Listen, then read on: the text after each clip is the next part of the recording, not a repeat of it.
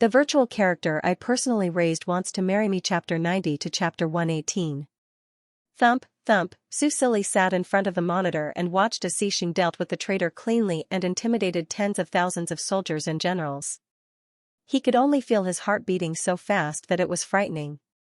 Especially when Xing's eyes moved slightly and looked up at the camera, it was as if they had looked through tens of thousands of kilometers and met each other's eyes. That throbbing feeling made his body tremble uncontrollably. However, Su Silly quickly realized, Xing had discovered the surveillance little bee. Su Silly's heart skipped a beat and he quickly controlled the little bee to fly further away. Xing would kill anyone he stared at. If he destroyed the thing that the little bee regarded as an enemy, he would cry to death. Fortunately, Xing only glanced at it and then retracted his gaze. Beep beep, beep beep. At this time, the military camp that was silent because of Xing's warning suddenly rang out with a crisp notification sound. It was from the general at the forefront. The communication device on his wrist kept ringing. He did not dare to look up and quickly hung up with a pale face. However, the communication device rang again after a while. He looked up and sweated profusely as he looked at Xing. There must be a situation at the front line to be so urgent. If he did not listen and delayed the military situation, he would be in even more trouble. Xing's expression was cold. Answer it. The general was relieved and quickly answered the communication device. However, in a fluster, he turned on the speaker. East City Gate requesting backup, East City Gate requesting backup. Two two-star beasts have broken in. Lady Natasha is not here, we can't hold on for much longer. As the voice on the other side fell, the scene became quiet again. It was as if a pin dropping could be heard. Natasha, everyone's gaze fell on the woman on the ground. There was a hole in her skull. She fell to the ground with her eyes open and blood flowing everywhere.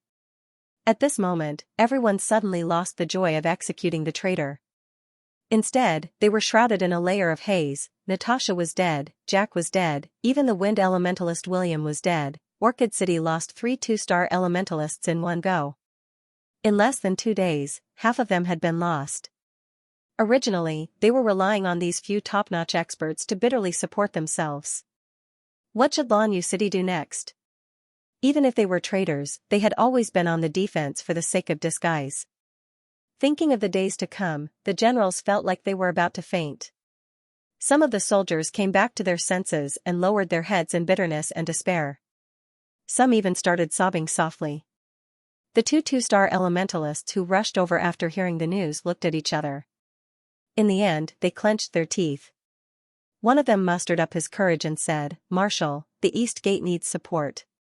The rest of his words were stuck in his throat under Xing's cold gaze. After he calmed down, Xing lowered his eyes and slowly took off his snow-white gloves. 3 years. He spoke calmly as he moved. The border of Orchid Moon City has not moved even a single step away from the boundary of the protective array, and the army is even stationed within the city walls. He took off his white gloves and held them in his palm. He said calmly, "To be honest, I am very surprised." His tone did not fluctuate much, as if he was just stating the facts and did not have any intention of blaming. However, all the soldiers of Orchid Moon City who heard this blushed and lowered their heads in shame. The consul was lying on the ground with his face facing the ground.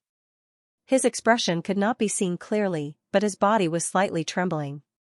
The military camp fell into a deathly silence once again. The players finally recovered from their stupor. Once again, they saw Xing, who made all the soldiers and even the 2-star elementalists feel ashamed with just a few words. They did not show it on their faces, but the team channel was already in a frenzy of discussion. F***CK, F***CK, F***CK, was Xing that handsome in Game of Gods? I don't know. I don't have Xing's card. Xing's early stage is trash. It's super hard to train him. I climbed the wall halfway through training him. He is really handsome. What were those 2 skills just now? I saw that his eyes turned golden, and the golden lines appeared on his face. It's so beautiful. Sister, did you take a picture? Me. Xing frowned and looked sideways at the group of brave warriors with shining eyes. When he saw someone's face, he suddenly paused. Lord God, he blinked his eyes and looked at Su Yuhing's face. Except for the color of his hair and eyes, this face was at least 40% similar to Lord God's. Coincidence? Xixing frowned. This thought was just a flash, and he quickly withdrew his attention.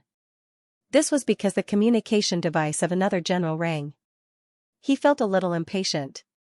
He had already completed the task that Lord God had given him, and it was almost a day later than expected. He should have asked for Lord God's forgiveness and then asked Lord God to summon him back. However, he was held back by these trivial matters. Xixing pursed his lips. However, he also knew that Lord God would not be happy if these matters were not resolved. He seemed to value these people very much. God loved the people. This was something that could not be helped. Therefore, he could only solve these people's problems so that they could no longer distract Lord God. With this thought in mind, Xixing's figure flashed and disappeared on the spot. When the players saw this scene, they were surprised and said, "Damn, he disappeared. Where did he go? What skill is that? Advanced wind manipulation?" When the NPCs who were lying on the ground heard their words, they looked up. When they saw that the marshal had disappeared, they could not help but look at each other. Did Lord God leave because he was disappointed in them? Look over there. In the sky. Outside the city. At this time, someone pointed at the sky outside the city wall and shouted loudly. Everyone followed his finger and looked at the sky outside the city. From a distance, they could only vaguely see a small dot. Only high-level elementalists could barely see Xixing's figure. He was floating in the sky, and the wind was blowing his blonde hair. The cape behind him was fluttering in the wind. Some kind of powerful energy was brewing in his body. Just looking at him like this made people's hearts palpitate. Rumble, rumble, the heavy sound of a group of beasts stomping on the ground and running wildly came from far outside the city gate. Everyone looked at each other. A courageous player who happened to be a wind elementalist quickly used the flight skill to fly toward the city wall. "Brother, bring me along." When someone saw this, he quickly asked the wind elementalist to buff him with the flight skill. Then, they flew out of the city together. Su Yuhing was relatively calm. However, under Bai Feng's strong request, he buffed him with the flight skill so that he could rush over to join in the fun.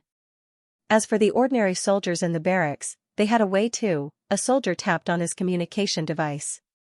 Then, a virtual image of the outside of the city wall was suddenly projected. This was a fixed camera on the city wall. The senior generals had the right to view it so that they could understand the situation outside at any time. This was a good time to use it. There were many images. He quickly zoomed in on one of them. The galactic beasts, which were originally densely packed outside the Guardian Array, suddenly seemed to be frightened. All of them began to run toward the outside as if there was a scourge chasing after them.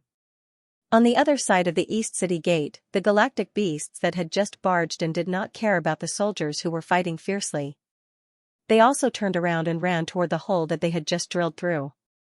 In midair, Xixing looked down at the galactic beasts that were running in all directions. He could not help but twitch the corner of his mouth. They were quite alert, but, could they escape? He looked up at the dark clouds in the sky. He reached out and grabbed in midair. The dark clouds in the sky seemed to be attracted by something and all gathered toward him. More and more condensed water molecules formed into raindrops and fell. However, not a single drop landed on Xixing's body. A blue-white light slowly flashed in the center of his palm. Lightning surrounded his palm and made a crackling sound. More and more lightning elements gathered. It was visible to the naked eye that they were becoming more and more violent and unstable. It was as if they would explode at any time. The huge lightning enveloped Xixing. It made him look like a real god. He was sacred, majestic, and filled with a powerful aura. Everyone held their breaths and focused. Even the cloud players who had just entered the live stream after hearing the news forgot to post bullet comments. All of them were attracted by the shocking scene. Finally, when the pressure was about to reach a critical point, the indifference in Xixing's eyes disappeared. A strong murderous intent flashed in his eyes. He gathered the lightning ball that had gathered in his hand and threw it downward. Boom, after the lightning ball left Xianxia's palm, it rapidly expanded in midair and landed on the ground at lightning speed. After a moment of silence, there was a sudden explosion that sounded like the end of the world. The ground that came into contact with the lightning ball directly exploded into a crater that was 100 meters wide. The galactic beasts within the explosion range did not have time to react at all and were directly turned into ashes. However, this was not the end. Zap zap zap, zap zap zap, the violent lightning formed by the lightning elements turned into a substance. With the crater as the center, it quickly spread in all directions. The galactic beasts that were running in all directions could not outrun the lightning at all. They were caught in the blink of an eye. As soon as they came into contact with the lightning, they directly twitched and fell to the ground. In the flash of lightning, some of the galactic beasts' hair was instantly burned into charcoal. Some of their flesh was directly roasted. Moreover, with the spread of the rain, the power of the lightning was further increased. The lightning that spread toward Orchid City was blocked by the light curtain when it approached the protective array. A part of it was absorbed by the light curtain and repaired the previous hole. However, the other part did not disappear. Instead, it bounced back in the opposite direction and continued to advance into the wild, continuing to harvest the lives of the galactic beasts. In the dazzling blue-white light, the area of a few thousand meters outside the city gate had become a terrifying battlefield. After about 3 minutes, the lightning gradually weakened and disappeared. Everyone in Orchid City could finally see the scene outside clearly. Corpses were everywhere. Only a few of the larger galactic beasts survived, but they were also seriously injured and let out bursts of cries. The scorched land was as if it had been ravaged by a fire and was then extinguished by the rain. Gulp, looking at this terrible scene, Bai Feng, who was lying on the city wall, could not help but gulp. "Brother Yu, he's so strong," he exclaimed in the voice chat, "too strong, really too strong. Xianxia is awesome. Star Age is awesome." Other than these few words, he did not know what to say for a while. Because it could no longer be described as shocking. However, it had to be said that watching at such a close distance was simply too satisfying. At this moment, not only Bai Feng, but the other players were also shocked. Su Yuhing glanced at the regional channel and then opened the Starry Sky forum to take a look. The front page was all occupied by Xianxia's topic. Today, countless female players had a new husband to lick the screen. He then opened Areiko's live broadcast room. The barrage of comments made his scalp tingle a little. Su Yuhing turned off all the channels and looked up at the blonde man in the air. He was also shocked. Really strong. Strong in every sense. He always knew that Star Age's quality was high, but he did not expect it to be this high. Xianxia, as the top combat power of Star Age, was definitely worthy of the title of Guardian of the Empire. The generals and soldiers at the border of Orchid City, after being stunned, burst into deafening cheers. Everyone laughed and cried, hugged and jumped together. 3 years, a full 3 years.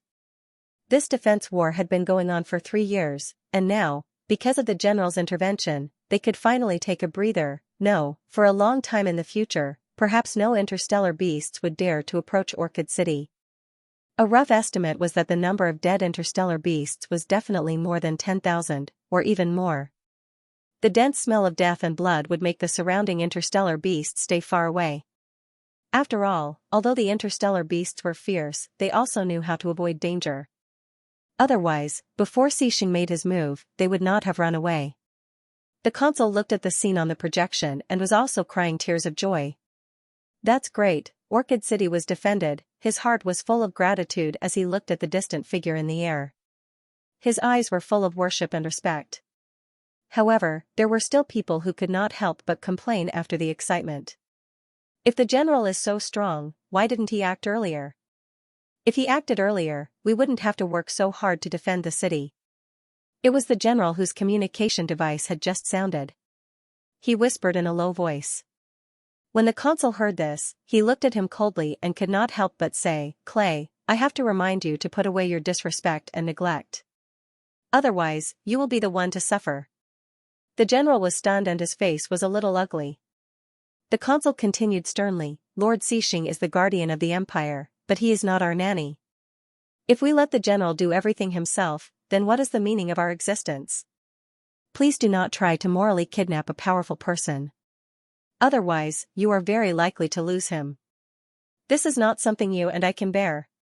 The general named Clay's face was ashen. He knew that he had said the wrong thing. In the end, he lowered his head in shame and did not dare to say more. The consul looked up at the sky with some fear. He could only hope that the powerful general did not hear what he had just said. Xing did not hear it, and he was too lazy to listen. He looked at his feet indifferently. Whether it was the dead interstellar beasts or the cheering people in the city, they could not make him feel much emotion. When he came to this world, he only received the order to protect Roland. As long as the Roland Empire and the House of Roland were not destroyed, he had fulfilled his duty. As for the people who survived under his protection, they had never left a trace in his heart. He did not care, so it was not important. But now, the people he cared about came to this world. Therefore, this world began to have some weight. But that was it. Xing looked away in boredom. Before he could think of anything, his communication device suddenly rang. His communication device was set to vibrate. Only one person was hearing music. And the music was the young man's song that he had secretly recorded. It was not Roland's goodnight song or Germinal. It was an unknown song that the young man had hummed on a whim. It was a song that only he had heard before. All the ice on Xing's face melted in an instant. He hurriedly turned on his communication device and found that it was not a voice request, but a message. His Majesty, this is so cool, Xing blinked. The indifference in his eyes had disappeared. Although it was not particularly obvious, his expression had become lively. He was no longer an emotionless statue. He quickly looked up and moved his head to look around. His Majesty saw me? How did he see me? Soon, a thought flashed through his mind. Xing thought of the strange bee just now. The bee did not have any signs of life. It was more like some kind of sophisticated instrument. And now, he might know what it was. He slightly curved his lips and looked down at the young man's message. It was just a short sentence, but he read it over and over again. It was as if he was trying to imagine the young man's current expression through these 4 words and the only exclamation mark. Soon, he was not satisfied with his imagination. He had not seen Lord God for almost 3 days and 3 nights. Longing filled every cell in his body. He wanted to see him and hear his voice. However, the usually swift and decisive marshal had a rare look of hesitation on his handsome face. There was no trace of the cold expression that he had when dealing with the traitor and killing the interstellar beast. He stopped in midair and hesitated for a long time. After a long time of mental preparation, he finally mustered up the courage. He clicked on the video request. Imperial City, the Emperor's bedroom. Susili was very anxious as he hugged the surveillance device. He replayed the video over and over again, including the part where Xing dealt with the traitor. Because it was so close, the video was almost all close-up shots. As for the doomsday move just now, because he was worried that it would affect the little bee, it was shot from afar. Of course, in Susili's eyes, every single frame was incomparably handsome. He looked calm on the surface, but his heart turned into a groundhog. Ah, he's so handsome, my man is actually this cool. He's invincible. No wonder he's the man I like. Then, Susili thought of something. He quickly opened Xing's profile and found the name of the move just now in his skill column. Ultimate skill, Thunder Judgment. In the Star Age setting, it was a large-scale forbidden skill. Susili had some recollection of this move. It seemed to be a unique skill card that he had drawn at an event. He didn't think twice and gave it to Xing to learn. Then, he spent a lot of money on it to max level. However, at that time, Xing already had too many skills. He had the combo skills that he was used to. After trying this move a few times, it was left in the dust in the corner. However, he never thought that this move would be so awesome in a holographic game.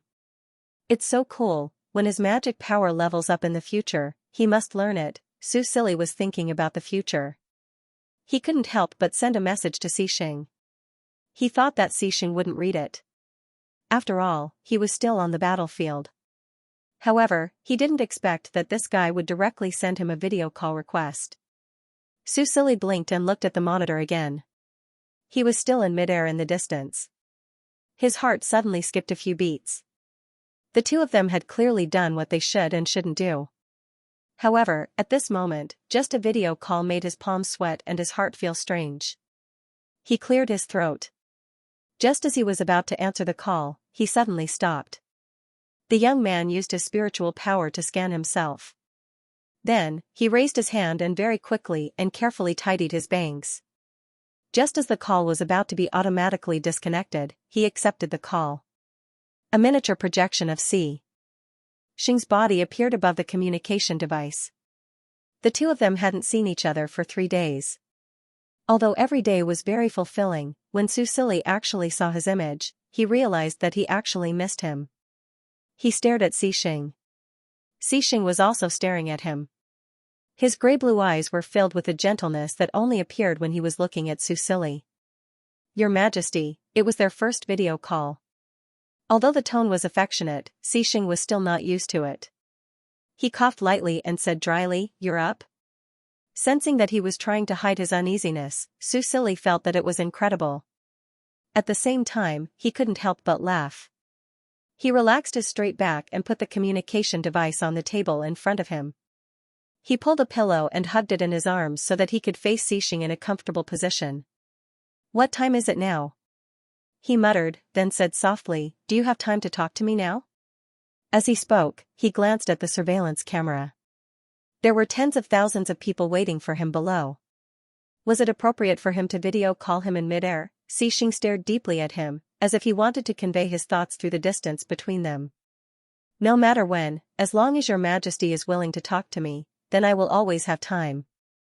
His gaze was firm, and his tone was so gentle that it was as if water could drip out of it. Susili looked at him. He felt as if a feather had tickled the tip of his heart. It made him feel very ticklish, and his face was a little hot. He could never resist Xianxia's sweet words.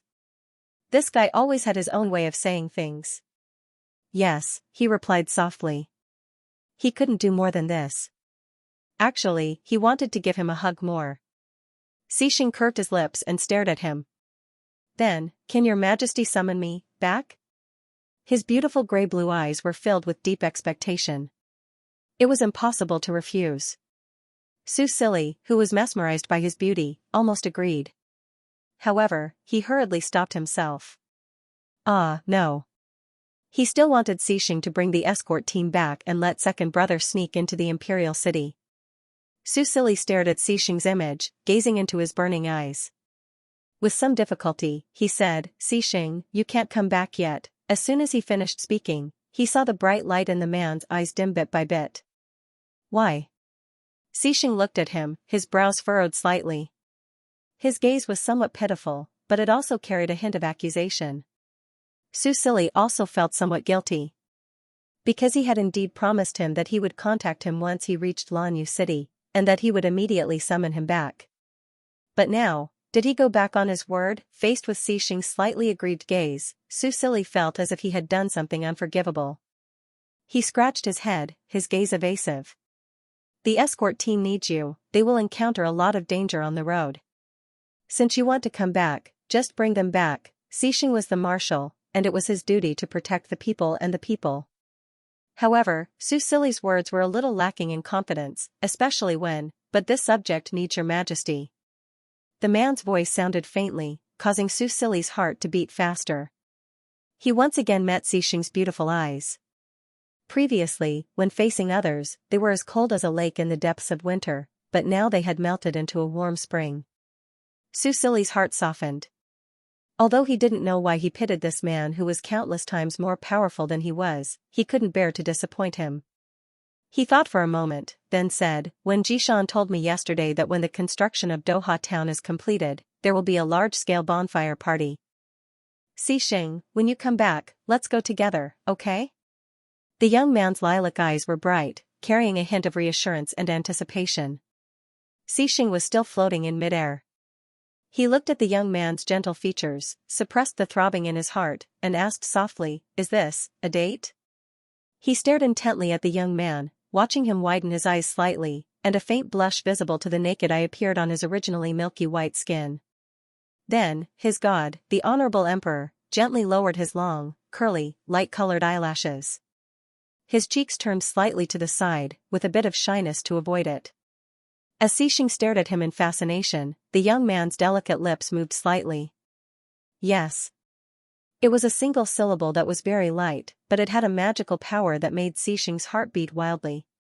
When you come back, we'll go on a date, the young man said in a low voice. Then, with a soft click, he unilaterally ended the video call under Xing's reluctant gaze. Immediately after, a message notification sounded. His Majesty, good girl. His Majesty, come back soon.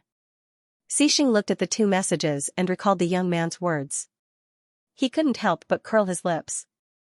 Because of the new expectations, the haze that had shrouded him earlier seemed to have dispersed a lot. God is so cute, he thought in his heart as he controlled the wind element and slowly lowered his altitude. But soon, he stopped in midair. Looking at the field full of corpses under his feet, he tilted his head and thought for a while before reaching out his hand again. Below, there were still countless people watching him. Although they didn't know what the marshal was doing in the sky, it must be something big. They just had to wait for him below.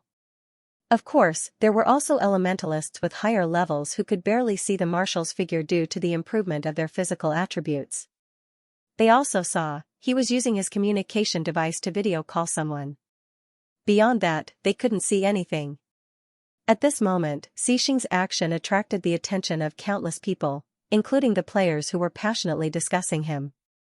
Because the camera had a zooming function, although the image was slightly blurry after zooming in, at least they could see a close-up of the marshal's face.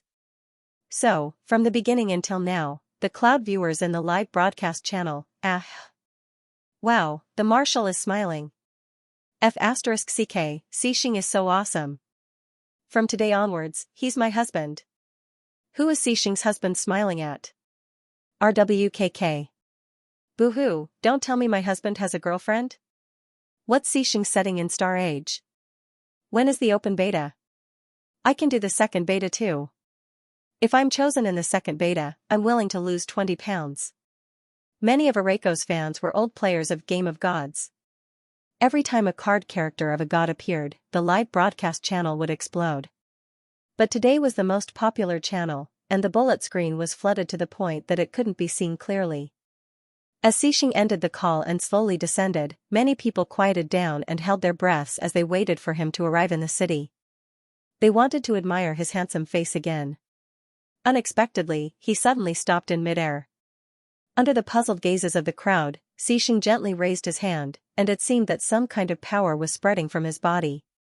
In the game, not only the NPCs but even the players felt something strange, but they couldn't pinpoint what it was. They felt an inexplicable sense of danger. The first to realize that something was wrong was the general in charge of the projection. He pointed at the projection and shouted, "Look at those interstellar beasts." Everyone couldn't help but look at the corpses of the interstellar beasts that were lying on the ground. They saw that the corpses that were originally lying still and lifeless were now trembling slightly, as if something was about to come out. What is he doing? The doubts in everyone's hearts were quickly answered, poof. Poof. At first, there was only a very faint poof sound, but soon, the sound became more rapid and more frequent. In less than a minute, the entire battlefield shone under the sunlight. It was the star core. Above every dead interstellar beast's head, a small star core flew out and quietly floated in midair. Originally, it was difficult to identify the size of the star cores, but when the number accumulated to the maximum, it became enough to attract attention. Now, there were tens of thousands of interstellar beasts that had just died on the battlefield. Their star cores were all extracted, and then under the watchful eyes of the crowd, they were all gathering towards the star core in the sky. Xing looked at the huge cluster of star cores that was slowly forming in front of him. It only stopped growing when it was about his height. The crystal cores on the surface of this huge cluster of star cores shone beautifully under the sunlight. Xing looked at it and nodded with satisfaction. If I use this as a gift, Lord God should like it, right? But before that, I need to wash it with water again. He waved his hand, and the star core cluster, which could be considered a giant, disappeared in front of him. At the same time, the shadow leopard that was sleeping in the contract space suddenly felt something and opened its eyes to look up, What the F asterisk CK, what is this? The poor September was still in a daze when it was hit by the falling ball and almost fainted. It lay on the ground in the contract space dizzily and looked at the star cores that scattered all over the ground after hitting it. It couldn't help but ask questions. What the F asterisk CK are these? Why did Master throw these in? For me to eat, it sniffed lightly with its nose and frowned in disdain. Outside the contract space, Xixing sensed its actions and thought for a moment before saying, September, eat all the star cores and don't touch the rest. There are too many star cores, Lord God might like them. September? It wanted to refuse, but its master had already cut off the connection. The shadow leopard had no choice but to lower its head and control its shadow tentacles to pick up the star cores one by one to determine what level they were. These star cores were only as thick as a few strands of its hair. It was easier said than done to determine the level of each star core. But it didn't dare to disobey its master's orders, so it could only do this hard work. Did Master deliberately find something for it to do because it was too free? The shadow leopard in the contract space was full of resentment. Outside the contract space, the players in Lanyu City were also dumbfounded.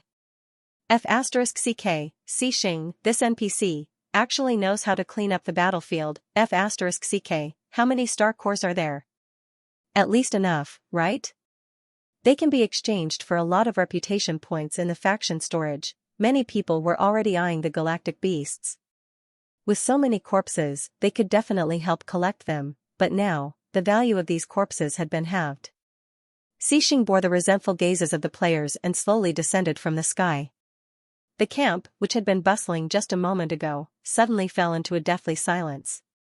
If the previous reverence was partly due to rumors, then now, after witnessing the miracle Xixing had created with their own eyes, all of the soldiers present in Lanyu City respected and worshipped this guardian god from the bottom of their hearts.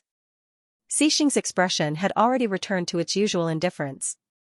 He looked at the administrator expressionlessly and said, "Send people to clean up the corpses. Send someone to clean up the corpses. If you can't even do such a small thing, you don't have to be a consul anymore." The administrator trembled, but he didn't dare to refute.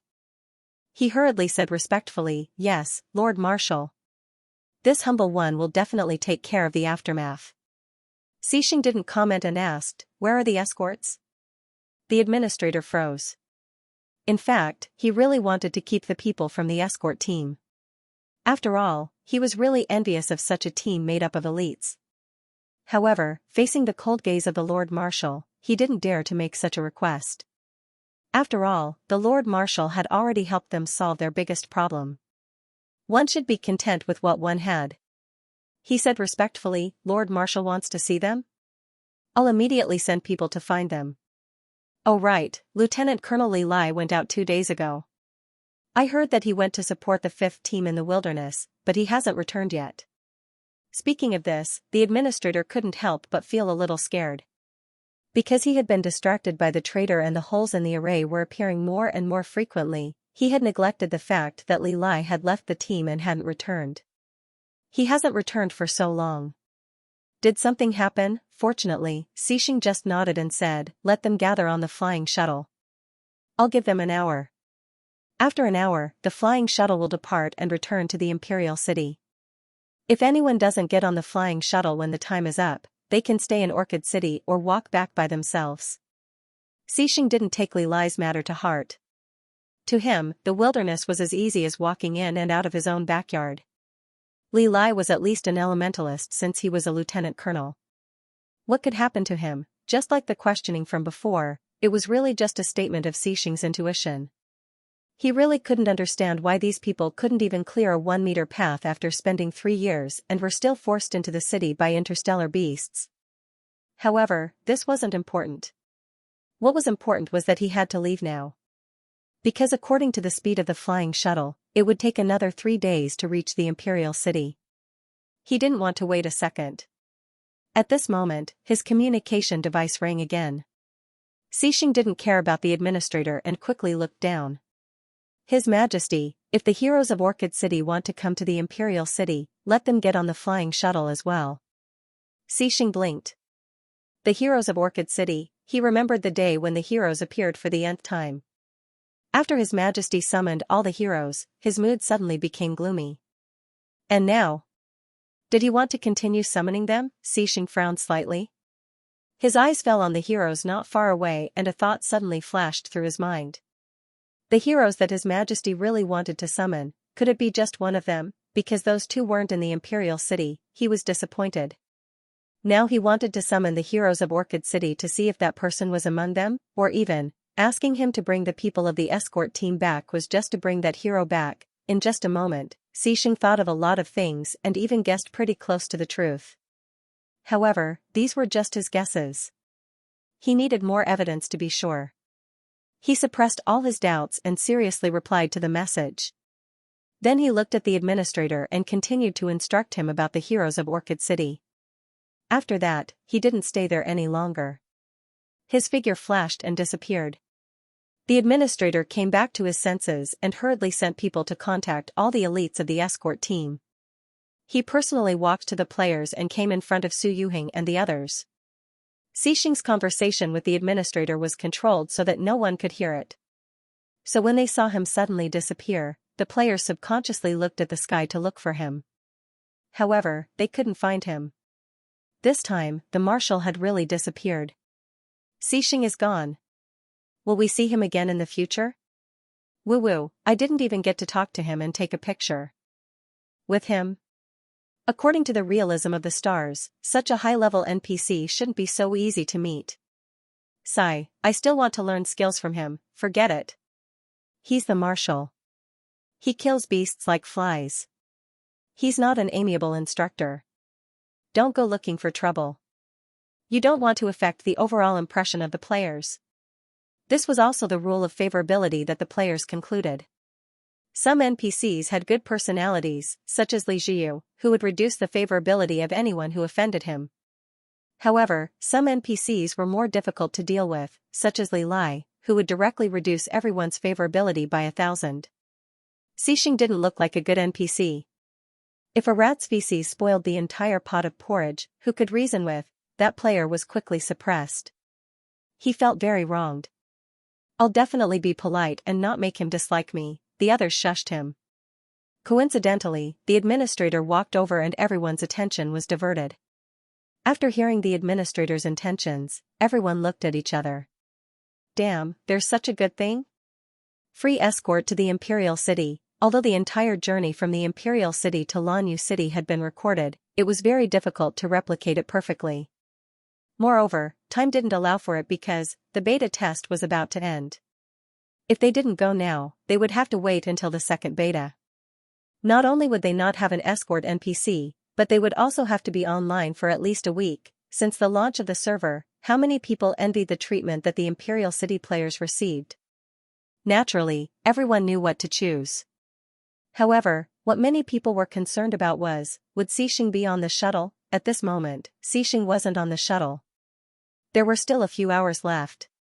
He used the passerby aura and summoned the shadow leopard to fly across the sky. Although he had mastered the flight skill, his speed was still not as fast as the shadow leopard.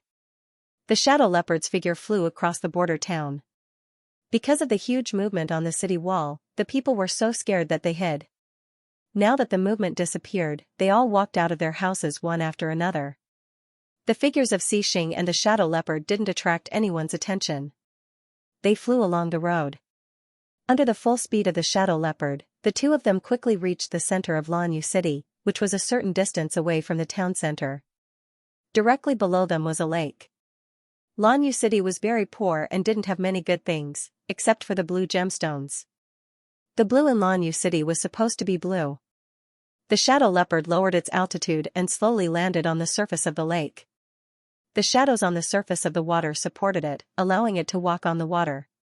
It swung its tail and touched the surface of the lake from time to time. Ripples appeared on the calm surface of the lake because of its agitation, and they continued to spread in all directions. Suddenly, the shadow leopard's slender tail hit a fish. The fish jumped up and swung its tail crazily in the air, trying to escape back into the lake, but it was always hit by the shadow leopard. Its tail was like a living fish. Although the hit wasn't fatal, it was very annoying. The fish glared at the shadow leopard angrily and suddenly opened its mouth to spit out a stone at it. the stone hit the shadow leopard. Instead of being surprised, the shadow leopard was happy. It let go of the fish and hurriedly caught the small stone. Master. The shadow leopard used its shadow tentacles to wrap the small stone and send it in front of Xixing. The stone was about the size of a quail's egg and had a smooth surface. Xixing wrapped the stone with a handkerchief and carefully felt it. He slowly used his mental strength to penetrate the stone's surface. Powder fell from the stone, revealing a crystal-clear blue gemstone. This was the specialty of Lanyu City, the blue crystal stone. The blue crystal stone could help an elementalist recover their magic and nourish their mental strength. However, it was very rare and only existed in a few lakes in Lanyu City. This gem was produced by the blue crystal fish and formed in their bodies. They would only spit it out to attack their enemies when they were angry. The blue crystal fish were rare, and as for the blue crystal stone, Xixing had found it by chance. Looking at the blue crystal stone that he had polished until it was as smooth as a mirror and completely revealed its original appearance, Xixing slightly curved his lips. He took out the pendant that Su Silly had given him and put it together with the blue crystal stone. This pendant was just an ordinary blue stone. Perhaps it contained some trace elements, but compared to the blue crystal stone, it was nothing special. However, to Xixing, this was a treasure that he cherished very much. After looking at it for a while, he tucked the blue pendant back into his chest and kept it close to him. As for the blue crystal stone, he put it in a small box. After that, he was just about to order the shadow leopard to leave when he suddenly paused. "Go to the forest over there," Xixing said. The shadow leopard obediently flew into the forest and slowly landed in the middle of the forest. Then, it vigilantly observed its surroundings. Did the marshal find something? Someone had been here before, but it should have been a while since they left. The traces left behind should have been destroyed. However, there were still traces of spatial fluctuations left behind. Although it had been concealed very well, he was Xixing. Xixing carefully sensed the spatial fluctuations left behind here. It should not be far from where it was created. Furthermore, he sensed a familiar aura. It was the silver wolf in the palace. Xixing frowned slightly and carefully confirmed it again. There was no mistake. It was very similar to the traces left behind by the dog when it cut through space. Then the question was, the silver wolf should have stayed in the palace and had not fully recovered. How could it appear in Lanyu City, which was tens of thousands of kilometers away not long ago? Looking at this ordinary forest, Xixing did not find anything in the end. He suppressed this doubt in his heart and patted the shadow leopard's head. The shadow leopard understood and began to fly back at full speed. After a few hours, all the members of the escort team and the players who were preparing to go to the palace were gathered on the shuttle. Many people were inexplicably excited. "Ha ha ha, I'm finally leaving Lanyu City. I'm going to become the emperor of the Imperial City. Wait for me to post on the forum. Let those players who didn't come to defend the city see what they missed." "You're so bad, but I like it." Everyone laughed and laughed, but they had learned to be obedient. Even if they were talking about it in the channel, they still looked gentle and polite on the surface, as if they were very obedient. This was also the strategy post that was posted on the forum. In front of NPCs, it was best to be humble. It didn't matter even if you had different personalities. Don't do anything in front of NPCs that would be extremely crossing the line in reality. Although there were no practical benefits to the NPC's favorability, there were related penalties.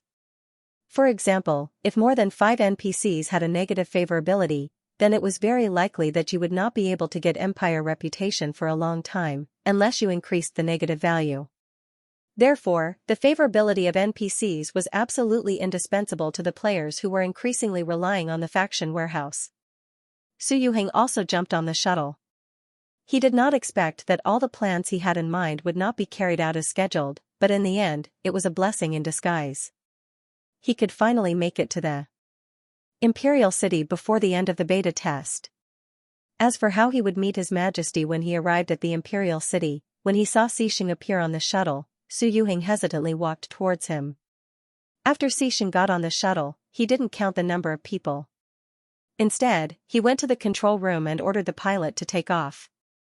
Fortunately, there were 2 pilots who could take turns. Otherwise, after 3 days of continuous flight and only an hour of rest, no one could bear to take off again. Yes, sir. The substitute pilot responded and carefully lifted the shuttle into the air. Now, the sky within a few kilometers was clean and there were no flying interstellar beasts. The interference on the shuttle was greatly reduced and the psychological pressure on the pilot was reduced. The flying shuttle sprayed out white exhaust fumes, turning into a white streak and disappearing into the horizon. Xianxia looked at the blue sky outside through the glass, but his heart was still thinking about the discovery he had just made.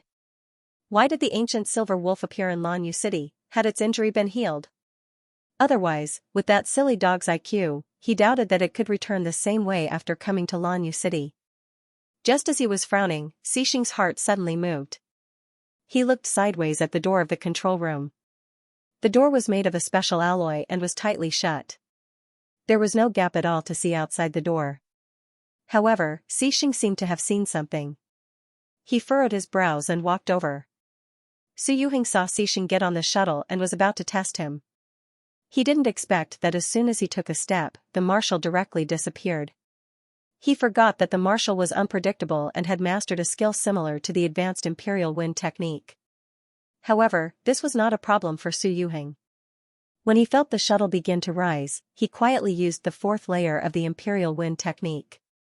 Before anyone could react, he left the cabin. Even the NPCs didn't notice his departure. He came to the door of the shuttle's control room. Xianxia should be inside, right? Without his order, the pilot would definitely not take off. Of course, he didn't rule out the possibility of him using the communication device, but Su Yuheng decided to try his luck. He stopped in front of the control room and looked around. He didn't see anything like a doorbell. If he knocked on the door outside, could it be heard inside? Su Yuheng didn't think too much about it. He would know after trying. He bent his finger and was about to knock on the door. The metal door suddenly moved from the middle to the sides. Su Yuheng blinked. The first thing he saw was the man's slightly stubbled chin. He raised his eyes slightly and met a pair of indifferent gray-blue eyes. It was ice cold, with the indifference and majesty that belonged to a superior. Su Yuheng was calm. After all, this was an NPC in the game, and he himself had been in a high position for a long time. However, when he felt Xianxia's aura up close, he couldn't help but be surprised by the quality of the game. He withdrew his hand and took a step back. Su Yuheng had an impression of Xianxia. These were the card characters that Xiaoli had spent a lot of time and money to nurture in Game of Gods. They were all set according to Xiaoli's game data and were adjusted in some aspects. When he was transferred to the Star Age, he was also ordered to be completely loyal to the House of Roland and Xiaoli. It had to be said that after seeing his ability, Su Yuheng's worry about his brother's safety was indeed reduced by half. While Su Yuheng was looking at Xianxia was also looking at him. This was the brave one. Xianxia frowned and looked at the face that was 40% or 50% similar to Lord God's. In fact, at first glance, they didn't look alike, because the temperament of the two was very different. Su Yuheng also wore a pair of pretentious glasses, which made him look more like a refined scum. However, if one looked carefully at the facial features, there were some similarities between the eyebrows, especially the eyes. Xianxia pursed his lips tightly, and his expression was not very good. In his mind, Lord God was one of a kind, and he had a domineering personality. He didn't like Su Yuheng because they looked alike. He even felt that he was an eyesore. It was as if he had seen a shoddy imitation and wanted nothing more than to destroy it. Such thoughts made him unconsciously release a trace of pressure, and all of it was concentrated on Su Yuheng. Su Yuheng also felt it. However, he had adjusted his sense of reality to around 10%, so this little feeling didn't affect him. Instead, his expression was normal, and he looked at Xianxia with a bit of scrutiny. He felt Xianxia's malice. And this was directly reflected by the game system. Ding. Xianxia, favorability of U-1000, attention, the favorability value has reached the disgust range. The NPC may kill you at any time. Please pay attention to your words and actions at all times and remain vigilant. Su Yuheng was just confused. The two of them hadn't even said a word, and Xianxia had already reduced his favorability by 1,000 points. He might even kill him, even if he didn't listen to orders and sneaked into the control room. It shouldn't be so serious, right? He complained in his heart, but he still maintained a gentle smile on his face and said respectfully, Marshal C. I am the leader of the Xianxia mercenary group. It is a pleasure to meet you. Xixing observed the man's expression. Although he was smiling, he could easily see that Su Yuhing didn't mean what he said. Probably because he often faked smiles, he could see that Su Yuhing's smile wasn't sincere. Ding. Xixing, favorability of you -500, attention, Xixing, favorability of you -1500. The favorability value has reached the disgust range. The NPC may kill you at any time. Please pay attention to your words and actions at all times and remain vigilant. Su Yuhing, what the hell, what is this NPC doing? Su Yuhing finally felt the frustration of having his favorability reduced for no reason. His expression couldn't help but become a bit twisted. So ugly. Xixing looked at him and thought in his heart. Ding. Xixing, favorability of you -100, attention, Xixing, favorability of you -1600. The favorability value has reached the disgust range. The NPC may kill you at any time. Please pay attention to your words and actions at all times and remain vigilant. Su Yuhing looked at the expressionless Xixing, who only had a slight frown on his face, and finally carefully took a step back. Xixing had the highest position on this shuttle. If he was unhappy and threw him out of the shuttle, combined with Xixing's feat of casually destroying thousands of galactic beasts, Su Yuhing felt that it was very possible. Although he felt frustrated, Su Yuhing still maintained his rationality. After all, he still had to rely on this shuttle to go to the Imperial City to see Shaoli. He would endure it for now. When his level was higher, he would get back at him. As for whether or not he could bring them to see the Emperor, Su Yuhing didn't mention it again. He hadn't done anything yet, but his favorability had dropped so quickly. Who knew if he would be treated as an assassin if he mentioned it? Before reaching the Imperial City, it was better to be cautious. I'm just passing by. If there's nothing else, I'll go back first. Marshal C, please help yourself. Su Yuhing admitted defeat for now, but he had already made a mental note to settle the score with Xixing later. Xixing watched him leave. He didn't ask him to stay, nor did he do anything. He returned to the control room and sat in a chair to rest. Su Yuhing returned to the shuttle. He hadn't been gone for long, so not many people noticed his disappearance. Of course, that didn't include Baifeng. Seeing Su Yuhing's ashen face, Baifeng couldn't help but ask, Brother Yu, what's wrong? Nothing. Su Yuhing shook his head. After thinking for a while, he typed on his communication device. If he couldn't get through to Xixing, he still had Xiaowu. Xiaowu could contact Shaoli, so this stinking brat wouldn't be throwing a tantrum and refusing to see him, right? This was the first time Su Yuhing took the initiative to contact the artificial intelligence, so he didn't know what to do. However, he soon received a reply from Xiaowu. A line of small words appeared on his communication device. Second brother, are you looking for me? Su Yuhing breathed a sigh of relief. It was good that he could contact Xiaowu. He continued to type. Yes. What's the matter?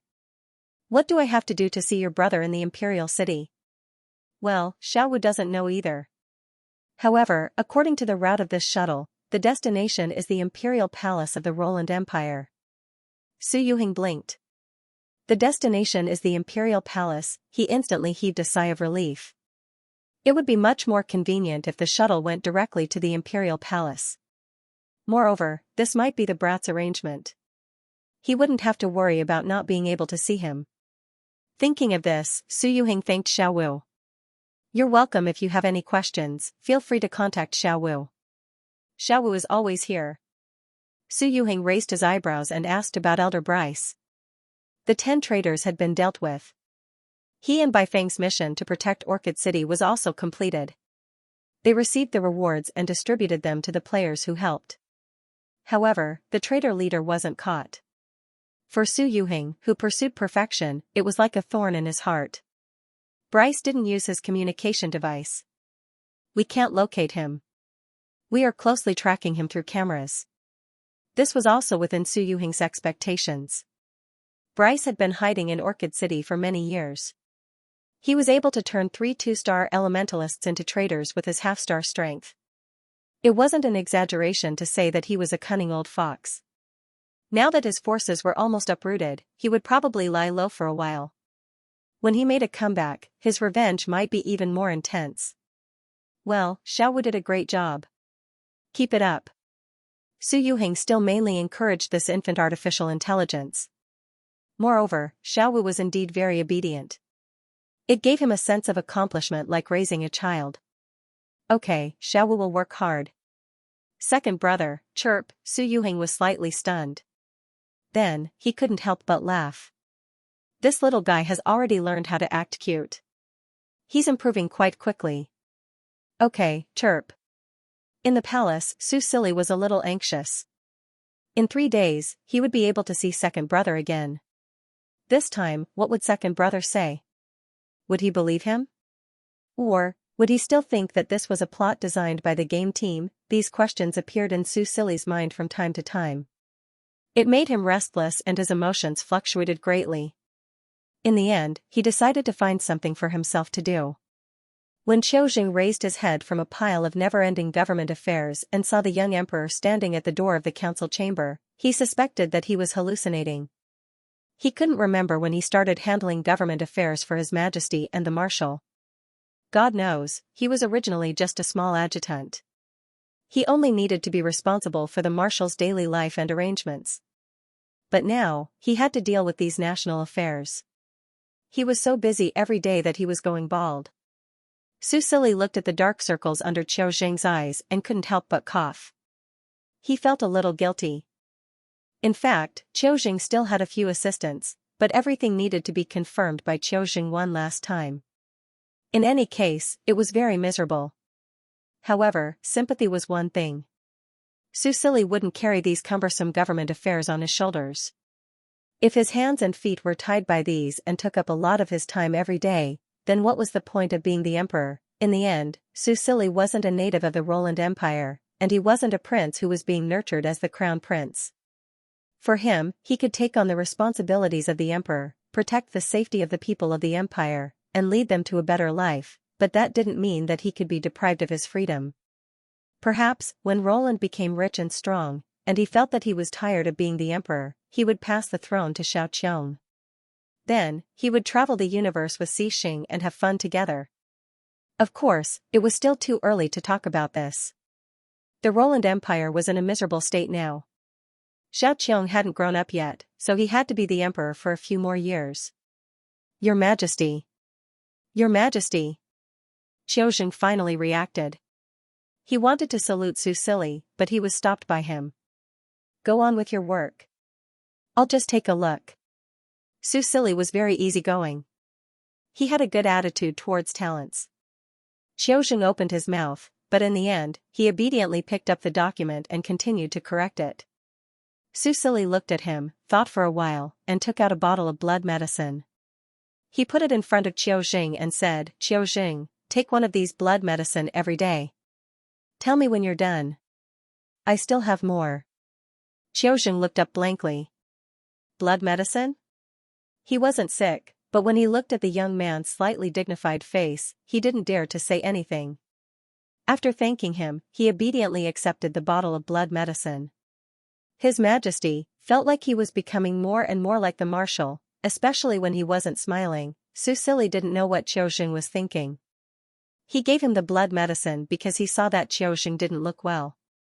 He was worried that Qiujing might suddenly die at any time. It was best to take precautions. Anyway, the production of blood medicine had increased.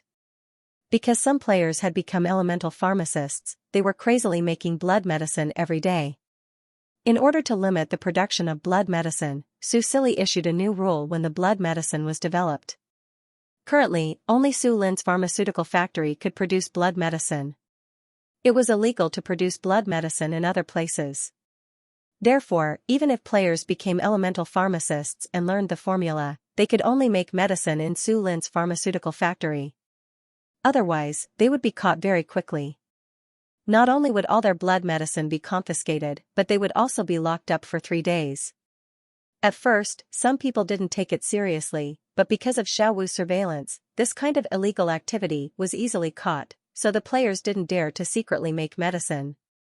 However, making medicine in the pharmaceutical factory was also a trap for the players. Because they needed to use the equipment and materials of the pharmaceutical factory, 80% of the medicine produced had to be handed over to the pharmaceutical factory. Only the players had the right to buy the remaining 20%.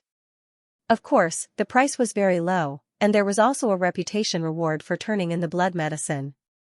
It was equivalent to working for the pharmaceutical factory. The only reward was reputation and the right to buy medicine at a low price. It sounded like a trap, but the players had to accept it. After all, wood and fire were common elements. There were many NPCs in the mercenary town. Although they were slow to learn, there was no lack of production. Therefore, in order to obtain more reputation and freely tradable potions, these players had no choice but to desperately produce potions, forcibly doubling their production. The players had a realistic adjustment system, so they didn't have the problem of fatigue like the NPCs. If they didn't have enough strength, they would eat to replenish and continue to make medicine after eating. Naturally, the efficiency was not comparable to the NPCs. Some NPCs were not convinced and tried to compete with the players. In the end, they persisted for a day and a night. In the end, they fainted from exhaustion and didn't make as much as the players. This matter was also treated as a joke and organized into a forum post called The Funny NPCs of the 818 Star Age. In any case, Su Silly would not lose out in this matter no matter what. As a strategic resource, he would definitely strictly control the blood medicine. It would be bad if it fell into the hands of traitors and became a source of support for the enemy. In the end, Su Silly still learned how to deal with government affairs from Qiao Zheng. He could choose not to do it, but he couldn't not do it. Understanding more about what was happening around the country was also helpful for him to adjust his policy of governing the country. In this kind of learning, time passed by unknowingly. More than 2 days later, in the afterglow of the setting sun, the shuttle returned safely from Lanyu City and slowly landed on the tarmac of the palace. The people of the escort team were left at the border. During this time, a team leader risked his life to report the situation of Li Lai and the 5th team to Xixing, hoping that Xixing could rescue them. Xixing contacted General Joyce. After understanding the whole story, he also called Li Lai's number to ask about the situation. Li Lai had originally set his phone to silent. In order to not be transferred back, he was prepared to not accept calls from the army until he found clues about the 5th team. However, the attack this time made him hesitate. Although he didn't have Xixing's number, there were only a few 3-digit numbers in the country. The person who called him must be a big shot. So he finally answered, but he didn't expect to be on the other side of the line to be Xixing. Xixing didn't waste time. After understanding his plan in a few words, he agreed to let him continue to stay in the Morris Mountains to search for clues. If he was in trouble, he could ask for help from Lanyu City. Lanyu City should be able to help him now. After the members of the escort team knew all this, although they were worried about Li Lai's safety, they didn't make any more trouble. At least his current actions were recognized and wouldn't be regarded as a deserter. With the help of Lanyu City, his safety was improved a lot. In the end, the shuttle left them at the border of the Imperial City and continued to fly to the palace. Looking at the magnificent palace, the players were naturally excited. However, they weren't lucky enough to visit the palace like on the first day of the closed beta. Except for the Lanyu City players who received the mission, Meet the Emperor, everyone else was sent away. Like the first time, Su Silly dressed up and then waited for the arrival of the players in the main hall. The players still lined up to enter the main hall one by one to meet the Emperor alone. This time, his attitude was different from last time. The young man's expression was a bit lazy and casual. After he sent all the players in front of him away perfunctorily, finally, a figure he had been looking forward to for a long time appeared at the door and slowly walked in. Su Silly looked at him quietly. This was his second brother. Compared to last time, the gloominess in his eyes dissipated a lot. It was as if he had returned to the elegant brother in his memory who always had a smile at the corner of his eyes. Under the guard's obstruction, Su Yuhing stood in the main hall and looked up at the young man with a crown on his head who was sitting on the throne. Although the face was the same, the hair color and eyes color were different. However, when Su Yuhing met his eyes, he knew very well, this was his younger brother, no doubt about it. He opened his mouth, but before he could speak, the young man raised his hand and sent everyone else in the main hall out. When only the two of them were left in the main hall, Su Silly controlled the sound element to set up a soundproof enchantment. Only then did he stare at Su Yuhing and speak softly. "Do you believe me?" he asked. Su Yuhing looked at the anticipation and uneasiness in the young man's eyes and felt a little bitter. He controlled his emotions, took a deep breath, and said, "This matter is too unbelievable. So, can you answer a question of mine?" Su Silly was not surprised to hear this. "Go ahead. Before you left, what were the last words you said to me?" Su Yuhing's voice trembled. Every time he thought back to that scene, he would feel a suffocating heartache. Su Silly sensed his emotions. He pursed his lips and did not immediately answer. Instead, he got up and walked down the steps to Su Yuhing. In the past, he was only 1.78 meters tall, a little shorter than his second brother, but now, he was able to look him in the eye. He stared deeply at Su Yuhing, raised his hand, and gently stroked his cheek. "Second brother, don't be sad." He spoke softly and somewhat comfortingly. Su Yuhing's tears fell without warning. He took off his glasses and rubbed the space between his eyebrows with his fingers. However, he was still unable to control his emotions. In the end, he opened his arms and hugged the young man in front of him tightly. "Shaoli, it's all second brother's fault." His voice was choked with sobs, as if the emotions that had been suppressed for a long time were finally released at this moment. Su Silly's eyes were also a little red. He bit his lip and hugged him back. He gently patted Su Yuhing's back. "Second brother, this is not your fault. You don't have to blame yourself, because I was going to die anyway." However, not only did his words not have the effect of comforting him, but they also provoked Su Yuhing. He hugged his younger brother's shoulder tighter and whispered, "Don't mention the word die again. You have to live well and live a long life." Su Silly was helpless. His nose was a little sore as he muttered softly, "I'm almost 200 years old now." However, he knew that his death would hurt his family, so he did not provoke him anymore. He just quietly hugged him and gently patted his back. Although second brother was very smart and capable, he was actually a little crybaby. Su Silly slightly curved his lips as he thought of some things that happened when he was young. The two brothers met again, and the gap between them disappeared. This made him feel very happy. A warm atmosphere flowed in the main hall, but Su Silly did not know that the corridor outside the main hall was filled with dark clouds. After Su Silly sent everyone away, Xing went to the window and quietly opened a gap. This gap was enough for him to see the scene in the main hall. The existence of the soundproof barrier prevented him from hearing what the people inside were saying, but he saw their movements. In the hallway, the wind blew gently, ruffling the man's light blonde hair, but it couldn't blow away the dark clouds that shrouded him. Xing clenched his teeth tightly. His hands were clenched into fists, and the veins on the back of his hands were bulging. Even the veins on his forehead were visible, making his usually tranquil facial features appear somewhat twisted and ferocious. His grayish-blue pupils reflected the figures hugging each other in the hall. He felt as if there was a hole in his heart. It was empty, and he felt as if he had fallen into an abyss, sinking endlessly. "Lord God, how could you?" Xing wanted to rush in and break that person's arms that were wrapped around the young man. He wanted to use the cruelest method to torture him to death. Then, he would burn that person's body into ashes and disintegrate it into earth elements, completely disappearing from this world. However, his feet were firmly rooted to the ground. He knew he couldn't do that. Reason tore at his crazy emotions and imprisoned the beast in his heart that was about to break out of its cage. He was now just a lover who couldn't see the light of day. Xing lowered his eyes to hide the crazily surging blood in his eyes. The two people in the hall didn't notice Xing's peeping. In Xing's opinion, their incomparably long and sweet hug only lasted about 10 seconds. After all, between family members, emotional expressions were generally more reserved. If it was too much, it would seem corny.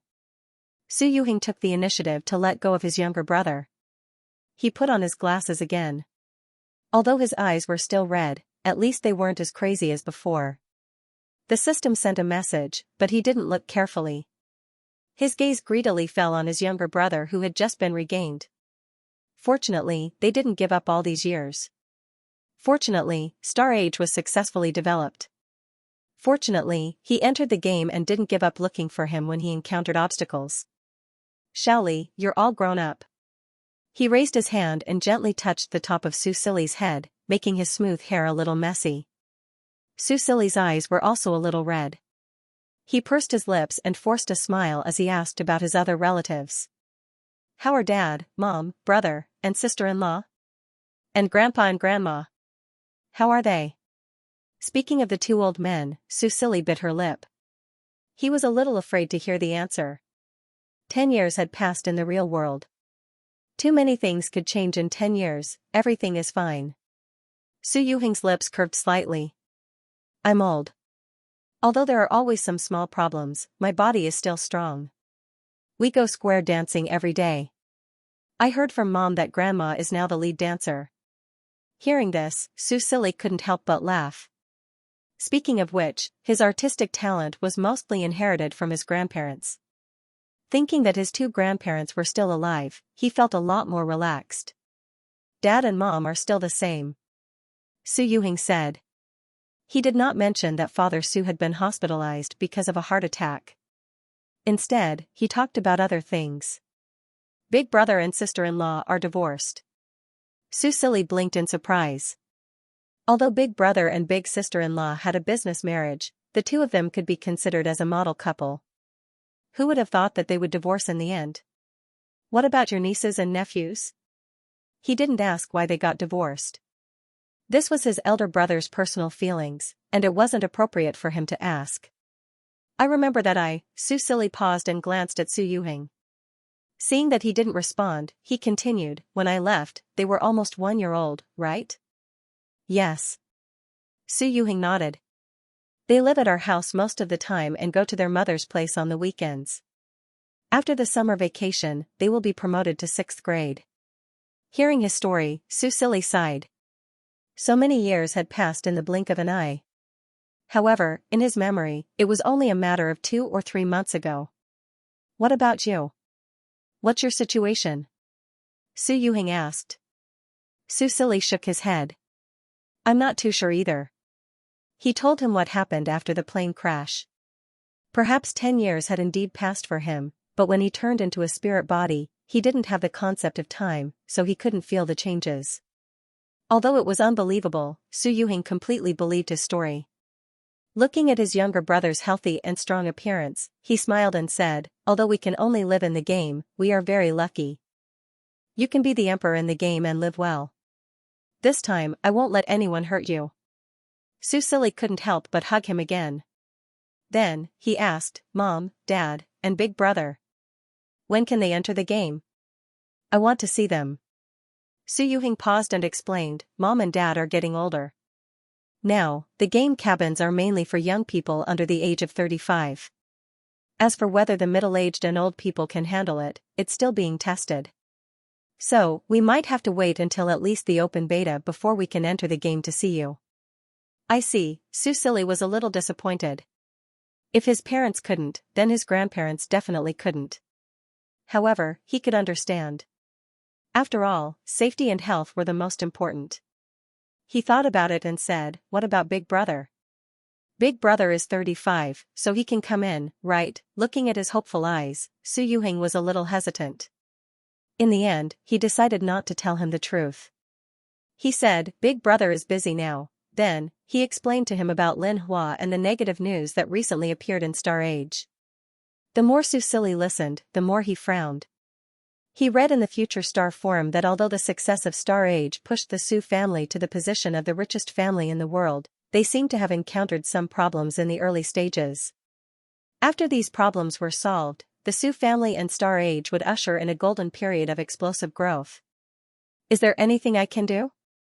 Su Silly looked at Su Yuhing. With my current status in Star Age, I should be able to do something. He fully believed in the future of Star Age. Now, he had to find a way to help his family and let them have a smoother journey. Su Yuhing thought about it and said, "What we need to do now is to attract more players to the game and let this project generate revenue as soon as possible to make up for the years of investment. The first beta test will end tomorrow, and the server will be suspended. The game should last for 3 months, but in reality, the second beta test will start in half a month." He said, "At that time, there will be 5,000 new players entering the game." Su Silly nodded. This was what he learned from the Future Forum. Star Age has infinite charm, but now it is like a dusty gem. Many people still don't know its value. Su Yuhing continued, "And these players can help us promote the game faster." Su Silly frowned and thought about it and asked, "Second brother, is our family out of money? You don't have money for advertising, so you need players to make money?" Ahem, Su Yuhing coughed and was not prepared to answer this question. However, his reaction already told Su Silly the answer. His heart was heavy. If he hadn't invested in this project on a whim, the Su family wouldn't have followed suit. Although they couldn't become the richest family in the future, with the ability of his 2 brothers, he didn't think the Su family would be that bad. It was all because of him. Su Silly pursed his lips and quickly hid the bitterness in his heart. He said, "I understand.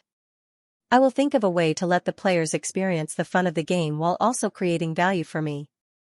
Exploitation like making medicine was probably not going to work. It was fine in the early stages, but in the middle and later stages, it would definitely need to be adjusted. Su Yuhing told him some of his and Bai Feng's ideas, such as eating food that wouldn't make you fat, and extreme sports that didn't require fear of death. Su Silly memorized them one by one and planned to adjust his approach later. When the 2 brothers finished talking, it was almost dinner time. Mother Su came to urge Su Yuhing to go offline for dinner. Hearing his mother calling his second brother for dinner, Su Silly didn't show any expression, but he couldn't help but feel a little down. He also wanted to listen to his mother's nagging. Seeing his second brother's figure slowly disappear, Su Silly stood there for a while before retracting his gaze. When he looked up, he saw a familiar figure appear at the entrance of the main hall. The door behind him was tightly shut. It was obvious that he had entered the main hall through unusual means. Looking at the man he hadn't seen for almost a week, Su Silly's depression quickly dissipated. He removed the soundproof barrier and walked towards him. Xixing stood in place. His bangs hung down, making his eyes faintly discernible. Su Silly couldn't see his eyes clearly, but this didn't hinder his joy. As for Xixing, he quietly watched the silver-haired young man walking towards him. He wanted to see his reaction. He wanted to see what he would do. At this moment, his heart was still in turmoil. Jealousy was about to tear his rationality to shreds. He had promised him that he would be the only one. Why, did the god want to hug someone else? In what way was that weak little warrior better than him? Then, he saw the god walking towards him. The god's purple eyes were filled with gentleness. When the god arrived in front of him, the young man reached out and hugged him, taking the initiative to lean into his arms. Xixing was stunned. Then, he instinctively hugged the young man back. He raised his hand and gently stroked the young man's soft hair. Just a moment ago, he felt as if the world was about to collapse.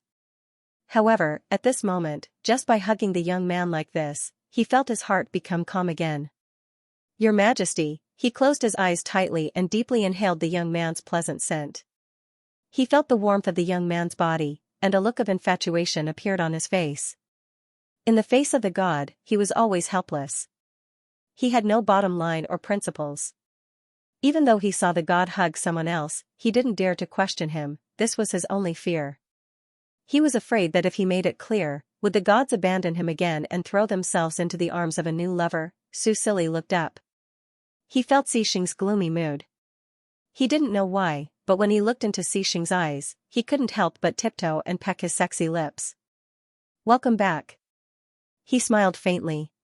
His light purple eyes reflected Xixing's handsome face. It was as if he was the only one in his eyes. Xixing didn't move. He just looked back at the young man and tried to forget what he had just seen outside. Yes, the god was still looking at him, he was still the only one, he lied to himself in his heart. When the young man came closer again and planted a light kiss on his lips, he finally raised his hand and pressed the back of the young man's head, deepening the kiss. The two of them hugged and kissed. They had only been apart for less than a week, but they felt as if they had been apart for almost a century. When the kiss ended, Susili opened his eyes and found himself lying on a bed in his bedroom. In front of him was a gauzy bed curtain. Xixing hugged him and used flash again. Because of the kiss, the young man's breathing was unstable. When he saw Xixing on top of him, Susili didn't get angry because he had gone straight to his bedroom. Instead, he held the young man's face and kissed him on the lips. Xixing, I missed you so much. He hugged the young man's neck and whispered into his ear. After being apart for a few days, he once again felt how important Xixing was to him. There was no doubt that Xixing had become his emotional support in this world. Even though he had reunited with his second brother, it was still the same. Xixing's heart trembled slightly. Just because of the young man's words, the gloomy emotions that had shrouded his heart seemed to be leaving him and could dissipate at any time. However, when he saw the young man's gorgeous outfit, he suddenly froze. He had only seen the young man dressed like this once. That was also the time when he summoned the Brave One. So, the young man dressed so exquisitely and beautifully for the sake of that hero, Xixing pursed his lips. His eyes were slightly red, but he didn't say anything. He lowered his head and kissed the young man, using his actions to respond to his longing. Pata, the leather belt was pulled out and fell to the wooden floor with a crisp sound. The young man's crown rolled off the edge of the bed and rolled to the side of the table, where it was blocked by the legs of the table. Then, one exquisite piece of clothing after another was mercilessly thrown to the ground. Once again, Susili was forced to lie on the bed. His face was buried in the pillow, making him feel suffocated for a moment. He turned his face to the side and breathed heavily. His long silver hair draped over his shoulders, covering his snow-white skin and the faint traces that had just been left behind. Xixing. He called out to the young man behind him in a low voice. His hoarse voice was so charming that it made people want to bully him. Stop. Xixing didn't stop. When he realized that he didn't get a response, Susili raised his voice. Xixing. In the end, the young man still stopped. Susili felt the hand on his back move away. The young man's hot body pressed against him. Xixing hugged him and rested his chin on his shoulder. I'm sorry. I lost my sense of propriety. His low and hoarse voice had a hint of suppressed grievance. Susili leaned against him lazily. He felt that his limbs were soft. This wasn't the reason why he called for Xixing to stop. He turned his head and intimately rubbed against Xixing's cheek. I want to look at you, he said. Xixing was stunned. He then heard him say, I don't like to lie on my stomach. I want to look at you. Don't you want to see me do it? Look at Lord God. Xixing's heart was beating wildly because of this suggestion. Can I? He asked. Why not? Susili turned around and placed his hands on Xixing's strong shoulders. He looked up at Xixing. He cupped Xixing's face and kissed him gently. Due to the transformation of his physique attribute, Susili's figure was actually very good. His muscles were graceful and smooth, and he was lean and beautiful. However, because of his small frame, he appeared much smaller in front of the tall Xixing. Susili had never seen Xixing in love before. Today, he wanted to see it. Furthermore, he felt that Xixing was a little off today. However, he couldn't pinpoint the reason. After all, the two of them had just met. He couldn't have done anything to make Xixing unhappy, right? Xixing loved Susili's initiative. This would make him feel that there was a place for him in the Lord God's heart. He enjoyed this sweet kiss until the last moment, when he finally took the initiative. A veil-like curtain covered the two of them. The silver-haired youth was lying on the bed. His silver hair was loose, and his face was flushed. He looked like a rose that was about to bloom, delicate and beautiful. His eyes were half squinted, glistening with watery light. At this moment, he was groaning, as if he was dissatisfied with someone's hesitation to take the next step. Xixing looked at him. It was supposed to be an intimate moment, but the scene of the youth hugging someone else in the hall appeared in his mind again. That person hugged him, and he didn't reject it. Instead, he hugged that person back. Xixing gritted his teeth. He touched the youth's cheek with his hand, trembling slightly. He quickly retreated, afraid that he would hurt the youth if he used too much force. However, he couldn't control his own heart. He was jealous. He was insanely jealous.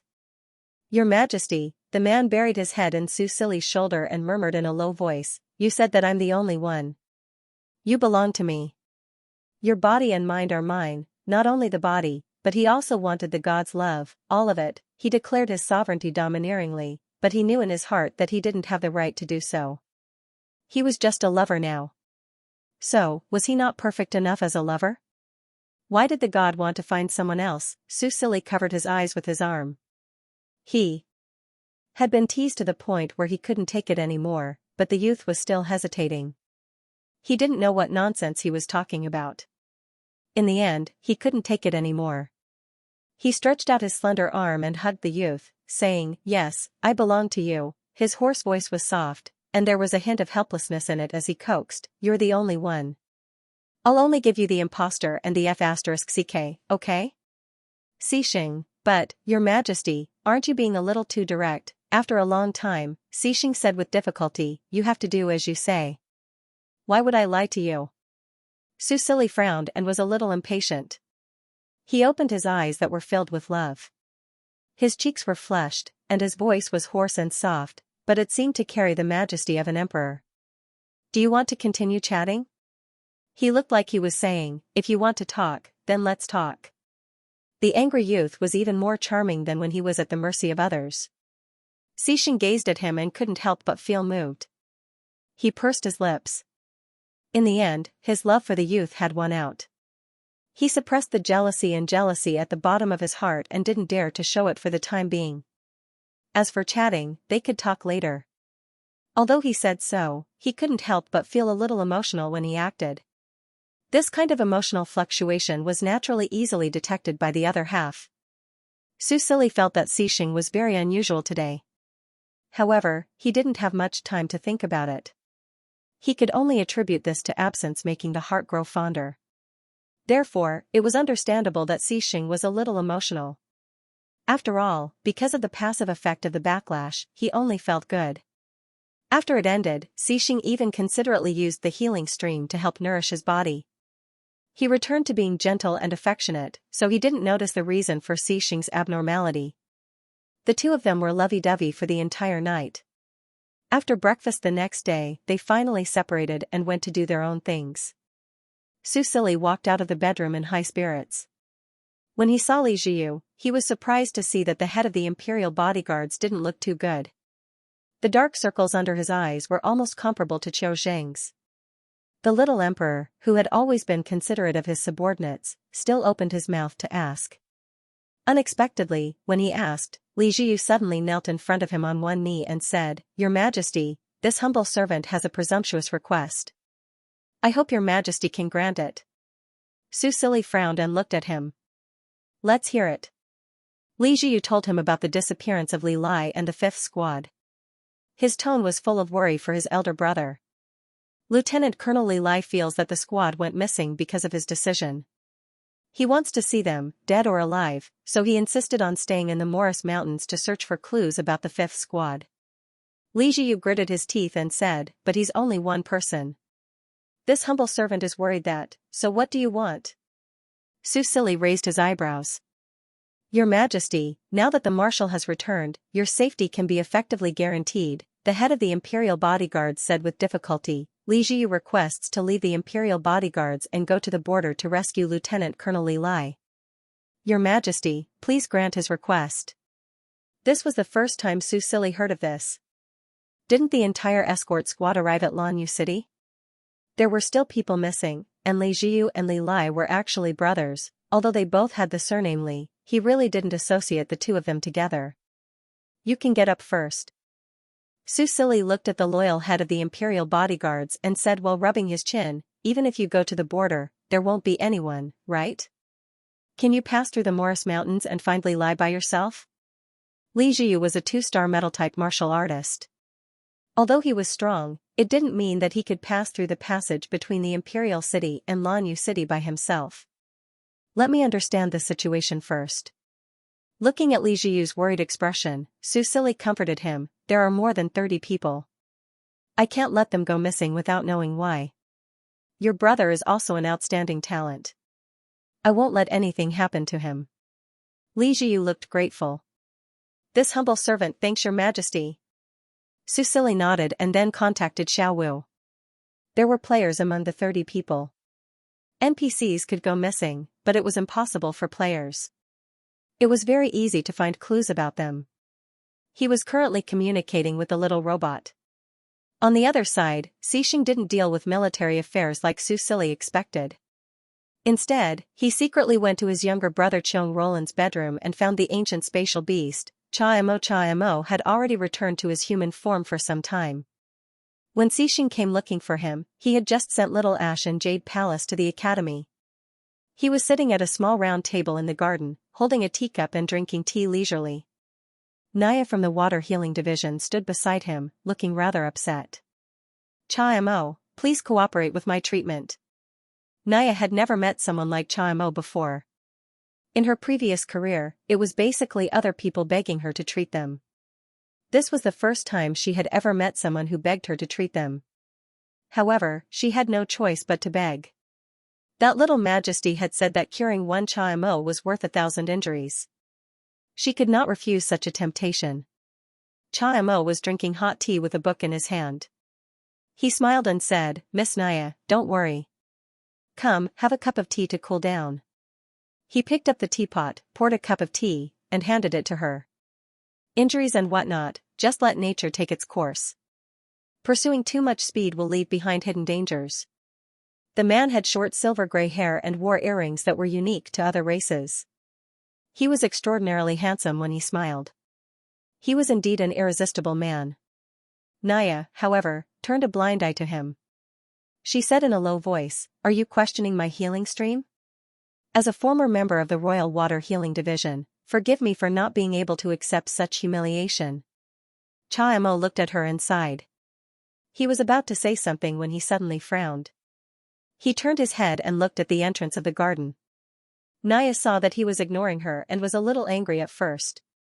However, when she followed Cha Mo's line of sight, she could not help but be stunned. You are? Cha Mo sized up the golden-haired man who was emitting a strong aura. His beastly instincts made his back stiffen and he could not move for a moment. He was just standing there and did nothing, but he felt like he was facing an ancient beast king and lost control of his body. Cha Mo? Xixing looked at him indifferently. His eyes were as cold as ice, and it was obvious that he was not in a good mood at the moment. Cha Mo nodded stiffly. Under Naya's astonished gaze, he suddenly turned into a silver-gray giant wolf. It crawled on the ground and meekly lowered its head. The difference between a 4-star and an 8-star was more than just a one-fold difference in strength. Furthermore, a beast's instinct to submit to the strong made Cha Mo unable to resist in front of Xixing. Naya, on the other hand, did not have such a big reaction, but her cheeks were red. As Xixing walked closer, she nervously held her breath. I need to talk to it. She heard the man's cold voice. Naya came back to her senses, hurriedly lifted her skirt and bowed, then ran away with a trembling body. Only Xixing and the silver wolf were left. In the garden. Xixing looked down at the giant silver wolf and said in a low voice, Tell me about the day you left for Lanyu City. Cha Mo swallowed his saliva.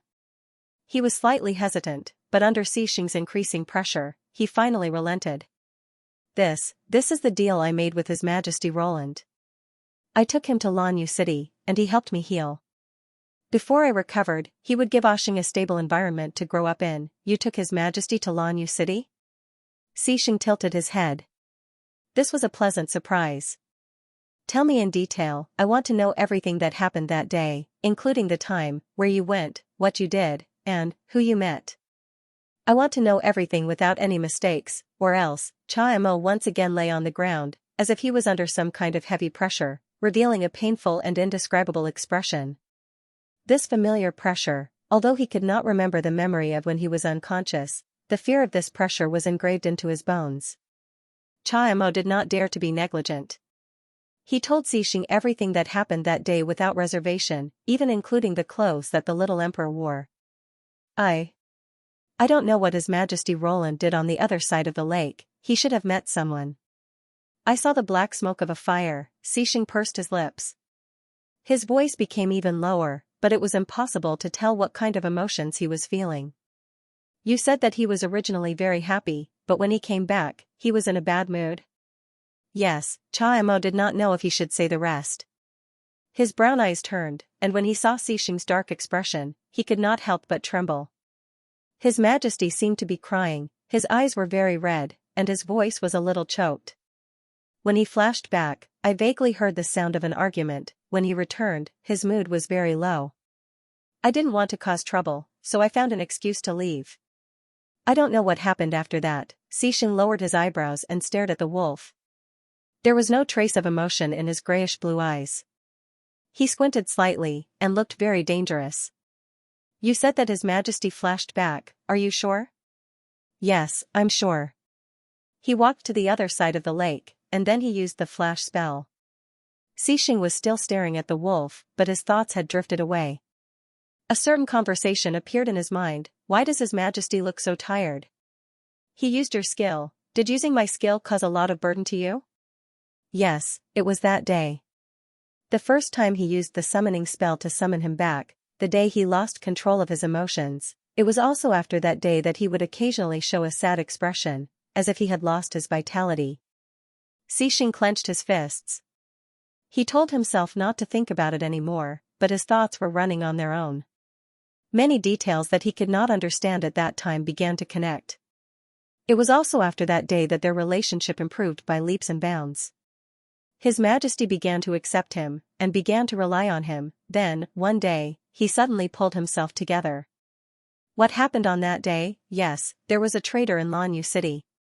His Majesty called for a meeting that day, and the one who discovered the traitor was the hero.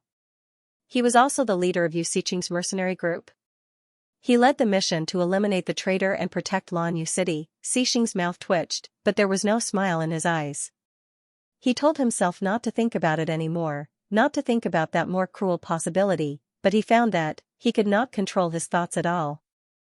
So, His Majesty accepted him because he quarreled with the hero? Was it because of the hero that he wanted him to be his lover? Then, what was he to His Majesty? A substitute that could be discarded at any time? Or a plaything that could be played with?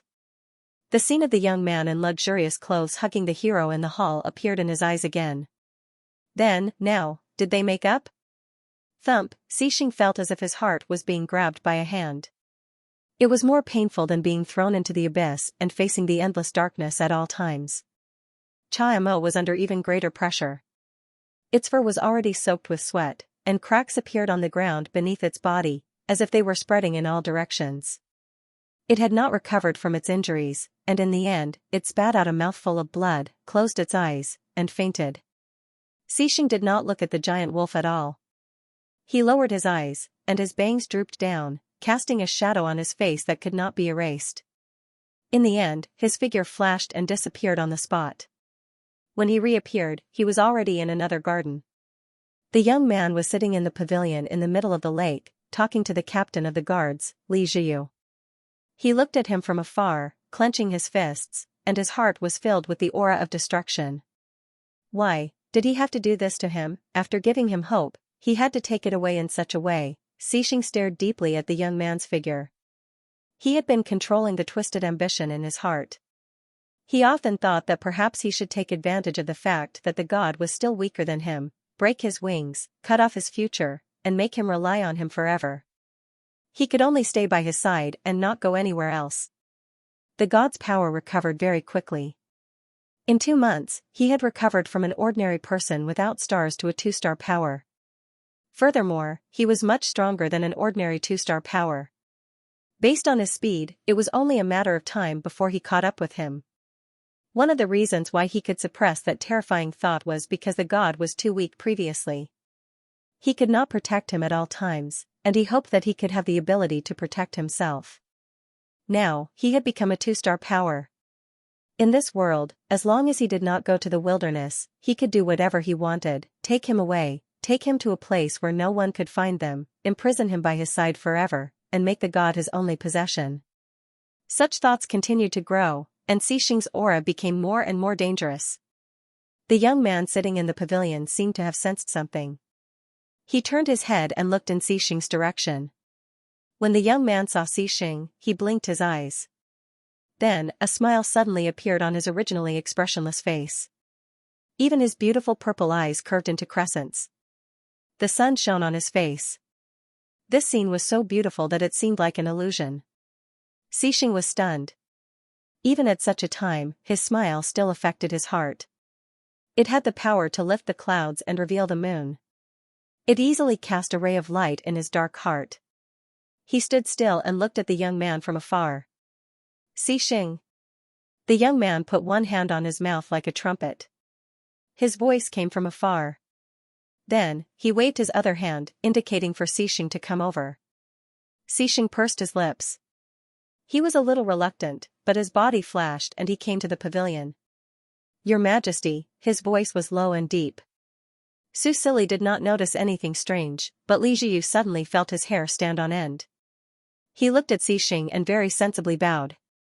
Your Majesty, this humble one will take his leave first. Don't worry about your brother. I will think of a way. Thank you, Your Majesty. Li Jiyu said gratefully. Then, he hurriedly left the pavilion, leaving the two most respected people in the empire alone.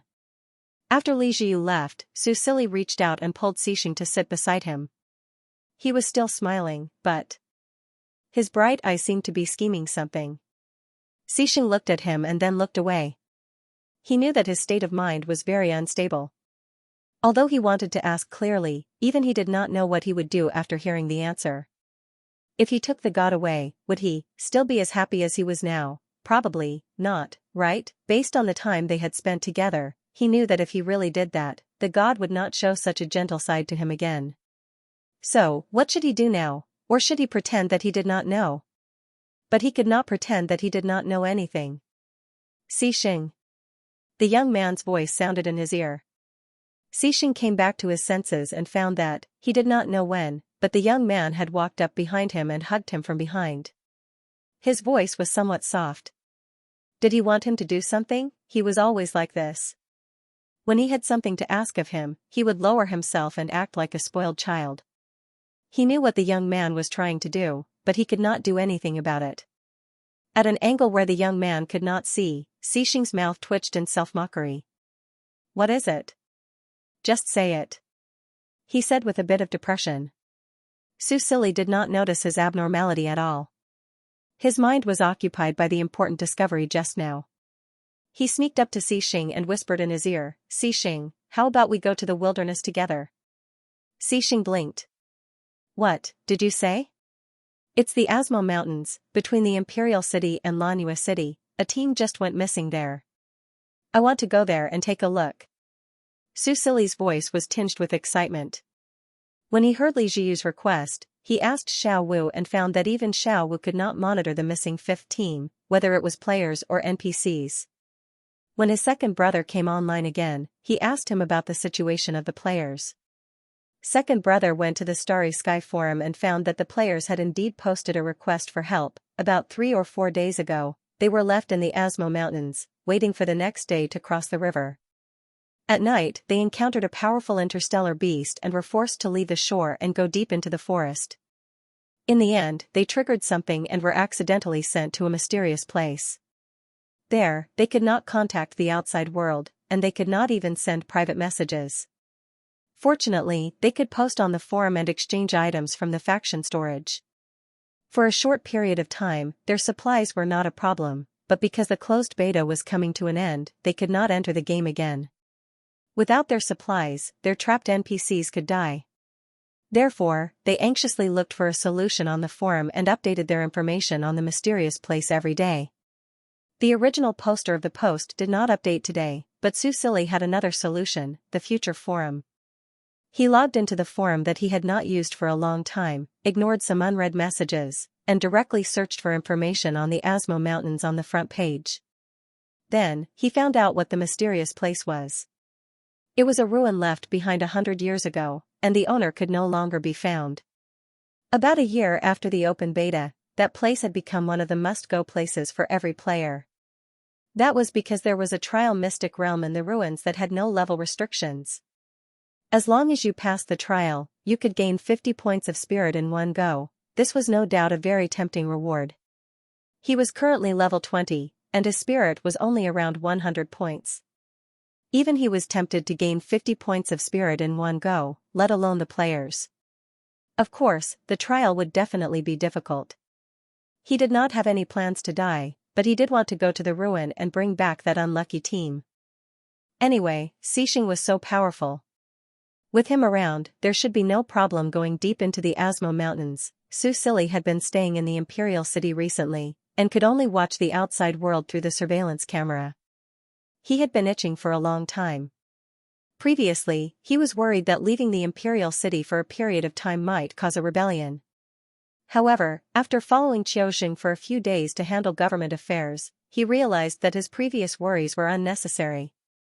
As a new emperor who had just ascended the throne 3 months ago, although his actions were constantly monitored, after a series of measures he implemented in the past 2 months, the public support for him had significantly increased. More importantly, the video of Xianxia dealing with the traitors in Orchid City, as well as the video of him slaughtering tens of thousands of galactic beasts in one fell swoop, had spread very quickly. Moreover, the video editor very considerately replayed Xianxia's sentence: "Those who dare to betray the Empire, His Majesty, will be killed without mercy," many times. Coupled with the forbidden technique of thunder trial, it was impossible for people to have any thoughts of rebellion. At least for now, it should be enough to deter those who were ready to make a move. Thinking of this, Susili tightened his arms even more. His cheek was pressed against Xianxia's face. He smiled and rubbed against him with joy that was about to overflow. "This is all because of Xianxia. We'll go secretly and not let anyone know." He continued to whisper, "Oh, we can tell Janice and Li Jiu to cover for us. I also ordered a bionic robot from the Star Alliance that can disguise as me." Xianxia was hugged by him as he listened to his seemingly perfect plan. Yes, it was perfect, a plan that could perfectly take him away. He could not help but clench his fists. Feeling the tension in his body, Susili thought that he did not agree, so he quickly added, "As long as you use your passerby aura, those galactic beasts will not find me, and I will not be in any danger. I'm just going to take a look and bring back the missing team. There are many elementalists among them." "Your Majesty." Xianxia suppressed the evil thoughts that were constantly expanding as he spoke in a low voice. "This is not appropriate, it will be very dangerous." Susili bit his lip. Of course, he also knew the danger, but Xianxia's strength gave him a lot of confidence. He even felt that Xianxia was omnipotent. However, all right then, Susili said, a little discouraged. He did not let go of Xianxia in a fit of pique. Instead, he leaned on his back like a softy, as if it was natural for him to do so. As for whether they would be seen by others, after Xianxia arrived, the others tacitly left. Although Susili did not want to make it public, it was difficult to keep secrets in the palace, not to mention that the two of them were too intimate. If it were anyone else, there would be rumors about them, but Xianxia's cruelty was too deeply rooted in the hearts of the people, so they did not dare to spread rumors. "Are you disappointed?" Xianxia asked. "Ah, a little," Susili muttered in a low voice. In order to get out, he secretly sent his second brother away so that he would not worry, but he did not expect to be stuck at the last stage. "When can I become as strong as you?" Susili said in a low voice, "Then I can go wherever I want." "Your Majesty, where do you want to go?" "I haven't thought about it yet." Susili's body swayed slightly as he chatted with him. "When I become stronger, this country becomes better, and Xiaoqiong grows up, we can go out and play together." Hearing this, Xianxia slowly exhaled. "With me?" he asked. "Yes." Susili looked up at the blue sky outside the pavilion. "When I am no longer a burden to you, we can go everywhere." Thinking of this, he smiled. "I really want to go to the outer space to see." At this moment, he heard the man's voice. "You are not a burden." While he was in a daze, the man suddenly broke free from his embrace, turned around, and hugged him, burying his face in his heart. "I hope that I can always be relied on by you and protect you." After being in a daze, Susili's face couldn't help but heat up. He felt his heartbeat being disturbed again. Why did she have to use such sincere words to break down his defenses every time? But, he thought for a moment and said, even if I become as strong as you, I will still rely on you. He hugged Xing and rubbed his chin against his soft blonde hair. A trace of gentleness appeared in his expression. Psychological dependence was not something that could be given up after one became stronger. It's not a problem of whether you are a burden or not, but, Susili tilted his head, organized his words, and said, I also want to protect you. Although you are very strong, there will always be times when you are weak. The image of the man covered in blood and his health bar almost emptied appeared in his mind. Susili felt his heart clench again. At such a time, I don't want to be anxious like an ant on a hot pan and not be able to do anything at all.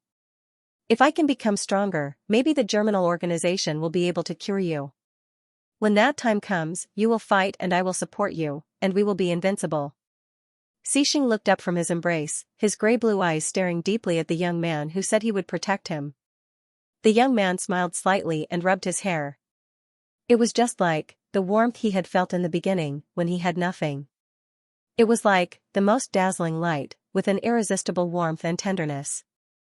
Susili looked down at Xing. He felt that the young man's eyes were especially soft at this moment, completely different from the man who treated him so rudely last night. Was he touched by my words? He smiled gently and lowered his head to kiss the young man's beautiful lips. Xing, you are so handsome. The young man's purple eyes curved into a crescent moon, filled with joy and happiness. The disappointment from before was gone. Xing looked at him and was about to reach out to touch him when the young man's communication device suddenly rang. Susili raised his communication device and glanced at it. It was second brother. Today was the last day of the closed beta, and he wanted to say goodbye to him before leaving. Xing sensed something. He asked, is it Hero? Ah, yes, Susili said casually. That, the leader of the mercenary group. He couldn't explain his relationship with second brother to Xing at the moment, but he hoped that the two of them could get along well. He is very capable. This time, he took care of all the traitors in Orchid City. Xing pursed his lips. He couldn't bear to hear him praise another man, and, the two of them exchanged numbers. He felt uncomfortable and stared at the young man. What did he say to you? He said he wanted to see. Xing gritted his teeth and suddenly said, I will take you there. Huh? Where to? To the wilderness, to find the missing team. Susili suspected that he had misheard. He blinked and asked, you said you were going to take me to find the missing team?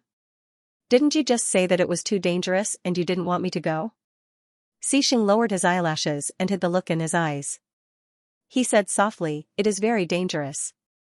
He said, that's why I'm just a little hesitant. I might change my mind at any time. How could that be? Susili looked at him. What do you mean? Xing looked into his eyes. Let's go now. Huh? Susili was stunned. Go now? Isn't it too rushed? Xing glanced at him and glanced at his communication device. He decided to take a step back. That's true. It's my fault. Then I won't go, no. Susili quickly covered his mouth, afraid that he would continue speaking. You promised to go. You can't go back on your word. He covered Xing's mouth and started thinking. Going now was not impossible. The earlier they went, the earlier they could find the missing team members. They could also bring the NPC warriors back before the players went offline. After all, that trial ground was only discovered a year after the game's open beta. At that time, all the interstellar beasts between Orchid City and the Imperial City had been wiped out. It was still very dangerous for the NPCs now. With this in mind, Susili made a decision. Anyway, he had already met with his second brother and passed on the news that he was still alive to his family. There was no need for the brothers to stick together all day long. It was good enough that they knew each other was safe. With this in mind, Susili began to arrange the departure. As for Su Yuhing, he found an excuse to deal with him. He was now the emperor and had to deal with national affairs every day. He was too busy to leave, so this excuse could be used to fool him. Sure enough, his second brother did not suspect anything. He even reminded him to rest well. Su Silly felt a little guilty. However, when he thought about the missing warriors and the upcoming trip, he forgot about this guilt. The wilderness. Adventure, he was here. After setting up the bionic robot and assuring Janice and Li Jiu that they would be back soon, Su Silly disappeared from the palace with Xixing under their worried gazes. Hey, guard captain, why do you think His Majesty suddenly wants to go to the wilderness? Janice clasped her hands in front of her chest, her red eyes full of worry. Li Jiu had a face full of worry at first, but when she said this, he immediately turned his eyes guiltily. Maybe he's been cooped up in the Imperial City for too long and wants to go out and broaden his horizons. Haha, I'll go stand guard first. After saying that, he hurriedly ran out of the Emperor's bedroom. Janice looked at him suspiciously. She turned her head and saw the bionic robot that looked exactly like the little Emperor. Her eyes couldn't help but be filled with love. Ma'am, what can I do for you? At this time, the robot suddenly tilted its head and asked in a voice very similar to Su Silly's. Janice looked at it and was instantly struck in the heart. Oh, His Majesty is so cute. Su Silly didn't know about the interaction between Janice and the bionic robot. At this time, he and Xixing were already sitting on the back of the shadow leopard and flying in the direction of the Asmo mountain range. The strange thing was that the Imperial City's protective array did not stop them. However, Su Silly was sure that the officers at the border did not know that they had left.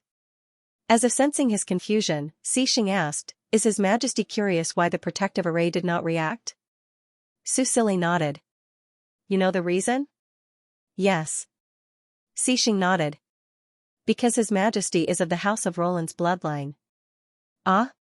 What's the reason? Su Silly's interest was piqued. Xixing hugged him and said in a low voice, "These 5 protective arrays were set up by the Roland imperial family 1,000 years ago. As long as one is a direct descendant of the Roland imperial family, they will be able to pass through unimpeded and not be affected by the arrays." Su Silly tilted his head. What about you and Jiu?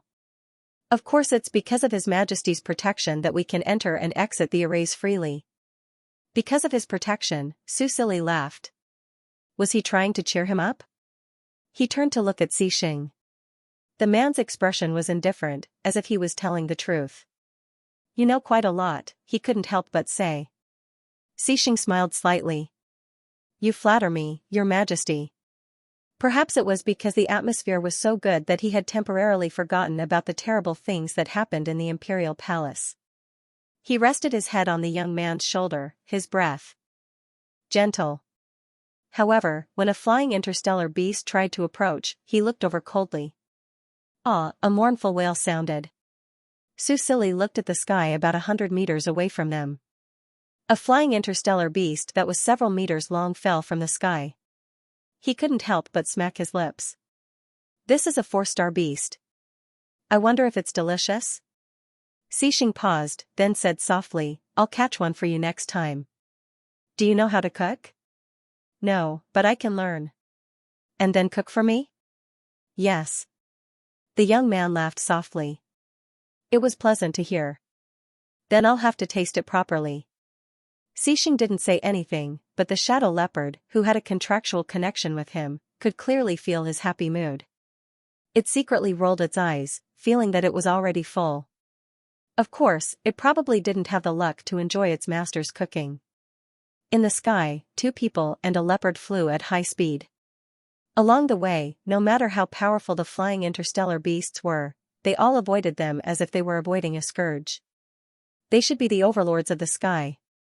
The outline of the Asmo mountain range gradually appeared in the distance. Su Silly opened the future forum and searched through the posts that he saw before. Let's go to the front and take a look at this place. Su Silly used the communication device to open the map and marked a location on it. The Star Age game system didn't have automatic pathfinding, and there was no map navigation. It could only use the game's own map. This actually helped Su Silly. The screenshot of the location found in the forum was more detailed compared to the current one. Some places were also changed, but the general location was the same. Xixing didn't ask how he knew the location. He directly ordered the shadow leopard to fly over and slowly land on the ground from midair. Hiss, as soon as the shadow leopard fell into the forest, Susili heard a bone-chilling sound. He followed the sound and saw a giant snake coiled around a thick ancient tree. A pair of brown eyes looked in their direction, hissing as it spat out its tongue. However, it didn't seem to notice them. This was because Xianxia had activated the passerby aura. This was Susili's second time facing an interstellar beast. The first time was the 3-star frozen beast. At that time, he was still very weak, but everything was different now. This 3-star giant python only caused a temporary visual impact on him. He quickly calmed down. A new 3-star snake appeared in the Asmo mountain range. Li Lai's report said so. Susili said and looked around.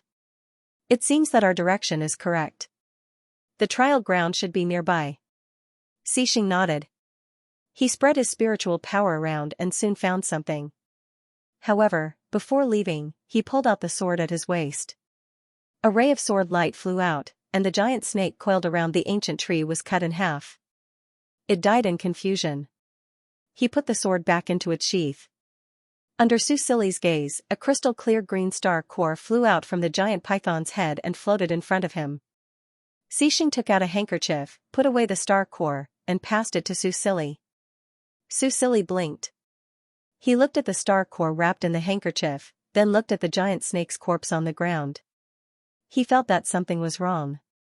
Was that a little too understated? However, he didn't have the chance to express his feelings. Xianxia had already ordered the shadow leopard to set off in the direction he had just discovered. He didn't even look at the giant snake. Susili quickly felt relieved and calmly put away the star core. To ordinary people, the Asmo mountain range was extremely dangerous.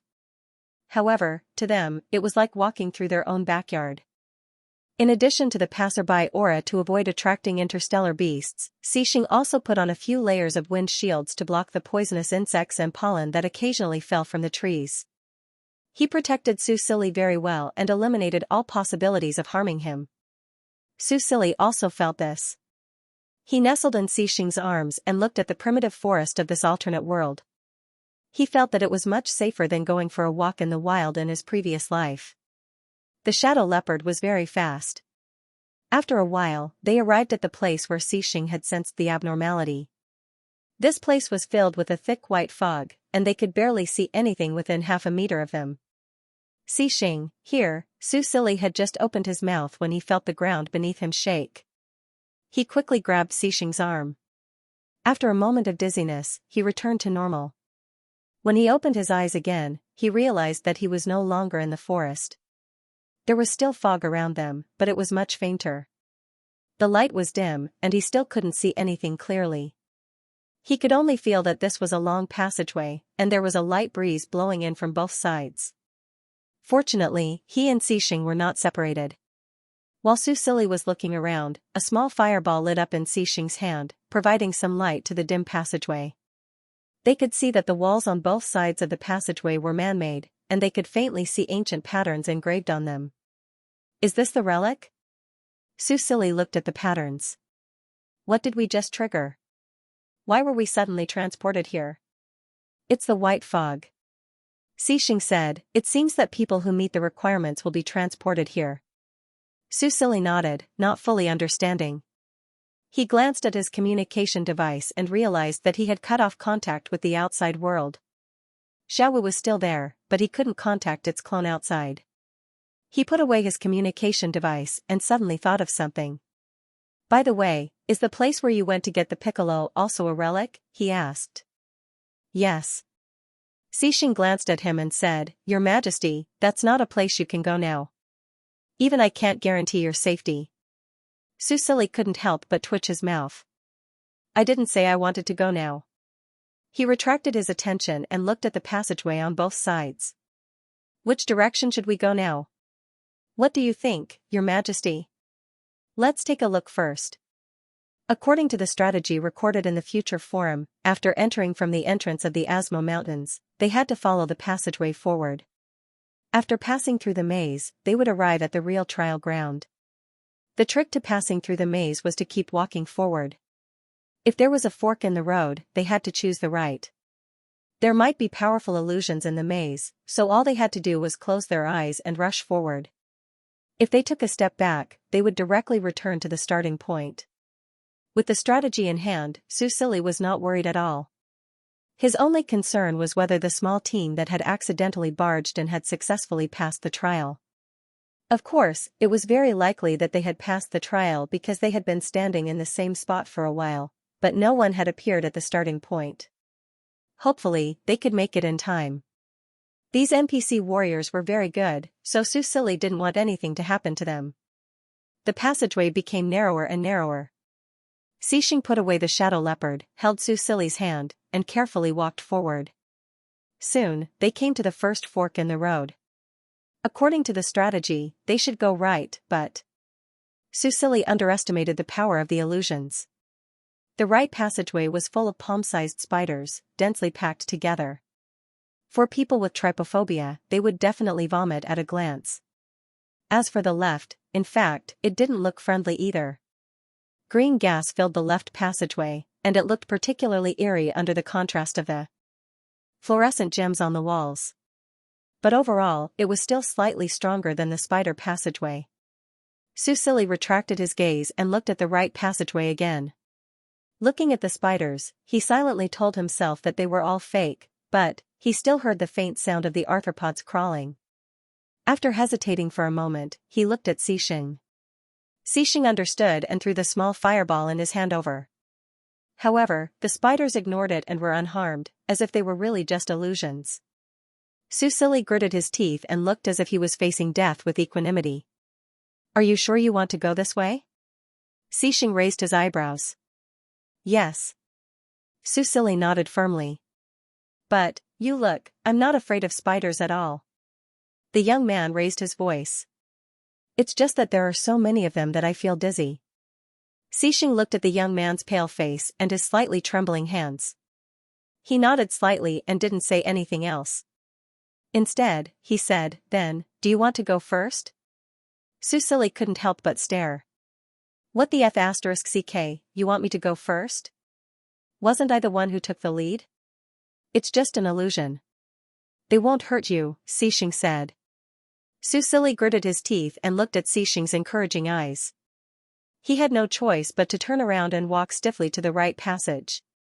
He had just said that he wanted to protect him, so there was no reason for him to let Xixing take the lead. "Anyway, it's just an illusion. It'll pass as long as I close my eyes." As he thought this, he really did close his eyes and bravely took a step forward.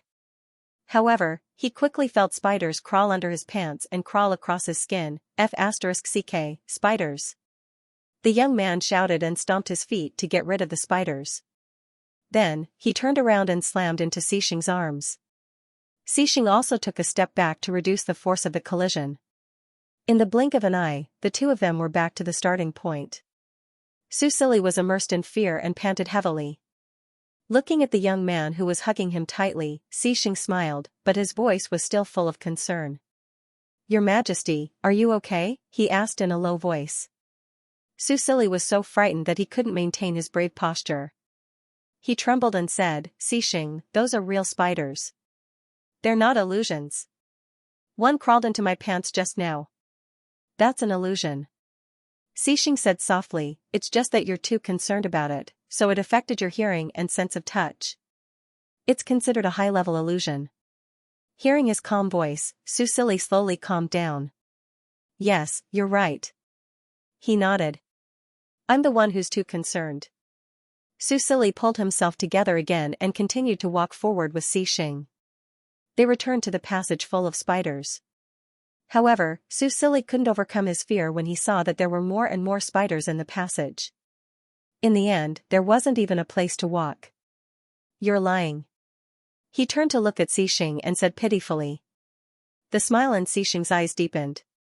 He tilted his head and seemed to think for a moment. Then, he looked down at their feet and said, "Step on the tip of my shoe." Susili blinked. Although he didn't understand, he still obeyed. "Won't it hurt?" "It won't." Because they were too close, Susili could only wrap his arms around Xixing's waist and lean into his arms to maintain his balance. Then? He looked up in confusion.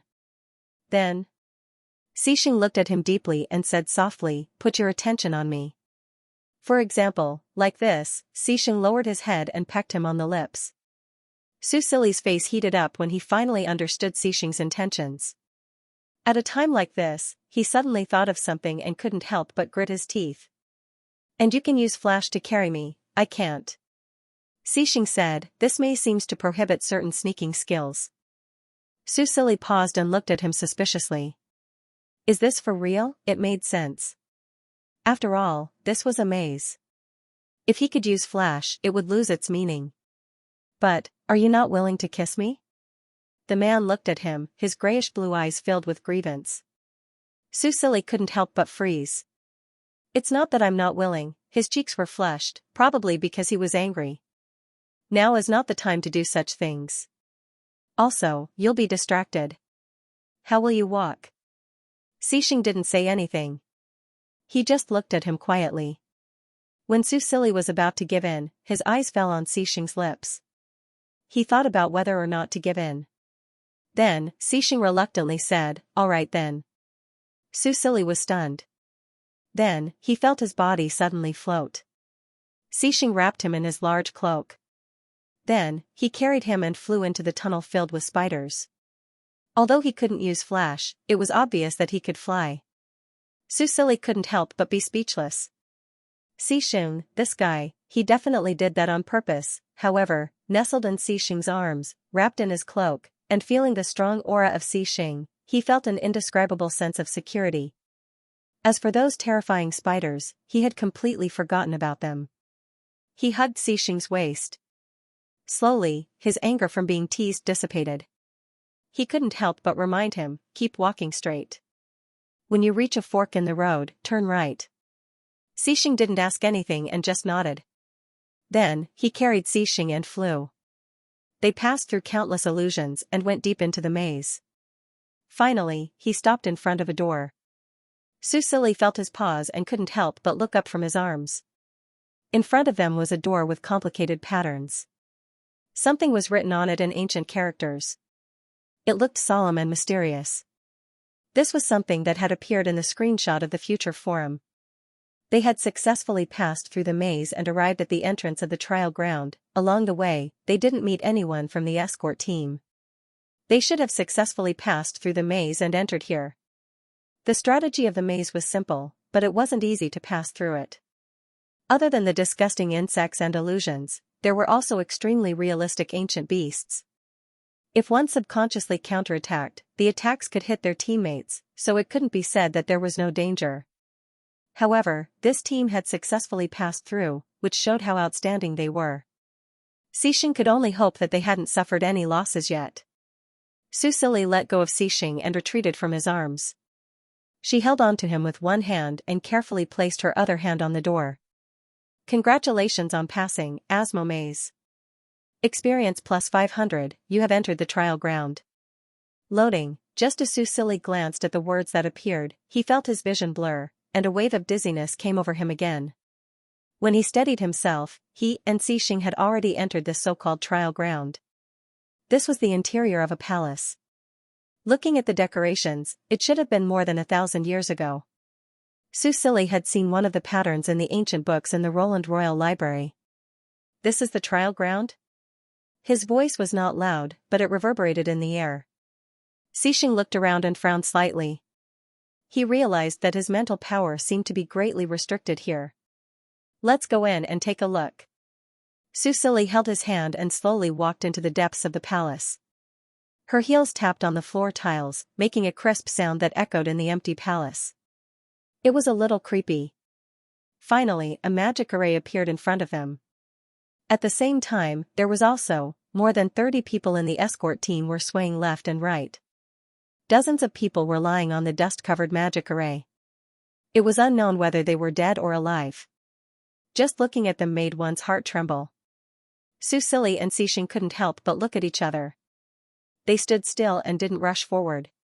Su Sili observed and used insight on the person closest to him.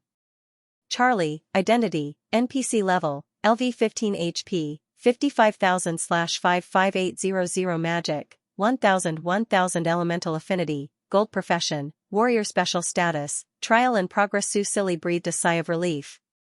This person was still alive. But very quickly, his heart started to pound again.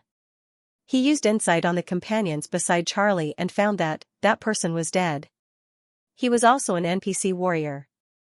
His HP bar was empty. The cause of death was failure of the trial. Su Silly frowned. Would failure of the trial lead to death? What were the conditions for starting the trial? Xing also furrowed his brows. He didn't have the insight technique, but he could sense from their auras that some of them had already died. Your Majesty? He looked at Su Silly and wanted to take him away. However, Su Silly didn't want to leave. There were still more than 30 people alive. He couldn't just leave them here, right? They're in the middle of the trial. I don't know if there's a way to stop. Before he could finish his sentence, he saw the magic array, which was a step away from them, move towards them. In the blink of an eye, the two of them were trapped inside. Su Silly cursed in his heart. Then, he felt his vision go black and he lost consciousness. Lines of words appeared in the dark void. Asmo trial begins, trial content, return to your weakest state and survive a certain death situation as a weakling. Duration of this trial, 7 days, Asmo Mountain Range. Li Lai had been here for more than 3 days. He still hadn't found any clues about the 5th squad, and the worst part was that he was injured because of the interstellar beast. In the process of escaping, he had to go deep into the forest where the 3-star giant snake was. The interstellar beast that was chasing him had already turned around and fled because a giant snake's tail appeared in the dense grass in front of him. Li Lai's heart beat wildly, and he couldn't help but swallow his saliva. But soon, before he ran away, he found something unusual. The smell of blood. There was a faint oppressive smell of blood. Li Lai made a bold guess. He opened his eyes slightly, and after hesitating, he carefully picked up a stone and threw it at the giant snake. The stone fell on the snake's tail and bounced away. The giant snake didn't move. Li Lai, who was ready to escape, stopped again. He watched cautiously and finally made up his mind to approach, only to find that the giant snake was already dead. It was cut in half by a sharp blade, and the wound was very clean. It should have been killed in one hit, and looking at the wound, it might have died not long ago. Who was this? Who did this? Li Lai was so shocked that he couldn't speak. In the Roland Empire, who had the ability to kill a 3-star beast in one hit? Marshall. But didn't he go back to the Imperial City? How could he be here? Or, was it someone from the Bavad Empire? Li Lai kept thinking, and even began to suspect that the disappearance of the 5th squad was related to the people from the Bavad Empire. At this time, there was a rustling sound in the grass, and footsteps were heard. Who is it? Li Lai subconsciously shouted, and because he was nervous, he pulled his wound, and blood immediately flowed from the corner of his mouth. However, he didn't expect to hear a familiar voice. Yes, Captain, it's me. A figure appeared from the grass that was half a person's height. Wang Hu looked at Li Lai with a bright smile. I finally found you. Wang Hu, why are you? Li Lai's eyes widened. Didn't you go back to the Imperial City? No, how could I leave you here alone? Wang Hu saw the blood at the corner of his mouth and hurriedly took out a small bottle from his pocket and threw it to him. Take some medicine and heal your wounds first. Beginner health potion. He wasn't in a hurry to step forward. Based on his understanding of Li Lai, he knew that the captain was currently on guard against him. After all, this was an emergency, so he could understand. Li Lai looked at the medicine in his hand and checked it without batting an eyelid. Finally, he chose to eat one. Feeling his injuries quickly recover, he put down his vigilance against Wang Hu. I didn't expect you to come looking for me, Wang Hu chuckled. Knowing that the crisis of trust had been resolved, he finally approached them openly. He took the small bottle from Li Lai's hand and carefully put it into his pocket. Is this medicine effective? My disciple gave it to me, he said with some pride. Li Lai blinked. Flower follower? Roar. Fox King nodded. He followed me and wandered in the woods with me for a few days. He just disappeared. I heard that the alternate world passage was closed, so the brave ones won't be able to come for a while. Before he left, he gave me a lot of good things and even told me not to die. Hee hee, it's not bad to take in a disciple, right? Li Lai nodded. Wang Hu was a shadow warrior, so it was much more convenient for him to move around in the forest. Did you find anything? Yes. Fox King looked into the depths of the forest. Charlie and the others should have disappeared in that direction. Li Lai followed his gaze and couldn't help but feel excited. Okay, let's go and take a look. If they were alive, he wanted to see them. If they were dead, he wanted to see their corpses, he would definitely find them. But before leaving, they worked together to deal with the 3-star giant snake. A 3-star beast was considered to be at the top of the food chain in the Asmo mountain range. With its aura, they could effectively scare away 1-star and 2-star beasts. And the snake's skin, meat, and gallbladder were indeed good stuff. Soon, they dealt with the 3-star giant snake's corpse and headed in the direction of the white fog. They soon disappeared into the dense forest, so painful, Su Silly slowly opened his eyes. The dizziness and weakness made it impossible for him to concentrate and think. He looked blankly at the blue sky above his head and heard the soft rustling of the leaves. Where was he? Just as he was about to think of something, a sharp pain came from the back of his head, forcing him to stop. He curled up his body and raised his hand to touch the back of his head. It felt sticky and slippery. He took his hand back and saw that it was dripping with red blood. However, what caused him to be at a loss was his short, childlike hands. What's going on? With a splitting headache, Su Silly was very confused about the current situation. He seemed to have forgotten something. It wasn't that he forgot, but it was very vague and he couldn't remember it clearly. Fortunately, he had the game system. Asmo trial begins, trial content, return to your weakest period and successfully survive a certain death situation as a weakling. Duration of this trial, 7 days. When he saw the system message, he finally managed to remember something. That's right, he was tricked by that magic formation and now the trial had begun. Return to his weakest period. Su Silly looked at his hands that had shrunk several times, then looked at his body that had obviously turned into a child, so, he had returned to Snow Roland's childhood? Then what about Xixing? Had he also entered the trial? At this time, the pain that came from the back of his head made Su Silly unable to think about anything else. He looked at his HP bar. His HP was only a pitiful 1000, similar to a newborn baby. Not only did he lose 200 HP, but what was worse was, he was still losing HP at a rate of 2 HP per second. In other words, in about 6 minutes, he would die from losing all his HP. Although his head hurt and he was dizzy, for the sake of his own life, Su Silly tried his best to think and search through Snow Roland's memories. According to the surroundings, this incident should have happened when Snow was 5 years old. He had just completed the test and was determined by the academy to be an ordinary person without any elemental talent. Because of this, he was neglected by his father and moved from his original prince's palace to a remote courtyard. How could the little prince, who was originally pampered and spoiled since he was young, stand such a difference? Therefore, the little boy ran from his residence to the woods. When he heard the sound of the guards looking for him, he secretly climbed up a tree and successfully hid. Who knew that he would accidentally fall from the tree? In Snow's memory, at that time, Janice happened to catch him and saved him. Therefore, from that time, he had a special feeling for Janice. And now, probably because of the trial, Janice, who should have appeared, disappeared. Therefore, he fell solidly to the ground and hurt the back of his head. If he didn't save himself, he would have died quietly. This situation of certain death, it had to be said that it was really too unexpected, Su Silly complained in his heart and then struggled to get up. He couldn't waste time, otherwise, he would really die. Is there anyone?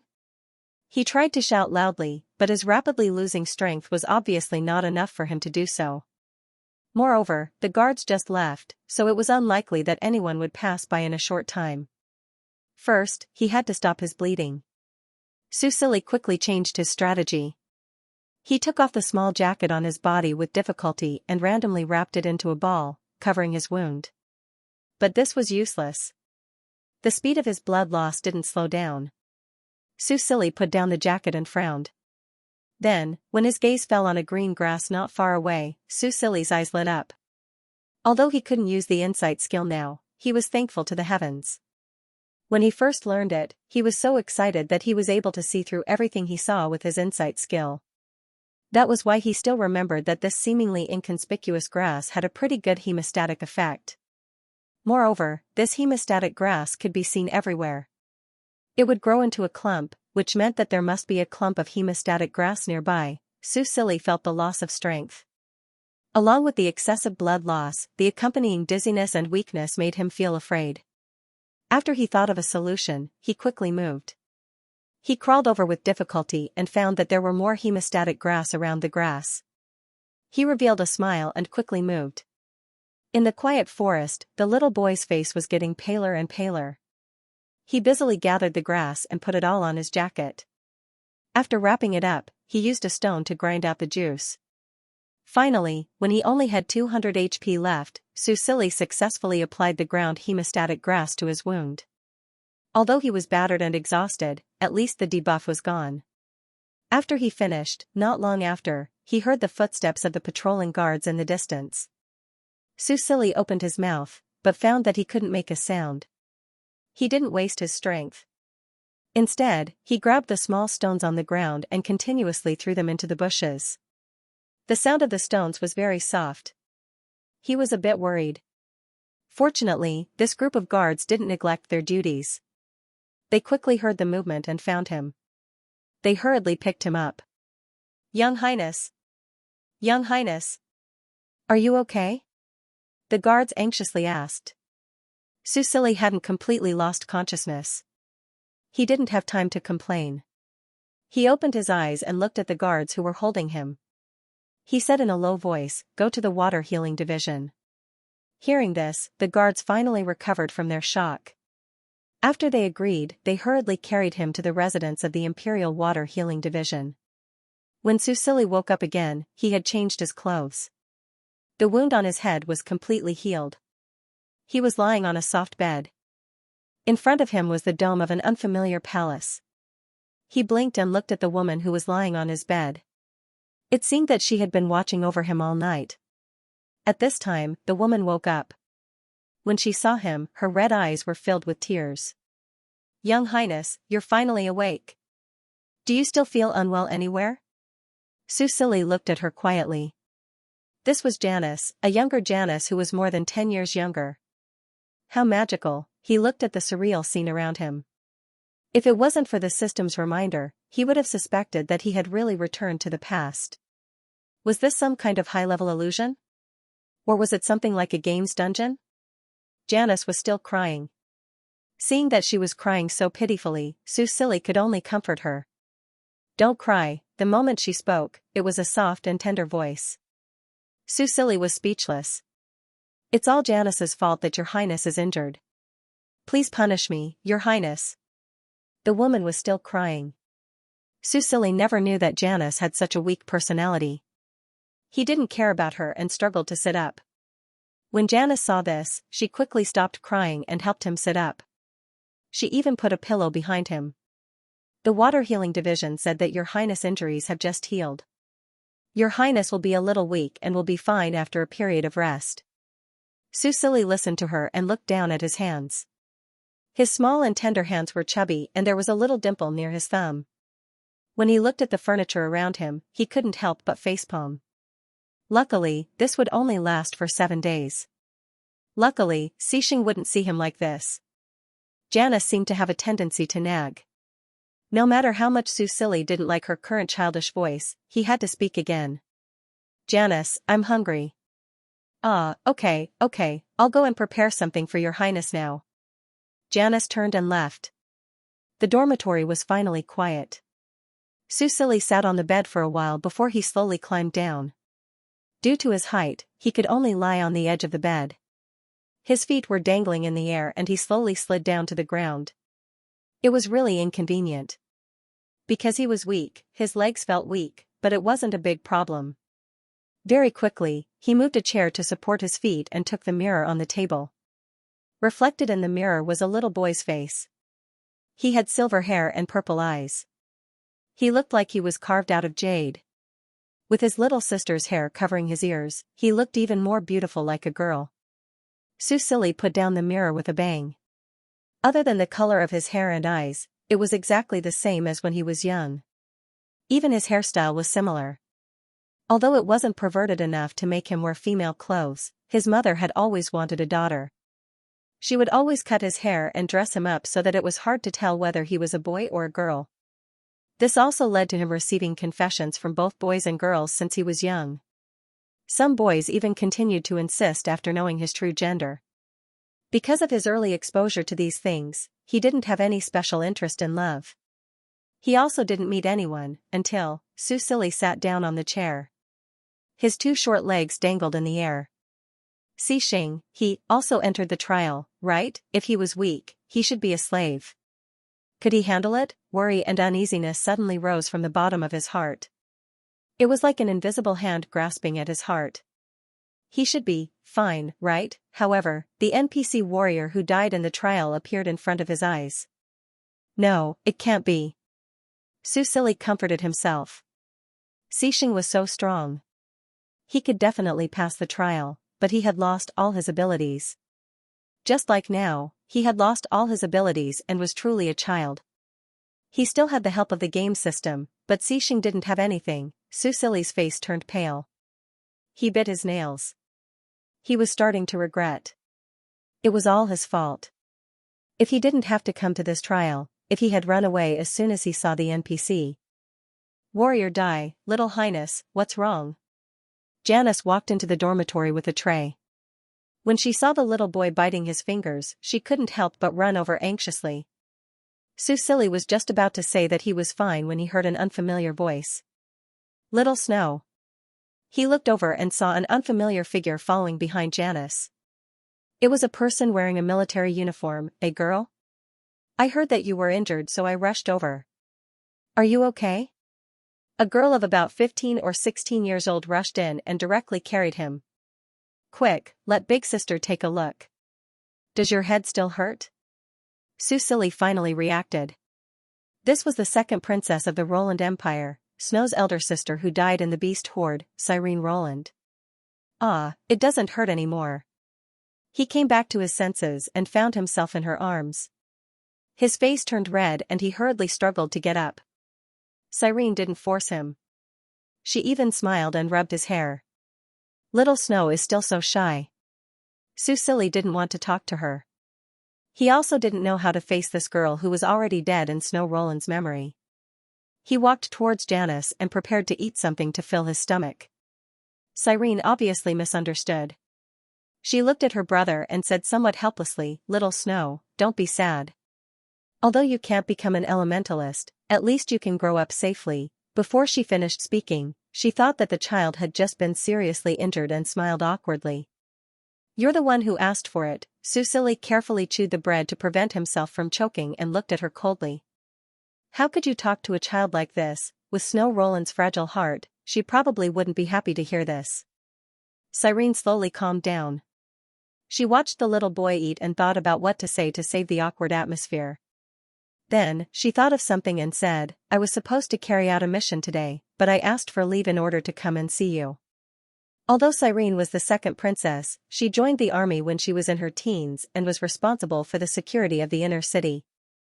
She was a violent girl with her own ideas. Susili took a sip of milk and finally decided to ease the atmosphere with his second sister. After all, in order to survive the next 6 days, he might need to rely on her. What mission? He asked. You won't understand even if I tell you. Susili glanced at her. Cyrene was embarrassed.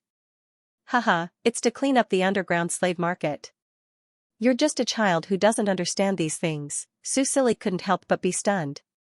You mean, the underground slave market? Dash splash, a basin of dirty water was splashed into the cage. The boy curled up in the corner opened a pair of dim grayish blue eyes with difficulty. Where was he? The cold, stinky water, the dark environment, and the heavy shackles on his wrists and ankles reminded him of where he was and who he was. He was just a nameless little slave who had been to several underground slave markets. Because he refused to cooperate, he was rejected by the buyers and finally angered the slave owner. He received all kinds of punishments. Apart from his face, his body was covered with whip marks. Every time he fainted, he would be awakened by cold water and suffer endless pain, hunger, and cold. But this time, there seemed to be something else in his mind. It was probably a dream. In the dream, he became the most powerful man in the empire, guarding the most respected person in the country. That person called him Xianxia. It should be just a dream, right? In reality, he was just a little slave without any power, like the mud underground. In his grayish-blue eyes, the light that finally lit up slowly extinguished. He was going to die. But his dead eyes moved slightly and fell on the big man who threw the bucket on the ground outside the cage. Before he died, he wanted to drag someone down with him.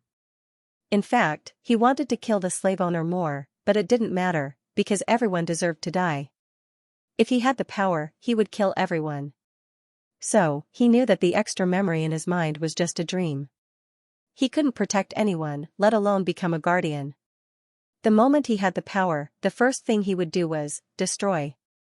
His grayish-blue eyes flashed with a fierce light, but when the big man looked over, it was covered by his drooping eyelashes. The young man clenched the iron chain on the shackles, making a slight noise. "Wake up." The big man walked to his side and kicked him. "Mr. Klaus said that you need to receive 100 lashes as punishment, and now there are only 20 left. If you can get through it, then the matter of you offending the customer will be written off.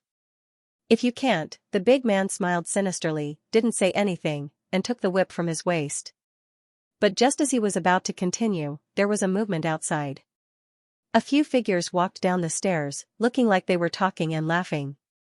"It's Mr. Klaus," the big man muttered, "and this Count Kenneth's butler? Kid, you're lucky." When there were guests, in order to avoid disturbing them, they were not allowed to punish the goods.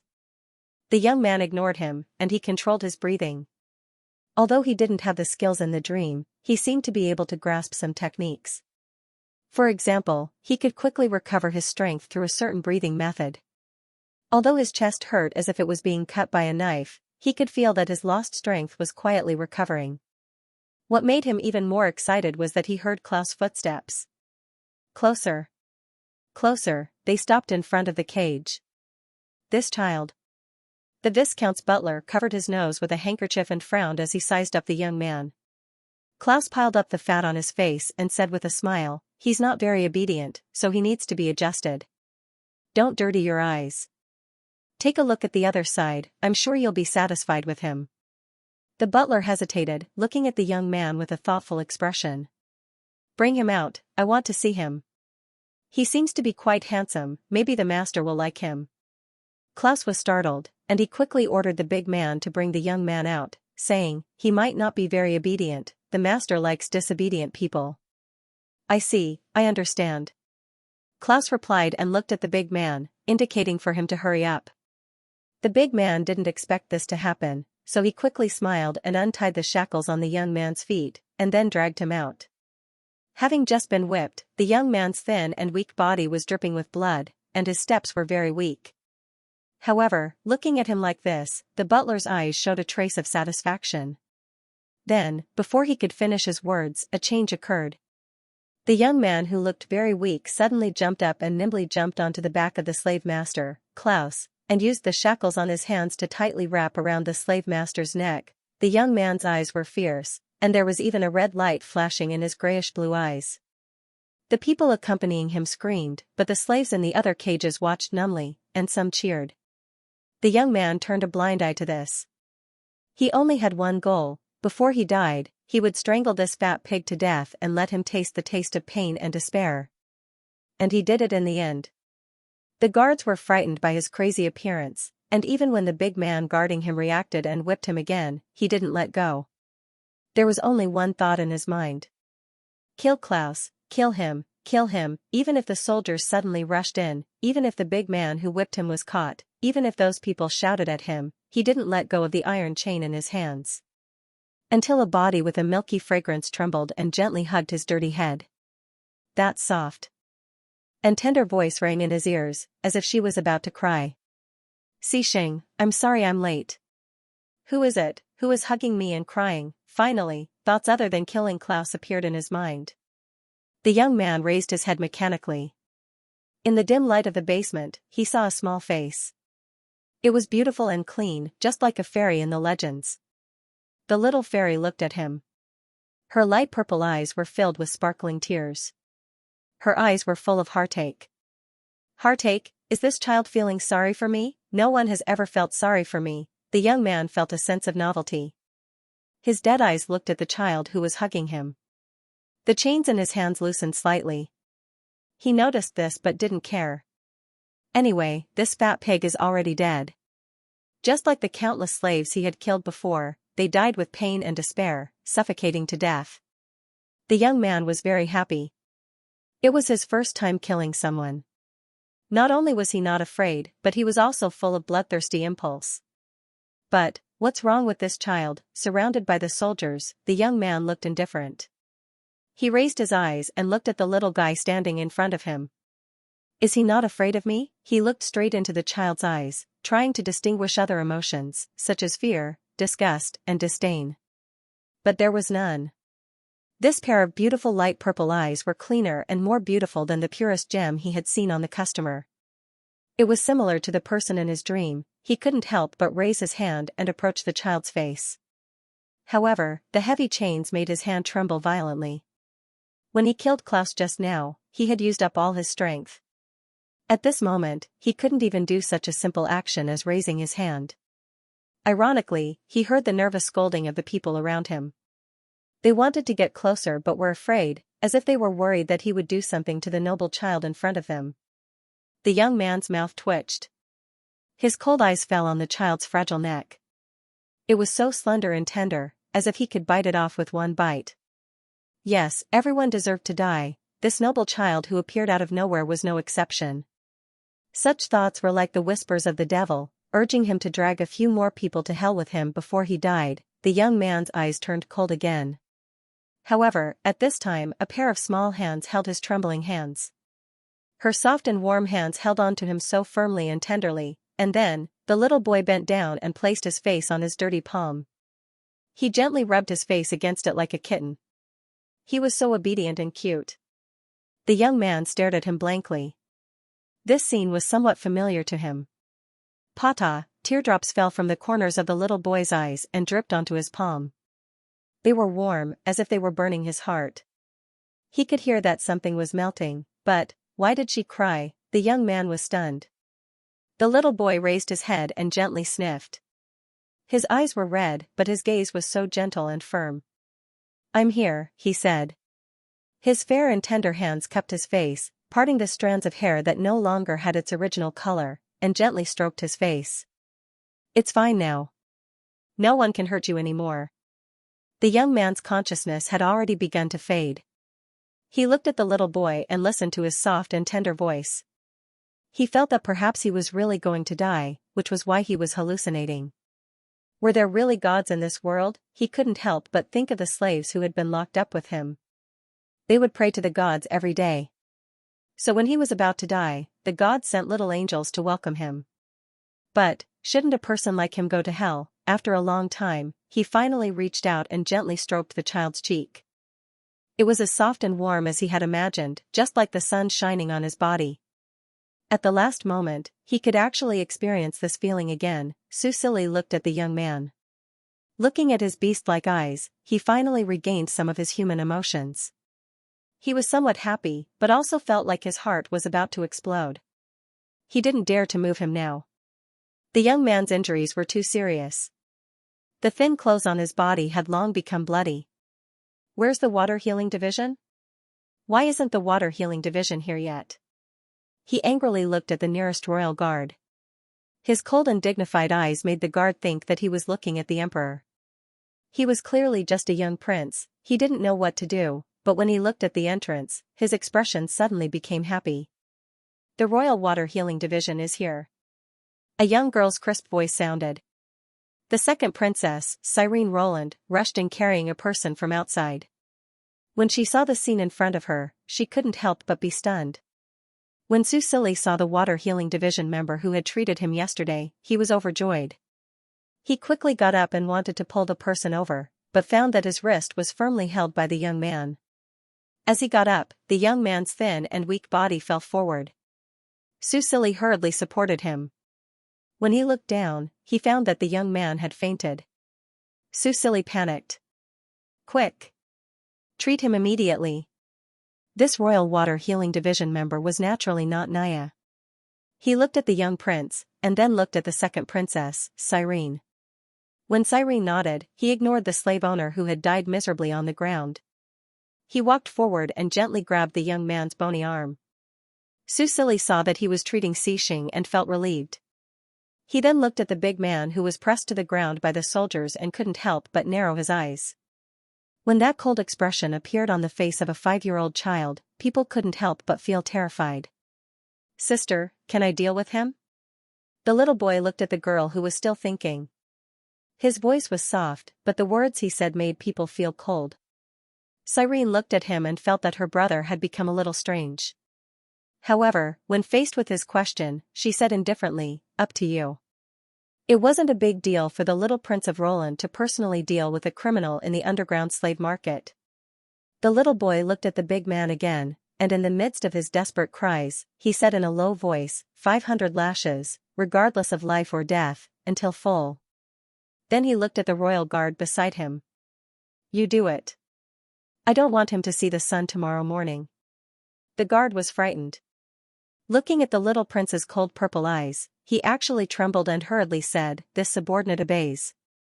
No one saw that the eyelashes of the young man who was lying on the ground and receiving treatment from the Water Healing Division trembled slightly, and then finally fell completely silent. Early in the morning, the sun shone through the clouds and gently shone into a remote and quiet palace in the palace. A maid quietly came to the door of the bedroom and listened. The bedroom was quiet, and there was no movement. Her face showed some worry, but in the end, she just guarded the door and didn't enter. This was because the little prince had said yesterday that without his orders, no one was to break into the bedroom without his permission. In the dormitory, light shone through the bleached curtains, illuminating the entire room.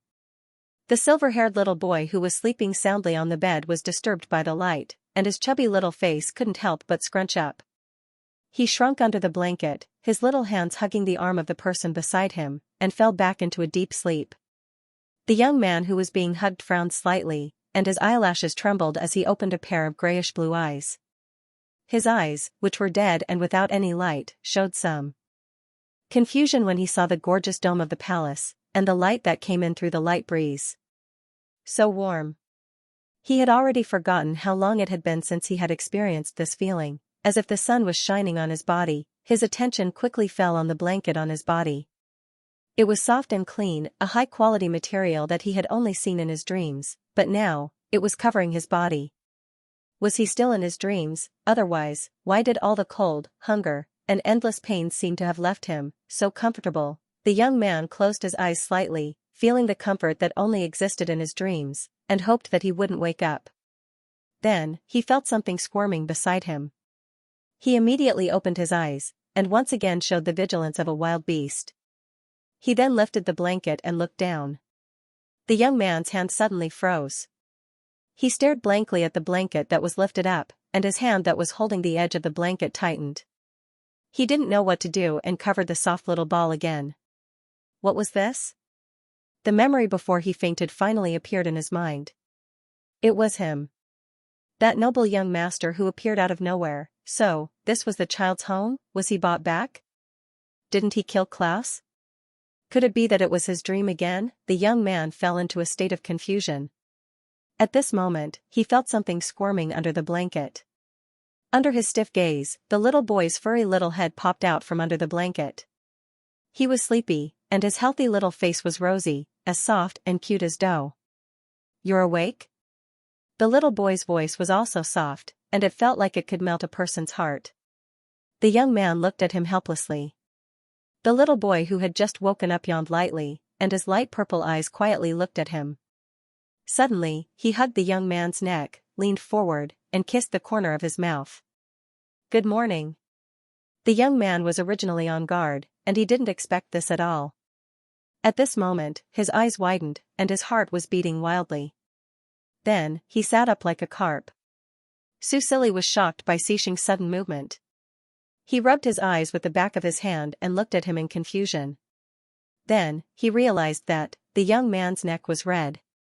He blinked, sat up, and poked his little head out from behind the young man to look at his face. The young man, who sensed his intention, hurriedly turned his face away, but it still didn't escape Susilly's eyes.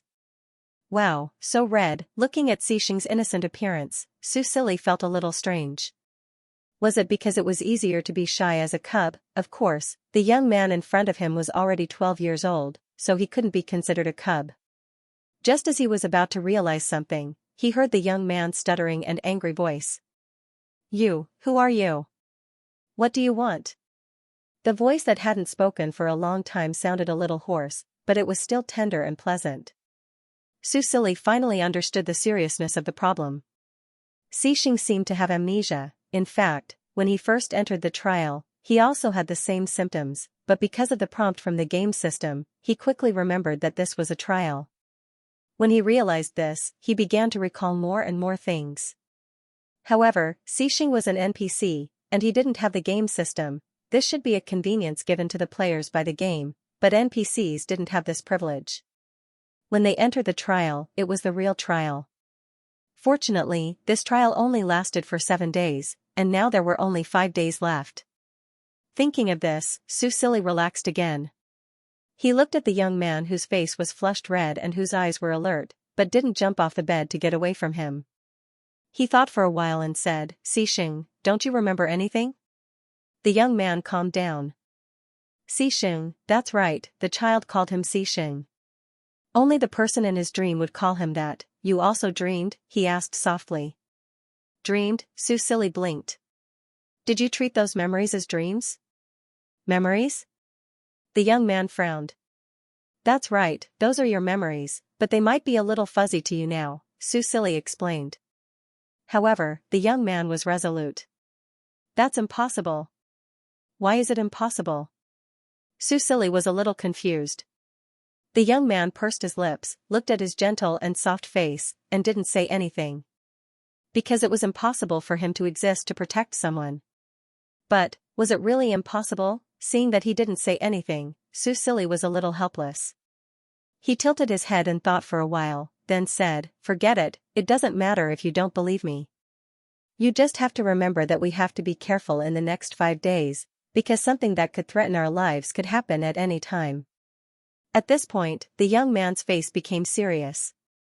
Susilly didn't know whether he and Xianxia had entered the same trial world because they could form a team, or because Xianxia was essentially his puppet. But it didn't matter. He was even glad that the two of them could enter the same trial. It was just that, looking at his short child body, he couldn't help but sigh. Yesterday, when he brought Xianxia back, he encountered another crisis. When he was bathing him, he accidentally fell into the bathtub and almost drowned in the bathwater. Fortunately, he knew how to swim, so he avoided the disaster. Human children were really too weak, and the way they died was very sullen. "Are you okay?" Just as Susilly couldn't help but lament, he heard the young man's voice. He raised his eyes and looked at the blonde young man's beautiful gray-blue eyes. They were no longer as dead as yesterday, but had become lively. Although his eyes were still unfamiliar, he could feel his concern. The young man suddenly grinned, revealing a bright and beautiful smile that was more dazzling than the sun. The young man stared at him in a daze, and then watched as he suddenly pounced on him and pressed him onto the bed. "You, what do you want to do?" He panicked and blushed again, but his hand subconsciously hugged the young boy, not letting him fall. Susilly looked at him with a smile, and couldn't help but peck his cheeks twice. Sure enough, Xianxia as a cub was still the cutest. No wonder he liked him at first sight when they played games. The young man who was kissed was stunned again. "Don't you think it's dirty?" He looked at the delicate child. He was really beautiful, and compared to all the children he had seen, no, among all the people, he was the cleanest and prettiest. But he was just a dirty little slave. A lowly little slave who lived like a maggot in the gutter and didn't even have a name. He didn't understand, why did this noble young master want to get close to him time and time again? Not only did he hug him, but he also kissed him, making him feel at a loss. Was it because of that dream? Hearing his words, Susilly was stunned. In fact, although he was the one who raised Xianxia, he still had the mentality of a player at that time. Moreover, time passed very quickly in the game. He had only played for a year, and Xixing had already grown from a young boy to a tall and sturdy man.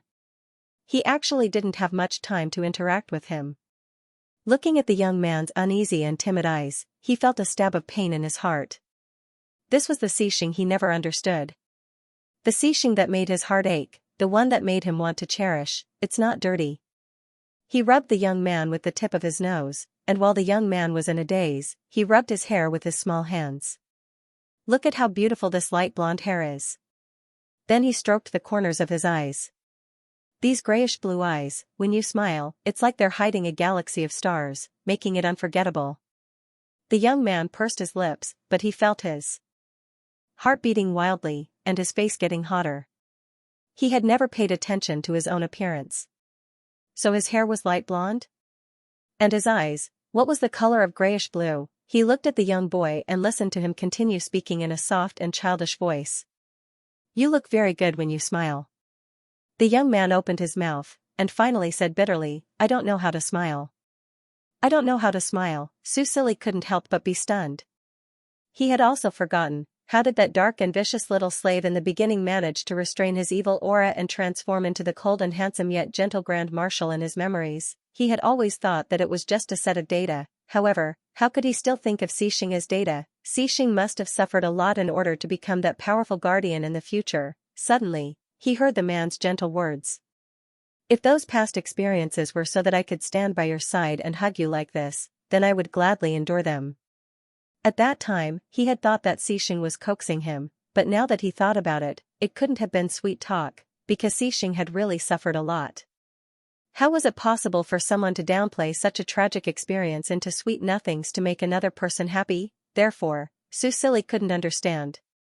If that was true, then where did Xixing's deep affection for him come from? What did he do to deserve such deep love from him? Seeing the bitterness in the young man's eyes, Susili temporarily suppressed his doubts. He would find out one day. When you're happy, you'll smile. He leaned over and pressed his face against the young man's, then rubbed his face against his. No matter what, enjoy the moment. Poor little Xixing, sob, he's really too cute. It really makes one's heart overflow with love.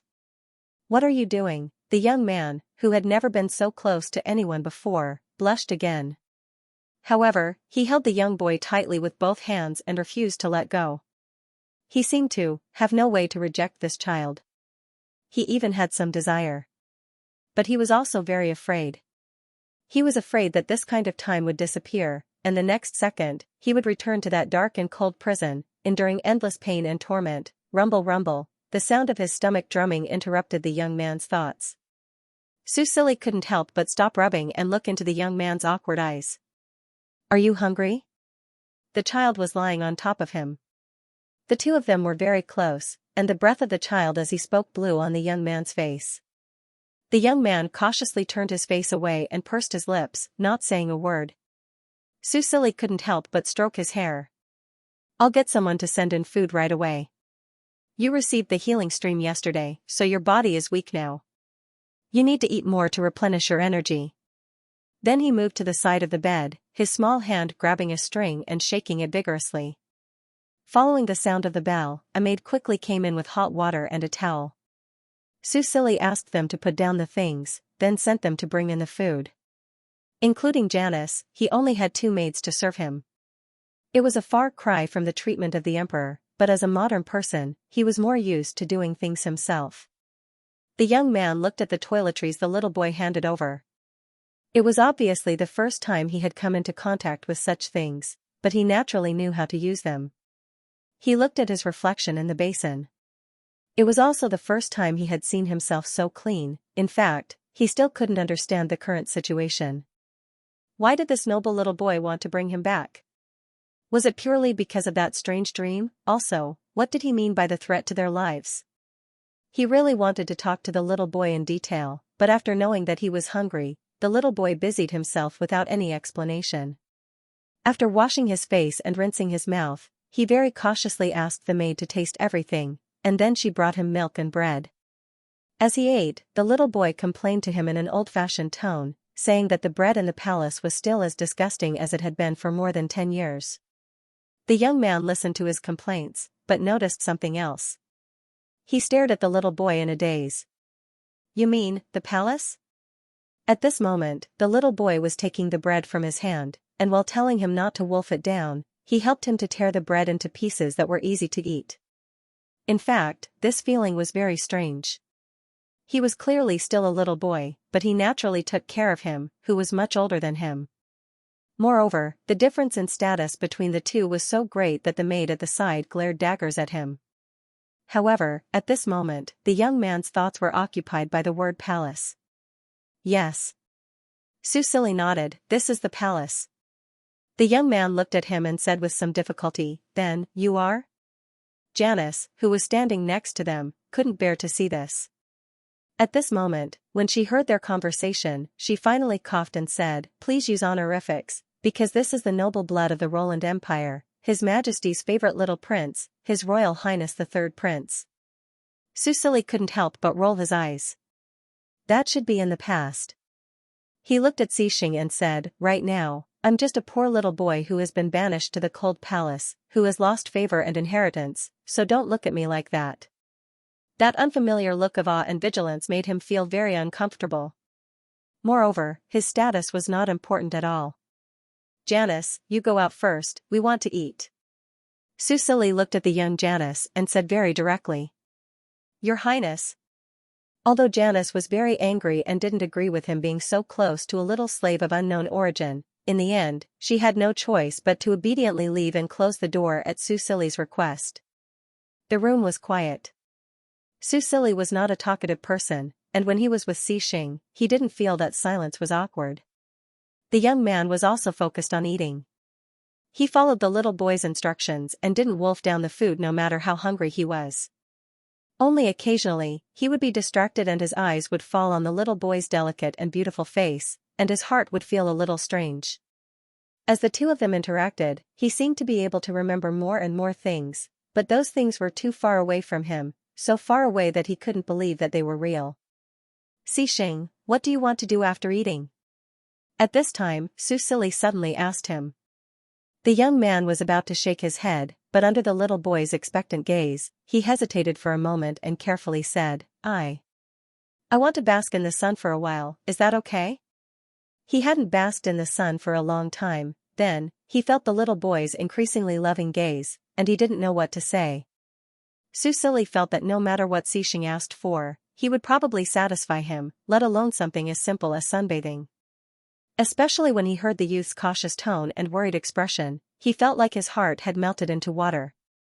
So after breakfast, he asked Janice to help move 2 lounge chairs to the grass in the courtyard, where the sun was the strongest.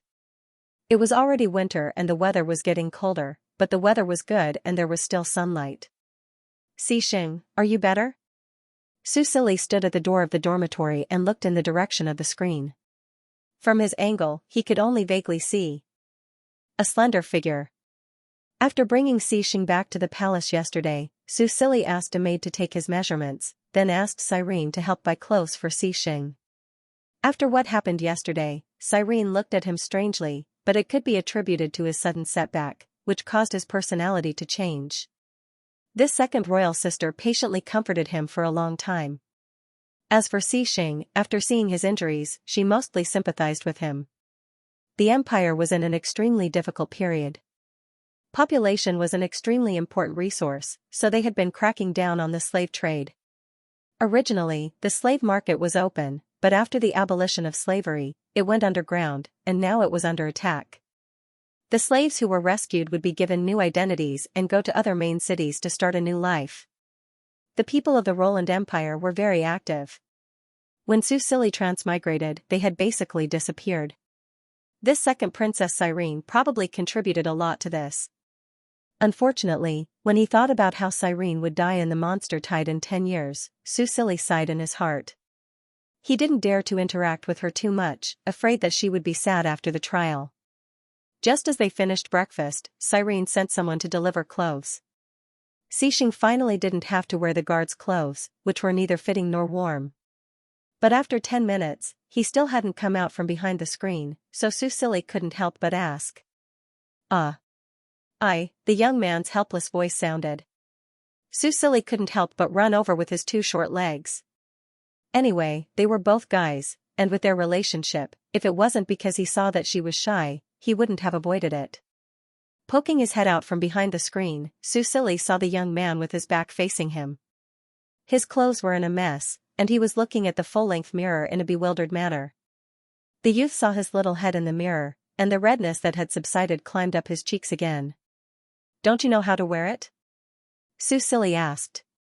The young man looked at him through the mirror and opened his mouth. In the end, he lowered his eyelashes in frustration and remained silent. He really didn't know how to wear it. For as long as he could remember, he had been living in a cage, surrounded by slaves like him. Everyone only had one piece of clothing, which was made of very loose material, enough for him to wear from childhood to adulthood. He had never worn so many complicated clothes before. He couldn't even do such a small thing well, and was even seen by the little highness. The young man clenched his fists, and his whole body was shrouded in a thick dark cloud. It was also at this moment that he deeply felt the difference between their social status. But he didn't immerse himself in his negative emotions for long. A pair of soft little hands held his clenched fists. The young man blinked and lowered his head slightly, bumping into the little boy's gentle and beautiful eyes. In those light purple eyes, there was neither ridicule nor disgust, only gentleness and pity. "You don't know how to wear it, but I can teach you." Susili tugged at his clothes. "Take these off first." If he was an adult, he could help Xixing put on his clothes, just like he did for him before. Thinking of the scene that morning, Susili blushed and quickly suppressed his thoughts. The young man lowered his eyebrows and looked at the little boy. He pursed his lips and nervously grabbed his clothes, but didn't move. Susili noticed this and couldn't help but tilt his head to look at him. The young man turned his face away, his ears so red that they were dripping blood. "My body doesn't look good, it will scare you, but I already saw it yesterday." Susili climbed onto a nearby chair and said to the young man in a daze, "I was the one who helped you bathe." The young man continued to be sluggish, as if he had lost his soul. Susili looked at him helplessly. "It really doesn't look bad. When you're done dressing, we can go out and bask in the sun, okay? Or do you want the maids to do it?" "No." The young man shook his head frantically, then stammered, I'll take it off." He turned his back and took off the clothes that he had just carelessly put on. Susili kept looking at him. Even though he had seen it yesterday, he still felt distressed when he saw it again. The whip marks that had yet to heal had already disappeared under the treatment of the healing stream technique, but there was no way to remove the scars from before. Looking at the scars of various sizes on the young man's thin body that almost covered his entire back, Susili's eyes reddened again. He reached out and gently touched the scars on the young man's back. The young man trembled. Goosebumps had already appeared all over his body, and he arched his body warily like a wild beast, but he still stood in the same spot and turned his back to him. He didn't run away. This understanding made Susili's heart soften and ache. Even though his memory was blurred, Xixing was still so kind to him. He couldn't help but lean forward and carefully kiss the scars on the young man's shoulder. The child's lips were soft and warm. When he touched the old wound, the young man felt as if he was under some kind of spell. The wound that had already gone numb suddenly became hot again, but it didn't hurt. Instead, it was warm, as if it was going to melt the ice in his heart. The young man clenched his hands tightly. He felt a little panicked. This unfamiliar feeling that made him nostalgic made him feel so lost that he wanted to run away. Fortunately, the little boy retreated quickly. His voice was a little nasal and sounded especially soft. "Put on your clothes quickly, or you'll catch a cold." The young man breathed a sigh of relief and felt inexplicably disappointed. He wanted to say that this kind of cold was nothing to him. After all, it was dry and comfortable here, and there was also sunlight coming in through the window. Compared to the cold and damp underground prison, this place was like heaven. However, he didn't refute. Instead, he asked, "How do I put on my clothes?" The young man was now only left with a pair of pants. The pants were very simple. He only needed to put them on, zip them up, and button them up. Therefore, he was very confident that he didn't take them off. However, The little boy picked up a small triangular piece of clothing from the clothes that he brought in and said seriously, "You have to wear this too." The young man looked at him in confusion. Although this piece of clothing looked familiar, he couldn't remember how to put it on. There seemed to be no relevant information in the dream. Susili sighed. "This is worn under your pants." He looked at him and tried to make his expression look more serious. However, the young man looked at him and his face turned red again. "Pants? Do I have to take off my pants too?" Although the young man tried to hide it, the shyness in his eyes was seen by Susili. It made his heart overflow with love. Why was Xianxia so cute when he was a cub? He tried to control his expression and tried not to hurt the young man's fragile self-esteem. Then, he said seriously, "Yes." Then, he explained the function of the triangular piece of clothing to him. The young man listened to the little boy's very detailed explanation and his ears turned red. It could give him the softest protection. Although he didn't think it was necessary, he still gritted his teeth and took off his pants. Then, under the guidance of the little boy, he put on the thin piece of clothing. During this process, Susili couldn't help but steal a glance. Although it was much smaller than an adult Xianxia, it was actually quite impressive for his age. Susili quickly realized his improper thoughts and hurriedly stopped. He watched the young man put on his pants and then let him put on his undershirt. After he put on his shirt, he couldn't help but pull the young man closer. Then, he used his short but nimble fingers to help him button up one by one. "You helped me before. Now, it's my turn to help you." The young man listened to him and blinked. "Do you mean in the dream?" Susili sighed. He thought it was a dream. He looked up at the young man's tender and thin face. Susili helped him button up the last button, then leaned over and gently pecked him on the corner of his mouth. "Yes." Seeing the young man shy and avoid his gaze again, Susili grinned as if he had succeeded in his prank. Susili bent down to pick up the vest. He thought of something and said, "Don't use honorifics." "Of course, you can use honorifics in front of outsiders. This is also a form of protection for you, but don't use them in private." The young man couldn't help but look at him. "Outsiders mean," Susili put the vest on his head. Looking at the young man's stunned expression, he couldn't help but rub his light blonde hair. "Of course it's people other than you and me." The young man looked at the little boy in front of him who was helping him put on his clothes and listened to his soft words. He only felt that something in his heart was collapsing and melting. "People other than you and me, are they all outsiders?" He stared blankly at the little boy and quietly let him do as he was told. He put on all the clothes according to his instructions. When he stood in front of the full-length mirror again, the young man almost couldn't recognize himself. In the mirror, there was a young man with light blonde hair. His skin was cold and pale, and his features were picturesque. He wore a well-tailored shirt that fit him perfectly. He seemed to have walked out of an oil painting. Although his temperament was gloomy and there was an indescribable sharpness in his gray-blue eyes, his beautiful facial features made him look very noble, like a real noble young man. The little boy behind him stood on the chair with his two small hands on his shoulders. He peeked his head out from behind his shoulders and his purple eyes looked up and down at the young man in the mirror. The sharpness on the young man's body suddenly disappeared. A faint crimson color appeared on his cold white skin, and he was a little nervous and reserved.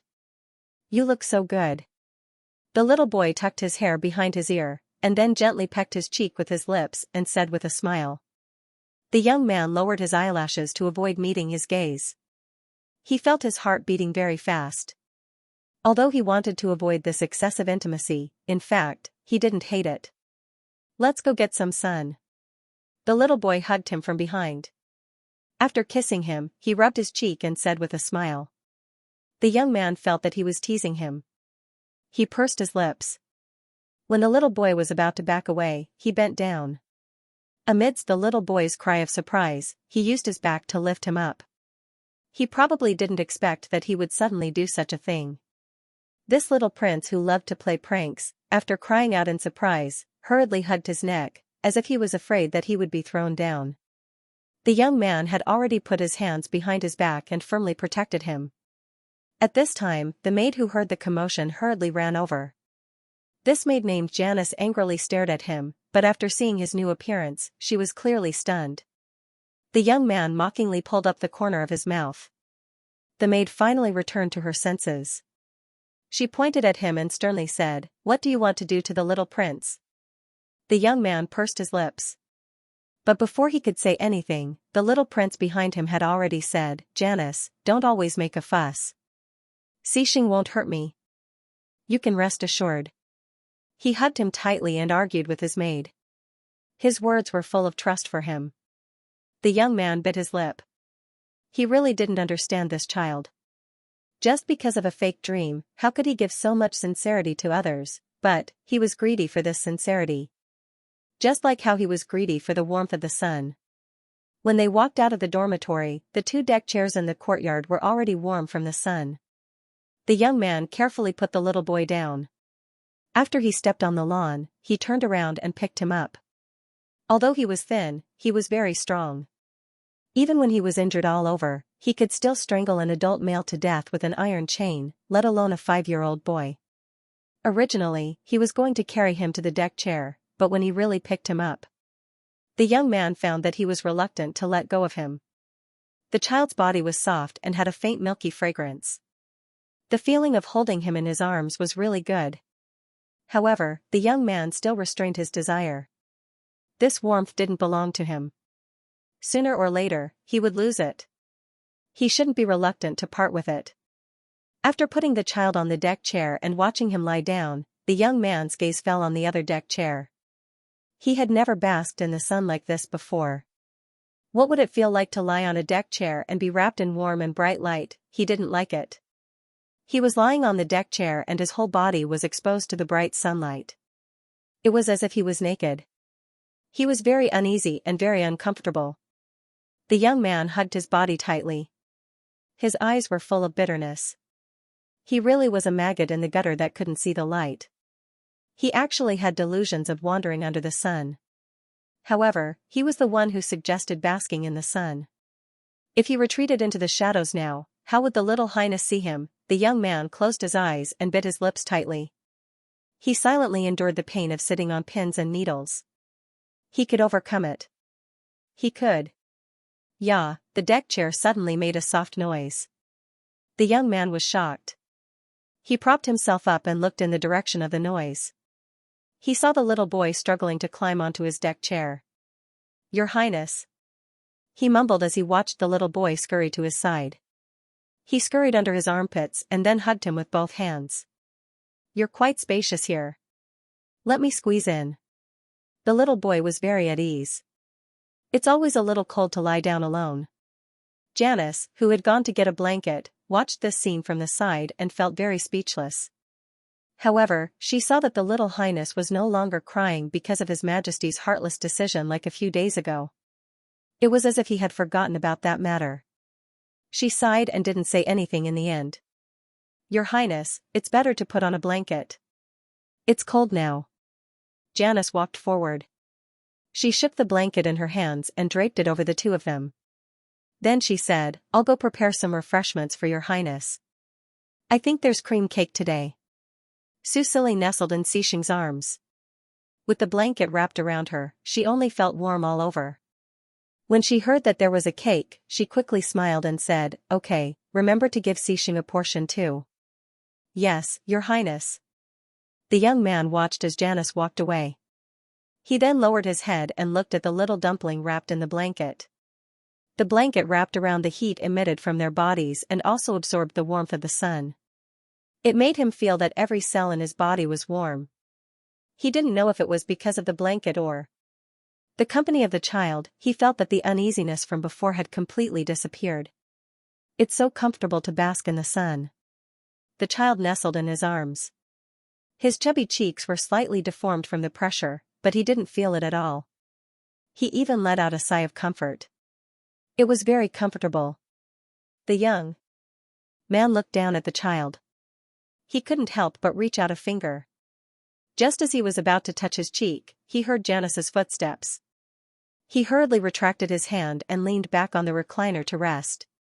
Janice clearly slowed down her footsteps. Something heavy was placed beside the recliner.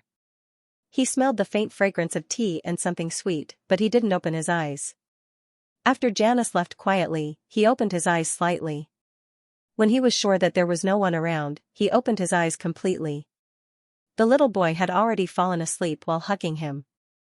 He had a chubby little face, long and curly light-colored eyelashes, and slightly pouty lips. He looked very cute and was completely defenseless when sleeping.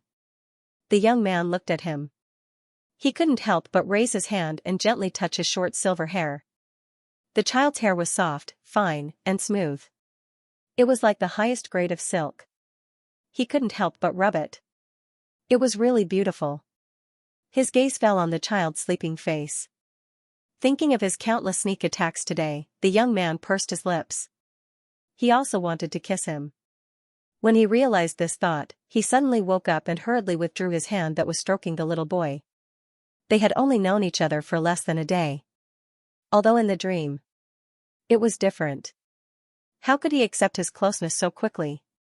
What if? What if he suddenly changed his mind and hated him and drove him away? In the slave market, he had seen too many temperamental customers. Although he felt that the little highness was not that kind of person, but reason told him that he shouldn't indulge so quickly. This was very dangerous. He couldn't do this. Reason and his desire pulled at each other. In the end, reason prevailed. The young man laid back again and raised his hands above his head to avoid contact with the little boy. However, the area of the recliner was limited. The little boy turned over in his sleep and was about to roll down.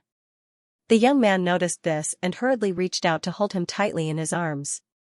Susili frowned and mumbled uncomfortably. Then he fell asleep in the young man's arms. He was too sleepy. After his head injury was healed, his body was still in a weak state.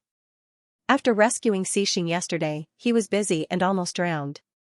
In addition, the growth of a cub required sufficient sleep. Now that he was basking in the sun with someone he trusted beside him, he was controlled by his sleepiness. As for the dangerous trial, let's talk about it. When he woke up, he couldn't possibly sleep like a log, right? It turned out that sleeping also had its risks, especially outdoors. The sky was originally very clear in the morning, but it suddenly darkened at noon. Then it began to snow. When Susili felt cold, Xianxia had already carried him back to the dormitory. Janice also started to burn firewood in the stove. Susili looked at the snow outside with a sad expression. He didn't like snowy days. Because it was especially cold when the snow melted, he didn't like winter unless he didn't need to go out and could always stay in the house with the heater on. However, the heating system in this world was obviously not that advanced. Cake. At this time, he heard the young man's voice and couldn't help but turn his head to look. The young man held a small plate of cake and sat cautiously. When he looked over, the young man looked away and said, "You haven't eaten your cake." Susili looked at him and suddenly forgot about the melancholy of the snowy day. He leaned in front of the young man and took advantage of his amnesia to tease him. "Are you going to feed me?" The little boy had an extremely cute face and looked at you with sparkling eyes. As long as you weren't a person with a heart of stone, you probably wouldn't have the heart to refuse him. The young man originally thought that he should be a cold and ruthless person and wouldn't have the slightest bit of feelings for this world, but looking at the little boy's expectant eyes, he bit his lip, picked up the silver fork, and scooped a small piece of cake to feed the little prince. Susili blinked. Although he was surprised, he still opened his mouth and ate the sweet cream. "You eat too." He looked at Xianxia and said. He didn't eat his share either. With the young man's personality, it was impossible for him to eat the cake alone while he was sleeping. The young man paused. He didn't move, but Susili moved. His small hand took the fork in the young man's hand, scooped up a big mouthful of snow-white cream and soft cake, and fed it to the young man's mouth. Seeing that he was a little evasive, he even slightly opened his mouth and demonstrated. The young man's ears turned red. But under the strong gaze of the little boy, he still opened his mouth and ate the cake, chewing it with bulging cheeks. It was very sweet, a taste that he had never tasted before. But he didn't know why. Looking at the smile on the little boy's face, he felt that compared to the sweetness on his tongue, his heart seemed to be sweeter. After eating the cake and drinking tea to relieve the grease, Susili pulled Xianxia onto the bed. It was too cold. Anyway, there wasn't anywhere to go on a snowy day, so it was better to stay warm under the covers. He used Xixing as a pillow. Because his body was smaller, he could easily lean in his arms. Then, he asked Janice to find a book for Xixing to hold and read together. Of course, Susili's mind wasn't on the book. After so long, now that he finally had some time, he finally remembered the doujinshi post that he had posted on a whim. But now, it didn't seem like a doujinshi post anymore. Susili thought about his current relationship with Xixing and pursed his lips. He opened the future forum with mixed feelings and looked at his points. After redeeming the blue medicine formula last time, his current forum points had reached a new high, 6,000 plus. The total number of views of his posts was close to 70 million. He only posted 2 posts in total, and the first one was a question post. It was easy to imagine where this high number of views came from. Susili sighed in his heart and opened the post record. Xixing x Snow Roland, CP Lu Tu Lu, did you guys bump into each other? When he saw this title, he finally understood why he was so upset. It was because he liked Xixing. Seeing that his CP was created by someone else, it would be strange if he was in a good mood, this possessiveness that had nowhere to vent, and in the Starry Sky Forum's doujinshi section, Xixing was the main attacker and there were so many CPs, Susili bit his lip. Xixing's appearance in Lanyu City a few days ago should have attracted a lot of fans, right? Has the Starry Sky Forum's doujinshi section been established? Or are there already a lot of Xixing's posts? The more Susili thought about it, the more upset he felt. He couldn't help but grab the youth's hand that was holding the book. Just as he was about to open his mouth and bite it, he saw his thin wrist and stopped. The current Xixing was too pitiful, he couldn't bear to let it go. Susili was a bit discouraged. Your Highness? The youth's confused voice came from above his head. Susili raised her head to look at him, and then continued to snuggle in his arms for warmth. She grabbed his hand and kissed the back of his hand fiercely. You're too skinny, you need to eat more to gain weight. The little boy's tender voice sounded. The youth was slightly startled. He could still feel the lingering warmth on the back of his hand. His ears were slightly hot as he softly nodded. Susili was just messing with him for a bit. He quickly let go of his hand so that the youth could read the book and continued to look at the forum. It hadn't been that long since he posted the second photo, so why was the number of views so high? He couldn't bear to delete it. After all, she was a hen that laid eggs. When he opened the post, he saw a picture of him and Xixing standing on the clock tower with Xixing hugging him from behind. He didn't think so in the past, but looking at it now, there was indeed a gentle atmosphere. But at that time, he had only been in this world for a few days. How could Xixing have fallen for him? Susili shook his head and suppressed this doubt.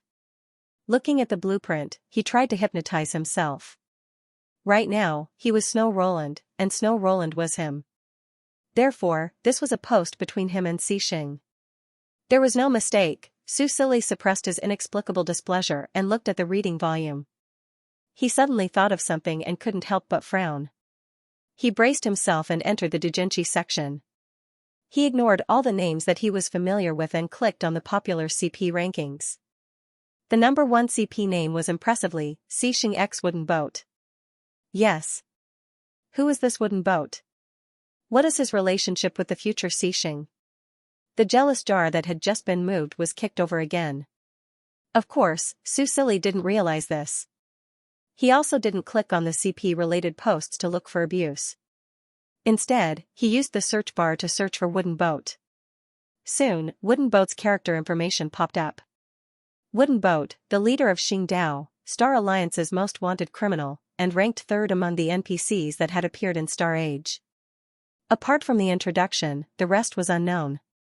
He was a very mysterious NPC, but the almighty search engine player still managed to get a picture of him. He was definitely a handsome guy.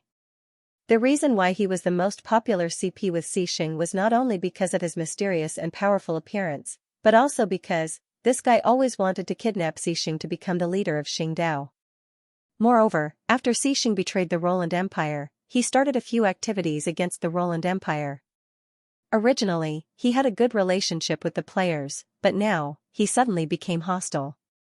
The few times that the players took pictures of his whereabouts, they were all related to Xing. Every time, he would invite Xing openly, even though Xing never responded to him. Even so, it didn't stop them from becoming the most popular CP. This was because they were the only CP that seemed to have a relationship with Xing.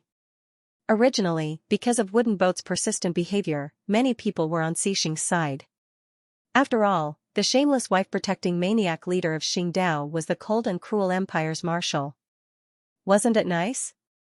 The two obviously admired each other, but because of their different positions, they couldn't open their hearts. Who knew that the empire's marshal would be forced to betray the country under the emperor's persecution, while the leader of Qingdao would overbearingly protect his wife and finally win her heart? Wasn't it nice? Maybe in a place where everyone couldn't see, they were already together. However, later on, there was the incident where Xing annihilated an entire planet with his bare hands. When that awesome super high-definition video was released, the Mu CCP was instantly killed, and the Mu CP rose up again. Xing, as the pinnacle of the Star Age's combat power, had to attack. Su Sili's face alternated between green and white. His bun face was a little angry, and his heart was very sullen.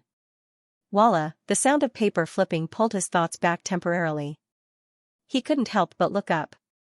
From his angle, he could only see the young man's sharp chin and beautiful neck. Because he was locked up in the basement all year round, his skin was very white. His young and tender skin didn't have any blemishes, like a piece of dusty jade. Even though it hadn't bloomed yet, it was already showing its uniqueness. As if sensing his gaze, the young man lowered his head. His grayish-blue eyes were bright, and he seemed to have realized something. He looked at him with some hesitation. "You haven't finished yet?" As he said this, he flipped the page back again. The little boy suddenly smiled. He reached out and played with the young man's light blonde hair. "I'm done. I just suddenly wanted to look at you."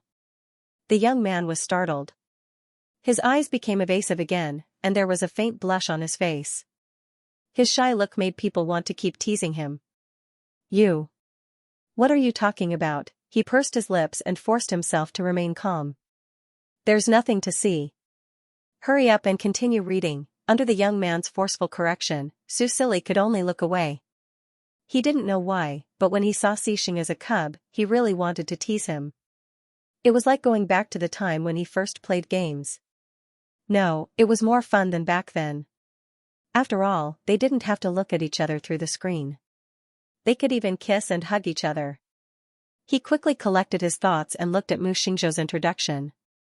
Now that Su Sili was awake, even if there was something between Mu Xingzhou and Xing, it was still them from the future timeline. Xing from the future timeline even killed Snow Roland. Wasn't he trying to take revenge on me when he posted the doujinshi post? He couldn't confuse Xing from the two timelines. However, when he saw that Xing and Snow Roland didn't even make it into the top 50, Su Sili's competitive spirit was suddenly aroused. Although it was obvious that he and Xing's CP had only been established for a month, the exposure naturally couldn't compare to other CPs that had been around for almost a decade. However, Su Sili still couldn't accept it.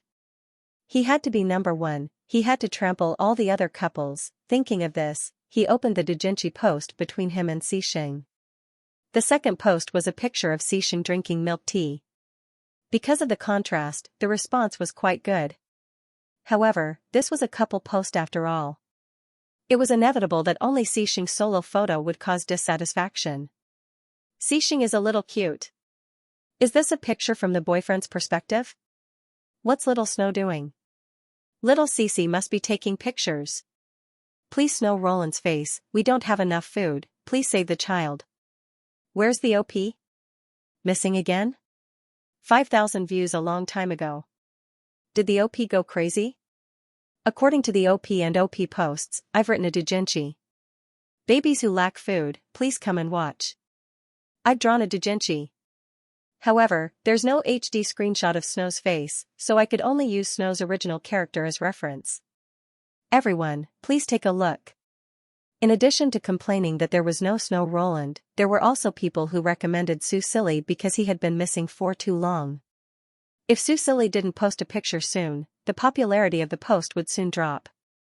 After all, the reason why the post could become popular in such a short time was because of the quality of the OP and the old material that the OP had dug up. The combination of these two factors was the result of the right time, place, and people. Since he wanted to increase the popularity of the couple, the more the better.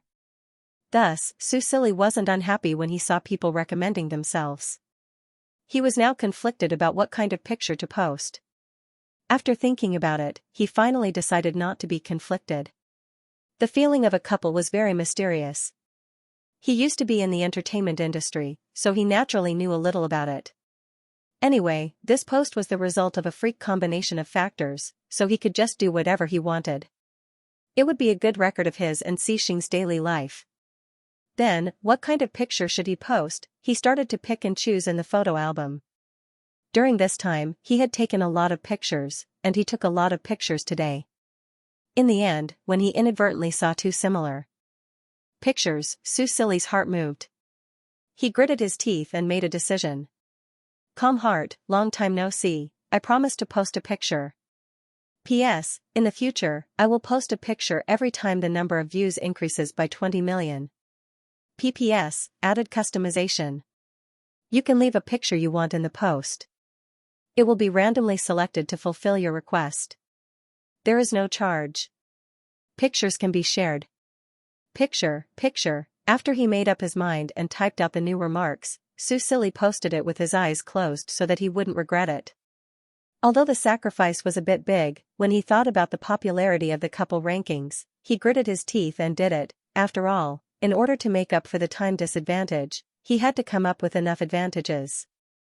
If the requirements weren't too excessive, he could try it with Xixing after the trial. Well, I'll just treat it as earning points to buy blueprints. As for the two pictures that he had just posted, when Susili saw the first picture, he couldn't help but blush.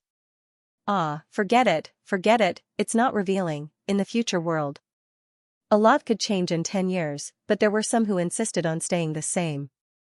For example, Areiko was still a game streamer. As one of the earliest beta testers to enter Star Age, she had accumulated a certain amount of advantages in the early stages so that she wouldn't be eliminated in the later stages of the game. Other than streaming games, what she did the most every day was the Star Age forums doujinshi section. She definitely contributed to the growth of the Star Age doujinshi section. Let me see if the wife I'm following is pregnant. However, as soon as she went on the forum, a notification popped up. Xixing x Snow Roland, CP2 Lu, did you guys bump into each other? It's updated, come and take a look F*CK, the godly post that single-handedly created the most popular CP, Xixing Co, finally updated again after half a month. What a surprise, I knew something good was going to happen today. Areiko couldn't wait to enter the doujinshi section and click only look at the original poster.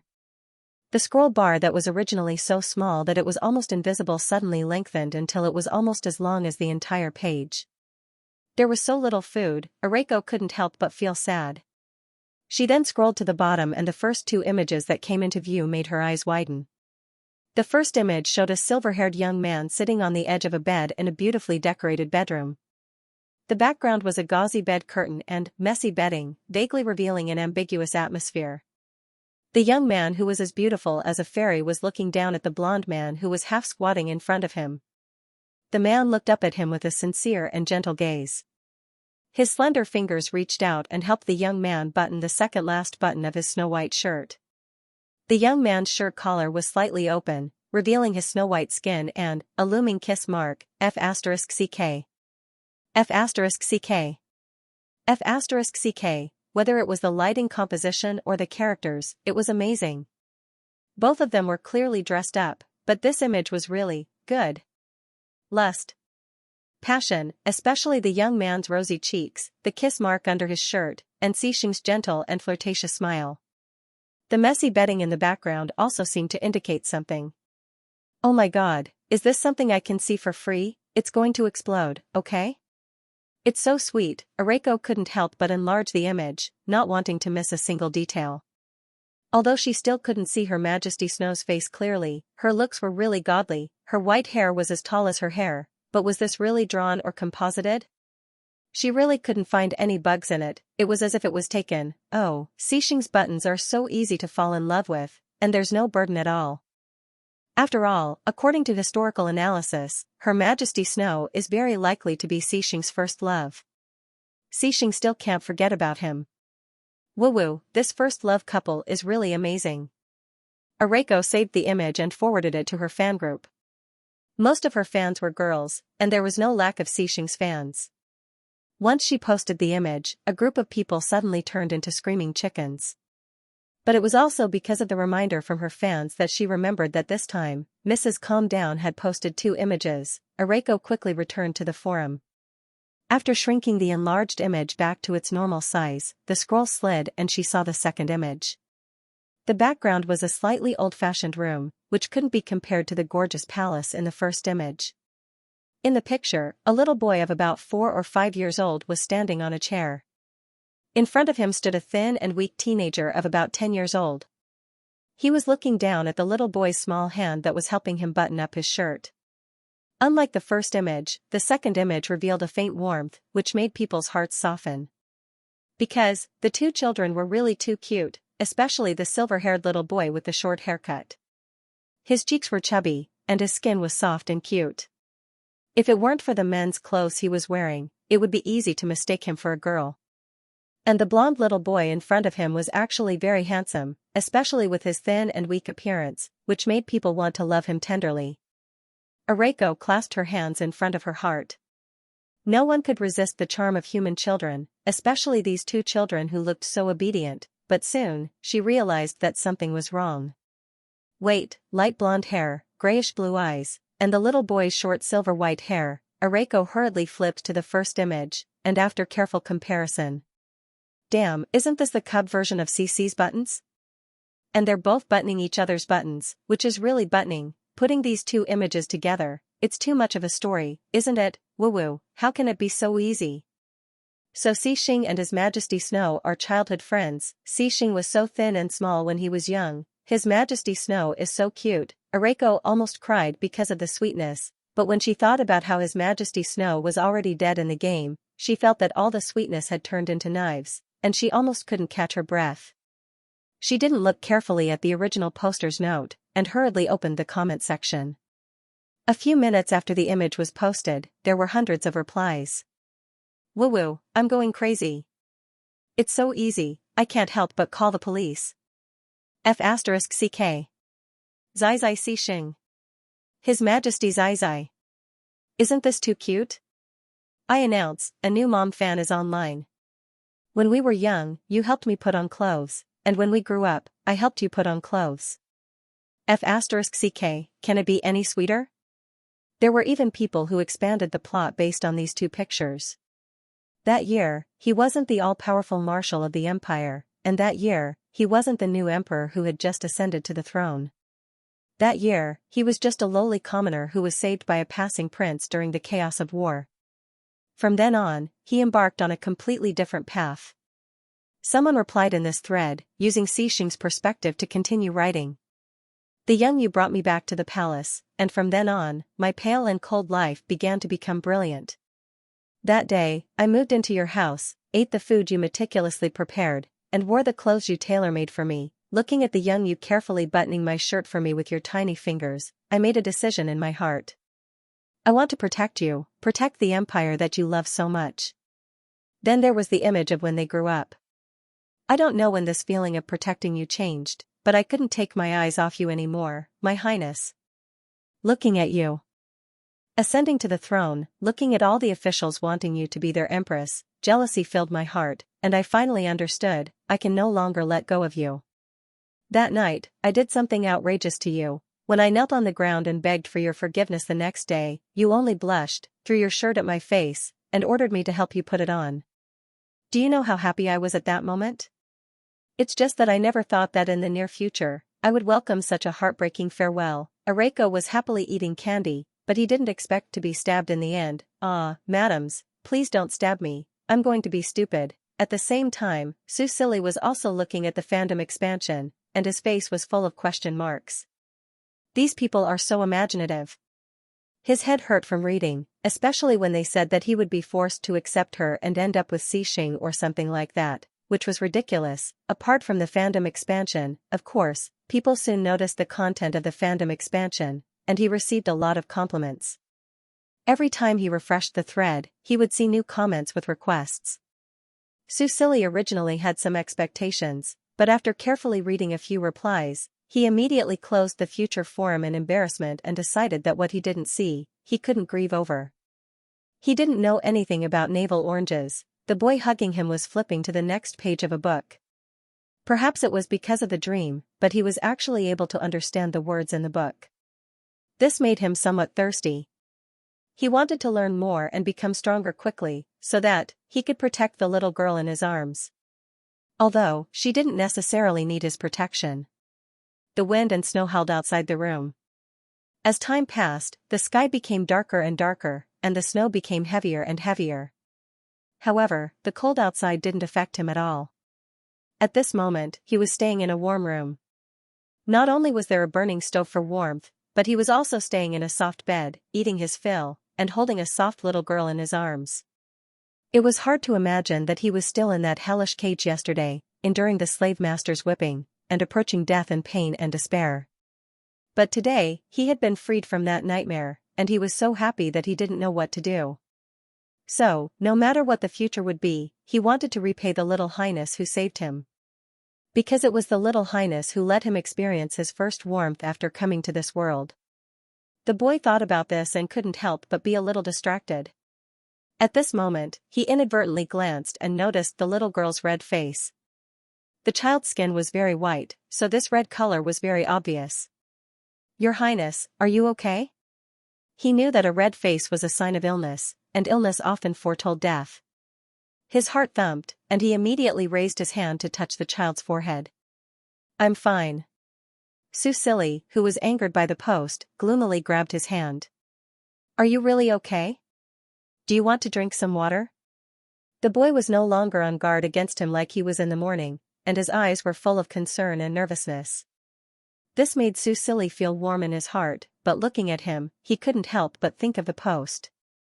Although most of them were nonsensical conjectures, there was still a small portion of them that matched up. Susili turned around and buried himself in the boy's arms. Hugging him with both hands, he gently rubbed his cheeks against his thin and weak chest, and then gently said, "Xing, protect yourself. I don't want you to be hurt again." There were still 5 days of training in the future, and he was really worried that if there really was danger, this guy would do something stupid for him. This was definitely not what he wanted to see. The boy Xing looked down at him, and his hand carefully fell on the back of his head, gently stroking it, but he remained silent and didn't answer.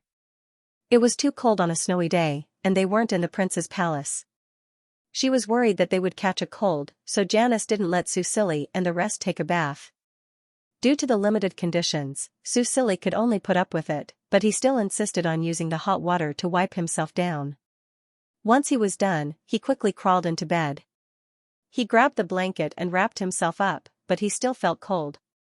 He quickly called Xing and told him to hurry over. The youth who had already walked to the door couldn't help but stop and look over. Xianxia, who was on the bed, revealed half of his face from the blanket. His beautiful purple eyes were looking over, shining brightly under the orange light of the fire. His mouth was hidden in the blanket, and his voice was somewhat muffled as he called out to him. "Where are you going?" Susili just realized that he was walking outside, so he couldn't help but frown and ask. The youth stood still and remembered what Janice said to him when he was pouring the water. He looked at Xianxia from afar, but he didn't immediately go over, nor did he leave. He couldn't move his feet, so he muttered softly, "Janice arranged another room for me." He didn't finish his sentence, but Susili already understood what was going on. The reason why Janice did this was very easy to understand, it just made him a little unhappy. But when he thought about how this trial was going to be over soon, he didn't feel the need to make things difficult. "So you want to sleep in another room?" Susili looked at the youth standing at the door. He had just been dragged along by him to wipe himself down and change into a loose nightgown.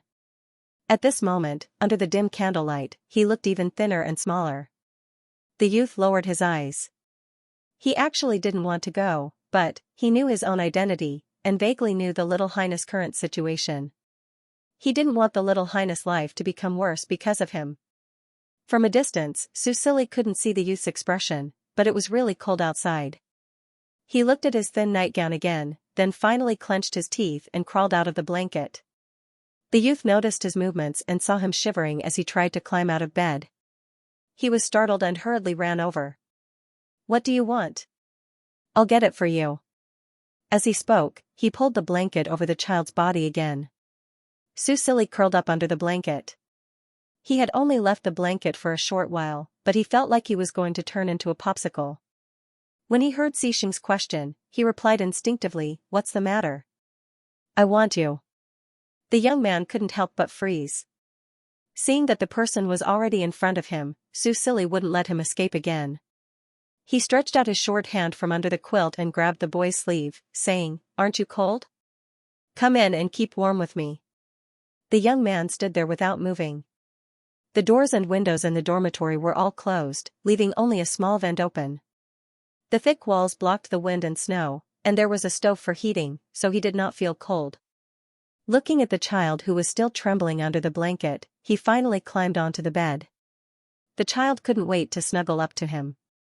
The warm blanket with a faint milky scent covered him.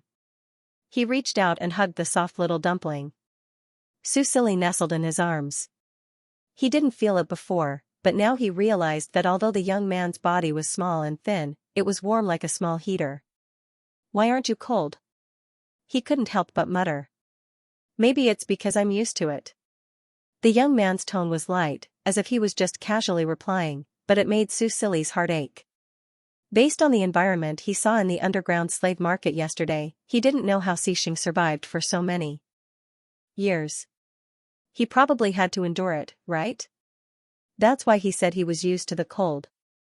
Susili liked the cold in summer, but he couldn't stand the cold in winter. He snuggled into the young man's warm embrace, and as his body temperature warmed him, he couldn't help but sigh comfortably.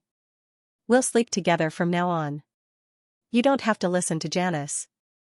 He snuggled up to him and whispered, "Maybe you don't understand, but I still have to tell you that we're in a trial. When the trial is over, we'll go back. Everything here will disappear, so you don't have to care about class or gossip." The young man quietly listened to him speak. He really couldn't understand what he was saying. There were a lot of things in the dream that he felt were separated from him by a layer of gauze. It was vague, and he couldn't completely understand those things. However, he decided to believe what the little highness said. This was a very strange thing. The two of them had only known each other for a day, but he had already trusted him. In the past, he didn't trust anyone in this world except for himself. But now, he found that this feeling was very good. When he was in his most desperate and painful moment, he didn't mind holding his dirty body in his arms, and he was the little angel that cried for him. What did it matter if what he said was true or false? It was enough that he had this warmth. He tightened his arms, and just as he was about to respond, he heard the little boy mutter, "When I was the emperor, you dared to treat me like this. Now that you don't have the tools to commit the crime, what's wrong with sleeping together?" The young man blinked. What was the tools to commit the crime? Also, what did he mean by treating him like this? However, the little boy didn't answer him. He rubbed his eyes with his little hands and said, "You'll sleep with me for the next few days of the trial, otherwise I'll freeze to death by myself." The young man lowered his eyes to look at the top of his head. Hearing his soft and dependent little voice, his heart felt slightly numb. He heard himself softly reply, "Okay." Susili felt a little sleepy, but when he looked at the time, it was only 8 in the evening. Wasn't it too early to sleep like this? He thought for a bit and said, "If you still don't want to sleep, I can sing for you." Seeing that his eyelids were so heavy that they were about to fall down, although he wanted to listen, the young man still considerately said, "Your Highness should sleep if you're sleepy. I'll accompany you." "No, I want to sing for you. My singing is very good." The little boy's voice was already a little drowsy. As he spoke, he half closed his eyes and pulled him to lie down on the bed. The little dumpling was completely hidden under the blanket. It seemed like he was really afraid of the cold. The young man turned around and wrapped his arms around him, letting the little boy hug him more comfortably. He originally thought that he had fallen asleep, but unexpectedly, the little boy really sang for him. The young and tender voice had a kind of ethereal beauty. Clearly separated by a thick blanket, the young man felt that the song seemed to be directly ringing in his ears. He even seemed to have hallucinations. He saw that in the room that was scorched orange by the fire, there seemed to be little light spots that were lit up. The little light spots were frolicking in the air, sometimes converging and sometimes dispersing. It was very beautiful, too beautiful to be absorbed. Those little light spots reminded him of the little boy's purple eyes. So, were these little fairies his incarnation? The young man suddenly began to believe that everything in the dream was real. Slowly, in the gradually weakening singing of the little boy, he felt that his eyelids were getting heavier and heavier, as if he had reached the warmest and most reassuring place. His mind relaxed, and he quietly fell into a deep sleep. Susili was still humming the good-night song. Although he couldn't use his magic now, the melody of the song itself had a soothing effect. He persisted in humming the song until he heard the young man's even breathing. Only then did he allow himself to fall into a dark and sweet dream. The wind and snow howled outside, but the room was warm and cozy. It seemed that nothing could disturb them, and nothing could separate them. The night was long and peaceful. When he woke up the next morning, Susili comfortably stretched. But just as he poked his head out of the blanket, he shivered and shrank back into the blanket. It was too cold. He felt that if he went out like this, he would definitely freeze to death. Could this be part of the trial? Susili's already awake mind helplessly thought. He felt that it was possible. If it wasn't for Xing, the human heater, he really might not have been able to endure last night. Even if he didn't freeze to death, it was inevitable that he would catch a cold and have a fever. Under such conditions, it was extremely dangerous for a 5-year-old child to fall ill. So, today, it was better to stay in the blanket and not go out.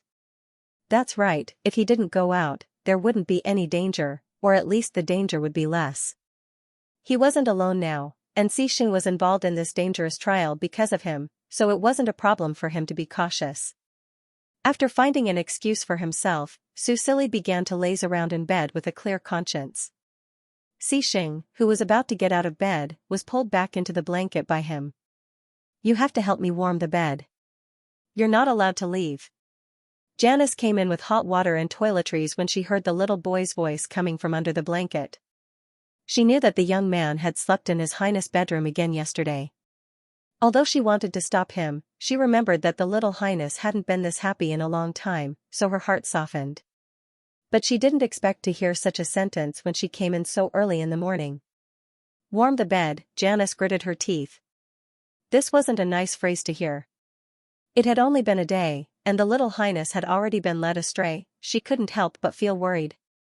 At this time, a head popped out from under the blanket.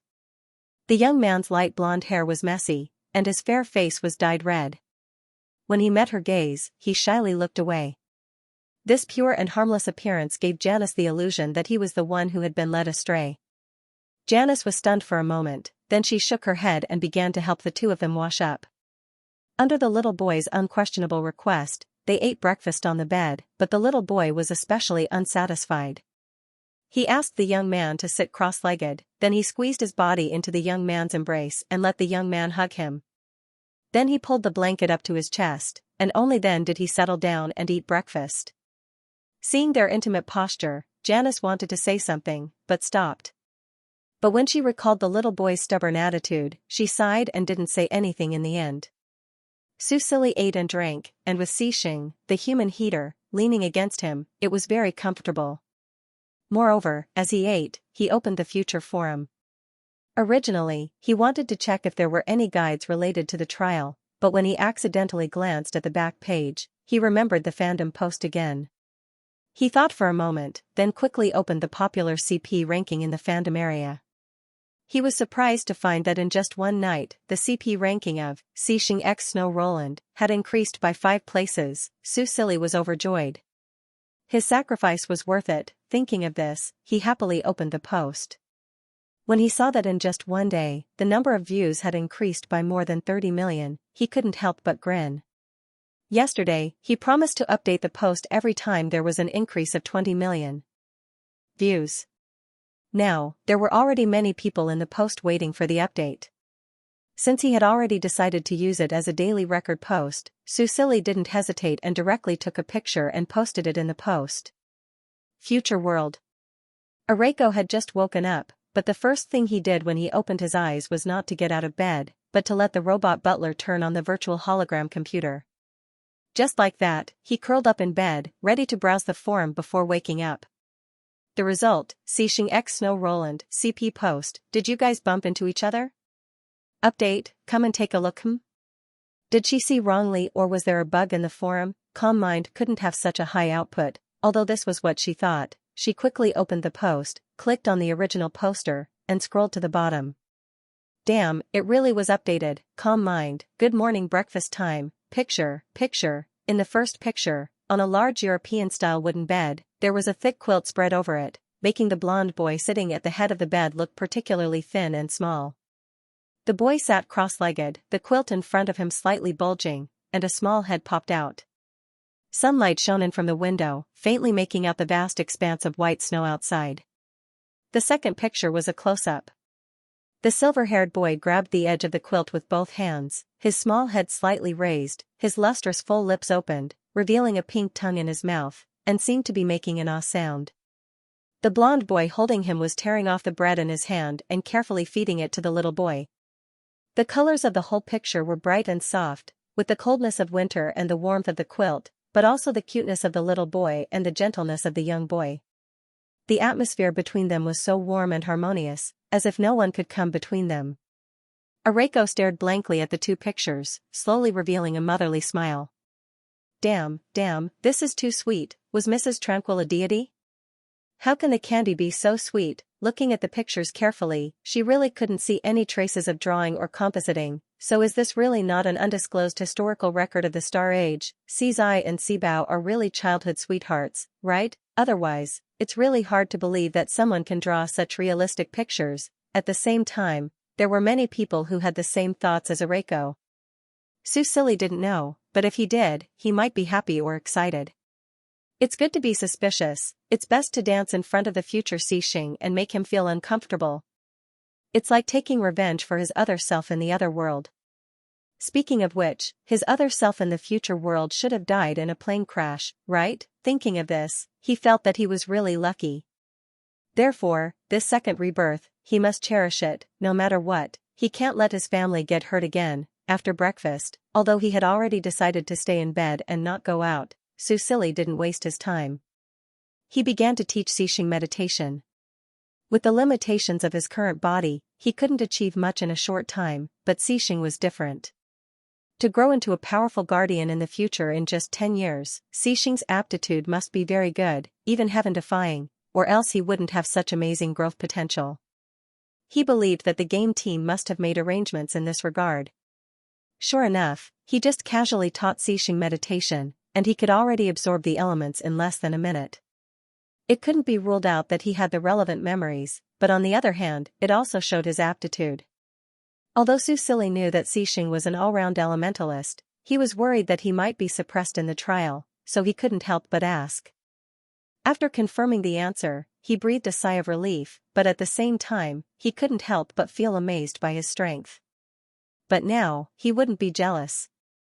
The stronger Xixing was, the better, so that he would have enough ability to protect himself and complete the trial. Under Susili's guidance and supervision, the young man cultivated for the whole day. Staying by his side, Susili could feel it especially clearly. This was because sometimes it was hot, sometimes it was cool, sometimes it was refreshing, and sometimes it was a little numb from being touched by lightning. He knew that this was Xixing absorbing the elements, but he didn't expect that the elements would be so dense that even he could feel it. The whole day's experience for Xixing was so novel that it shocked him. He actually became an elementalist, just like in his dream. This result made him look at Susili a little strangely.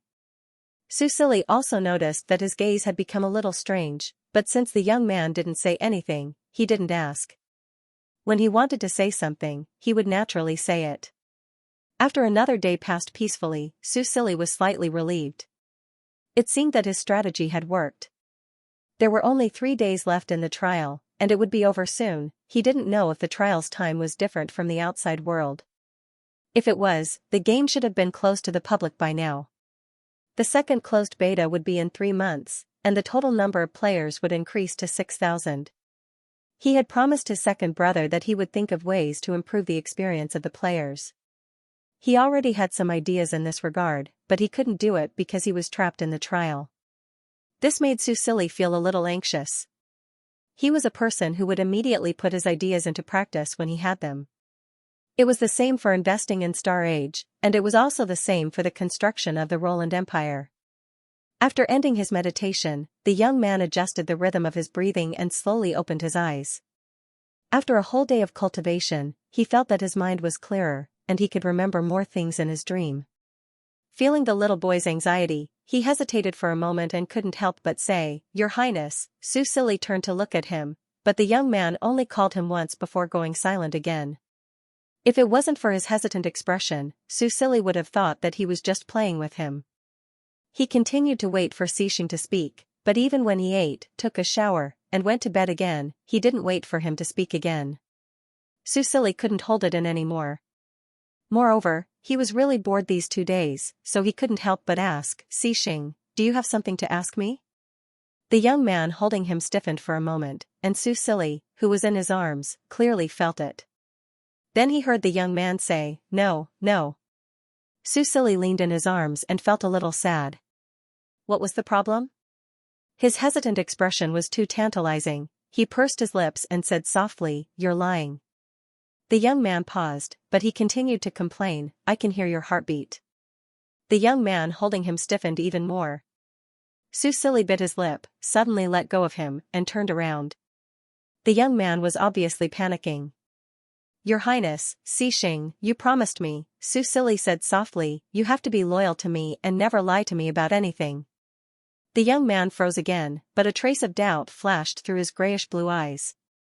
Did he really say that? Did he say it in his dream? He pursed his lips and looked at the young man, who seemed to be very disappointed with him.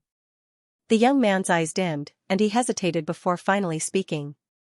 "Your Highness, I saw something in my dream. I just can't quite understand. I'm sorry, I didn't tell you the truth just now." Susili was a little uncomfortable. He had just been pretending, but he didn't expect Xianxia to really apologize to him. How could there be such an obedient child? He sighed in his heart, but his heart was quickly raised again. What Xianxia couldn't understand, could it be that he remembered those ridiculous things between the two of them? Was that why he didn't ask? Susili's heart was filled with apprehension, but on second thought, he knew that this was unavoidable, so he turned around and looked at the young man with the help of the dim orange light of the fire. "What can't you understand?" "Ask, I'll answer you," he said seriously. The young man's eyes moved slightly. He looked at Susili with a complicated expression, which made him feel very uncomfortable. "Can I really ask?" the young man asked. Susili nodded reluctantly. Then, he saw the young man's lips open and close. His low, hoarse, and somewhat tender voice rang out in the quiet night, crashing straight into his chest. Are you really a god?" Huh, Susili looked at the young man in a daze, and suddenly he didn't understand what he had just said. God? What does that mean? His heart suddenly beat violently, and a question that he couldn't figure out suddenly appeared in his mind. He looked at the young man with a dull gaze and murmured, "Why would you ask this? Is it what I think it is? Is it really what I think it is?" The young man didn't answer this question. He just looked at the little boy's beautiful purple eyes, and looked at his own reflection in them. He mustered up his courage and asked, "So, are you really my Lord God?" When the words God came out of the young man's mouth, Susili felt like his brain had exploded, and for a moment he fell into a daze. He opened his eyes wide and looked at the young man, and for a moment he was speechless. Xianxia, why did he ask him this, Lord God? Could it be that he still retained the memory of Game of Gods? "That's impossible." Crackle, crackle, the firewood burning in the stove let out a soft sound. In the silence of the night, that sound seemed to be right next to his ear, causing the dazed Susili to gradually come back to his senses. He looked at the young man, who was still waiting for his answer. The young man's blue eyes were clear and had a hint of expectation and sincerity. It made him feel like he was looking at the future Xianxia. "But, when did you?" He felt his throat dry up. His eyes were still filled with disbelief.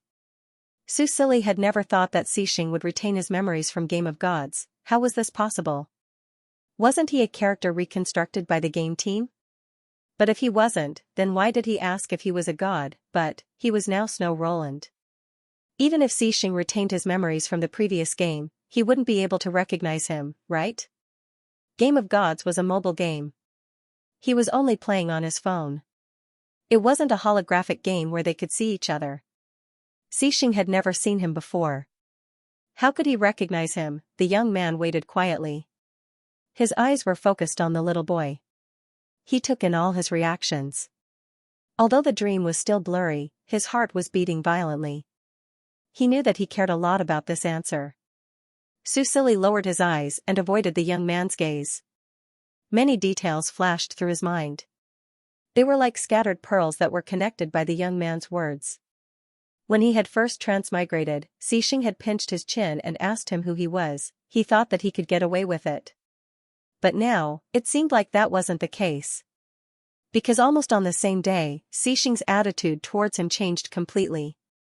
Not only did he protect him, but he also didn't mention the humiliation of stepping on his face. If he asked himself honestly, if he was in Xixing's position and had his face stepped on and turned into a puppet, would he not hate that person? Impossible. He would definitely make that person pay the price. Therefore, he had always felt that Xixing must have a bigger motive for being so nice to him and compromising so much for the general interest.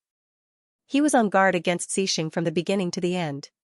Even if she couldn't control herself from getting close to him, and couldn't control herself from being attracted to him, she couldn't completely trust him. She would always think that their relationship would break down one day. In this relationship, he always had a trace of sobriety. However, he had never imagined that such a situation would occur. Xixing had already recognized him. Moreover, he still had the memory of the previous game. He thought of him as the god in the game. Susili felt his heart beating violently in his chest, which made him feel a little numb. No wonder Xixing always looked at him gently and sincerely. Sometimes, he could even be described as humble.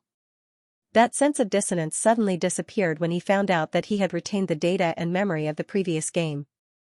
Because, come to think of it, didn't Xixing look at him like that in Game of Gods? Hadn't he been moved by his pious eyes in the past and even marveled at the realism of the game's modeling? Could it be that Xixing already had self-awareness back then?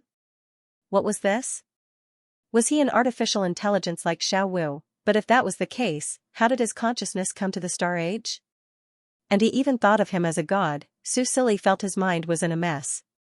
Everything seemed to make sense now, but it also felt so ridiculous. However, he could feel the strange ripples in his heart. If this was true, did that mean that Xixing, had he always been sincere to him, and he wasn't just the Xixing from the Star Age? Apart from these 2 short months together, did they have a deeper connection and memory? Susili gulped and quickly realized another problem. So, he actually fell for him so early. Susili widened his eyes again, but at the same time, he felt a little guilty. Although he didn't really act and had always done what he wanted, and with Xixing's intelligence, it was normal for him to see that something was wrong, but he really wasn't a god. So how did Xixing recognize him? What kind of feelings did he have for him? Susili really wanted to ask, but the Xixing in front of him had already blurred his memory, and with the two of them now, it seemed too strange to ask about feelings. Ah, this damn trial. He frowned slightly and felt a little irritated. After not getting an answer for a long time, the light in the young boy's eyes dimmed when he saw the irritated expression on the young boy's face. Was he being too rash? In the dream, he didn't dare to ask. He bit his lip, and under Susili's dazed gaze, he reached out and pulled him into his arms, hugging him tightly. If this question is too difficult for you, please forget about it. The young boy rested his chin on the top of his head, and his voice was low and trembling. Susili leaned into his arms, feeling the warmth from his body, and couldn't help but sigh. Difficult. It was definitely difficult. But how could he forget? Susili raised his head, his cheek resting on the young boy's chin, and gently rubbed against it. Their skin touched, and they were still as intimate as before. Feeling this, the young boy's tense nerves slightly relaxed, and then he heard the young boy's voice again. What else did you see in the dream? The young boy pursed his lips, and his eyes were filled with fear. Even death couldn't make him feel fear, but now, because of the young boy's question, he was panicking. If the dream was real, then it should be his biggest secret, but what if His Highness was really a god, in the midst of a battle between heaven and man? That scene appeared in front of him again, when he was in the most despair and pain. The fairy-like young boy suddenly appeared, just like the most dazzling sunlight. He said that he was here, and no one could hurt him. The young boy's fluctuating emotions suddenly calmed down. How could His Highness not be a god in the dream? He did the same thing as a god. He should believe in His Highness. I saw in the dream, the young boy whispered, I came from another world. Although Susili already had his suspicions, when he heard the confirmation, he couldn't help but be shocked. What kind of world was that? He heard himself ask. There was a very powerful country in that world, and the first successor had just died. As the second successor, the princess had to complete a test before she could take over the king's position. And I was instructed by the god to assist the princess. With just a few words, the young boy confirmed to Susili that he really did come from the game of gods. But why did such a situation occur? Susili suddenly rejoiced. Although this test brought a lot of danger, at least Xixing didn't have such a heavy heart when he was still a cub, and he was tricked by him into spilling everything. Otherwise, wouldn't he have been kept in the dark? Then, do you still remember how you came to this world? Susili asked softly. Then he felt the young boy's body stiffen. No, I don't remember. The young boy replied. Susili pursed his lips. The young boy didn't know how to lie, or in other words, he couldn't hide his emotions in front of him. So he remembered, but he refused to say. Should he force him? He remembered the young boy's dead eyes when he used the iron chain to strangle the slave master's neck. He had suffered a lot. If he had the memory of the previous world, then this suffering would be doubled.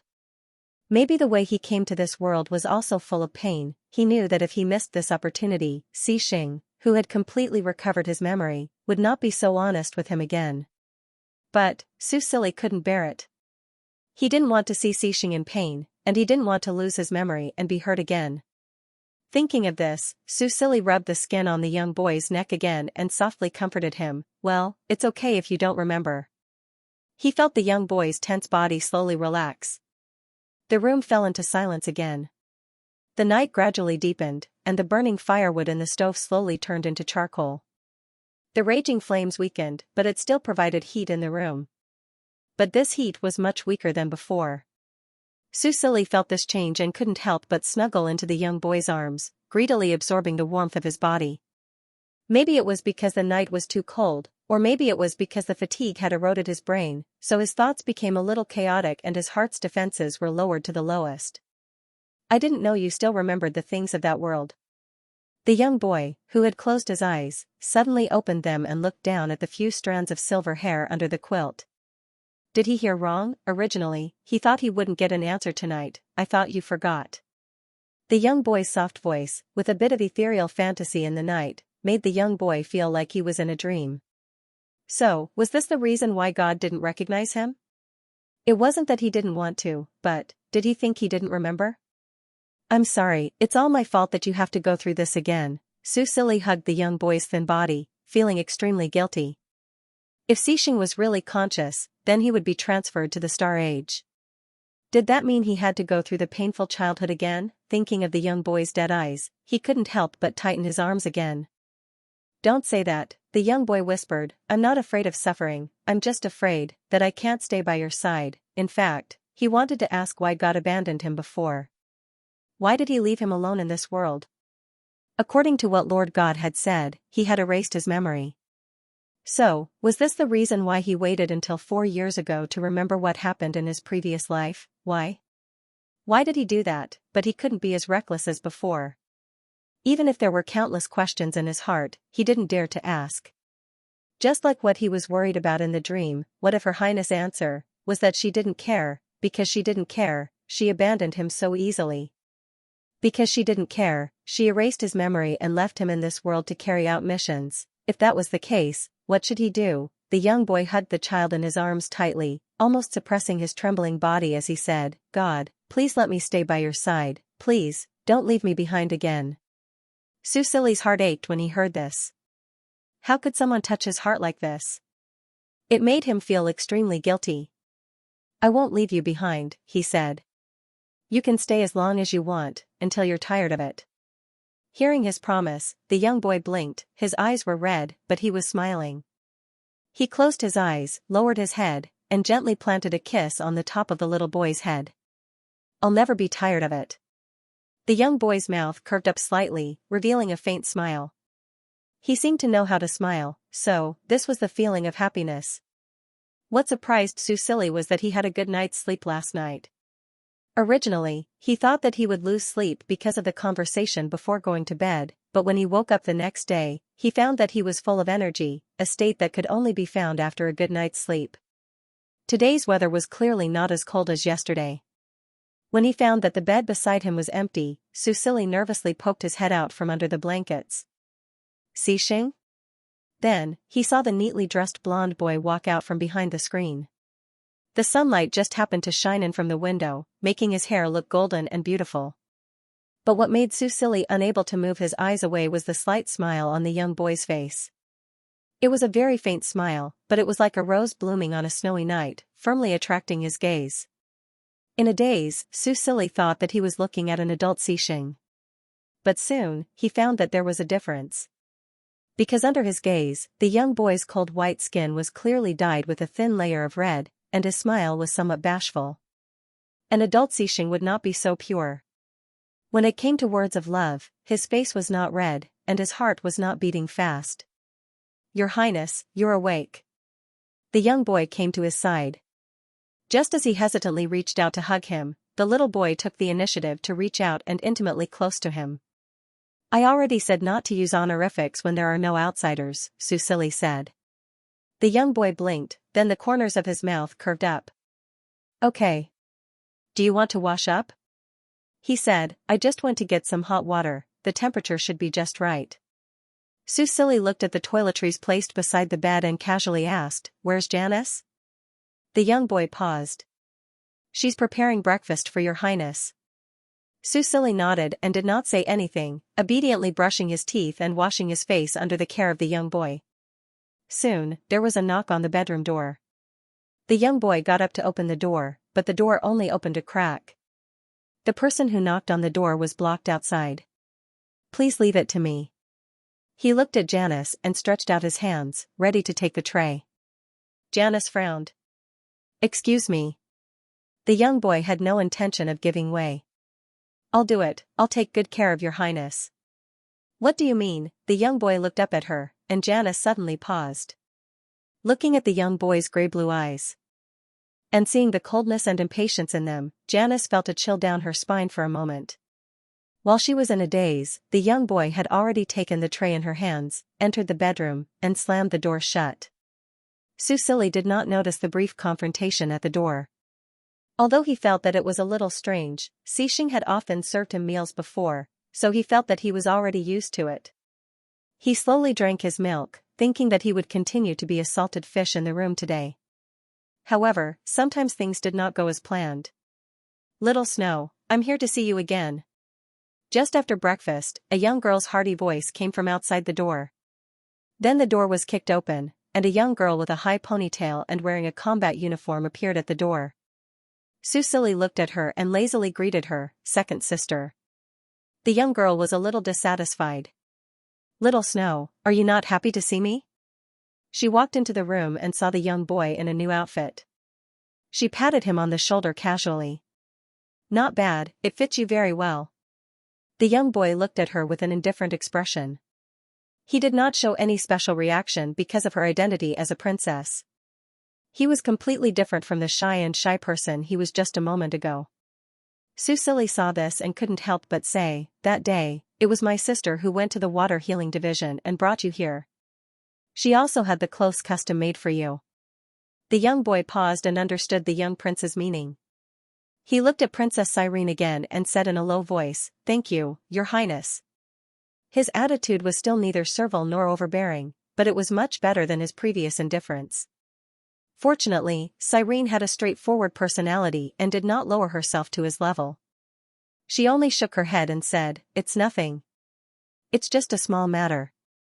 Then she looked at Susili again. Little Snow, hurry up and change your clothes.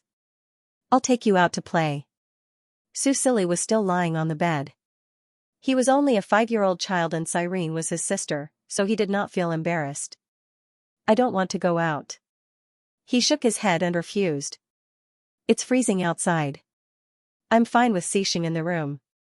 That won't do. Cyrene walked over and was about to lift his quilt.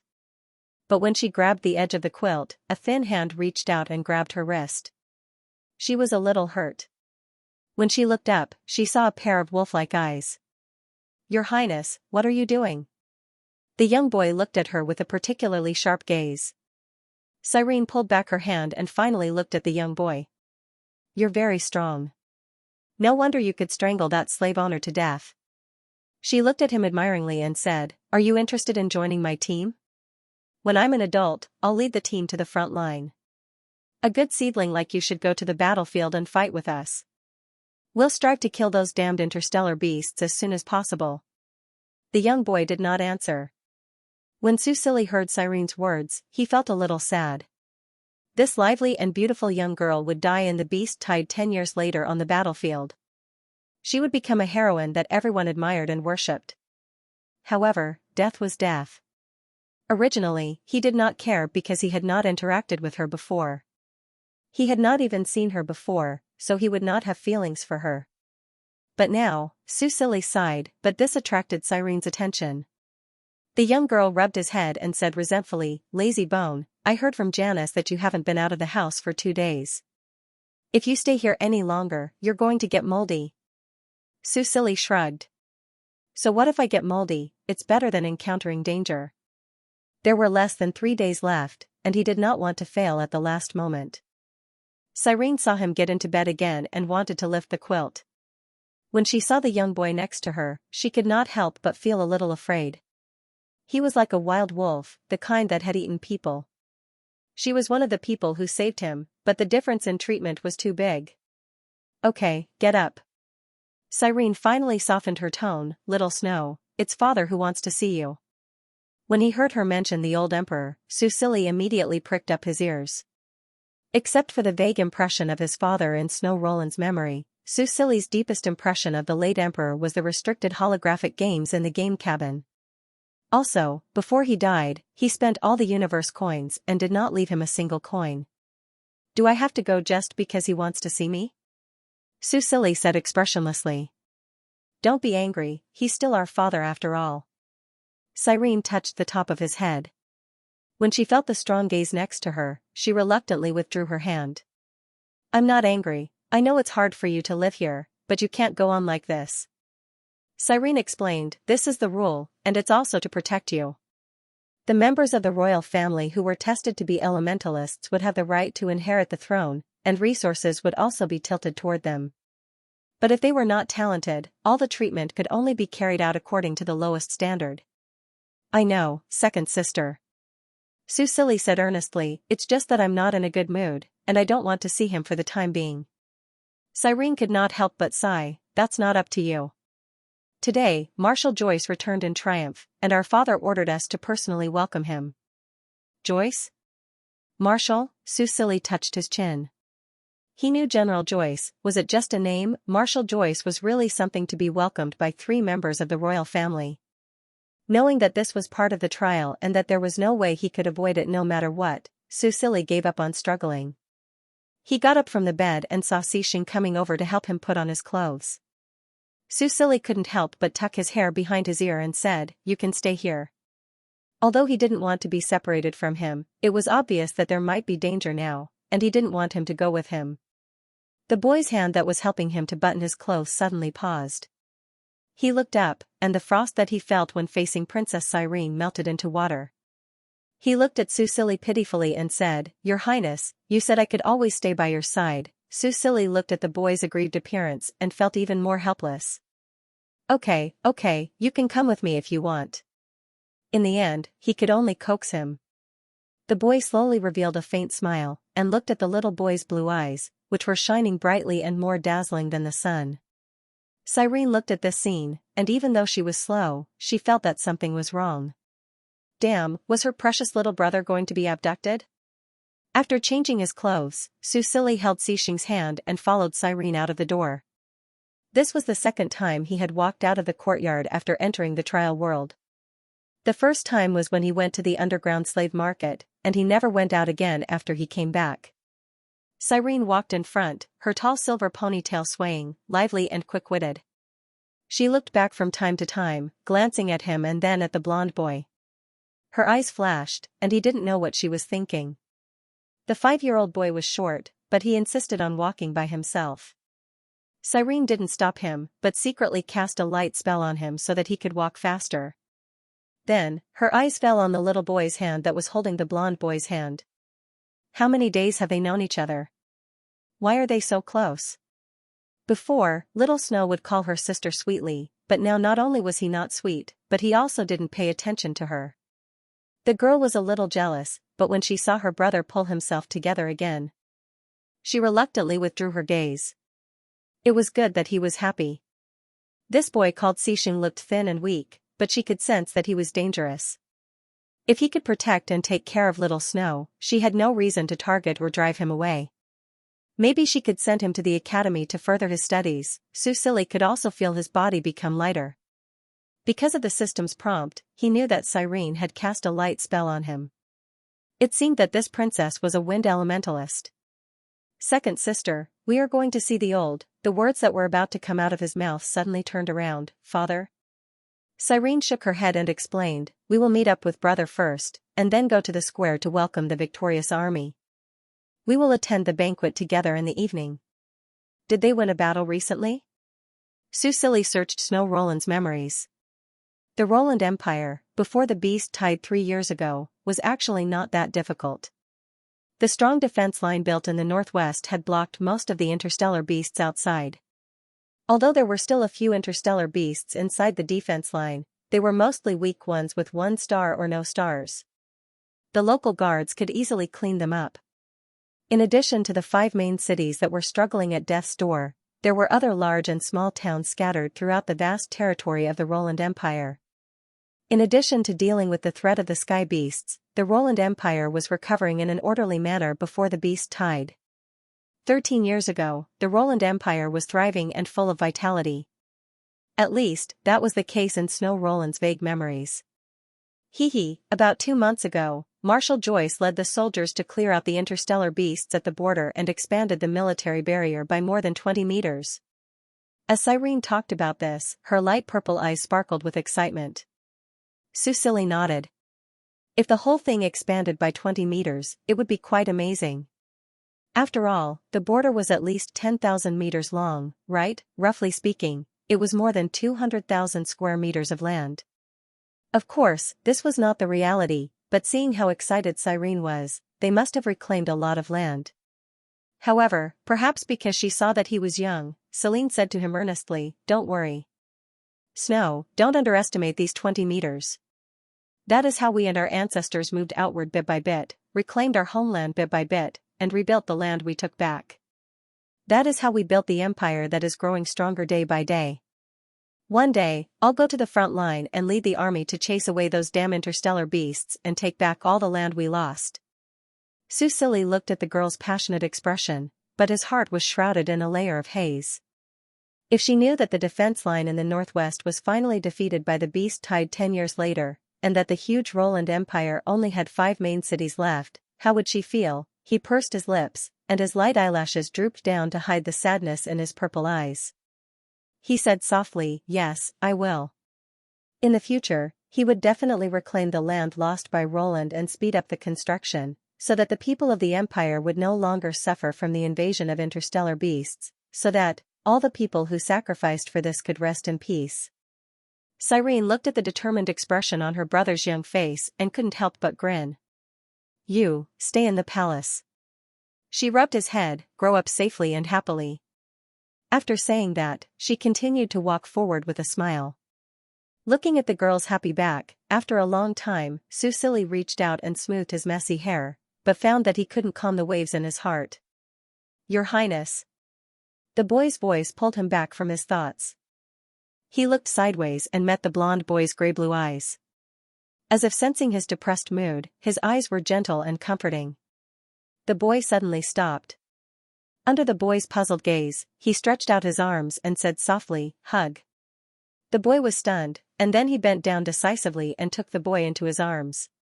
His body was so thin, but he was so strong. He carried a 5-year-old child without blushing or panting. When the boy buried his head in his neck, he gently touched his soft hair. Cyrene looked back at them, opened her mouth, then shook her head and looked away. After all, her brother was only 5 years old, and he was an ordinary child. It was okay to be a little delicate. Susili felt that his body had become smaller, and his mind had become less mature. But now he didn't want to face Cyrene, and, the original first heir, the crown prince of the Roland Empire, Sinos Roland. The crown prince of Sinos, who had just turned 18 this year, had silver hair and light purple eyes like his younger siblings. He was tall and slender, and as a water elementalist, he had a gentle and elegant temperament. Unlike his younger sister, who was lively and cheerful, he looked more gentle and refined. His spiritual power was strong, but his physique was weak. He was a typical spirit elementalist. However, his gentleness was only on the surface. In Snow Roland's memory, this crown prince had a cold personality and was not close to her, even a little distant. "Brother!" Cyrene ran in front of him and greeted him loudly. Sinos nodded slightly, and his gaze fell on the boy behind her, who was being carried by the blonde boy. Susili was still in Cixing's arms, but he had raised his head. Looking at the great prince's calm expression, he softly greeted him. Seeing that he was as distant as Sinua remembered, he let out a sigh of relief. Yes, this was good. There would be no unnecessary restraints, and after the trial, he could forget them with a clear conscience. "Let's go." Sinos told the guards and took the lead to walk to the flying shuttle. Looking at his back, Susili realized that among the 4 siblings, Xiaoqiong was the only one with black hair. He carefully searched through his memories and found that Xiaoqiong did not have the same mother as them. Snow died of an illness when she was 3 years old. As for Xiaoqiong's mother, Snow had never seen her, so the old emperor must have harmed some girl. Susili was a little speechless, and his impression of the old emperor worsened.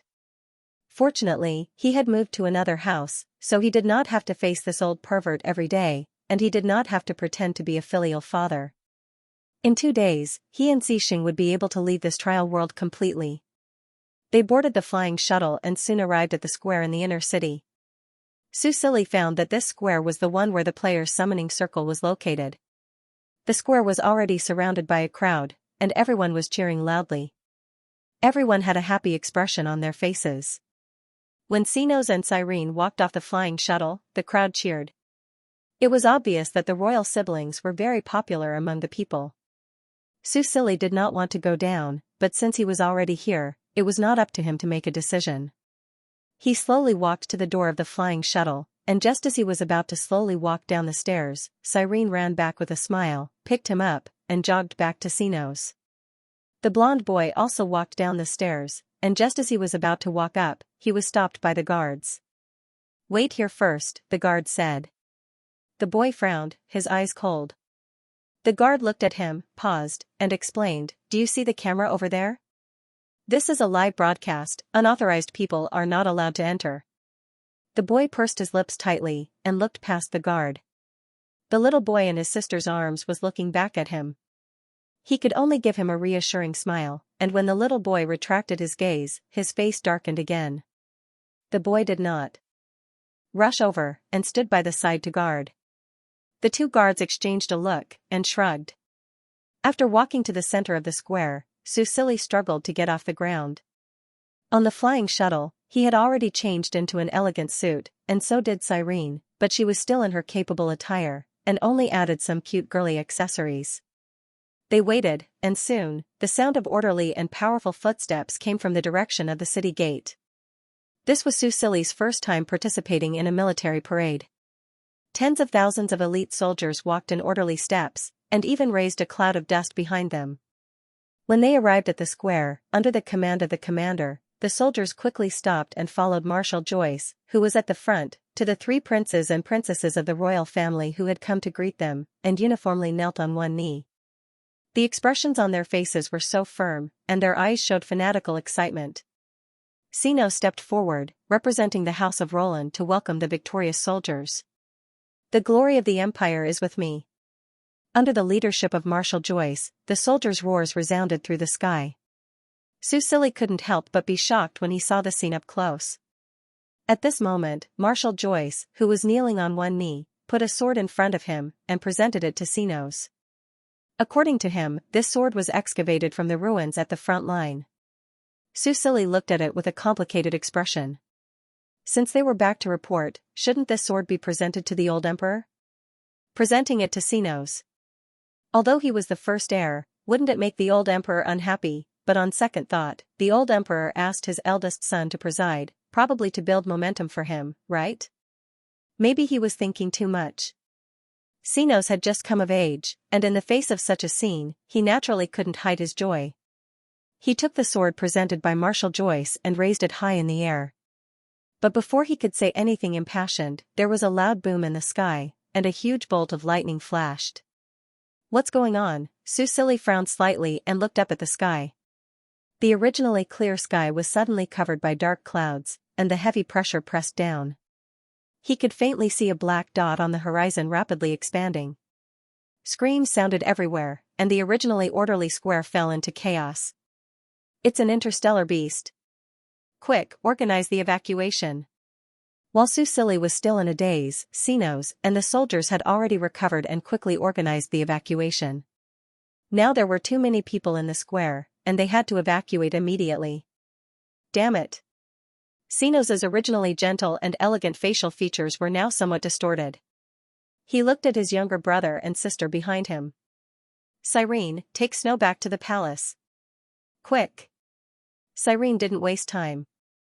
She carried Susili and flew to the edge of the square, stuffed him into the arms of a guard, and said anxiously, take him to a safe place.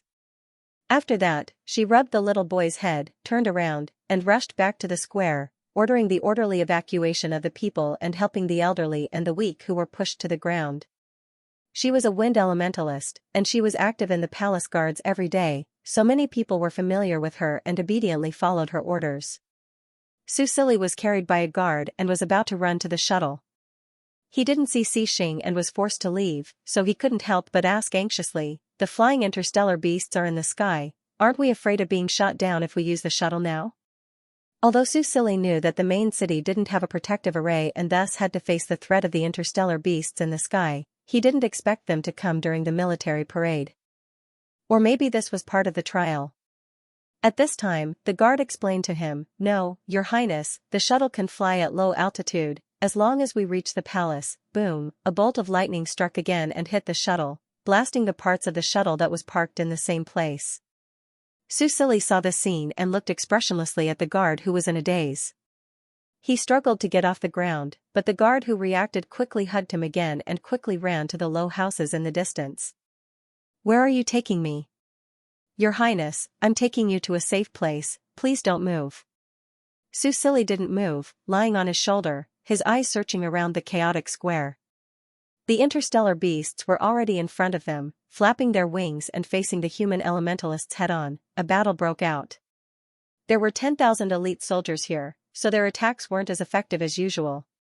Skills flew all over the sky like special effects in movies, and Susili's heart clenched as he watched. Xing. He shouted, trying to find that thin figure in the crowd that was running away.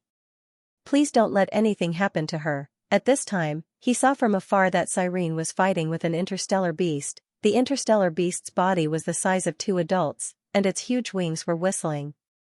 It was about to use its claws to grab a woman holding a baby, but it was firmly blocked by the girl. The girl's ponytail had already loosened, and she was on the verge of collapsing under the attack of the interstellar beast, but she refused to escape. She even diverted some of her attention to shout at the people below, "What are you standing there for? Run!" The woman nodded at her gratefully, then cried as she held the child and ran to a safe place. Susili's heart was in his mouth as he watched. Although he knew that this was only the trial world, and the people here weren't real, he still couldn't calm down when he saw Cyrene spit out blood under the attack of the interstellar beast. Go save her. Go save my sister. He tried to order the guard who was carrying him to escape, but the guard didn't listen to him at all. and only cared about escaping in the chaotic crowd. Cyrene. Susili heard the voice of Sinos. He obviously also noticed the situation on Cyrene's side, but he couldn't split himself up at the moment. Being entangled by the interstellar beast, he couldn't get away to help at all.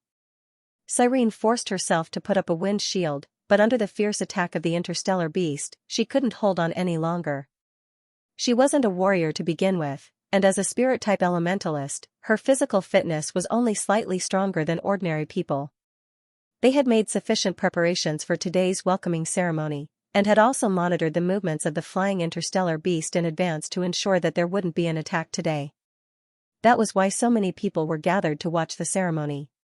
However, no one expected that the interstellar beast would come, and so soon. Cyrene struggled to hold on, but soon reached her limit. Seeing that the interstellar beast's huge claw had shattered her wind shield, another huge claw came towards her, and was about to pierce her chest. Time passed very slowly at this moment.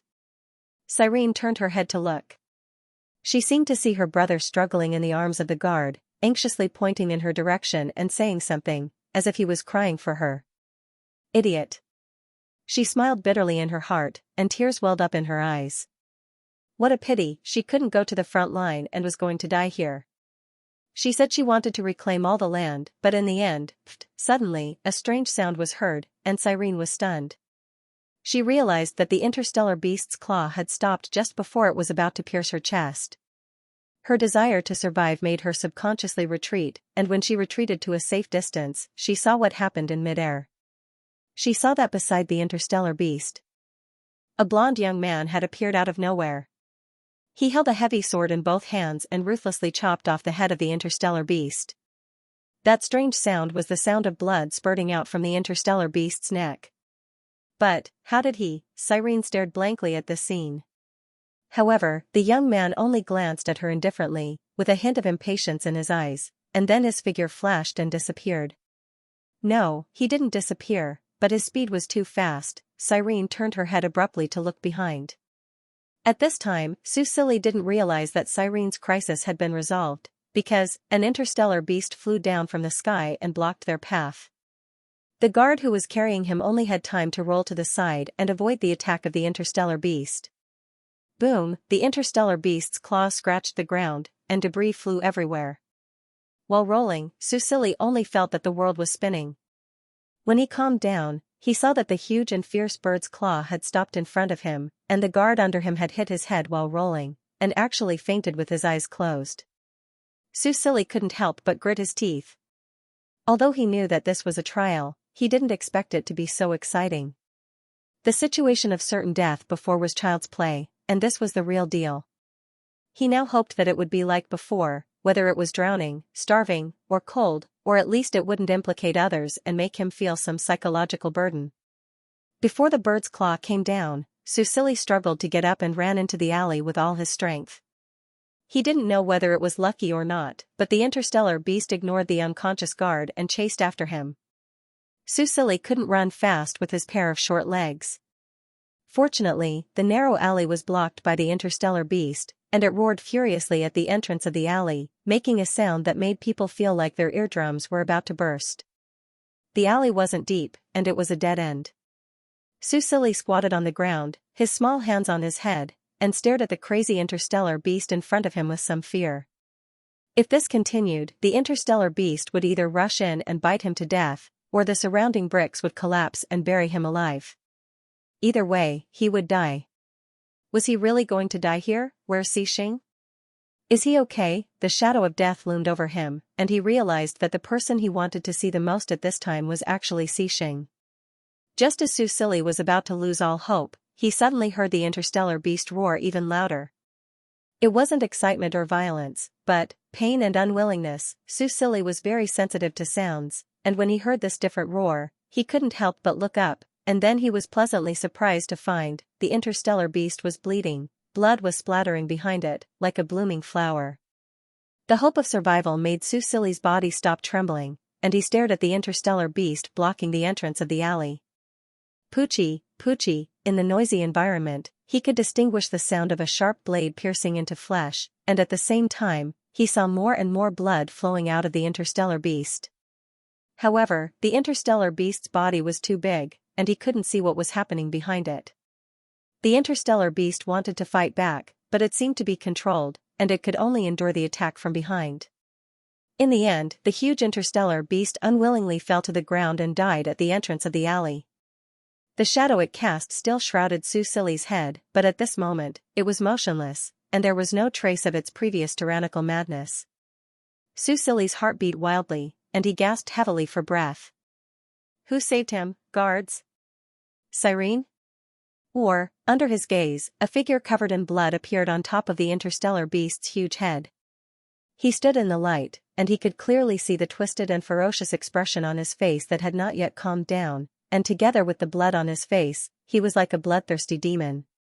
However, looking at such a young man, Susili felt as if his heart had stopped beating.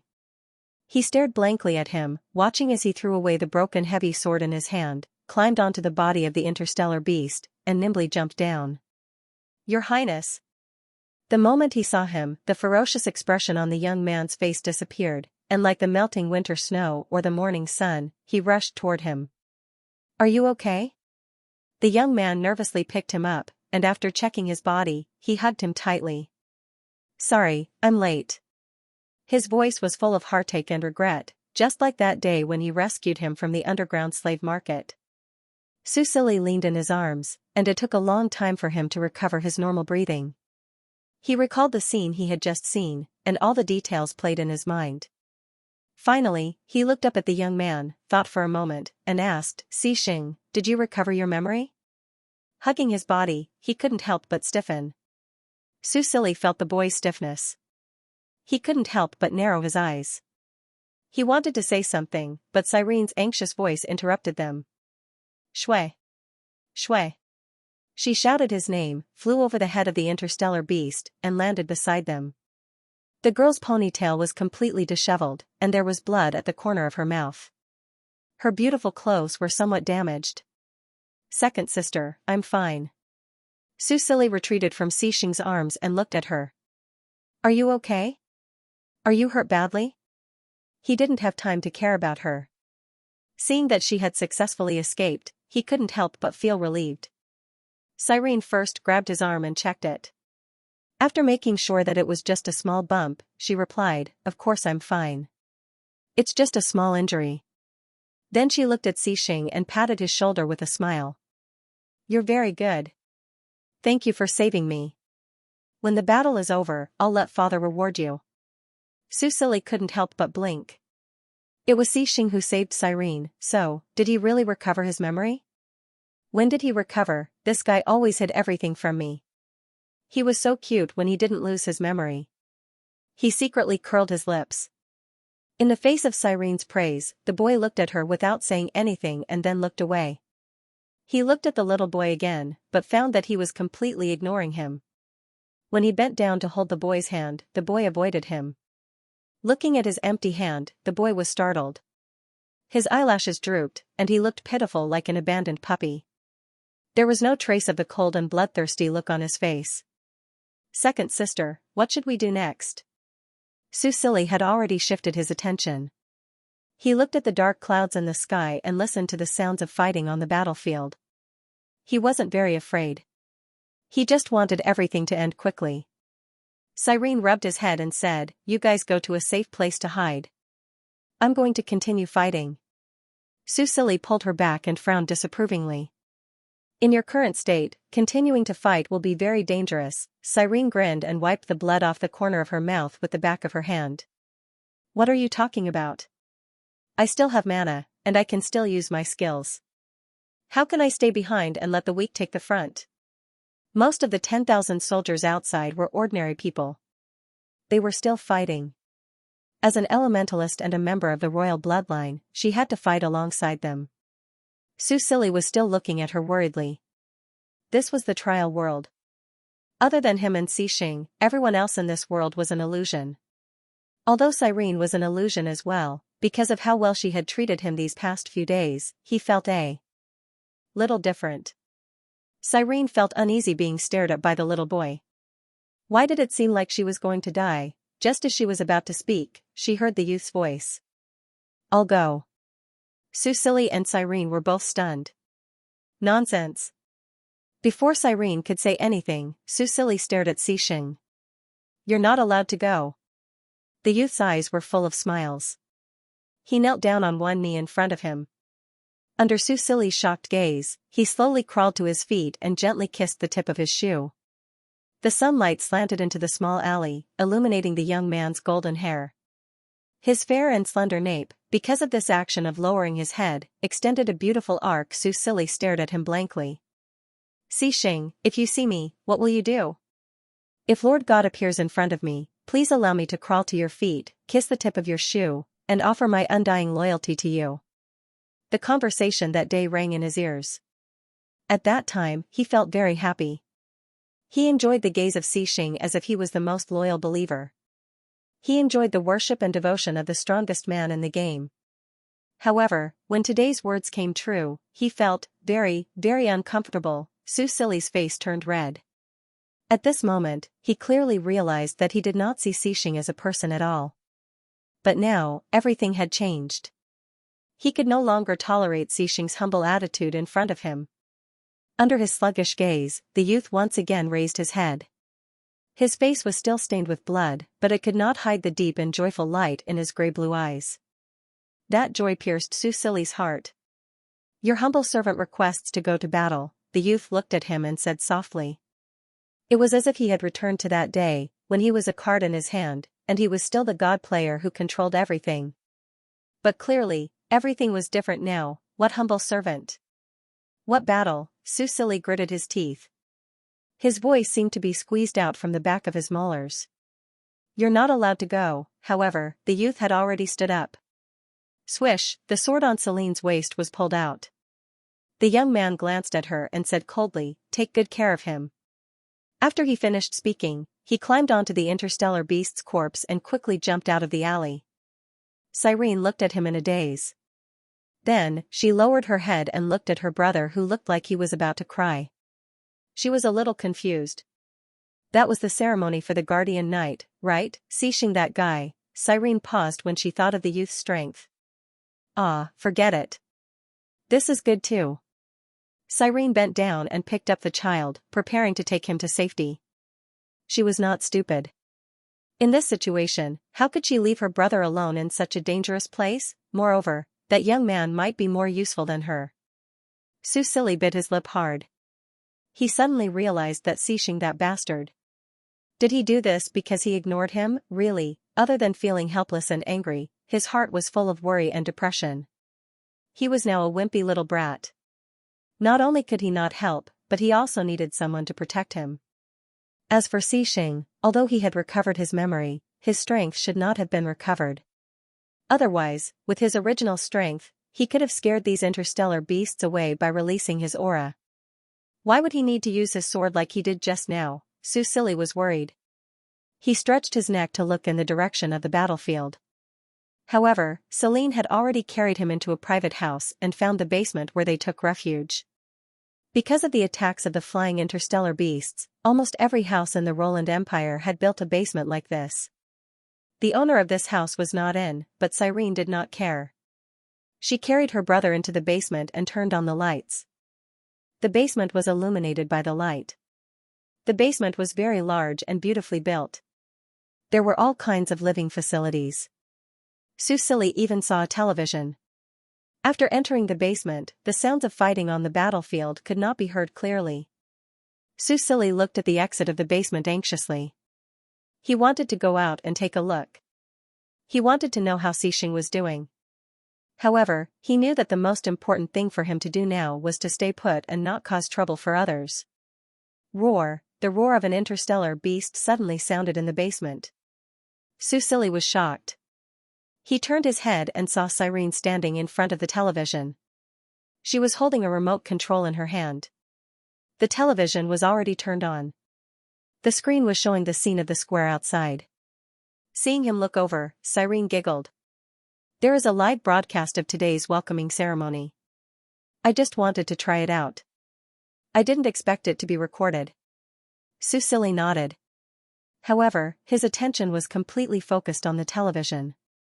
The camera completely recorded the ferocity and brutality of the interstellar beasts, as well as the warriors resisting the attacks and fighting bravely. Some of the bloody scenes made Susili's scalp numb.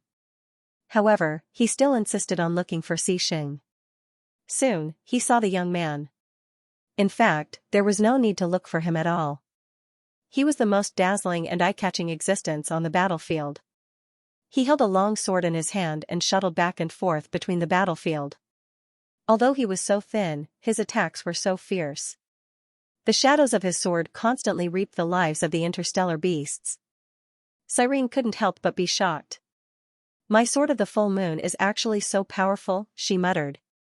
Although she also practiced the necessary combat skills, as a spirit elementalist, close combat was not her main focus. Now, it seemed that this sword was wasted in her hands. Susili stared at the television screen.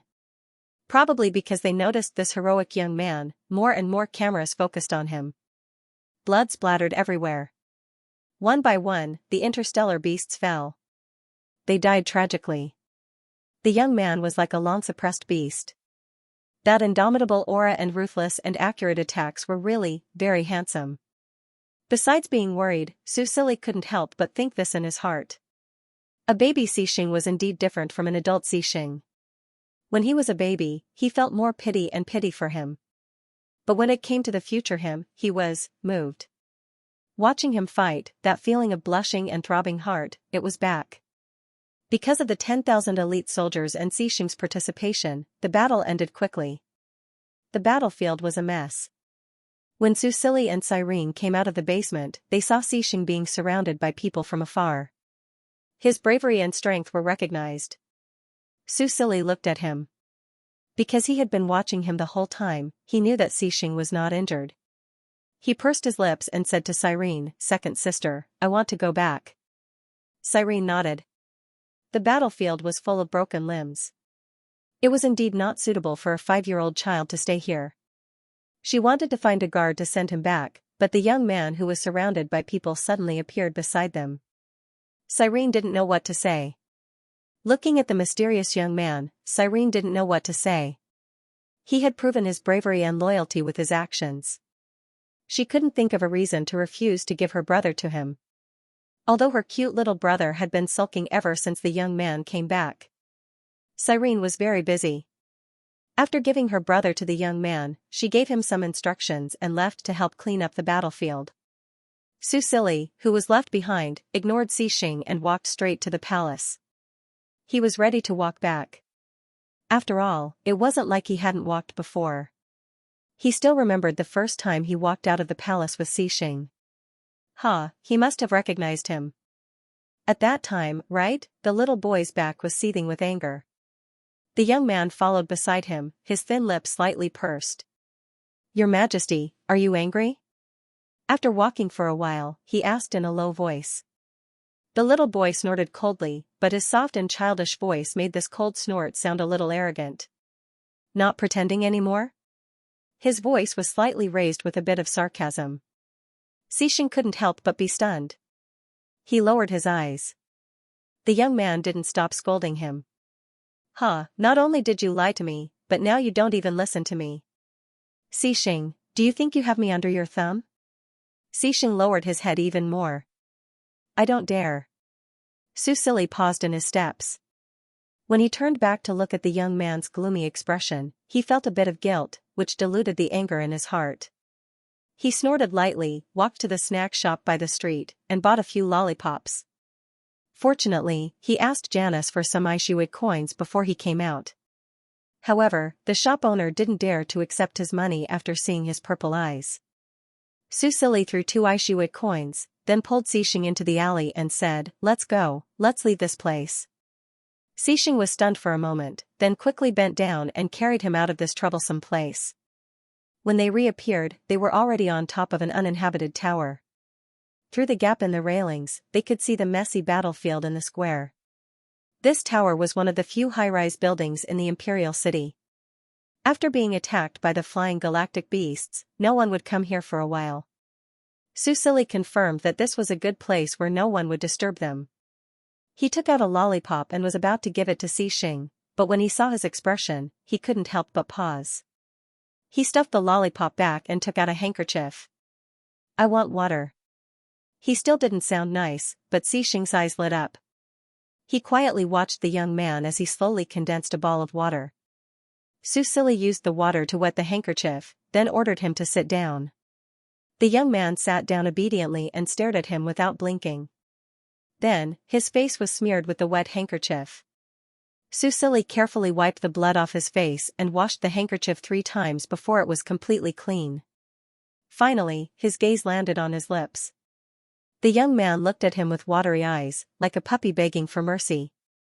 He softly opened his mouth. Lord God, a small hand covered his mouth, not allowing him to continue speaking. Don't call me that again. Susili looked into his eyes and said seriously, you're not a servant. Xianxia, we're equals. Xianxia stared at him blankly. He watched as the young man leaned over and pressed his forehead against his, their breaths intertwining. I don't like to see you like that. He lowered his eyebrows slightly and gently stroked the young man's lips with his finger. How can you dirty such beautiful lips? If you want to kiss someone, you can only kiss me, okay?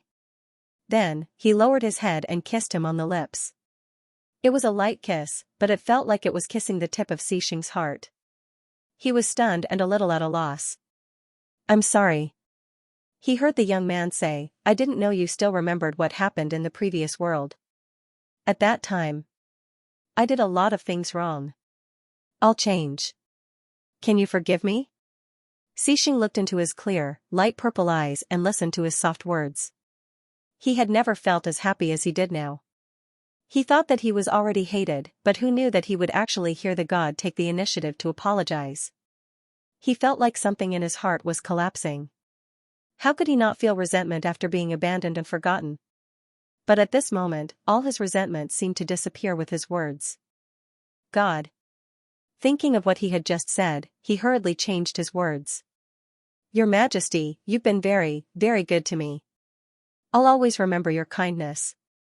So, there was no need to apologize. Susili felt a little guilty when he heard this, but when he looked at Xianxia's sincere and loving eyes, he knew that this was something that could not be changed in a short time. He was silent for a moment, then suddenly asked, so, how did you recognize me? He was really too curious. The two of them had clearly never met before, so how did he recognize him? Xianxia curved his lips slightly. Your Majesty's ability is ineffective against you. Susili blinked and had a flash of inspiration. You mean? I'll answer all your questions? Yes. Xianxia nodded. Susili frowned again. But this doesn't completely explain the problem. What if you recognize the wrong person? Yes, so your Majesty was only suspicious at the time, until, Xianxia laughed lightly. September. Susili was stunned and looked at him in confusion. Then, he heard him explain, in this world, it's called Zueying. Apart from the Shadow Leopard and your Majesty, only Lord God knows the real name of September. Susili was completely stunned. F***ck, so this was how he screwed up, the Shadow Leopard actually had 2 names? Also, Xianxia continued, Wen Jishan is not the owner of a dessert shop in this world. Before he became a consul, he ran a carriage business. Susili was speechless. Preconceived notions were really too scary. Of course, there are some other small details, Xianxia said. But these points are enough for your Majesty to confirm. Susili looked at him and couldn't help but admire him. You're pretty smart, he couldn't help but say. Xianxia, who was praised, smiled. No, you never thought of hiding it. Why didn't I hide it? Probably because he felt that he had erased his memory. When he thought of this, the light in his eyes dimmed a little, but he hid it well and didn't reveal it. This was good. No matter what happened in the past, he had the present and the future that he wanted. Xianxia reached out and touched the little boy's cheek. He asked, Your Majesty, why did you become so weak? Weak? Susili was stunned, but soon understood why he asked this question. Because to Xianxia's knowledge, he was a powerful god. Haha, how should he explain this? Should he say that he was actually just an ordinary person, and that his original world was just a game, and that he was a character designed by the game company? This was probably too cruel for Xianxia to understand. Susili thought about it and decided to let this misunderstanding continue. After all, it wouldn't affect their relationship too much. "I'll recover," he said. His level had increased, and his strength had increased. "This should count as recovery, right?" Xing nodded. He didn't doubt this. The little boy's face suddenly tensed up. He said, "By the way, when did you recover your memory?" Xing froze. Looking at the flames in the little boy's eyes, he pursed his lips and said, "This morning, humph." Susili stared at him coldly. "Then why did you hide it from me?" Xing's back was stiff. Under the little boy's cold gaze, he carefully hugged him, lowered his head, and rubbed his neck gently. "Tell me clearly." Susili wouldn't be softened by his coquettish behavior. "Because..." The boy lowered his head. "I want to enjoy the love of God Darren for a while longer." Susili froze. He didn't expect this reason, but, "I've already given you the grass. Isn't it enough to pamper you?"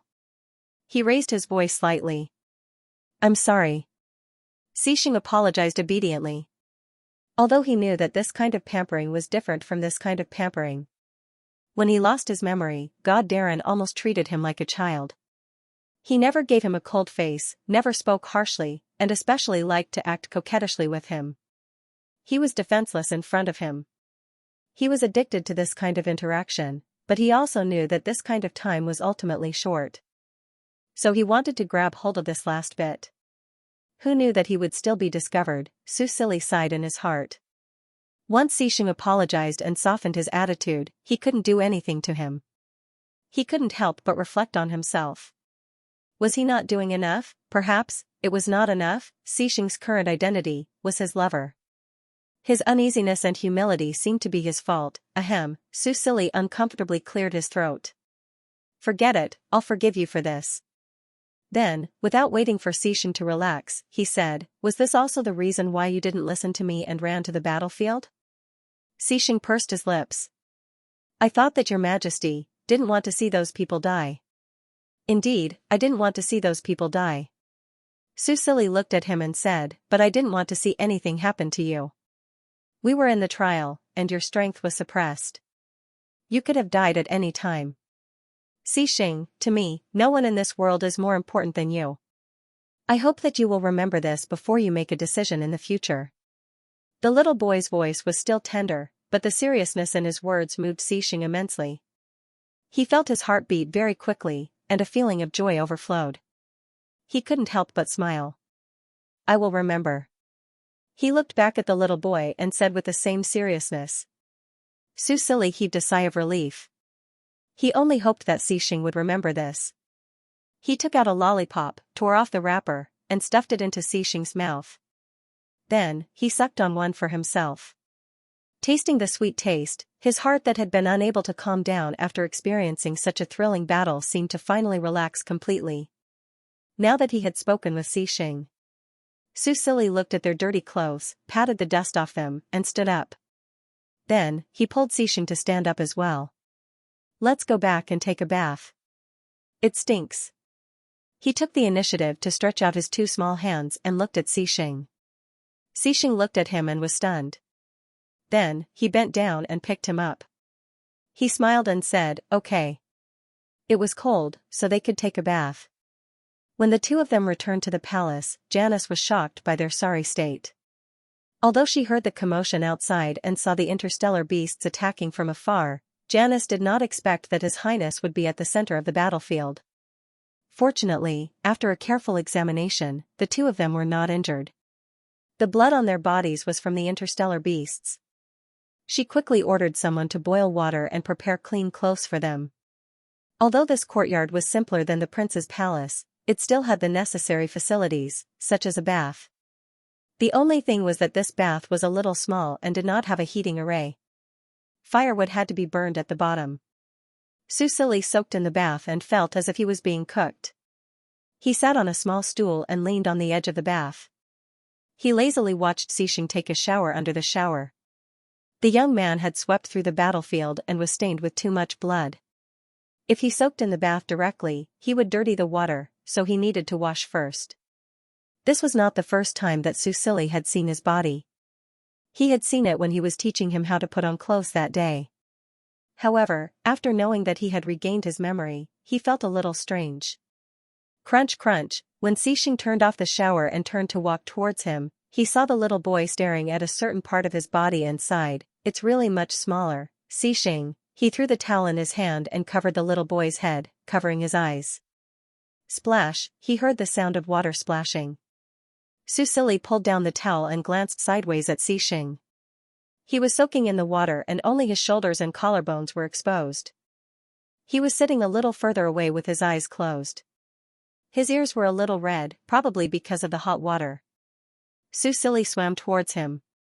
The pool was not deep, but for his small body, it was enough for him to swim. He flopped to Xixing's side. The young man opened his eyes and looked at him. He was slightly stunned. The silver-haired, purple-eyed little boy's facial features were delicate and beautiful to begin with. Now that they were red from the steam, he looked even cuter. Looking at his pink cheeks, he felt his fingers itch. Xixing pursed his lips slightly and turned his head to the other side. However, Susili did not let him go. Seeing that his ears were getting redder and redder, she could not help but reach out her small hand and gently pinch his earlobe. It was soft and seemed to be hotter than hot water. Just as he was about to squeeze it again, the young man grabbed his hand. Xixing turned around and looked at him helplessly. "Your Majesty, what happened?" The little boy looked back at him innocently. With the support of his young and tender facial features, this innocence was expanded to the limit, and even seemed a little pure and innocent. Xixing paused and sighed slightly. He reached out and turned her around, pulling her into his arms. "How about I wash your hair?" he asked in a low voice. Susili scratched his hair and felt that it was indeed a little dirty. Then, he replied, "Okay." Xixing dragged his stool over and let him sit in the pool. Then, he took out a soap and lathered it up before carefully washing his hair. The little boy sat there obediently, exposing his weak and tender back and neck to Xixing. He allowed Xixing to stroke his soft and fine silver hair. Steam rose from the bathroom, covering everything with a soft veil. There was also a faint warmth spreading in the air. A smile slowly appeared on Xixing's face. He liked the current time and did not want the trial to end too soon. However, thinking about the little boy's sentiments, he paused slightly. He looked down at his current body. With his thin and weak body, his strength was 100 times weaker than before. He pursed his lips and remained silent. Susili didn't know how much of a shadow his words had left on a certain someone. He closed his eyes slightly and soaked comfortably in the bath. Someone even helped him wash and massage his hair. He only felt drowsy. When he woke up, he realized that it was already dark outside. He was lying on the bed, covered with a thick blanket. "Xixing?" He sat up and saw the youth sitting beside him, flipping through a book in his hand. Xixing saw that he suddenly sat up with an uneasy expression. He quickly closed the book and reached out to hug him. "Your Majesty, I'm here." Seeing that he was here, Susili heaved a sigh of relief. His tense body softened as he nestled in his arms. "Wasn't I in the bath? Why am I here?" "You fell asleep." Xixing touched his soft and fragrant silver hair. He loved it so much that he could not bear to part with it. "Did you carry me back?" "Yes." Susili looked at his body and suddenly shrunk under the blanket. He did not know what he was doing. After a while, he came out again. "Were you the one who changed my pajamas?" he asked with a red face. Xixing nodded. Susili buried his face in his lower abdomen. After a long time, he looked up at him and said with some resentment, "Then didn't you see my little brother? When he was in the bath, he was wearing underwear. However, now that he was dry, the color of his underwear had changed." It was obvious that he had changed his underwear. Xixing was stunned. After a while, he realized what he meant by little brother. He could not help but cough dryly. I had no choice." He tried to explain himself. In the end, he said, "Your Majesty is very cute." Susili was ashamed and angry. Xixing must have done it on purpose. He said that he was cute when he said that he was young. This bastard, he grabbed the teenager's wrist with his two small hands and bit down on it. However, he was not willing to use any strength. He only used his teeth to grind it, leaving behind shallow teeth marks and sparkling saliva. Xixing did not feel pain. Instead, he felt like his heart was being scratched. When he saw the little boy's angry expression, he could not help but lower his head and peck his soft cheeks. "I know I was wrong," he coaxed gently. However, Susili did not accept it. He was embarrassed and angry. He felt that he had lost all his image in front of Xixing. He suddenly thought of something and narrowed his eyes. "Did you secretly touch her?" Xixing paused and shook his head firmly. At the same time, he gave a look that said, "Why would you think that?" "Your Majesty, I would never do that." Susili looked at him suspiciously and asked, "What about other places?" Xixing's eyes flickered. "When changing clothes, it's inevitable that," Susili snorted coldly. His mind was filled with shame and anger from being seen naked. Actually, he could have just looked, but why did it have to be this child's body? He turned his back on her and sulked alone. After a while, the person behind him leaned over and hugged him with open arms. Susili pretended to struggle, and then obediently let the person take him into his arms. "I thought that you would chase me out." Xixing's voice was low. It was still young and tender, but it carried a maturity and gentleness that far exceeded his age. Susili pursed his lips. "Why would I chase you out? It's so cold outside." Xixing smiled gently. Susili's ears softened slightly. However, he heard him say, "Your Majesty is so good to me." "That's it, isn't Xixing too easy to satisfy?" Susili pursed his lips. However, he was successfully appeased. He slowly turned around and hugged Xixing again. He buried his head in his arms and smelled the same soap scent on him. His voice was soft and gentle. "You have to forget what you just saw." Xixing still had a smile on his face. He didn't expect that His Majesty would mind so much. He nodded and said seriously, "I will try my best." Susili snorted and let it go. After a while, Xixing saw that it was almost time. He rang the bell and waited for Janice to bring dinner. As usual, he was the one to pick it up. This future head maid couldn't even enter the room. Susili ate the not-so-delicious food while asking Xixing what happened after he fell asleep. They were supposed to hold a celebratory banquet tonight. However, because of the interstellar beast's attack during the day, the banquet was postponed. Therefore, no one disturbed him when he fell asleep. There were less than 2 days left before the trial. Now that Xixing had regained his memory, Susili wasn't particularly worried. Although his strength was suppressed, he still had his powerful battle instincts and skills. He couldn't wait to end the trial and return to his original body. However, sometimes, things just didn't go as he wished. The next day, when Susili woke up again, he was awakened by the deafening sound of sirens and the roars of interstellar beasts. Xixing stood by the window with a serious expression and looked at the sky. Susili immediately woke up. He looked past him and saw the flying interstellar beasts that covered the entire sky. They swooped down from the sky and seemed to be preparing to attack the palace. However, they were blocked by a transparent barrier. However, they didn't stop and continued to attack the protective barrier. That doomsday-like scene made Susili's scalp go numb, and his blood almost froze. This was the dilemma that the Roland Empire had faced in the past and would face in the future. Susili had never felt this directly before. "Your Highness." The door was suddenly opened and light poured in. Janice stood at the door. She had changed into a combat uniform. The young woman with red hair and red eyes looked valiant. She didn't have her usual gentleness. It was only now that Susili remembered that this maid was an elementalist with a high level. "Your Highness, the interstellar beasts are attacking. Please follow the guards to the basement immediately," Janice said with a serious expression. Xixing had already left the window and was helping Susili put on his clothes. Susili reached through his sleeves and looked at Janice. "What about you?" Although he could guess the answer by looking at her attire. Janice stared at him, paused, and whispered, "The palace has a protective barrier. Interstellar beasts can't break in, but there are no barriers outside the palace. I have to follow the army outside to protect the civilians. Your Highness, hide well with Xixing." I hope there will be a chance to take care of you in the future. Please take care of yourself. In the backlight, a trace of gentleness appeared in her red eyes. It was like a mother looking at her child. Then, all the gentleness faded away and her expression became firm and resolute. I'm leaving. After saying goodbye, she resolutely turned and left. Only 2 non-elementalist guards stayed behind. Susili looked at her back.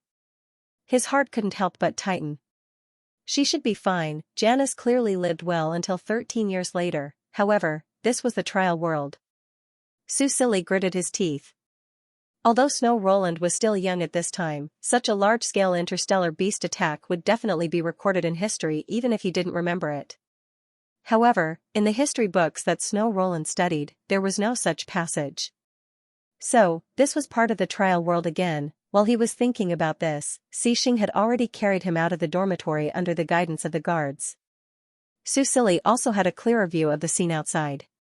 Like special effects in a movie, in the air dozens of meters above their heads, interstellar beasts of various sizes constantly bombarded the protective barrier with their bodies and skills. They roared crazily and violently, as if they wanted to tear everything in front of them into pieces. The 2 guards had never seen such a frightening scene. Their bodies trembled, but they still said in a trembling voice, "This way, we have to quickly take refuge in the underground palace." The underground palace was located in the center of the palace. It was currently the safest place. Susili's courtyard was very close to the palace walls. Once the protective barrier was broken, he would immediately fall. Xixing hugged Susili tightly and followed the guards out of the courtyard. They took a shortcut and rushed to the center of the palace. Probably seeing that Susili's expression wasn't good, one of the guards comforted him, "Your Highness, don't worry. The protective barrier is unbreakable. These interstellar beasts won't attack." Susili kept looking above his head. A strong sense of uneasiness welled up in his heart. Of all things this guard could say, why did he have to raise a flag? "Where are my brothers and sisters? Your Highness should be in the underground palace." Hearing this, Susili relaxed a little. However, when he thought of Janice, who had gone out to fight, he still felt like a stone was pressing down on his heart. Even if he knew that they were illusions and not real, he couldn't completely ignore them. After all, they were too real. Susili bit his lip.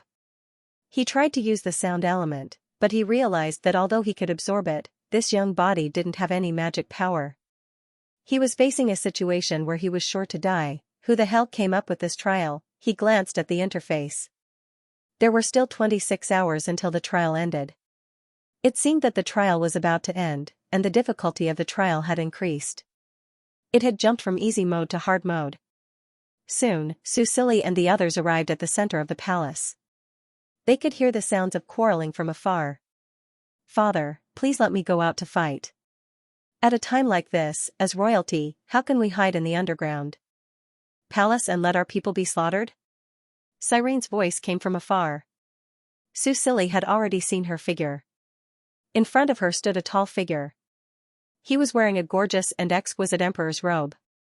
He had a crown on his head, and his long silver hair draped over his shoulders. Just his silhouette was enough to move one's heart.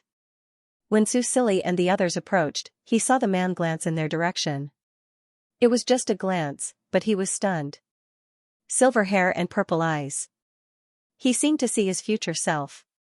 However, that was the dignity and majesty of an emperor. It was something he couldn't compare to at the moment. He suddenly remembered why Snow Roland had long hair. It seemed, it was because of her father. In Snow Roland's memories, there were very few images of the old emperor. The few images she had were of her father's cold back and his waist-long silver hair. To be honest, when Susili looked at the former emperor like this, he couldn't match the old lecher that he had imagined. "Father, are you listening to me?" Cyrene's angry voice sounded. The man retracted his gaze and looked down at his daughter. "I don't want to hide like a coward." Slap, the slap landed. Cyrene was forced to turn her head away. Her teeth even cut the corner of her mouth, and blood seeped out. She covered her cheek in a daze. "Go to the underground palace. This is an order." The man looked down at his daughter and said coldly. Cyrene bit her lip, covered her cheek and lowered her head. Then, she turned and ran into the central palace. Her slightly trembling shoulders indicated that she was crying. At this moment, Susili and the others had followed the guards to the palace. "Greetings, Your Majesty." The two guards bowed respectfully. The silver-haired man glanced at them and didn't say anything. He looked up slightly and made eye contact with Susili. Susili could clearly feel Xianxia's arms tightening around him. He was on the alert, his whole body on guard. Susili opened his mouth slightly. He was about to call out "Father" to ease the atmosphere when he saw the man lift his chin slightly and look down at him with his cold purple eyes. "Who are you?" he said coldly. Susili felt like his scalp was going to explode. He could tell at a glance that he wasn't Snow Roland. Seeing that he didn't speak, the man raised his hand. But before he could touch him, another hand reached out and grabbed his wrist firmly.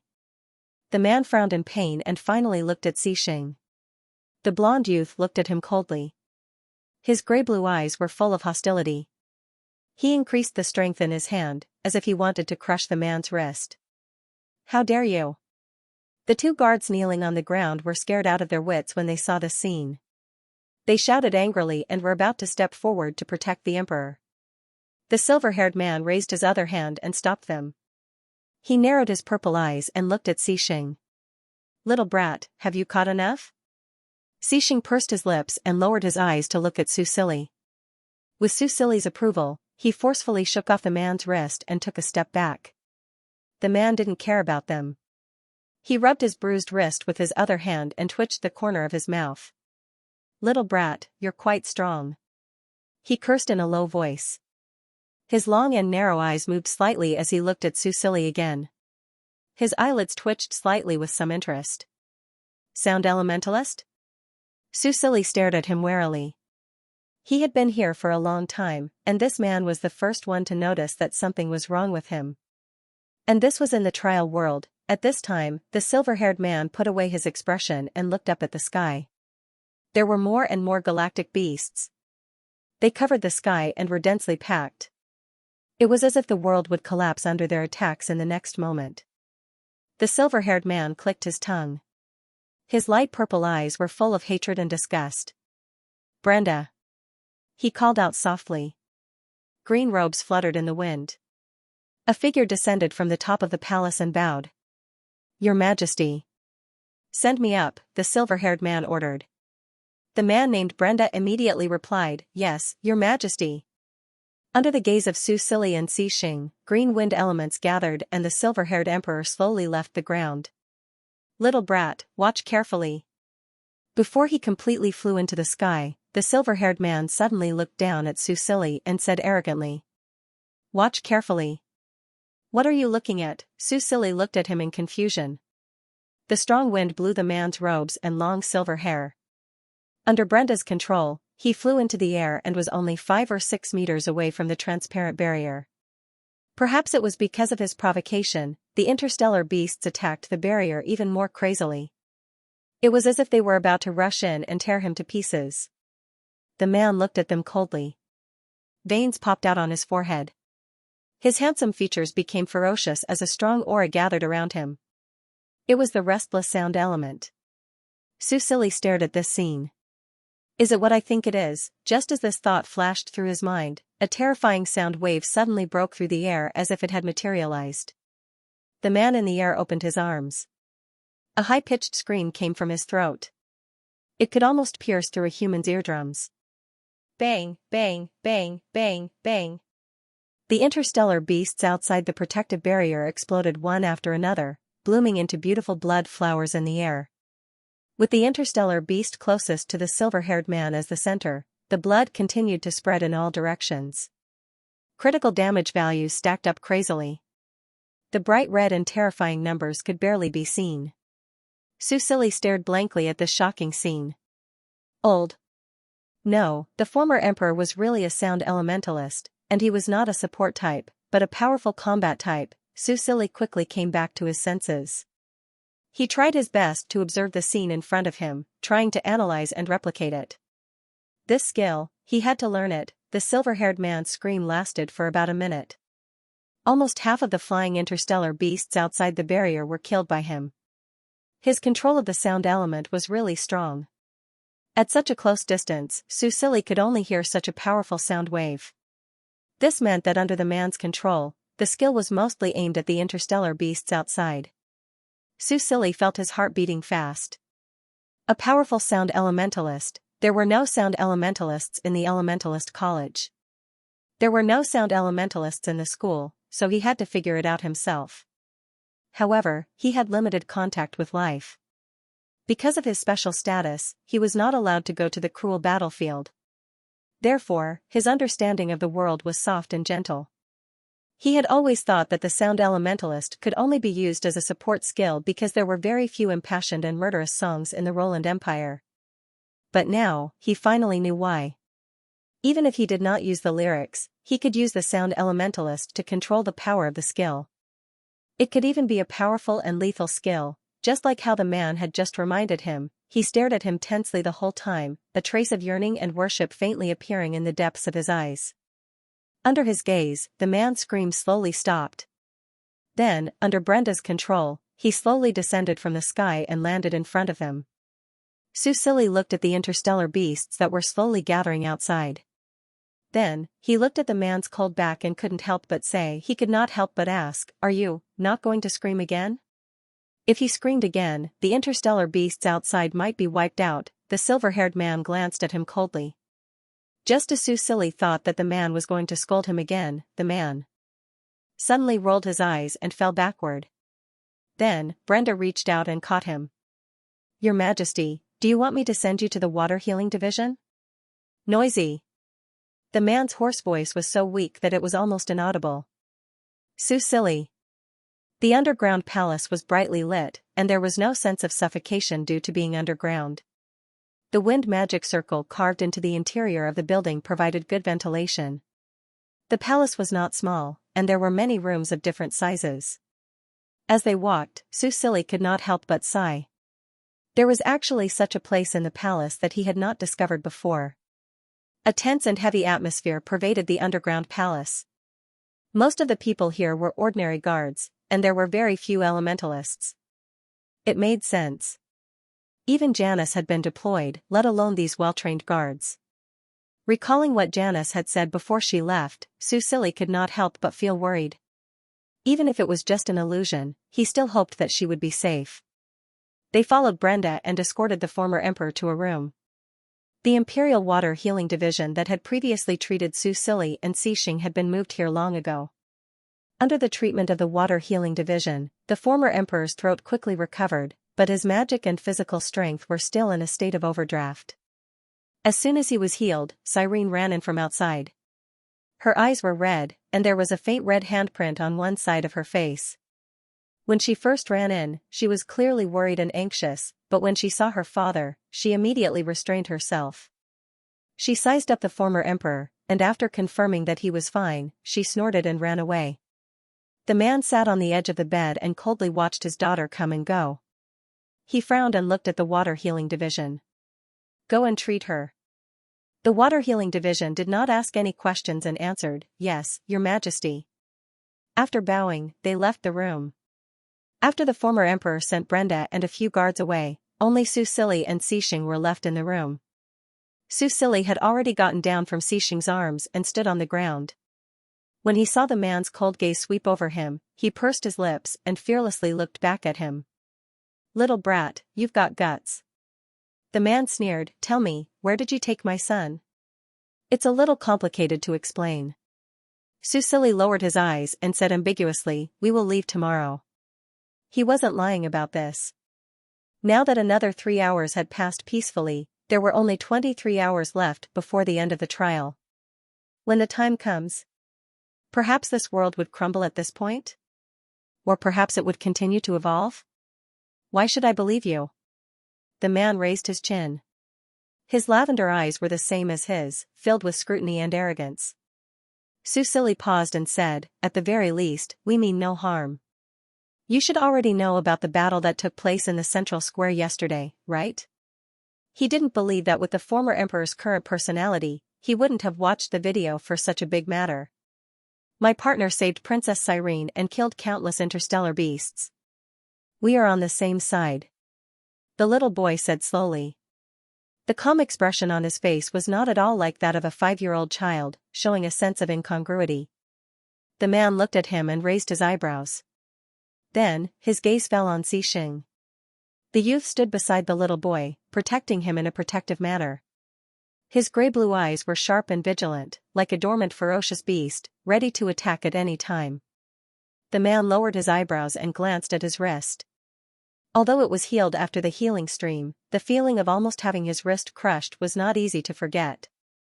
In the current situation, if this kid exploded, perhaps no one in the palace would be able to stop him. The roars of the interstellar beasts outside did not stop. Although he had just cleared half of them, he didn't have the magic to release a second attack of that power. The man pursed his lips and snorted. "All right," he said coldly, "but if Snow hasn't returned by tomorrow," he narrowed his eyes and raised his aura to the maximum, making Xing feel a sense of pressure. Crash! Xing stepped forward and completely blocked Xing behind him. Looking into the youth's cold and murderous eyes, the man paused for a moment, then snorted coldly. "Scram, don't be an eyesore here." Xing did not leave. He asked, "You're a sound elementalist? Is there a problem?" The silver-haired man sat there arrogantly. The crown on his head had been taken off, but his pale and weak face did not detract from his beauty. Looking at him like this, Xing really found it hard to link him to the adult holographic games in the game cabin. He paused for a moment and said, "As far as I know, after the catastrophe nearly 100 years ago, there hasn't been a powerful sound elementalist in the Roland Empire. There was only one. Before he graduated from the Elementalist College, he didn't even reach the level of 1 star. The strength that the former emperor had just displayed was definitely at the level of 2 stars, so Xing did not link the two together. However, when he saw the subtle changes in the man's expression, he suddenly had a new guess. Could it be that the former emperor was that sound elementalist? Didn't Vice Dean Chrissy say that he joined the local guards after graduation? Xing hesitated for a moment and asked directly, "Could it be that you are that elementalist?" The man frowned and looked displeased, but he did not deny it. Xing was a little dazed. "Didn't you say that the sound elemental inheritance was not passed down?" he asked. The man laughed disdainfully. "So what?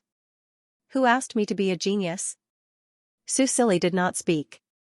Although the only sound elementalist after the catastrophe did not reach the level of 1 star before he graduated, if he was really the former emperor, then he was indeed a genius to be able to comprehend an offensive sound elemental skill without the help of an inheritance or a system. "Can you teach me?" Xing asked. "That sound elemental skill just now." The man lowered his eyebrows and looked at him coldly. "Heh, you are an unknown thing. You took over my son's body, and now you want to learn a skill from me?" Xing thought for a moment and said calmly, "I am indeed Snow Roland." Under the man's gaze that seemed to say, "I will quietly watch you lie," he continued calmly, "But I came from the future of a parallel universe. I am him when he was 18 years old." In a sense, Xing was also a player. In terms of his desire for skills, he was definitely not inferior. He really wanted an offensive skill of his own. For this, even if he recognized this man as his father, it was a necessary measure in times of emergency. However, it was clear that the former emperor did not believe him just because of his words. "I think that if you want to make up something, you should make up something more reasonable." Parallel universe? That is just a whimsical theory. Because of the help of the Star Alliance, the former emperor, who could access the star web, was not so ignorant. With this concept in mind, Xing was relieved. Looking at the man's eyes that seemed to contain frost, he thought for a moment and stepped back slightly. He hid behind Xing and then stuck out his little head. The silver-haired man looked at him in confusion. Then, he heard the little boy calmly say, "Not long ago, I inherited your game pod." Then, he lowered his voice and read out the names of the holographic games one by one. His eyes were fixed on the man's expression. When he read out the names of 2 of the games, he clearly saw the man's eyebrows tremble slightly. Seeing this, Xing couldn't help but sigh in relief. Obviously, he made the right bet. The former emperor was playing that kind of game, however, he did not seem to want to admit it. "What game pod? What nonsense are you talking about?" The man narrowed his eyes and refused to admit it. However, Su Silly had already made up his mind. The way he looked at him was somewhat strange. "Little brat, why are you looking at me like that?" The man raised his hand, but when he saw Xixing's warning look, he resentfully withdrew his hand. He looked at Su Silly and Su Silly looked at him. The two of them stared at each other for a long time. Suddenly, the man's expression softened and he said, "Stand over here." Xixing moved slightly and was glared at by the man. "Little brat, move aside. I'm talking to my son. Why do you care?" Xixing lowered his eyes and glanced at Su Silly. Su Silly paused and looked at the former emperor with a complicated expression. *CK, he admitted it, he really did buy those holographic games. The man was annoyed by his stare and pulled him to his side. Su Silly did not resist and Xixing did not stop him. Being forced to his side, Su Silly remembered that Cyrene had just been slapped. He thought that the former emperor was going to hit him, but he found that the former emperor raised his hand and pressed his palm on his head. His tense nerves relaxed and he secretly looked up at him. The silver-haired man lowered his eyes. His expression had calmed down. His handsome and noble face made him look like a real god. He whispered, "You inherited the game pod?" The little boy nodded. "So you're saying I'm dead?" The man looked at him. There was understanding in his purple eyes, and there was also sadness that slowly appeared. "You're the one who inherited my position? So, Sinos and Cyrene are dead too?" Su Silly was silent. The former emperor, he was really too sharp. Not only could he tell that he was not the original at first glance, but he could also guess so much key information from his words. The man closed his eyes. When he opened them again, all the emotions in his eyes had disappeared. "You have a talent for the sound element?" he asked. Su Silly nodded. "There's a problem with the Elementalist College's talent test. I asked my royal sister about the meditation technique and successfully absorbed the sound element after learning it." The man's palm was still on his head. This man's face was always cold, but his palm was warm. He looked at the little boy. "I didn't expect that in the end, you're the one who's most like me." Su Silly pursed his lips. He did not know how to judge the relationship between Snow and his family. Perhaps he was not qualified to judge. Although Snow's upbringing was pitiful, the decision to betray the country was made by him. If he wanted to blame someone, he should blame the gaming group.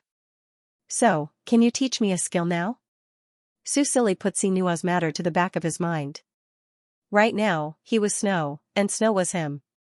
He would take the responsibility that he should have, and he would not reject the benefits that he could fight for. After all, these were bargaining chips that could help him settle down. The stronger he was, the better he could lead the Roland Empire. "You just said that you'll leave tomorrow?" the former emperor asked. "That's right." Su Silly thought for a while and said, "Actually, this is a trial for us. When the time is up, if we're still alive, we can go back." The former emperor's eyebrows trembled. "If we die, then we'll die." Su Silly bit his lip. "We'll die here." Looking at his serious expression, the corners of the man's mouth slowly twitched, revealing a bitter smile. Su Silly did not say anything else. He waited for the man to digest the information he had just given him. He could not understand how the former emperor felt, but he could roughly understand. After suddenly learning that not only would he die, but his eldest son and second daughter would also die 10 years later, anyone would need some time to digest. "What's your strength now?" he suddenly asked. Su Silly answered truthfully, 2-star, but I was suppressed in the trial. 2-star at 18 years old. The silver-haired man looked at him, the indifference in his purple eyes had already faded. "You're stronger than me, and also stronger than your brother and sister." Su Silly was not very happy about being recognized. He was not like Snow, who had always been eager to get his father's attention. If possible, he hoped that the House of Roland could be more prosperous. Only he and Xiaoqiang were left. After all, it was too miserable. "You can't die here," the silver-haired man said in a low voice. "The future of the empire needs you." Su Silly nodded. Looking at his sorrowful expression, he thought for a while and said, "In fact, if I'm not here, there's still John, but he's only 10 years old now."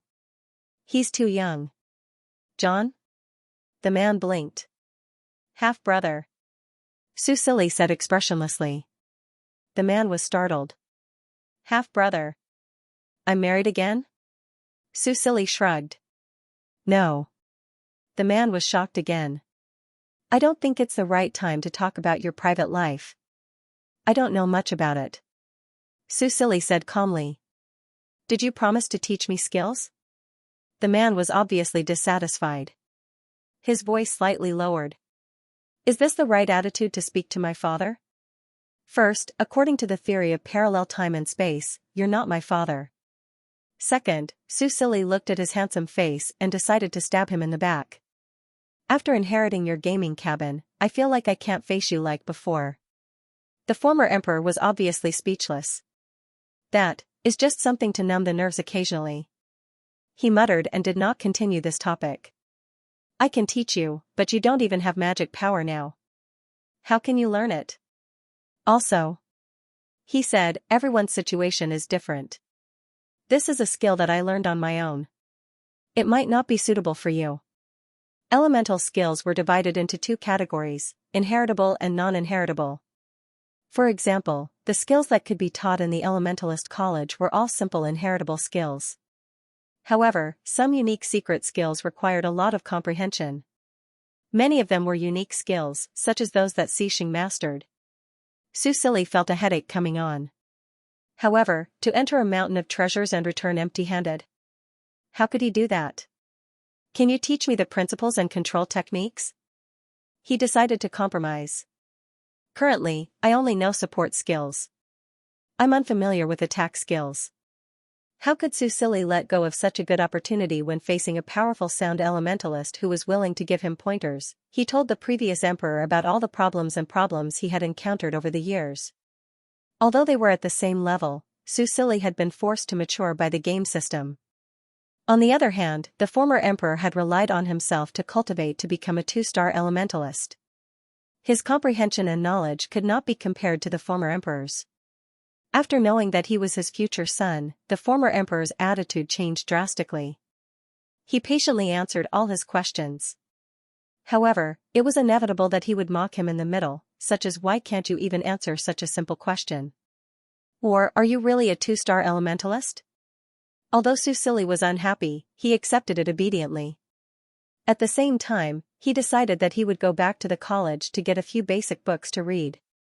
Although the experience system was convenient, there were many things that could not be learned as long as one's level was high. He could not be lazy during the learning process. Looking at the former emperor patiently teaching him and then looking at Xianxia, who was listening attentively, Susili suddenly had an idea. He opened the recording system and recorded this scene. Did they meet each other's parents? When this thought flashed through his mind, Susili's ears turned hot. He hurriedly shook his head, put away all the distracting thoughts, and listened attentively. The galactic beasts outside were still attacking the protective barrier. According to Brenda's report, the galactic beasts' attacks were mainly concentrated in the inner city. After yesterday's small-scale battle, most of the residents in the city had already hidden in their basements when the galactic beasts attacked. The residents who did not have time to hide were also protected by the army and the palace guards. They entered the protective barrier of the palace and took emergency refuge. The battle in the city was mainly about reinforcements. The soldiers tried their best to avoid fighting the galactic beasts. After all, houses could be rebuilt, but if people died, there would be nothing left. The commander's mind was very clear on this point. That evening, the reinforcements in the city were basically finished. The leader of the Sinos, the crown prince, also returned to the palace. Perhaps there were still a few residents in the city, but there was no other way. Because there were more and more galactic beasts. After the former emperor killed half of them, their numbers were slowly replenished. By evening, there were almost as many galactic beasts as there were in the morning. Why are there so many galactic beasts? The guards who had been observing the situation outside were all very serious.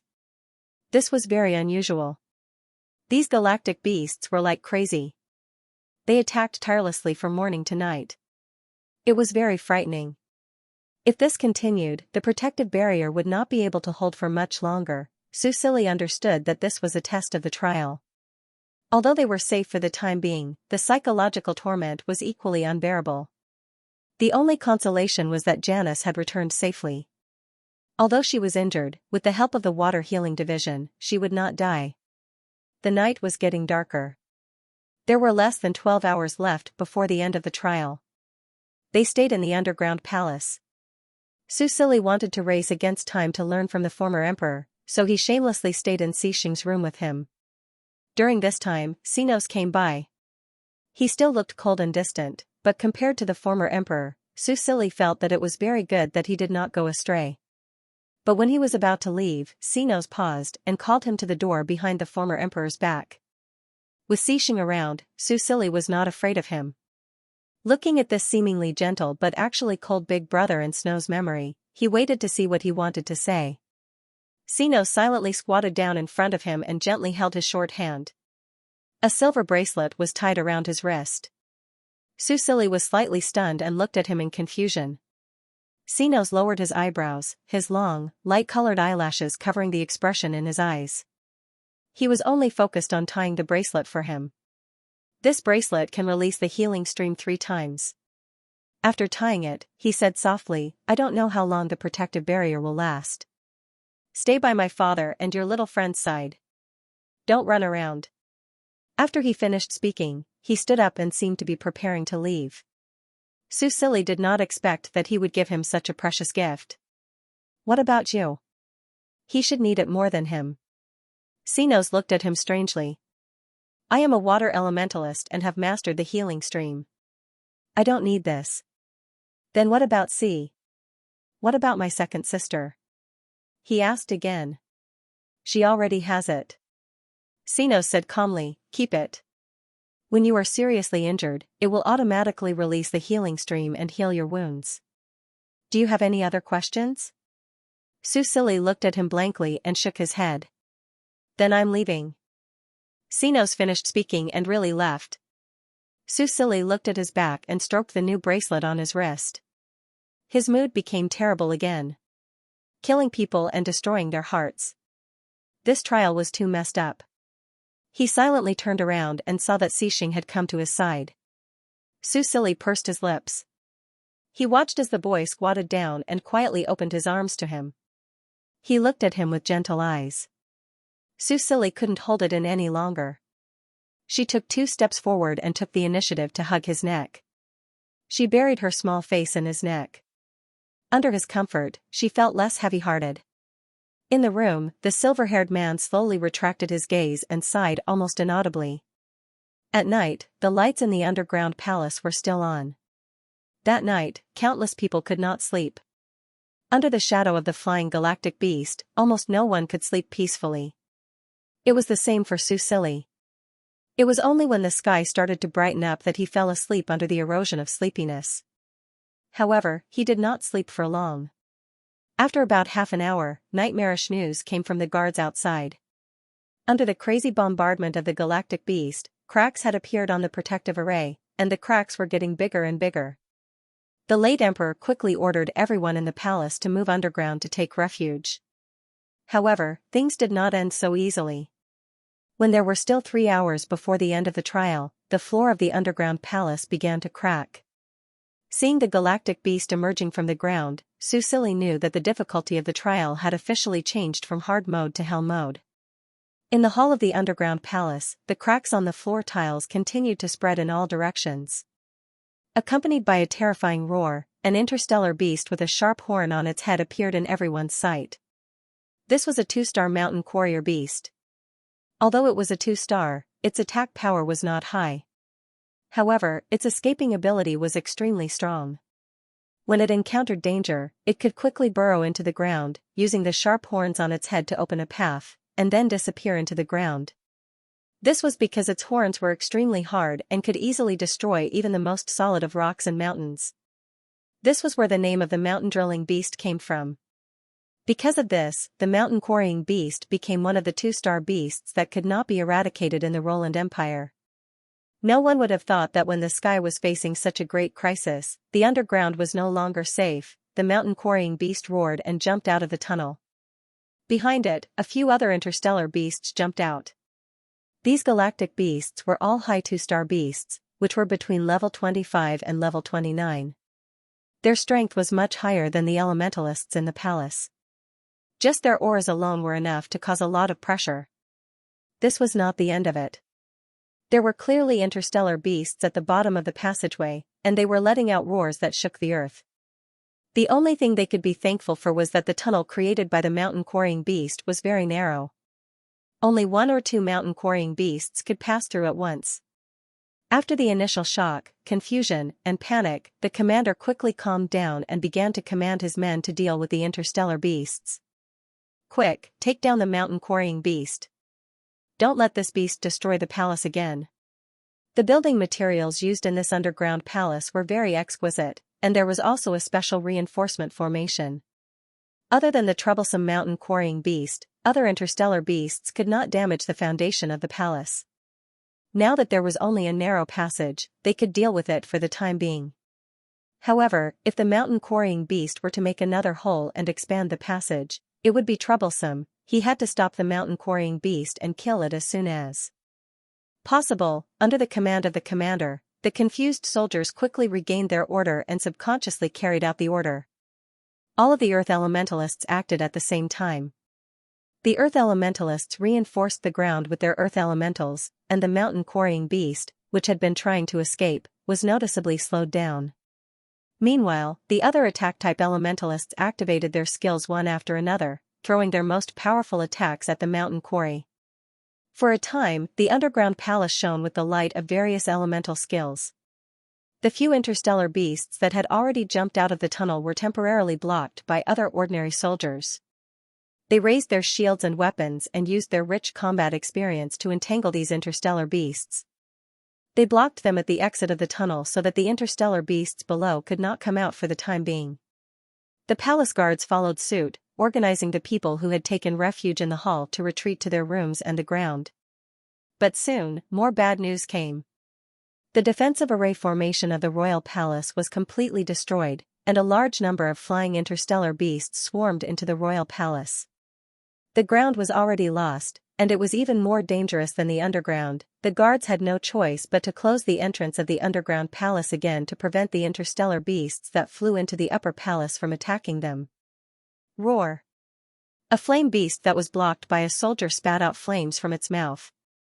The extremely hot orange-red flames lit up and attacked a soldier who was holding a shield. When the fire snakes were about to engulf the soldiers in the front row, a huge wind shield formed and blocked the intense flames. At the same time, a continuous drizzle fell and extinguished the flames. Cyrene and Sinos, who had finally arrived at the hall, stood behind the soldiers and cast their elemental skills to block the attacks of the galactic beasts. Although they temporarily blocked the attacks, the difference in their levels was too big. They knew that they would not be able to hold on for long.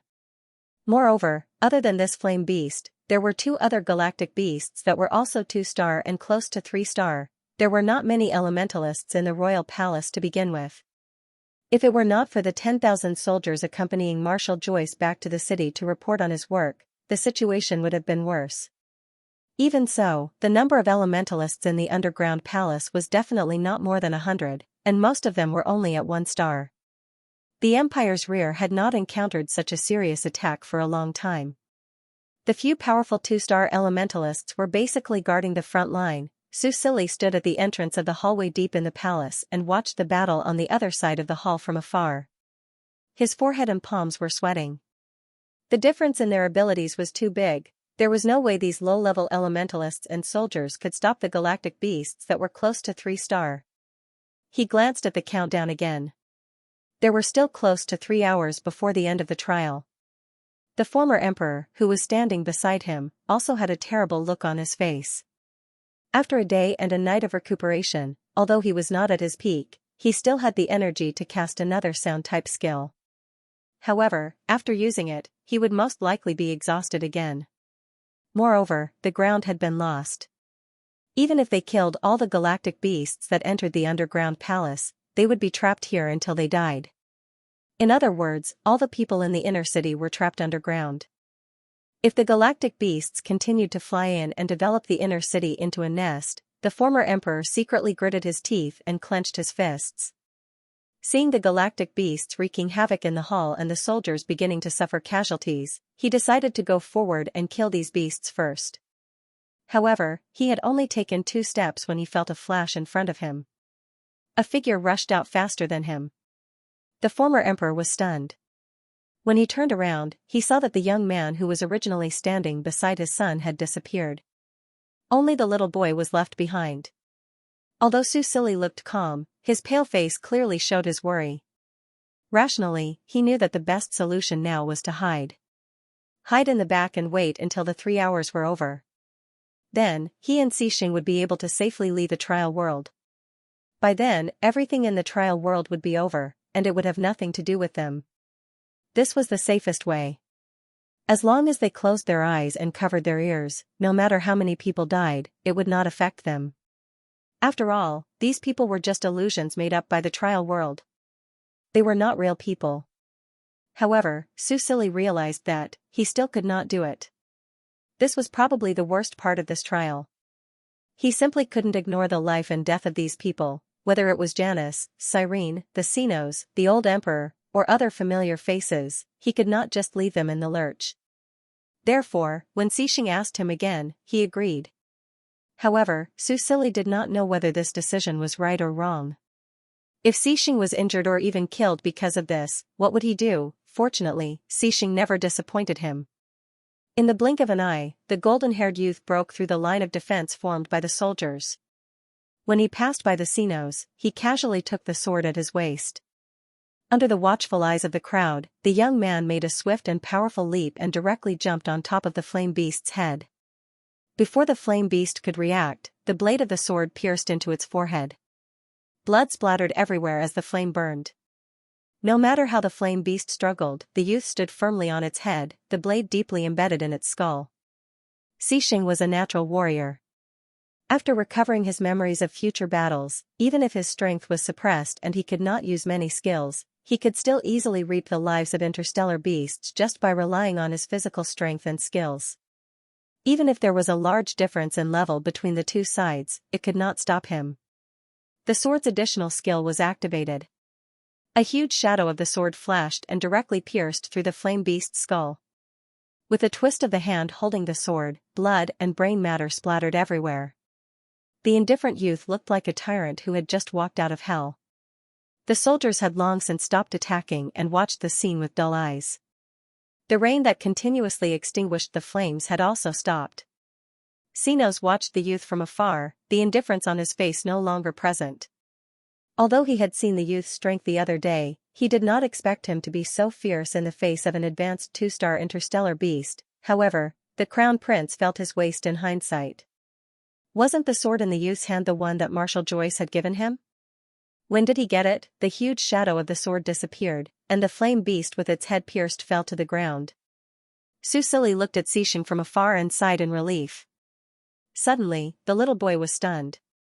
This was the first time he had seen Xixing kill an interstellar beast with his own eyes. In his line of sight, he could faintly see a red energy emitting from the flame beast's body, and then, it was absorbed by Xixing. What is this? Susili had a flash of inspiration and opened Xixing's puppet panel to take a look. After entering the trial world, Xixing's panel showed the value of his strength after being suppressed. Most of his skills were locked. However, a few days ago, he was still an ordinary half-star, but now he was already level 16. How could he be so fast? Susili suddenly thought of the battle in the central square 2 days ago.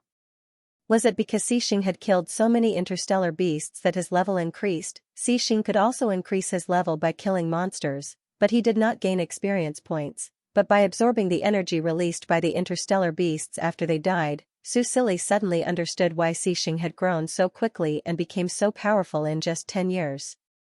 He was not affected by the level cap and could become stronger by killing monsters.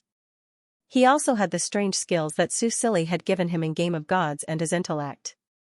It would be strange if he did not become the top starry sky combatant. After watching the young man absorb the flame beast's energy, he stuffed the flame beast's corpse into the tunnel exit and then picked up his sword to kill the remaining 2 interstellar beasts. Susili suddenly felt a little more confident. Xixing might really be able to do it, the former emperor was clearly shocked.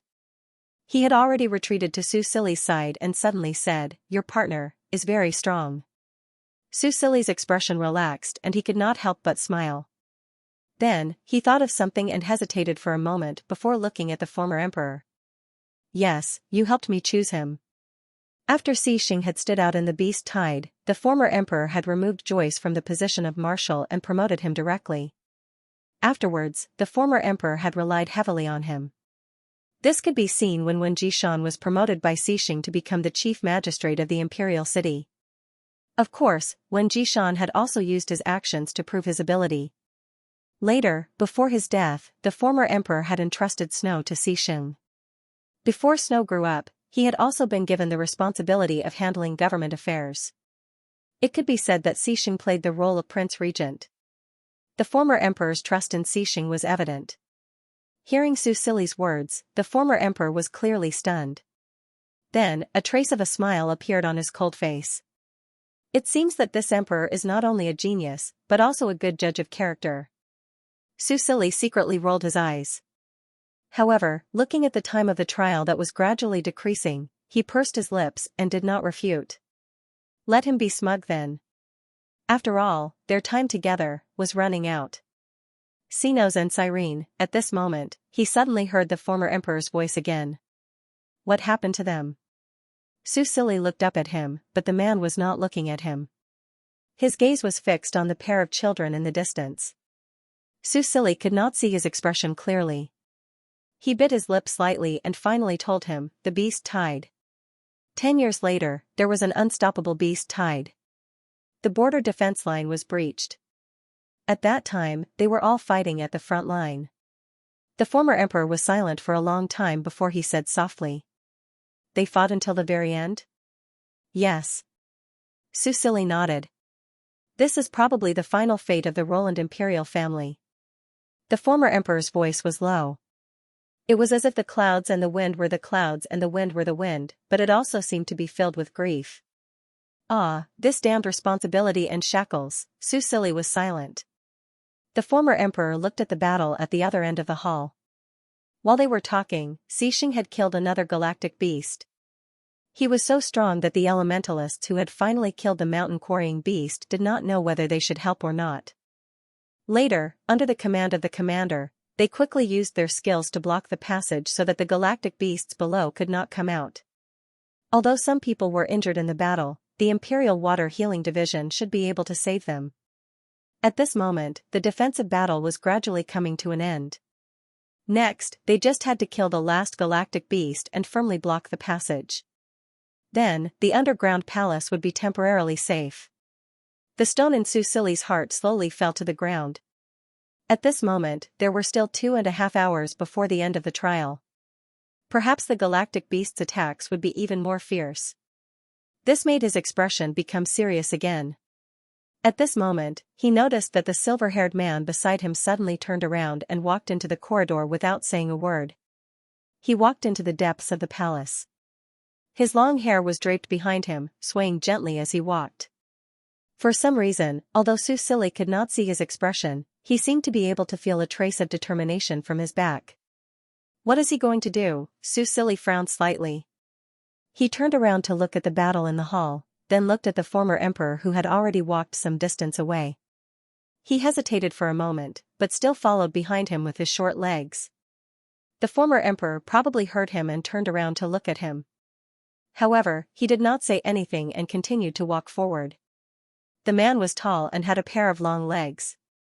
His strides were a little long, and it seemed that he had no intention of waiting for him. Su Sili was short and had short legs, so it was difficult for him to follow behind him. However, since he had already started, there was no reason to give up halfway. He jogged behind the former emperor and went deep into the corridor. He did not expect that this underground palace would have another world.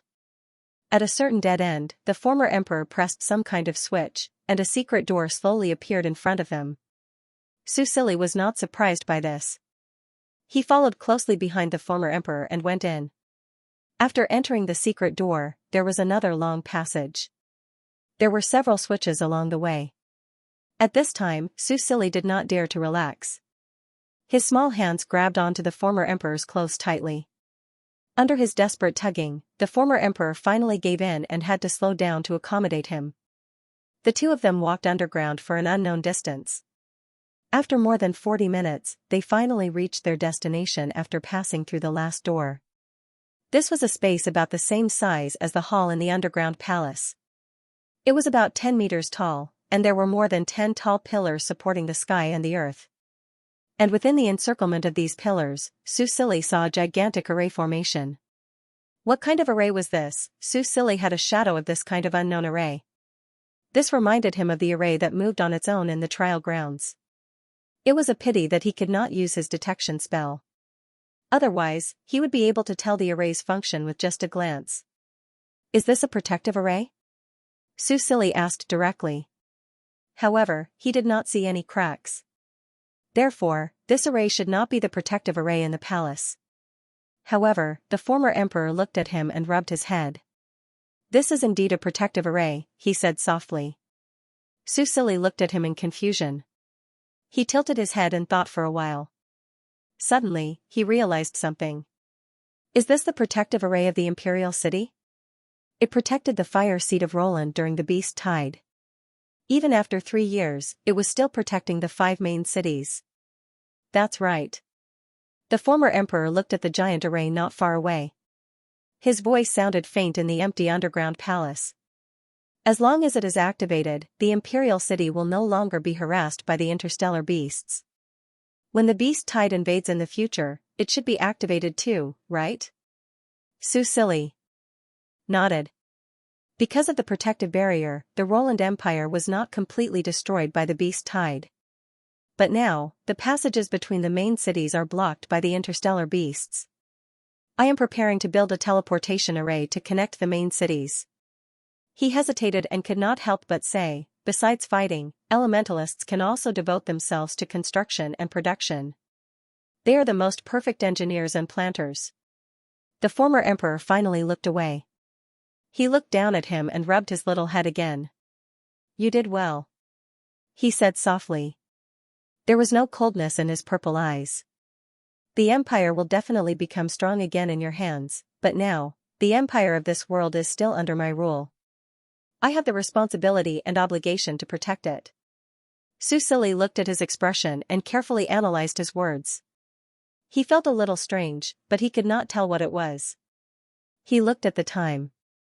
There was still 1 hour and 40 minutes until the end. I am going to activate the array now to block the interstellar beasts outside the imperial city. You stay here and don't move. The former emperor instructed him in a low voice. His expression was unprecedentedly serious. Susili nodded subconsciously. However, when the man lifted his foot and walked to the center of the array, Susili suddenly felt panic in his heart. He reached out and grabbed the hem of his clothes. Father! He subconsciously shouted. At the same time, he silently apologized to his realistic father in his heart. The former emperor looked down at him. There was a hint of gentleness in his eyes. The little boy looked at him in panic and asked, You won't be in any danger, right? He paused and then smiled. It's just activating an array. What danger can I be in? Let go. There is not much time left. Susili looked at him and finally let go. He let the hem of his clothes fall from his hand and go further and further away. He watched the man's back as he walked into the array. As he walked, the patterns of the array gradually lit up. When he reached the center, all the patterns were lit up. After the man stood still, a platform slowly rose from the ground. It only stopped when it reached the height of the man's waist. A wind came from somewhere and gently blew the man's straight silver hair. He reached out and pressed down on the platform. However, just as his palm was about to touch the table, a hand suddenly reached out from the side and gripped his wrist tightly. Susili was stunned. Because he saw that in the blink of an eye, a familiar green figure appeared beside the former emperor and stopped him. The underground palace was quiet and empty. The argument between the two could be heard clearly. Your Majesty, please reconsider. The young man's voice came from afar. His clear voice was filled with anxiety and panic. The silver-haired man's voice was still calm. Brenda, let go. The situation has not reached that stage yet. The wind elementalist said loudly, I beg you to reconsider. I have already considered it very clearly. No. This is not something that your majesty can decide alone. You must gather all the ministers to discuss. At least, the princes have the right to know. The former emperor's voice turned cold. Brenda, you have crossed the line. Do you think other people can change my decision? Susili listened to their argument and finally confirmed his guess. Did they have to pay a price to activate the main city's array? Your Majesty, you will die, he heard Brenda's slightly trembling voice. The array can only be activated by the Roland royal family at the cost of their lives. You must know. Susili was stunned. His thoughts were sluggish for a moment, and the former emperor's cold voice sounded again. It's just a few decades of life. How can it be so exaggerated? Those who only activate the royal city will not die. Those who only activate the royal city will not die. Then, what about those who activate all 5 main cities? Susili looked at the silver-haired man in the center of the array and suddenly understood why the former emperor did not die in the beast tide. But 3 years later, even though he had the royal water healing division, he still died of illness. He clenched his fists, and his heart was filled with complicated emotions.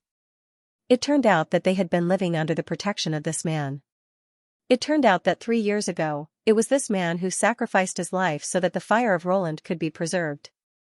He even thought that the former emperor was a muddle-headed and tyrannical monarch. Looking at the back of the man, Susili wiped his eyes and suddenly rushed into the array. He was also a member of the Roland royal family, but he also had a few decades of life. This damn trial world, whether it was real or an illusion, he wanted to change its future. If one less main city was activated, the former emperor could at least live for a few decades. As long as he did not die, as long as the upper limit of the NPC's star level was broken, his life would naturally be extended when his level increased. This thought spurred Susili to rush over without a care in the world. Susili rushed to the center of the magic array. However, before his palm could touch the table, the back of his collar was grabbed by a hand, and his whole body was lifted into the air.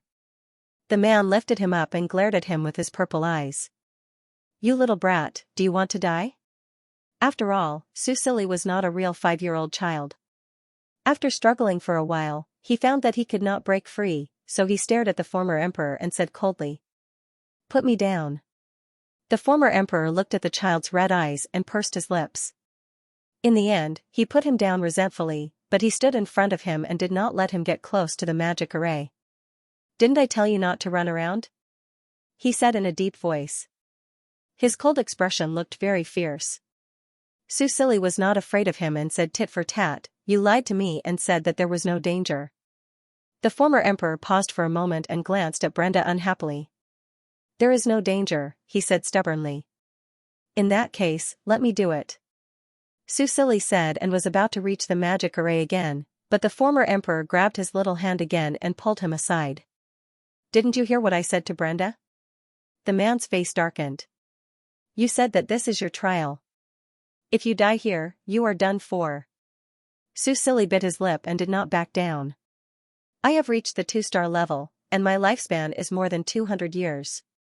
It's only a few decades, I can afford to waste it. Besides, I have found a way to break through the upper limit of the star level. I won't stop at 2-star. My lifespan will be even longer. The former emperor was stunned. You said that you found a way to break through the upper limit of the star level? That's right. Susili nodded and said seriously, This is a curse. Only when the Roland Empire accumulates a certain amount of national power and performs a certain ritual can it be gradually lifted. Of course, the curse was nonsense. The NPCs in the Roland Empire were limited in level because of the players. But then again, was this not a curse? The former emperor and Brenda were both shocked. After a while, the former emperor asked, Curse? How do you lift it? Susili pursed his lips. I'll tell you after I activate this protective formation. Nonsense. The former emperor reprimanded in a low voice. I'm not messing around. Susili looked at him and lowered his voice as well. However, his childish voice sounded soft and cute, and even a little pitiful. Do you know how you will die in the future? The former emperor stared at him in silence. Brenda, on the other hand, widened his eyes slightly. Clearly, he didn't understand what they were talking about, but he didn't ask and just listened quietly. Susili did not beat around the bush. He said in a low voice, 10 years later, the beast tide broke through the northwest defense line and went all the way to the south. It was you who activated the guardian circle of the 5 main cities and preserved the last hope of Roland. I'm sure you know better than I do what it takes to activate the guardian formation of the 5 main cities, right? The former emperor looked at him, still speechless. Now, this guardian formation must be activated by me. Susili said in a low voice, this way, even if you have no other choice, you only need to activate the 4 guardian formations. I don't want you to die so early. There's no other way in my world, but there's still time in this world. Susili knew that his decision now was very irrational, because there was probably only 1 more hour left in this trial world. Perhaps, this was part of the trial. If that was the case, then there was nothing to say. He just wanted to have a clear conscience. Otherwise, it would be painful to live. So, let me activate this guardian formation. Susili said again. The former emperor looked down at him. The height of the 5-year-old child barely reached his crotch. He could pick him up with one hand. However, he clearly knew that in this young body, there was a more mature soul. Smart, brave, and responsible. Perhaps he was still too young and immature, but this hot-bloodedness and drive moved him. Child, I'm your father. He squatted down in front of the child and looked him in the eye. No father can watch his child sacrifice himself in front of him. Susili was a little touched, but he was not Snow Roland, and this man was not his real father. He lowered his eyelashes, thought for a moment, and said, then close your eyes. The former emperor, Brenda, hearing the noise, the former emperor looked up and glared at the young man. Brenda immediately shut up and put on a serious expression. Child, do you have to do this? The former emperor looked at Susili with a complicated expression. Yes. Susili nodded. Don't you want to discuss this with your little friend? The former emperor tried to make a final struggle. He listens to me. The former emperor did not speak again. Time passed by, and he only nodded when it was the last hour of the trial. If what the little boy said was true, then this was indeed the best solution. Besides being a father, he was also a monarch.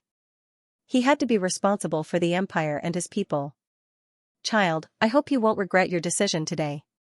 The man put his hand on his thin shoulder and patted it gently. Susili thought for a moment and said, you'll regret it if you don't do anything. In the end, the former emperor was convinced and stepped out of the magic circle. Brenda was also dragged out by him. Brenda's face showed obvious hesitation. However, at this moment, he did not have much right to speak in this place. The former emperor did not close his eyes. He stared at the center of the magic circle as if he wanted to engrave that young figure in his mind forever.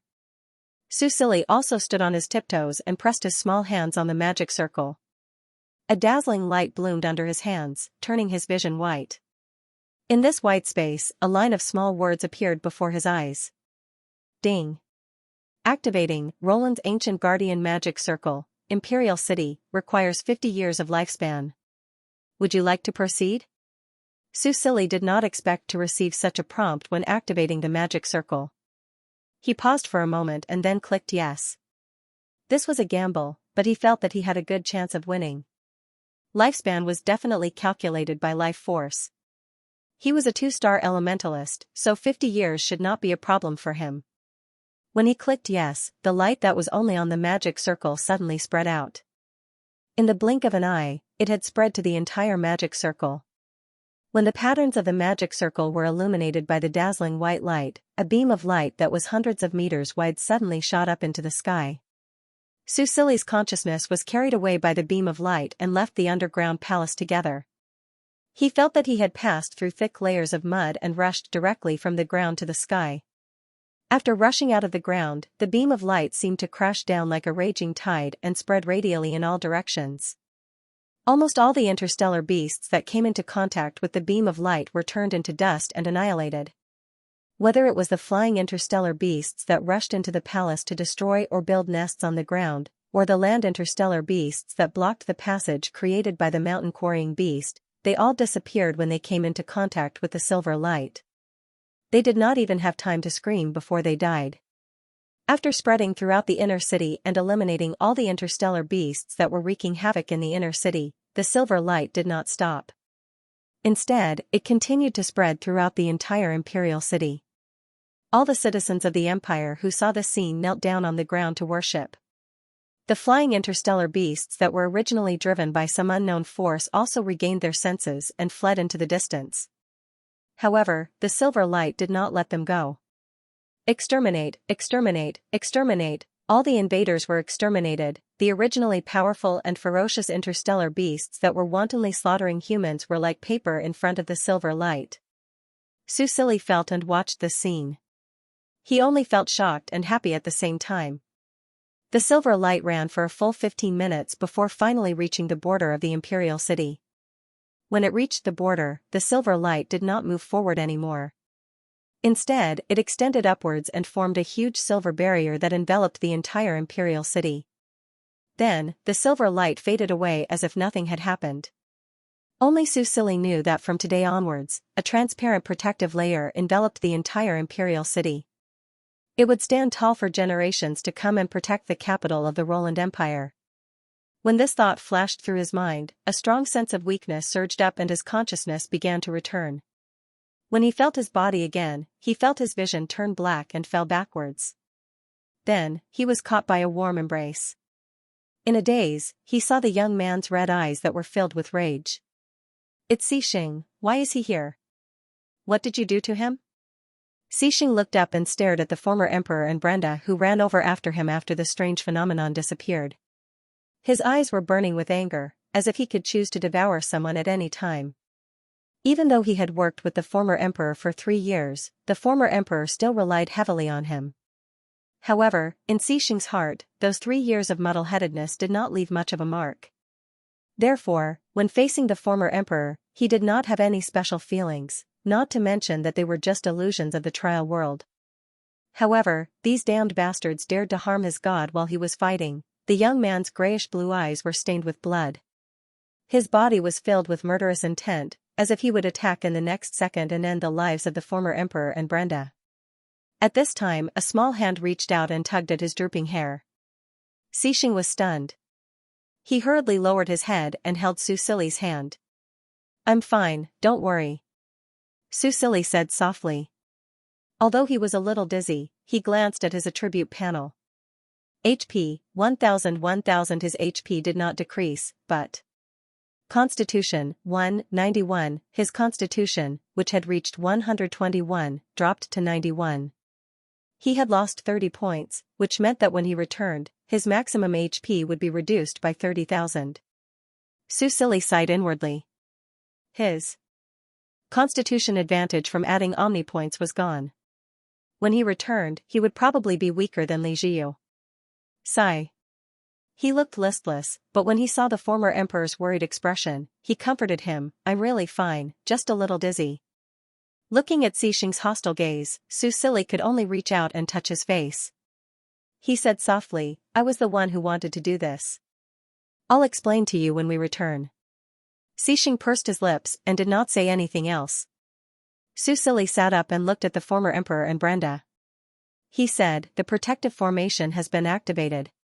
All the interstellar beasts in the imperial city have been destroyed by the formation.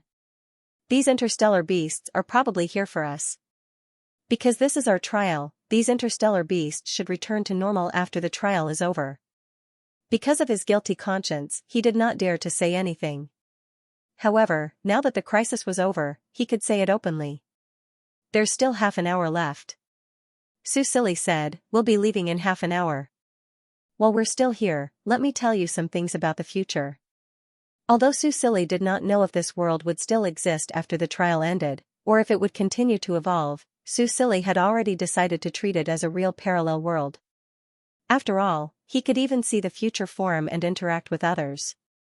What was so strange about entering a parallel world of the past? He would help to the end and help to the end. Since he had already sacrificed a quarter of his lifespan, he did not mind giving a few words of advice to the former emperor. After all, he was not only Snow's father, but also his teacher. There's a big problem with the Elementalist College's innate talent test. I suggest that all the students be tested again. Many spirit elementalists have been assigned to the warrior department. These spirit elementalists can be sent to construction. There's no need to transfer the elementalists from the front lines back. You should make good use of the star web. Don't just use it to play games. That's your hobby, and I can't say anything about it. However, money should be spent where it is needed. I've opened a milk tea shop on the star web, and the response is quite good. Remember these recipes. The former emperor was listening attentively, but when he brought up the matter of games, he could not help but cough twice. There was a hint of uneasiness on his handsome face. He explained again, only occasionally. Occasionally for fun. Susili ignored him. After all, the label of an old pervert could not be removed from the former emperor's mind. However, this was just a harmless hobby, and he did not publicize it. Although he was not interested in it, there was nothing to criticize the former emperor. After all, under such great pressure to survive, the former emperor spent the last 3 years in the shadow of so many people's deaths, including his own flesh and blood. It was already good enough that the former emperor did not go crazy. Looking at it from another perspective, at least in the last few years of his life, he still had some happy moments, although they were obtained through external means. Yes, I understand. Susili changed the topic expressionlessly and continued to talk about other things, especially the matter of breaking through the upper limit of the star level. This was also what the former emperor and Brenda were most interested in. However, Susili also obtained the information from the future forum. He had not actually tried it out, so whether it would succeed or not would depend on themselves. Previously, when he wanted the trial to end quickly, he felt that time was passing very slowly. Now, when he wanted to stay a little longer, it felt like time had passed in the blink of an eye. When Susili finished talking, there were only 5 minutes left in the trial. Do you want to say goodbye to your brother and sister? In the end, the former emperor looked at him.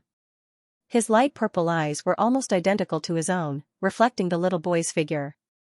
I can use the communication device to contact them. Susili paused. Cyrene and Sinos. He stroked the silver bracelet on his left wrist, and his eyes dimmed slightly.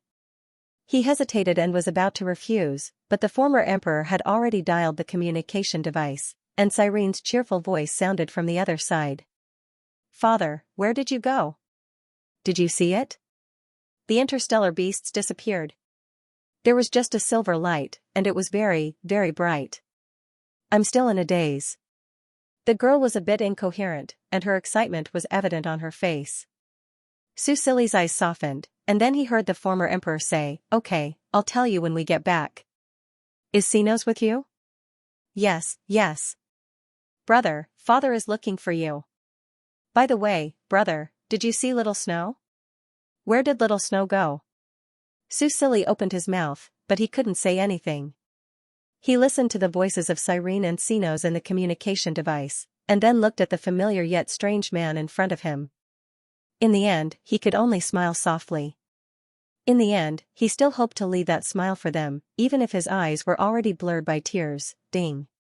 The countdown to the Asmo trial has ended.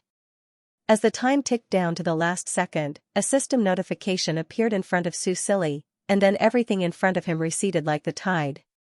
His consciousness fell into darkness again.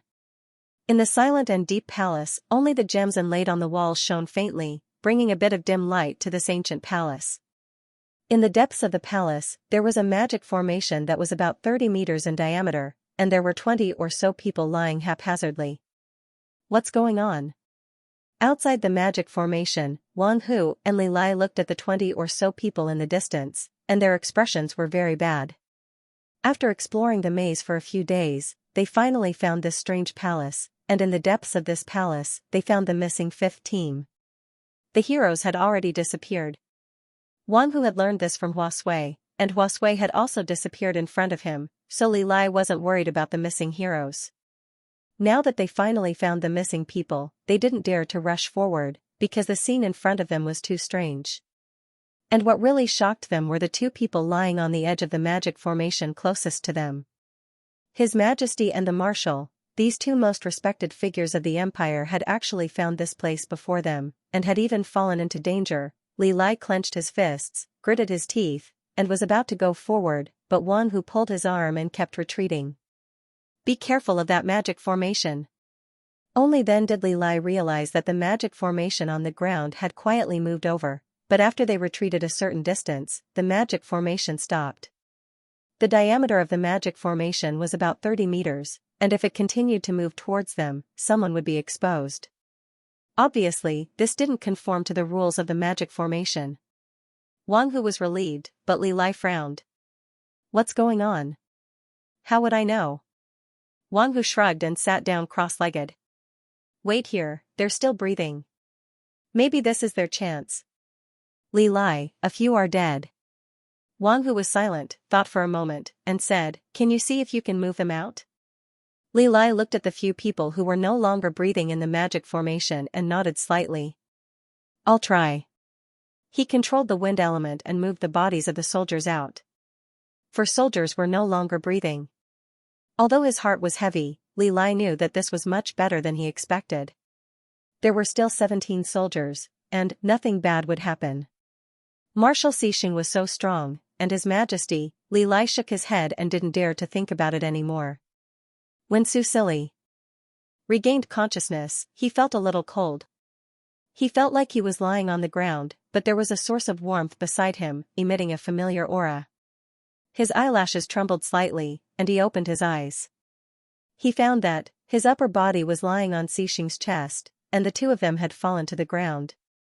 His body changed back. Su Sili lowered his head and looked at his hands that had returned to normal size, then looked at the magic formation on the ground, and immediately understood that he had returned to the trial grounds. The small words that appeared in front of his eyes reminded him of this. "Congratulations on completing the Asmo trial, return to your weakest state, and successfully survive in a situation of certain death. Duration, 7 days. In view of your excellent performance, you have received basic reward, Spirit plus 50. Additional reward, Spirit plus 50. Su Sili couldn't help but be stunned. He had actually increased his spirit by 100 points in one go. His spirit, which had already reached 126 points, had suddenly increased to 226 points, almost doubling it. And this large increase in spirit brought about an extremely obvious sensory experience. In just a moment, he felt his mind become much clearer, and his senses sharper. At this moment, Xixing opened his eyes. The two of them looked at each other, and after confirming that the other was safe, they both let out a sigh of relief. However, Su Sili's upper limit of HP had been reduced by 30,000, just as he had guessed. This made his face look extremely pale, and it was obvious that he was very weak. "Your Majesty, Marshal Sir." Without waiting for the two of them to speak, a wave of greetings sounded from not far away. Su Sili turned his head to look, and saw that many soldiers who had woken up earlier than them were standing guard a few dozen meters away, watching them. He even saw Li Lai and Wang Hu. The soldiers who had accepted the trial were also very weak. After all, they hadn't eaten or drunk anything for 7 days and 7 nights, and they had to endure the mental torture in the trial grounds. Only Xixing looked completely fine. Xixing hugged him as he stood up. Feeling the weakness in his body, Su Sili didn't struggle. Instead, he leaned into Xixing's embrace and looked at the soldiers outside the magic array. Right now, he didn't have time to think about the trial grounds, and he tried his best not to think about it. For soldiers had died, and this result was slightly better than expected. Those who survived the trial would receive a lot of benefits. After all, 50 points of spirit was something that even a genius elementalist would need to train for several years to obtain. Su Sili was physically and mentally exhausted, and he didn't explain anything to them. He followed the future forums guide and left the trial grounds together. Then, he took out the shuttle from the spatial capsule. With Xixing's aura, they returned to the Imperial City without any obstructions. Along the way, the flying galactic beasts didn't dare to approach them. They had been gone for 7 days. Fortunately, they had the bionic androids and Li Jiu, Janice, and the others. Although they had aroused the suspicion of some ministers, they hadn't caused any unmanageable incidents. When they saw that they had returned safely, Li Jiu and Janice were on the verge of tears. Su Silly also wanted to cry, but he held it in. After sending them away, he fell asleep. While he was in a daze, he felt Xixing pick him up and walk him into the bathroom. Walala, Su Silly heard the sound of water flowing. He leaned into Xixing's embrace. He was so tired and depressed that he did not want to open his eyes. He just hung lazily on the man's body. It was good to take a bath. After staying in the training grounds for 7 days, his body must be filthy. So when his clothes were taken off, he did not resist. He even obediently cooperated like a doll, allowing Xixing to do whatever he wanted. When his whole body was soaked in the warm water, he could not help but sigh softly. The comfort that he had not felt in a long time relieved his tiredness. Under the warm water, his sleepiness surged up even more. But the man did not let him fall asleep. He used the hot water to wet his long hair and lathered it before carefully washing him. Although the gentle massage was very comfortable, when the water soaked his scalp, Su Silly regained some consciousness. "Aren't you tired?" He turned around and laid lazily on the man's shoulder. His voice was low and hoarse, with a hint of lethargy. The man's hand paused, then he moved closer to his ear. His hot breath sprayed on his ear. "As long as I'm with you, I'm very energetic." Then, Su Silly felt his spirit. He twisted his waist uncomfortably, but was quickly suppressed. The man did not do anything to him. Instead, he took the shower head and washed the foam off his silver hair. His actions were gentle and full of care. Su Silly felt a little warm. He let down his guard and buried his face in the man's neck. He rubbed his face against the man's skin and leaned against him like a softie. "Can't you control the elements to get rid of dirty things? Why do you have to go through so much trouble?" Xixing was silent for a moment. Then, he spoke in a low voice. "I like it.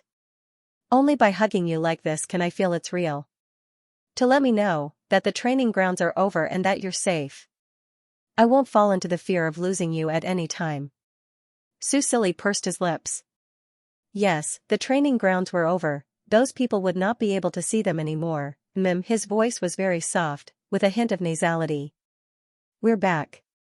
There won't be any danger." Xixing listened to his tone and frowned slightly. He didn't say anything and continued washing him. The young man's silver hair was like fine brocade, softly draped over his shoulders. The ends of his hair that were soaked in the water gently fluttered in the wind. It was too beautiful to behold. Tired and weak, Su Silly was a little lazy and let him play with her softly. In a daze, he felt that his back was pressed against the smooth and slightly cool edge of the bathtub. His neck was slightly tilted back, and the man's warm and soft lips pressed against him. This was a gentle and restrained kiss, but it also allowed him to feel the strong emotions hidden in this restraint. He reached out and hooked his arm around Xixing's broad shoulders, forcing himself to respond to him. Perhaps this would help him forget about his sadness. Besides, he didn't want to disappoint Xixing. Probably because of his health, the kiss didn't last long.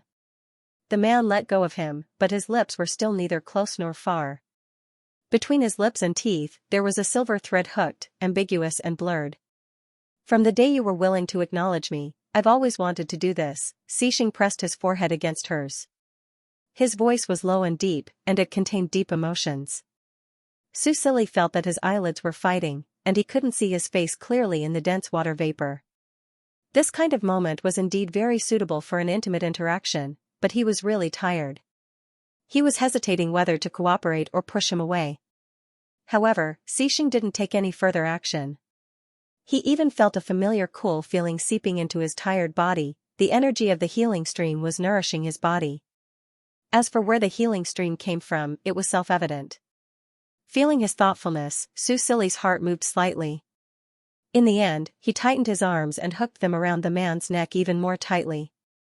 "Xixing, yes? If you want, I can." Xixing paused. Seeing that the young man was almost unable to open his eyes, he curved his lips slightly and said in a low voice with some joy, "No, you need to rest now." No matter how much he wanted, he knew his limits.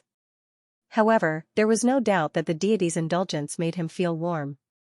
Lord God, in his mind, used to be a high and mighty existence that he could only look at but not reach. Even in his imagination, Lord God was cold and indifferent. However, after interacting with the deity, he realized that this wasn't the case. The deity also cried and threw tantrums. Although the deity was distant and indifferent in front of outsiders, the deity was like a little kitten in front of him. The deity was cute, clingy, and liked to act spoiled. Every moment that they spent together, his feelings for the deity grew stronger. He loved this kind of deity very much, Xianxia thought in his heart. Suddenly, he remembered something. His relaxed eyebrows furrowed again and he said in a low voice, "You promised that you would give me an explanation." Xianxia, who was being hugged by him, heard this and his slow thoughts turned. After a long while, he realized what the deity was referring to. "I was the one who opened the array willingly." He pursed his lips slightly and thought of the deity's furious expression. He added, "And I gained a lot of benefits from the trial." 100 points of spirit gave him the experience that even if his body was extremely weak and tired, his mind could still stay awake. Under the nourishment of the healing stream, he seemed to be getting more and more energetic. Obviously, he really wanted to just sleep and be done with it. "So, what price did you pay?" Xianxia was very sharp. Xianxia was silent. Xianxia had no intention of letting him go. He suddenly tightened his arms and trapped him in his embrace. His voice was cold. "Even if you haven't eaten for 7 days, you shouldn't be so weak." So, the deity must have done something to him. His voice suddenly became stern, which made Xianxia feel uncomfortable. He was so gentle and considerate just a moment ago, he felt wronged. "You're hurting me." Of course, it didn't hurt. It was just a little uncomfortable. However, he knew what Xianxia would do if he said that. Sure enough, he let go of him. "You really don't want to tell me?" he asked faintly. Xianxia was silent again. What else was there to say? It had already happened. If he told him, it would only make him unhappy. What was the point? Moreover, he would recover very quickly. When the Imperial City reached level 3, the experience points he accumulated would allow him to level up like a rocket. When the time came, his maximum HP would increase and the life force he lost would be recovered. He felt that there was no need to say it, but Xianxia obviously didn't think so. Xianxia heard a sigh, followed by the sound of splashing water. He was carried out of the bathtub. Stepping out of the bathtub, they moved to the warm and dry bedroom. When they reached the bedside, both of them were dry and clean. Xianxia was stuffed under the blankets. He watched as the deity turned around and walked into the cloakroom next door. Ever since the two of them got together, Xianxia's clothes had been neatly stuffed into 2 closets by Janice. Although it wasn't made public, everyone around them knew about it. After taking a shower, Xianxia felt a little more awake. After leaving for so many days, he felt a little unaccustomed to returning to this empty bedroom. Although Sinua's courtyard was small, it unexpectedly gave him a sense of security. During those few days of lying in the courtyard like a salted fish, other than worrying about the possible danger to his life, his days were simply as comfortable as a celestial being. While Xianxia was quietly thinking about these things, Xianxia, who was neatly dressed, walked out of the cloakroom. The deity returned to the bedside. Seeing that Xianxia's eyes were still open, he obviously paused his steps. He was probably surprised that Xianxia was still awake. "I'm going to take care of business. Have a good rest." The deity tucked Xianxia in and left the bedroom after giving him some instructions. Xianxia didn't even have the time to ask him to stay. He couldn't be angry, could he? His thoughts were not clear. It shouldn't be. They had disappeared for so many days. There must be a lot of things that Xianxia had to deal with. Xianxia closed his eyes. Now that the Star Age server was closed, according to his second brother, there were still 2 months before the second closed beta test began. He hoped that when the time came, other than his second brother, his big brother would also come to visit him. He kind of missed them. With his fingers clutching the blanket, Xianxia curled up and buried himself under the blanket. Soon, there was no movement. After returning from the trial grounds, he slept for a whole day and night.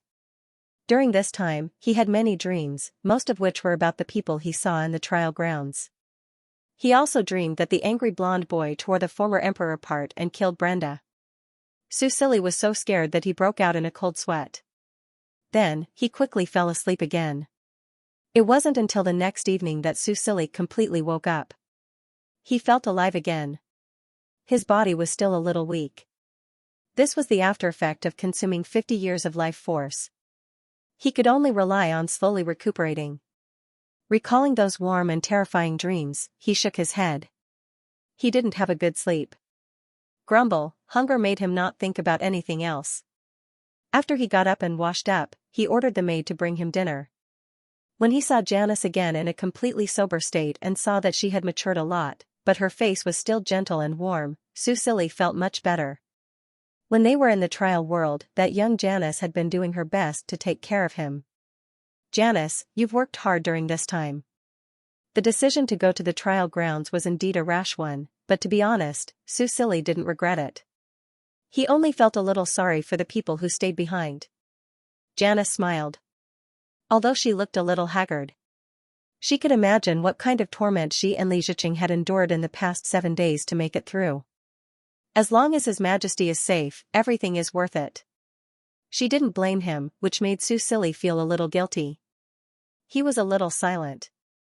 After thinking for a while, he asked, "Janice, what kind of person do you think my father is?" Janice was slightly stunned. Obviously, she didn't expect him to suddenly ask this. She looked like she was recalling something. Then she said, "The previous emperor was a great ruler." Susili nodded, but he didn't get any more information. Come to think of it, Jenny had always been by Sinua's side, and even Sinua rarely saw his father. In fact, Snow felt inferior because he was neglected since young. But was he really neglected? That wasn't necessarily the case. After all, in a situation where there was such a lack of elementalists, he still had 2 maids who were elementalists. Janice was a 1.5-star warrior. As for the traitor Mary, although he didn't know her level, the dark element was also a rare elemental element. Now that he thought about it, he made a judgment about many people based on Snow's subjective memory. But there was no point in dwelling on this. They had already disappeared. Perhaps the only thing he could do was to wish them a safe and sound life in the other world. Susili sent Janice away and slowly ate his dinner alone. This was his second meal since he came back. He was so hungry that his chest was sticking to his back. The food that he usually thought was disgusting was now delicious. As he ate, he remembered that he hadn't seen Xianxia for a long time. Could this guy still be angry? Susili took a sip of milk. After thinking for a while, he picked up his communication device and sent him a message. Xianxia was walking in the corridor. Beside him was his original adjutant, Qiuzheng. This gentle-looking young adjutant looked up at the sunset. His eyes were shining under his round-rimmed glasses. He looked like he was about to cry with joy.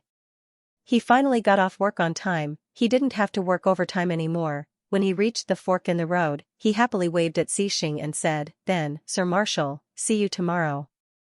Although he could see that his boss wasn't in a good mood, Qiuzheng couldn't care less. This was the first time he got off work early in a long time.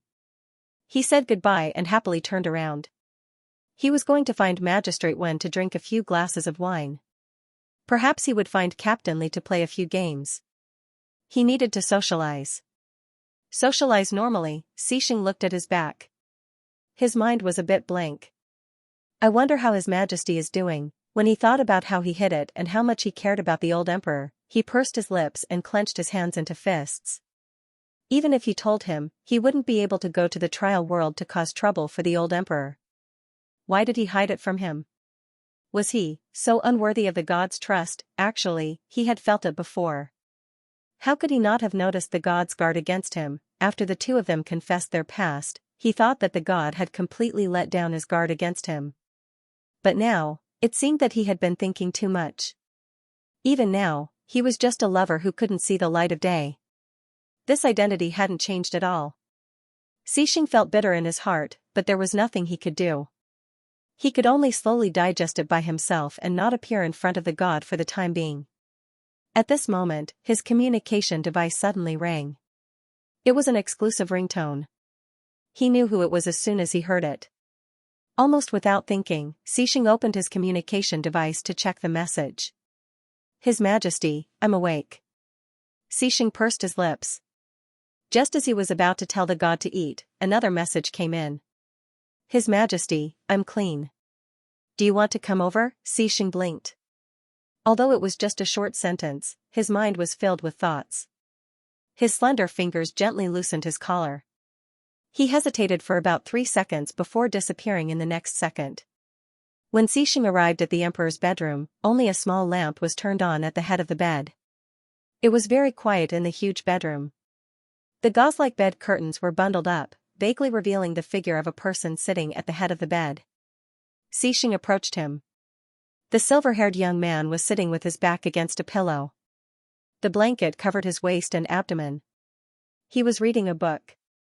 When Xixing came to the bedside, the young man raised his beautiful purple eyes and smiled faintly. He said softly, "You're here." Gulp, Xixing's Adam's apple bobbed up and down. The young man wasn't wearing a nightgown. Instead, he was wearing a white shirt. Furthermore, it was his shirt. It didn't fit him very well. It was a little loose on the young man and he didn't button it properly. The collar was open, revealing a large area of snow-white skin. Come here. The young man waved his hand at him. Xixing's body stiffened. In the end, he lifted his feet and walked over to the young man. He sat on the edge of the bed with his back turned and looked at the young man. He didn't intend to go to bed. At least, he didn't want to do that kind of intimate act with the young man before he could digest the feelings in his heart. Although he longed for it, he didn't want to be with a young man with such feelings. But sometimes, things couldn't be done as he wished. The young man probably saw that something was wrong with him. He closed the book and placed it on the bedside table. Then, he leaned over and put his hand on Xixing's shoulder. His entire body was pressed against Xixing's back. Xixing, his voice was soft and gentle. When he called out his name, it was as if he had kept it in his mouth for a long time before spitting it out. It was full of warmth. The young man sucked on his earlobe and gently bit it. Xixing trembled and stood up very disappointingly. He looked away with difficulty and didn't want to look at the young man. Why aren't you looking at me? The young man's clear voice tickled his eardrums and made his heart itch. You need to rest. He tried to control his voice and even closed his eyes. I've slept for a day and a night. Susili leaned against his shoulder. Seeing how awkward he was, he knew that Xixing was still throwing a tantrum. He decided to play a little game to coax him. Her slender and fair hands moved from Xixing's shoulders to behind his waist. Xixing couldn't help but stiffen. Soon, the belt fell to the floor and made a soft clicking sound. It was especially crisp in the quiet bedroom. Rip, this was the sound of the chain being pulled. It was very, very slow and a little annoying. Xixing didn't move. The young man in the snow-white military uniform had his blonde hair neatly combed to the back of his head. He looked capable and strict, but his ears were obviously dyed with a thin layer of red and his breathing was slightly disorderly. If the camera moved down a little more, Xixing grabbed the pair of moving hands, but it was too late. The young man rested his chin on his shoulder and looked down with a smile like a successful fox. Your Majesty, stop fooling around, Xixing said in a low voice. He reached out to pull back the clothes that had been pulled apart, although there was a big obstacle in pulling them back. In the end, Susili crossed his long legs and sat on his lap, facing him. This action caught him off guard and he instinctively avoided it. When he reacted and reached out to hug him, the touch from his palms made him stiffen even more. Seeing that Xixing was looking down in a daze, Susili grinned and said rather innocently, I just told you that I've washed myself clean. In fact, Susili was a little embarrassed about what happened next. His ears were hot, but he felt that it was very interesting to see Xixing in a daze. Under Xixing's gaze, he raised his waist and slowly reached down. He was inexperienced and his movements were a little clumsy, so he did it very slowly. However, Xixing only stared at him deeply and did not show any displeasure. Although he was the one who initiated it, Susili became shy under the gaze of that pair of gray-blue eyes. He hugged Xixing's neck and rested his chin on his shoulder. He gently rubbed his marshal's epaulette. After only 2 moves, Susili was exhausted. Xing. He was panting slightly. His face was already dyed red and he was as beautiful as a painting. Yes? I don't want to move anymore. The young man said pitifully. Then, he felt the man chuckle softly. That chuckle seemed to vibrate out from his chest, and Susili felt his ears go soft. Okay. He heard Xing say this. Then, Xing laid down on the mattress with his knees on both sides. Finally, Susili's entire body went limp. He lay on Xing's chest and even started to cry. The curtains of the bed had been pulled down. The blond man was lying on the bed. His neat military uniform was still neat and tidy. However, the young man lying on his chest had already lost his white shirt. One was dressed neatly while the other was naked. The scene was beautiful and ambiguous. The young man had already stopped crying. However, when he came back to his senses, he was very embarrassed, so he lay in Xing's arms and pretended to be dead. Susili did not want to cry either. However, he did not know whether it was because he had let down his guard, so he could not hold it in. Or it was because they had not been together for too long. Or perhaps, it was just too comfortable. The two of them quietly stayed like this for a while. Neither of them spoke until the night outside became darker and a silvery white moonlight shone in. From outside. Susili looked at the moonlight outside the window and felt the night breeze blowing in slightly. He felt a little cold and stopped pretending to be dead. He turned over and grabbed the blanket to wrap himself up. Xing quietly watched his actions. In the end, he chose to put his elbows on the mattress and propped his upper body up slightly. Susili was wrapped in the blanket, only revealing his head. When he saw Xing's snow-white military uniform, he averted his eyes and said somewhat embarrassedly, "I dirted your clothes." Xing looked at him and smiled. "I had a part to play too." Susili looked at his smile and felt that this guy was exuding a charming charm all the time. "You're not angry with me anymore?" He reached out and touched Xing's cheek. The smile on Xing's face faded. He held the young man's hand and kissed it. "I'm not angry with you." He was just angry that he had not done enough, so he could not truly win the god's heart. Susili looked at Xing's gloomy expression and was somewhat puzzled. Was it really that important to him to know the price he had to pay to activate the array? He frowned and hesitated whether it would be better to tell him. But, he thought of the dream he had during the day. What if Xing went crazy and dug up the tomb of the previous emperor? Susili sighed sadly. He watched Xing sit up and stared at his lonely back. He suddenly remembered something. It was something that he should have done in the trial world, but because of their physical condition, he did not do it. He crawled over. When Xing was about to get up, he stretched out his arms and hugged him. He rested his forehead on his back. "Xing, let's fall in love," he said softly. As soon as he finished speaking, he clearly felt Xing's body stiffen. It was completely silent in the bedroom. The only sound that could be heard was the soft rustling of the curtains in the night breeze. Susili could almost hear his own heartbeat. The man's silence made him feel uneasy. Was Xing unwilling? At this moment, he felt the man holding his hand. His arm around his waist was pulled away. Then, Xing slowly turned around. His grayish-blue eyes shone brightly. In the darkness of the night, he seemed fragile. Susili straightened his back and stared at him in a daze. "Your Majesty, what did you just say?" he heard the man ask in a very soft voice, as though he was afraid of disturbing him. His heart ached for him. Xing actually cared a lot, right? Back then, he didn't trust him, so he proposed to be his lover. Although Xing agreed, he must have been hurt, right? After all, he was sincere to him, but now that he thought about it, he was really a jerk. "I said, I want to be in a relationship with you." Susili stared at Xing. His cheeks were slightly flushed, but his gaze was gentle and firm. "Not a lover, but a lover. A lover who wants to spend a lifetime with you." Xing was in a daze.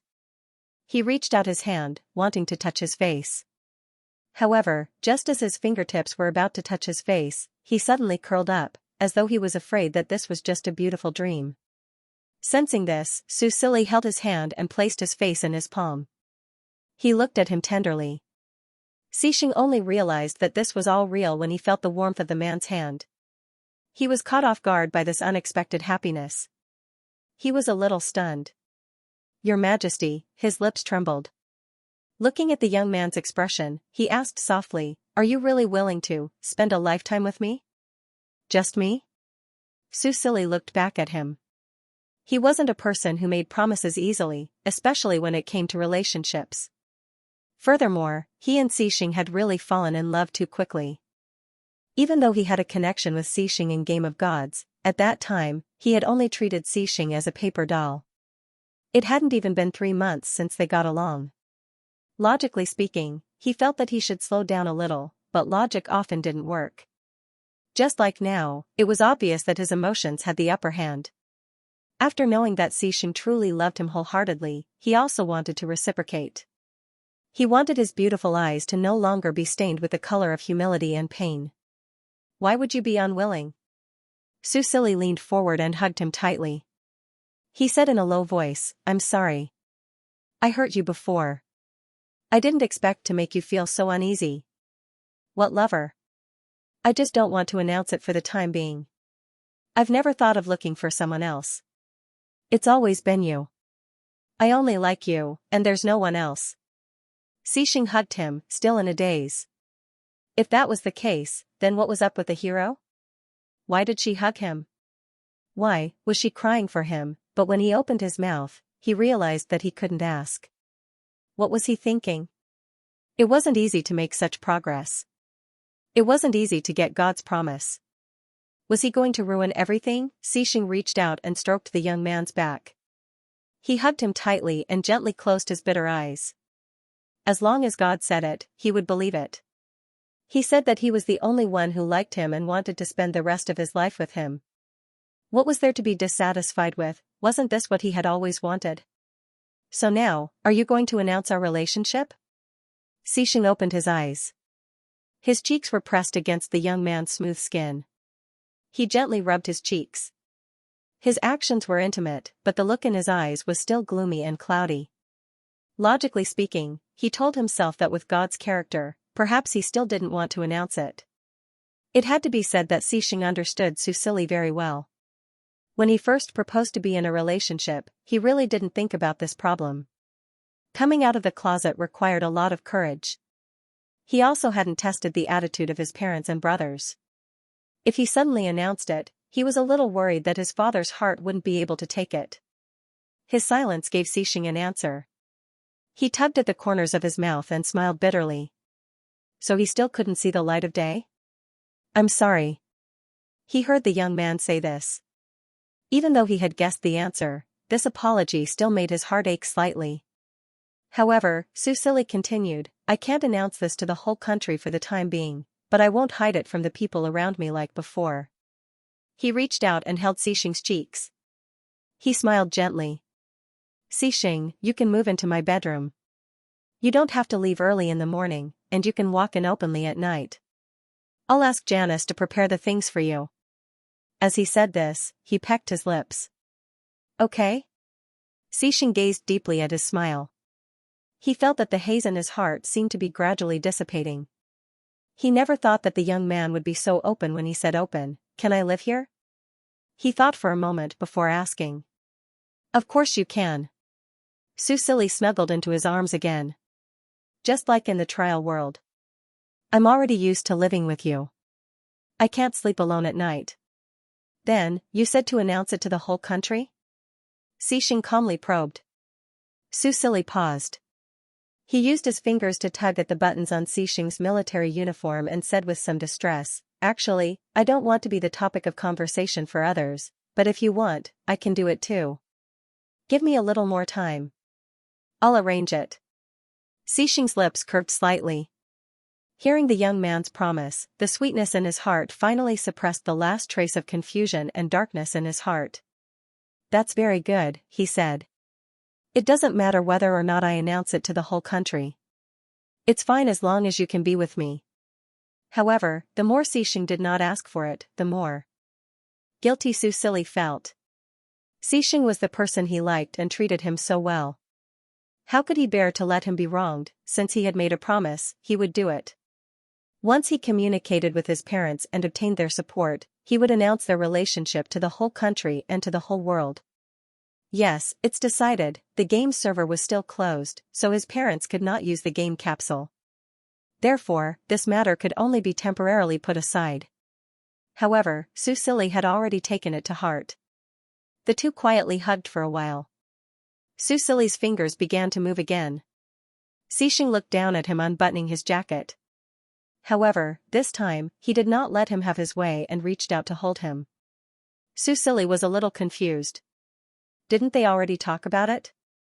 You still haven't told me what price you paid to activate that spell formation. Xixing looked at him quietly.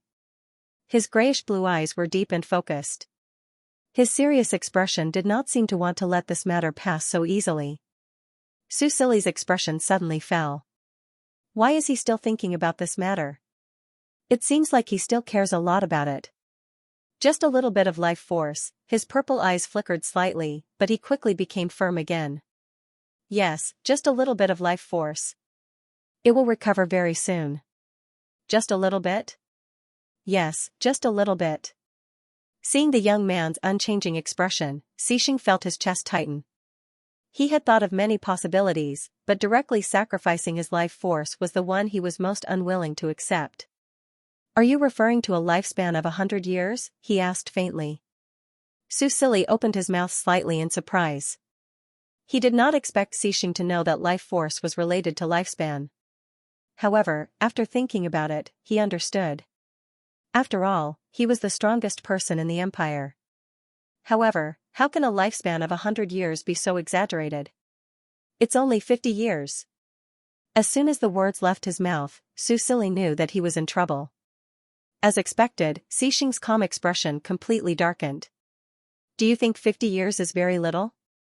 His tone was cold, and the look in his eyes made Susili feel a little flustered and afraid. He subconsciously shook his head. No, it's quite long. Then he saw Xixing's expression become even colder, and there was a trace of mockery in his expression. Seeing such a strange expression on his face, Susili only felt flustered and wronged. He was so sweet and gentle just a moment ago, and now he was like this. This guy was too temperamental. Of course, deep down, he knew that this was his fault, so he very carefully hugged Xixing and gently coaxed him. Don't be angry. When I rise to 3 stars, I'll make up for the lost lifespan. Xixing's expression was still cold. He said in a low voice, when you were in the trial world, you once said that no one in this world is more important to you than this official. I hope that this official will remember this before making a decision in the future. Now, this official will return these words to you.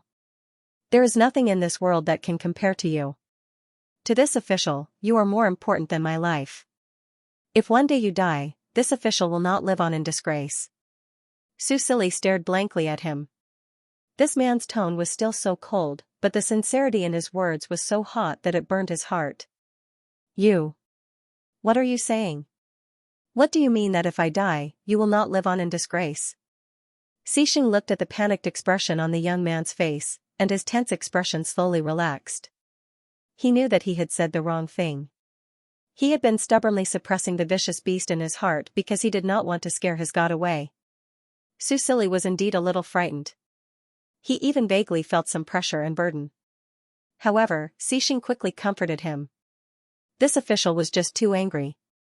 He reached out and pulled the young man into his arms. His voice was gentle. I'm sorry to have frightened you. Susili slowly exhaled. He did not think that Xixing was just too angry and did not choose his words carefully. Perhaps those were his true thoughts. He was really willing to die for him.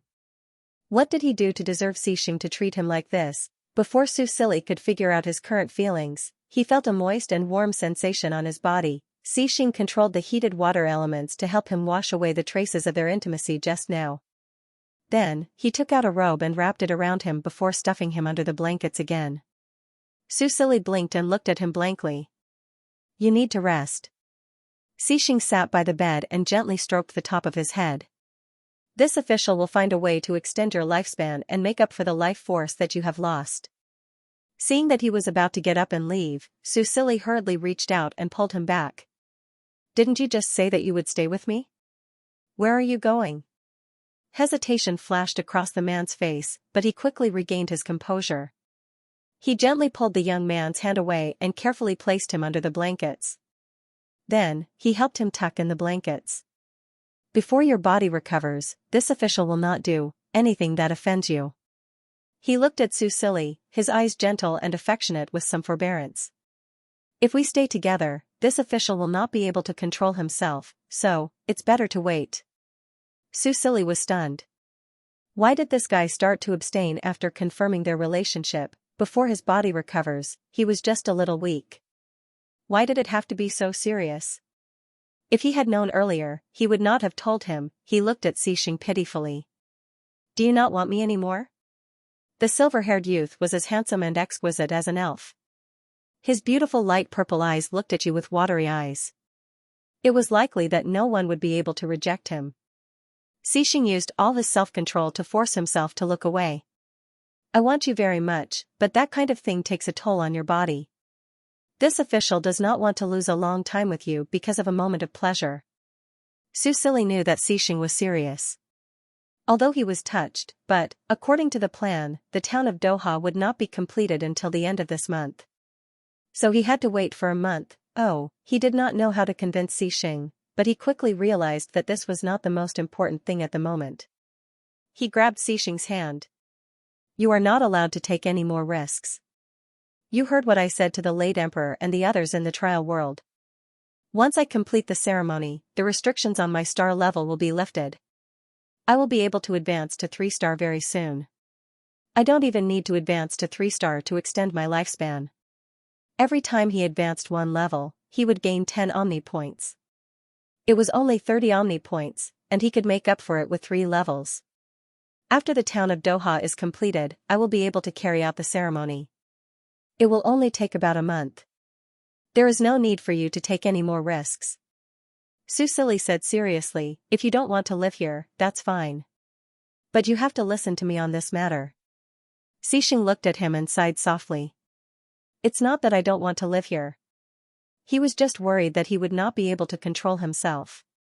Although it would be difficult to find a treasure that could extend one's lifespan, he already had a clue.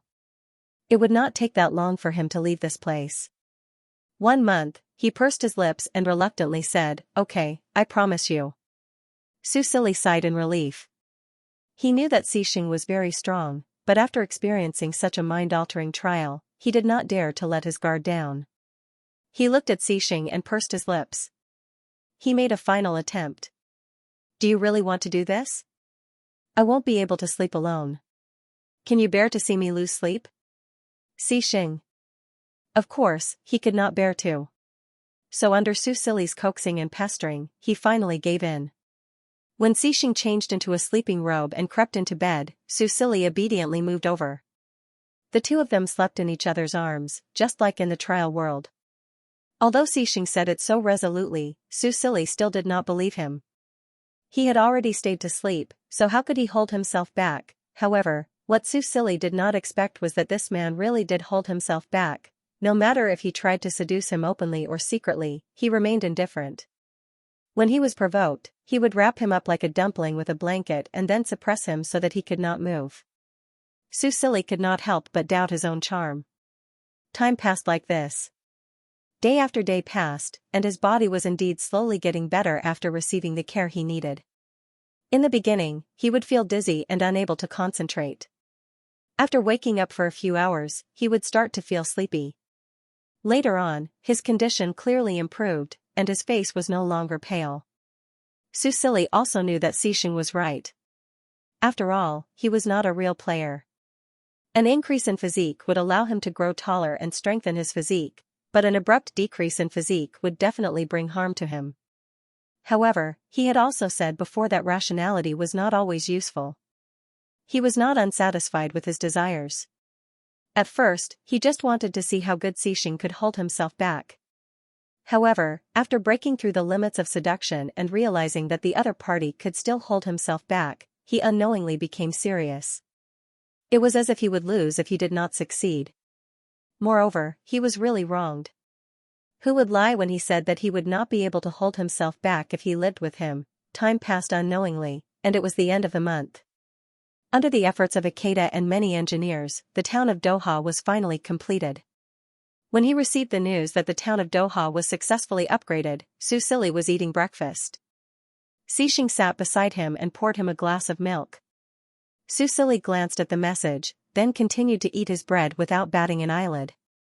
He told Xiaoqiang and Xing about the interesting things that happened in the school. Because of Xing, the human-shaped spirit gatherer, Xiaoqiang, who spent all day with her, had undoubtedly benefited greatly. He was now about to break through to 1 star. He was only 10 years old, and this speed could be considered a genius. Little Ash was also progressing well under his supervision. He could now read and write quite a few words, and had also made a few friends in the school. As he chatted with the 2 little ones, he kept an eye on Xixing from the corner of his eye. After seeing him put down the glass of milk, he raised his communication device to look at it. It was a message from Wen Jishan. Xixing quickly skimmed through it, and a faint smile appeared on his face. He looked at the young man on the main seat and said softly, "Your Majesty." Susili took a sip of the milk. Wen Jishan sent a message saying that the town of Doha has been completed according to plan. Oh. Susili nodded noncommittally. Xixing looked at his cold expression and could not help but pause. A hint of confusion appeared in his eyes. The ceremony you mentioned earlier, Susili said slowly, when Jishan said that there would be a bonfire party after the completion of the town of Doha. It should be tonight. He looked at Xixing and smiled gently. Let's go together. We said we would go together. Xixing looked at his smile and hesitated for a moment before saying, okay. Although he hoped that the ceremony could be held sooner, and that the star level restriction would be lifted, so that he could, feeling the restlessness in his body, Xixing pursed his thin lips tightly. He reached out to pick up his teacup and took a sip. Big brother, can Xing and I go too? At this moment, Xiaoqiang's voice rang out. He looked at Susili, his eyes filled with anticipation as he asked.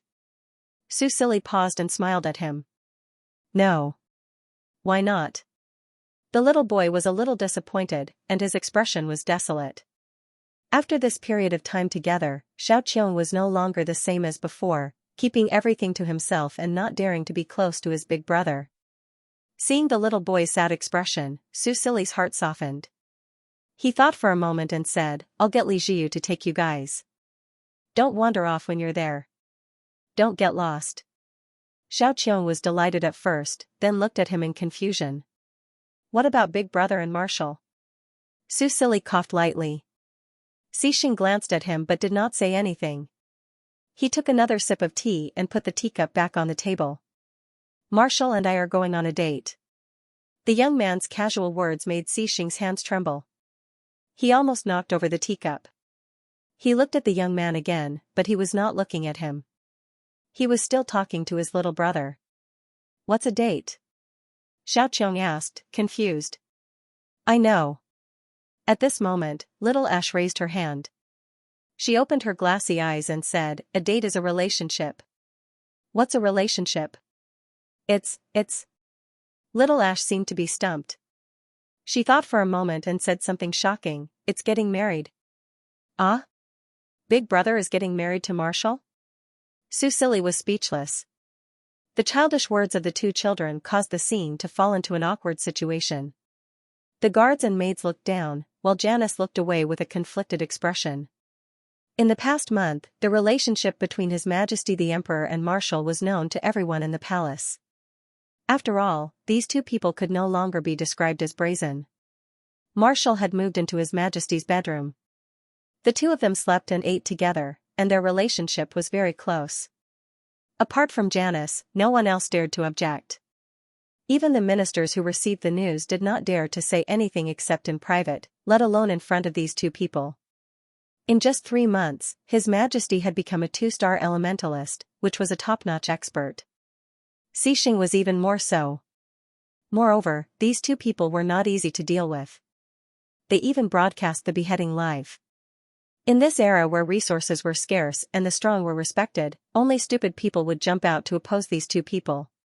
Big brother? Xiaoqiang looked at Su Silly, still waiting for his answer. Su Silly felt a headache coming on. Xisheng, on the other hand, was thoughtful. Well, we're not getting married yet, Su Silly did not deny the first part. He then looked at the little girl and asked, Ah Sheng, how do you know this? Little Ash tilted her head. Danny from Count Stafford's family is chasing me. He told me. Su Silly looked at the little girl, who was only 7 or 8 years old. After a moment of silence, he turned on his communication device and sent an order to Xiao Wu. He wanted to know everything about this Danny Stafford. As for the young boy at the side, after the shock, his eyes widened as he said, that kid actually wants to marry you. Little Ash nodded. Humph, the young boy's expression was not very good. I'll help you teach him a lesson today. Little Ash tilted her head in confusion and then said, oh. Su Silly looked at the two children and thought for a moment before saying, be gentle. Don't beat them to death. Okay, big brother. Xiaoqiang nodded solemnly. After the meal, the two children went to school. Su Silly confirmed with Wen Jishan that the bonfire party was indeed going to be held that night. Thus, the date between the two of them was set. He left the dining hall in a good mood and chose to ignore Xisheng, who wanted to say something but stopped. He was going to broadcast the upgrade to a third-grade main city live to the whole country. He wanted to take advantage of this opportunity to stimulate the people of the empire and get more people to devote themselves to the construction. This matter needed time to arrange, and he estimated that it would be ready by tomorrow. Thus, he was going to try one last time tonight. He did not believe that he could not win over Xisheng. That night, Su Silly and Xisheng changed into their normal clothes and flew out of the inner city on the Shadow Leopard, heading towards Doha town. Looking down from the sky, they could see that the slums around the inner city were all empty, leaving only a bunch of old, run-down houses. It was a desolate sight. The slums living here had been moved to Doha town, where they would start a new life. Su Silly was going to set aside these old houses for the players to build their base. After returning from the trial grounds, he had not been idle. First, he asked Xiao Wu to collect some recipes on the star web, then he recalled the delicacies he had eaten in real life and asked Janice and the others to research them. Now that he had researched a few special delicacies, he would open the Starry Sky Hotel once he had enough. The Starry Sky Hotel was naturally aimed at the players. Apart from the main course, the dessert and barbecue shops were also areas of his research. After all, not gaining weight was the most attractive thing to do. Therefore, high-calorie, and appetizing delicacies were the first choice. Once he had made a name for himself in terms of food, he would be able to move on to projects with low investment and high returns. Of course, with less than 2 months left, he could not come up with too many new ideas. Under his instructions, the Elementalist construction team that Xisheng had sent to Orchid Moon City had already completed a few districts and successfully upgraded them to level 1. Tomorrow, when the Imperial City was upgraded to level 3, Orchid Moon City would also be upgraded to level 2. Then, they could begin the construction of the teleportation circle. At the same time, he was going to send a construction team to each of the remaining 3 main cities. With Xisheng personally escorting them, their safety would be guaranteed, and he could secretly follow them. After the trial grounds, Su Silly realized that the Imperial City was not in chaos even after he had been gone for 7 days, so he became bolder. Although he felt sorry for Janice and the others, he had no other choice. After all, this was his own country, and yet he had not been able to take a look around. It was not right. Anyway, with Xisheng's speed, it should not take long. Su Silly was thinking absent-mindedly about his future plans until Xisheng tightened his arms and reminded him in a low voice, Your Majesty, we have arrived at Doha town. Only then did he regain his senses and look down at the small town below. Bonfires were lit between the small towns near the mountains and rivers. Even in the air, they could hear the cheerful singing and laughter coming from below. Su Silly also laughed. Jiu Yu, fly lower. Let's go down and take a look. Under the command of Su Silly, the Shadow Leopard flapped its wings and silently approached the square in front of the town. This was the busiest part of the town, and the bonfire was also the biggest. The poor people that Su Silly had seen outside the inner city had changed their appearance. They had changed into new clothes and were singing and dancing around the bonfire while enjoying the delicacies that they could never eat before. Witnessing this scene made Susili feel a sense of accomplishment. He didn't need these people to be grateful to him. As long as he saw their lives get better, as long as he saw the country get out of its misery, he felt that all his hard work had not been in vain. Moreover, most of the people of the Roland Empire loved the country. Their simple kindness and loyalty to the empire made him feel that the sacrifices of the late emperor, Cyrene, and Sinos were worthwhile. Thinking of those who had passed away, Susili took a deep breath and suppressed all his thoughts. He said to Xing, "Let's go down and play." Xing felt his emotions, but he didn't say anything. He just hugged him and silently landed on the ground. The orange flames of the bonfire shone on them. The laughter of the people was very infectious. Seeing them raise their glasses and drink, Susili couldn't help but want to join them. Fortunately, the drinks at the bonfire party were all free. He brought 2 glasses of fruit wine and pulled Xing to sit on the grass. They drank while watching the men and women dancing around the bonfire in the distance. After all, the town had just been built and wasn't rich. The fruit wine provided was very low in alcohol, and they could only taste it. Susili drank it and thought it was okay, so he went to get another bottle. Anyway, with Xing's side effect, no one would notice what he did. "Xing, what do you think of this wine?" The young man held a glass in his hand and looked up at him with a red face. His lustrous red lips flashed in the light of the flames, looking delicious and alluring. Xing's Adam's apple bobbed slightly. He took the glass in his hand and drank it in one gulp. "Delicious." The young man grinned. His purple eyes were moist, making Xing's mouth dry up. Xing sighed helplessly. Recently, he had been feeling that the young man was intentionally or unintentionally seducing him. Maybe it was because he had been holding it in for too long. Every time he saw him, he couldn't help but fantasize. But, they were lovers now, and sometimes he didn't need to hold it in. In the light of the flames, the blonde man leaned over and kissed Xing lightly on the lips with the sweet scent of the fruit wine. Susili's heart skipped a beat. It was a fruit wine with low alcohol content, but he felt a bit drunk. He covered his hot face and looked at the bonfire in the distance. Maybe it was because he had been rejected by Xing too many times recently. When he suddenly took the initiative to kiss him, Xing couldn't help but blush. The two of them didn't say anything, but there was an ambiguous atmosphere between them. In the distance, there was singing coming from the bonfire.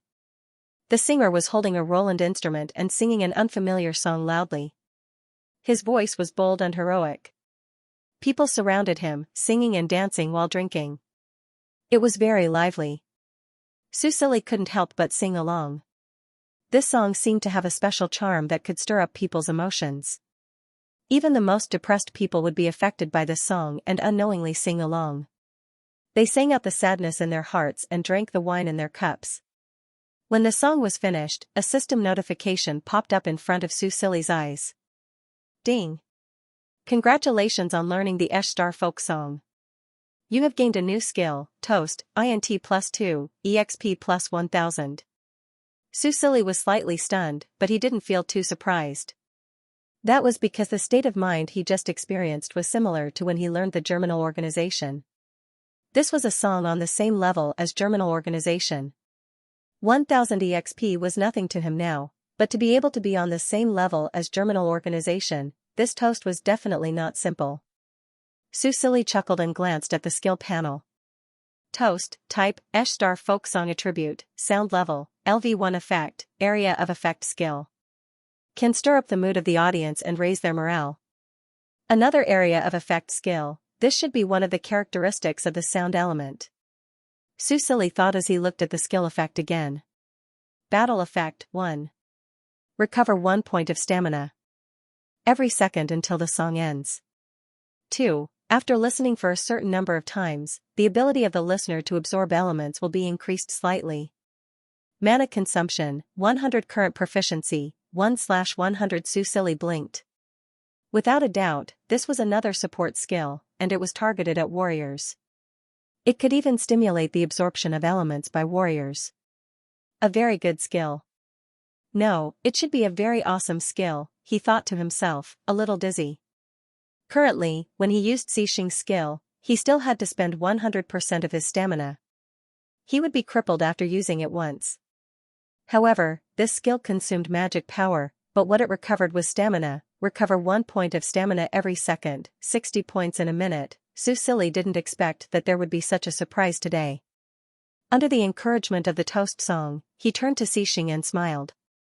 Xixing, I want to go to the hot springs. Xixing was dazzled by his smile before he heard what he said clearly. Hot springs? Yes. Su Silly nodded. When Jishan said that there is a hot spring near Doha. He has already given the order. If we go now, there won't be anyone else. This was also his plan for tonight. He was prepared to try one more time. If Xixing was still indifferent, he would chase him out of the palace. Don't even think about touching him again. Although the youth didn't say anything, his slightly angry expression made Xixing understand that if he didn't give in to him, it would be difficult to end the night. He sighed and said softly, all right, I will take you there. The youth's lips curled into a victorious smile. Xixing looked at him and saw that he seemed a little drunk. He smiled helplessly, but at the same time, he smiled dotingly. Compared to drinking so little.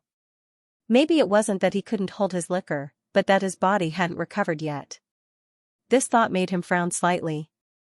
After finishing the rest of the wine, he hugged the youth and used his spiritual power to scan the surroundings of the town. He found the hot springs that the youth had mentioned. It was in the mountains near the town. In a canyon, there were hot springs of various sizes scattered around, with steam lingering around.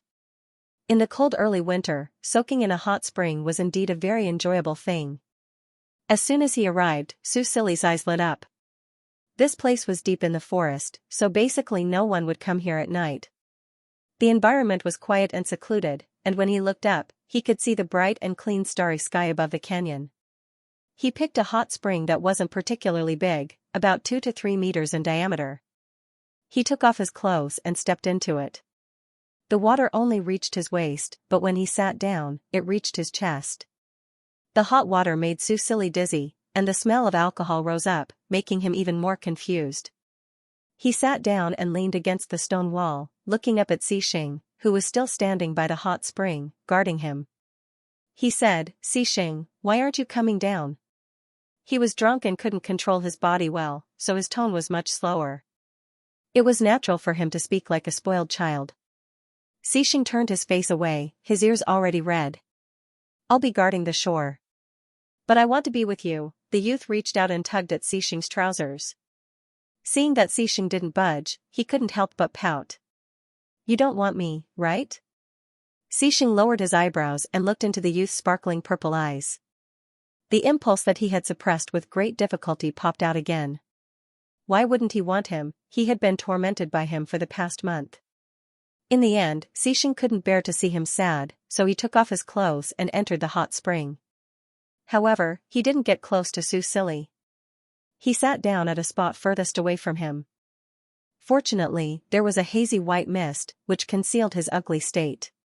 When he got down, the youth didn't lean over as he expected, which made him feel both relieved and disappointed.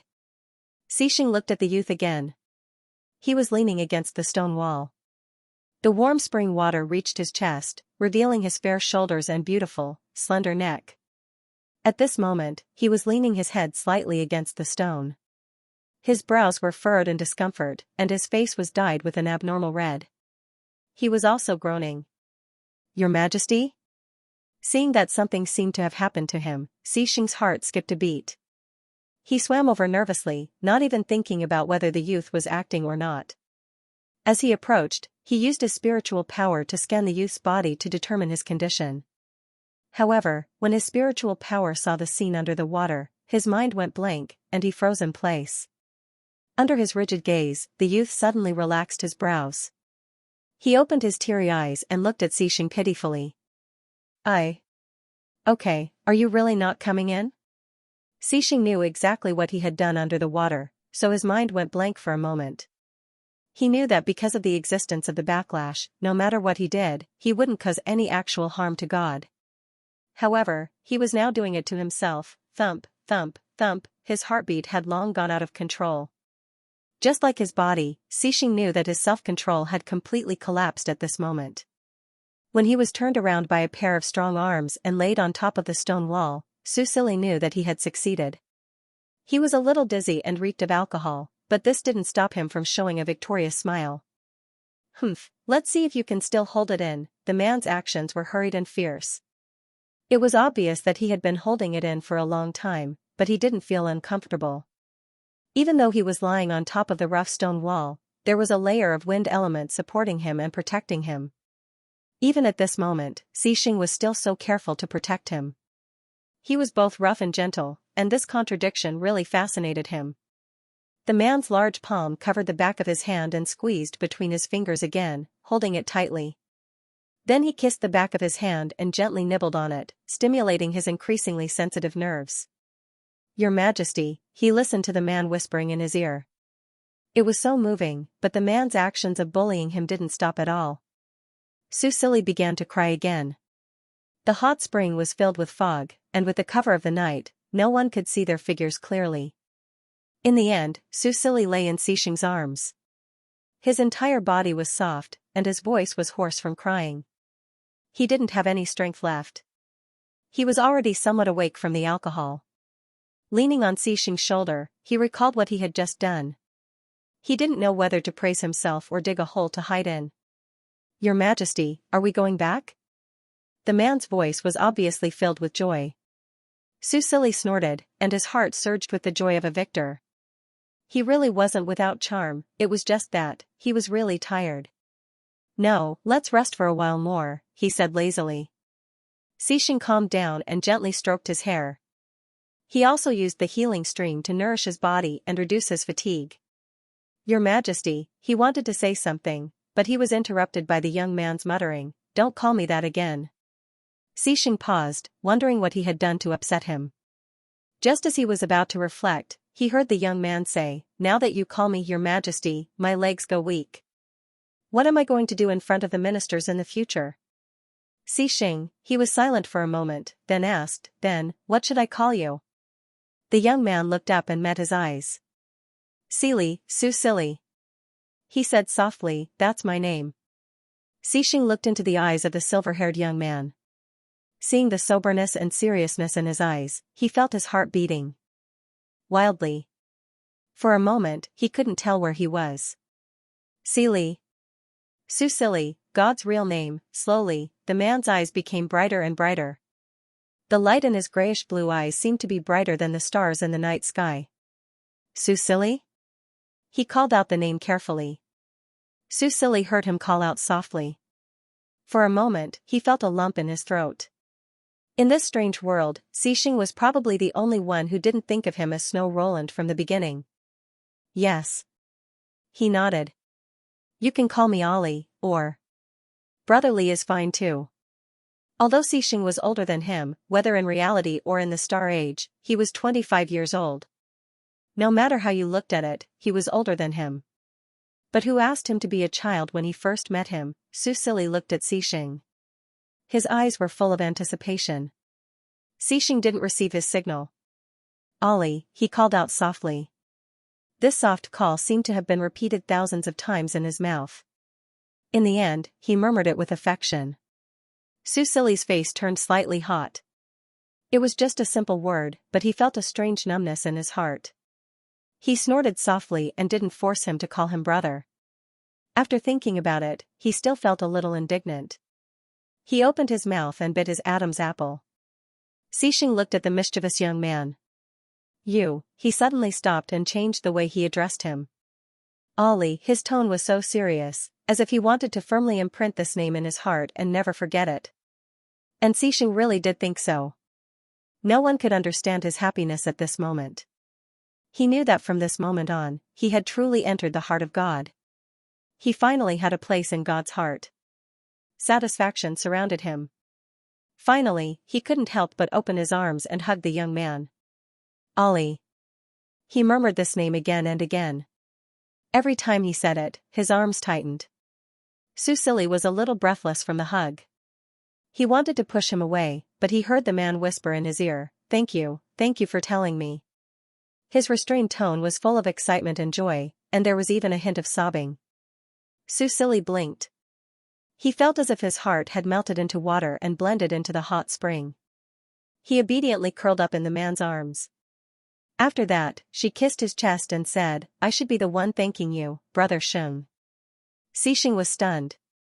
Because of this intimate address, his heart, which had just calmed down a little, started to race again. However, he still felt a little puzzled. He lowered his head and looked at the young man. Susili raised his head and looked at the man's red eyes. Once again, he felt that he was a jerk.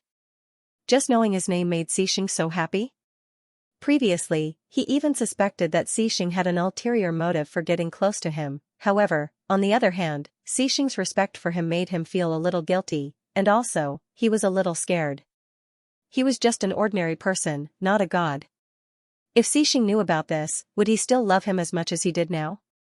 Susili pursed his lips. He looked at Xixing and said, "I'm younger than you. I'm only 23 years old." If that was the case, Xixing should be able to guess what was going on, right? Xixing frowned slightly, as if he was surprised by his young age.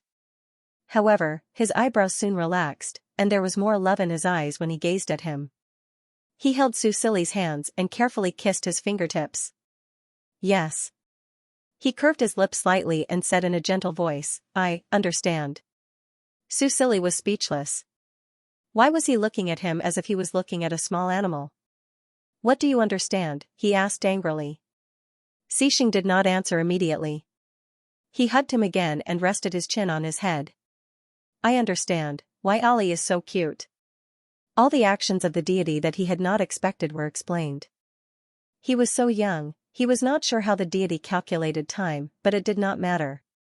Since the deity said so, he would believe him. The person he loved and wanted was the person in front of him. He now understood him better than before, which was a good sign. Xixing was happy, but Susili was a little sullen. He did not expect himself to be trapped. Before he could complain, Xixing suddenly let go of him and stretched out his arm. He took out a small box from his clothes and handed it to Susili.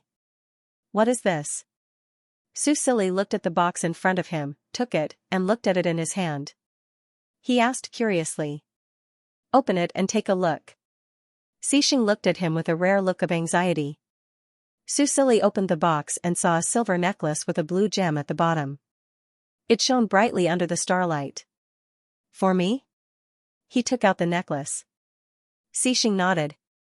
After returning from Lanyu City, he carefully made a necklace for the blue crystal and made it into a pendant. He had only finished it in the past 2 days. "It's so beautiful." Susili played with the necklace and subconsciously looked at it with insight. Blue crystal necklace, description, crafted by Xixing, the guardian of the Roland Empire. It is a gift to Snow Roland, the 15th Emperor of Roland. Quality, legendary equipment effect 1. Increase maximum mana by 1,0,0,0,2. Mana regeneration, active skill. Recovers 10 points of mana per second for 10 minutes. Cooldown, 60 minutes. Susili was stunned when he saw the attributes. A bottle of beginner mana regeneration potion could recover 50 points of mana per second, but it only lasted for 10 seconds. The mana regeneration skill of this necklace lasted for 10 minutes. 600 points of mana per minute was more than enough for him. The most important thing was, this necklace was crafted by Xixing himself. He looked up and inadvertently saw the blue stone necklace that he had bought for Xixing on the street. Susili paused and felt inexplicably guilty. Xixing took the necklace from his hand and undid the clasp. They had been to the mercenary town's weapon shop together. During this time, he had been there a lot to learn how to forge from the weapon master sent to the town. He had wasted a lot of materials to make the necklace. However, he did not need to know this. "Do you like it?" he asked. "Of course, I like it very much." Susili nodded. "Shall I put it on for you?" "Yes." As soon as the necklace was put on, Susili felt his mana increase. His mana had only been slightly more than 3,000 points, but now it was more than 4,000 points. It had increased by almost a third. However, what made him happy was Xixing's sincerity. He rubbed the blue crystal on the necklace and glanced at Xixing's ordinary blue stone. He could not help but say, "I'll give you something better in the future." Xixing shook his head and said with a smile, "I already have the best." He played with the blue stone, his eyes full of love. Susili looked at his smile and could not help but hold his cheeks. He leaned forward and pressed his forehead against his. "Xixing, I really like you." He gently kissed the man's lips as he was slightly startled. The hot spring was surrounded by white mist, hiding their figures and blocking the view of the stars in the sky. The next day, Susili slept until the sun was high in the sky. His body had not fully recovered, and he had indulged himself last night, so it was inevitable that he was tired. However, today was not a good day to sleep in. He had already given the order that the star rating restriction would be lifted today.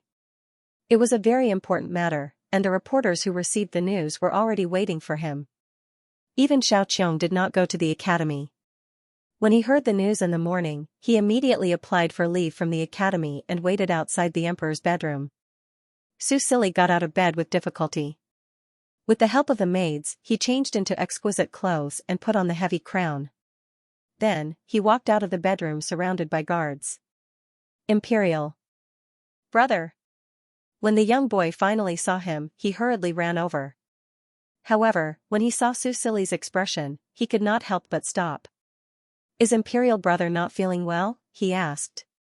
Susili lowered his eyebrows and looked at the young boy's concerned expression. He could not help but reach out and rub his black hair. "No, Imperial brother is fine. Don't worry."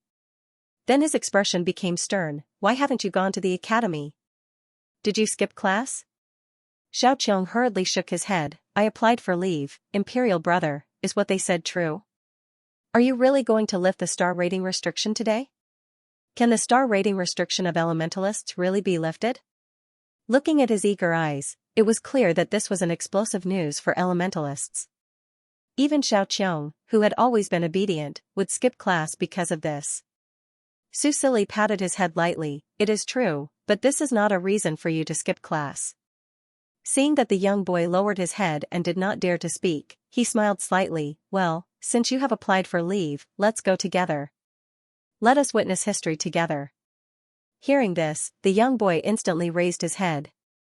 His bright purple eyes looked up at him, full of worship and admiration.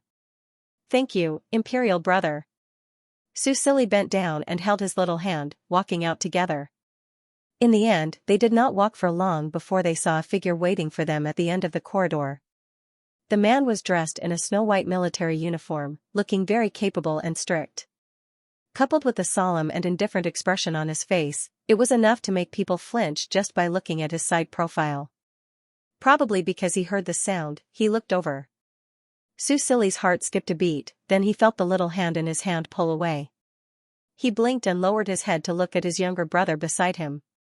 The child stood nervously with his back straight, a proper military posture. Was he that scary? He could not help but think. "Your Majesty." Xixing's voice sounded. Susili looked up. The man lifted his feet and walked towards him. His golden hair was blown by the breeze, looking so soft and very easy to rub. The cold indifference on his face had long disappeared, and the corners of his mouth were slightly curved, tinged with a gentle smile. It was not scary at all. "Okay," Susili grinned and lifted his feet to greet him. "Have you been waiting for a long time?" Xixing shook his head. "I just came over after making the arrangements." The marshal was very attentive to today's ceremony. He had gone to supervise the layout of the venue and equipment at dawn. Susili nodded. "Okay, then let's go." Just as Xixing was about to take a step back and fall behind him, the young man stretched out his hand and firmly grasped his hand. Then, he held his hand and walked forward with him.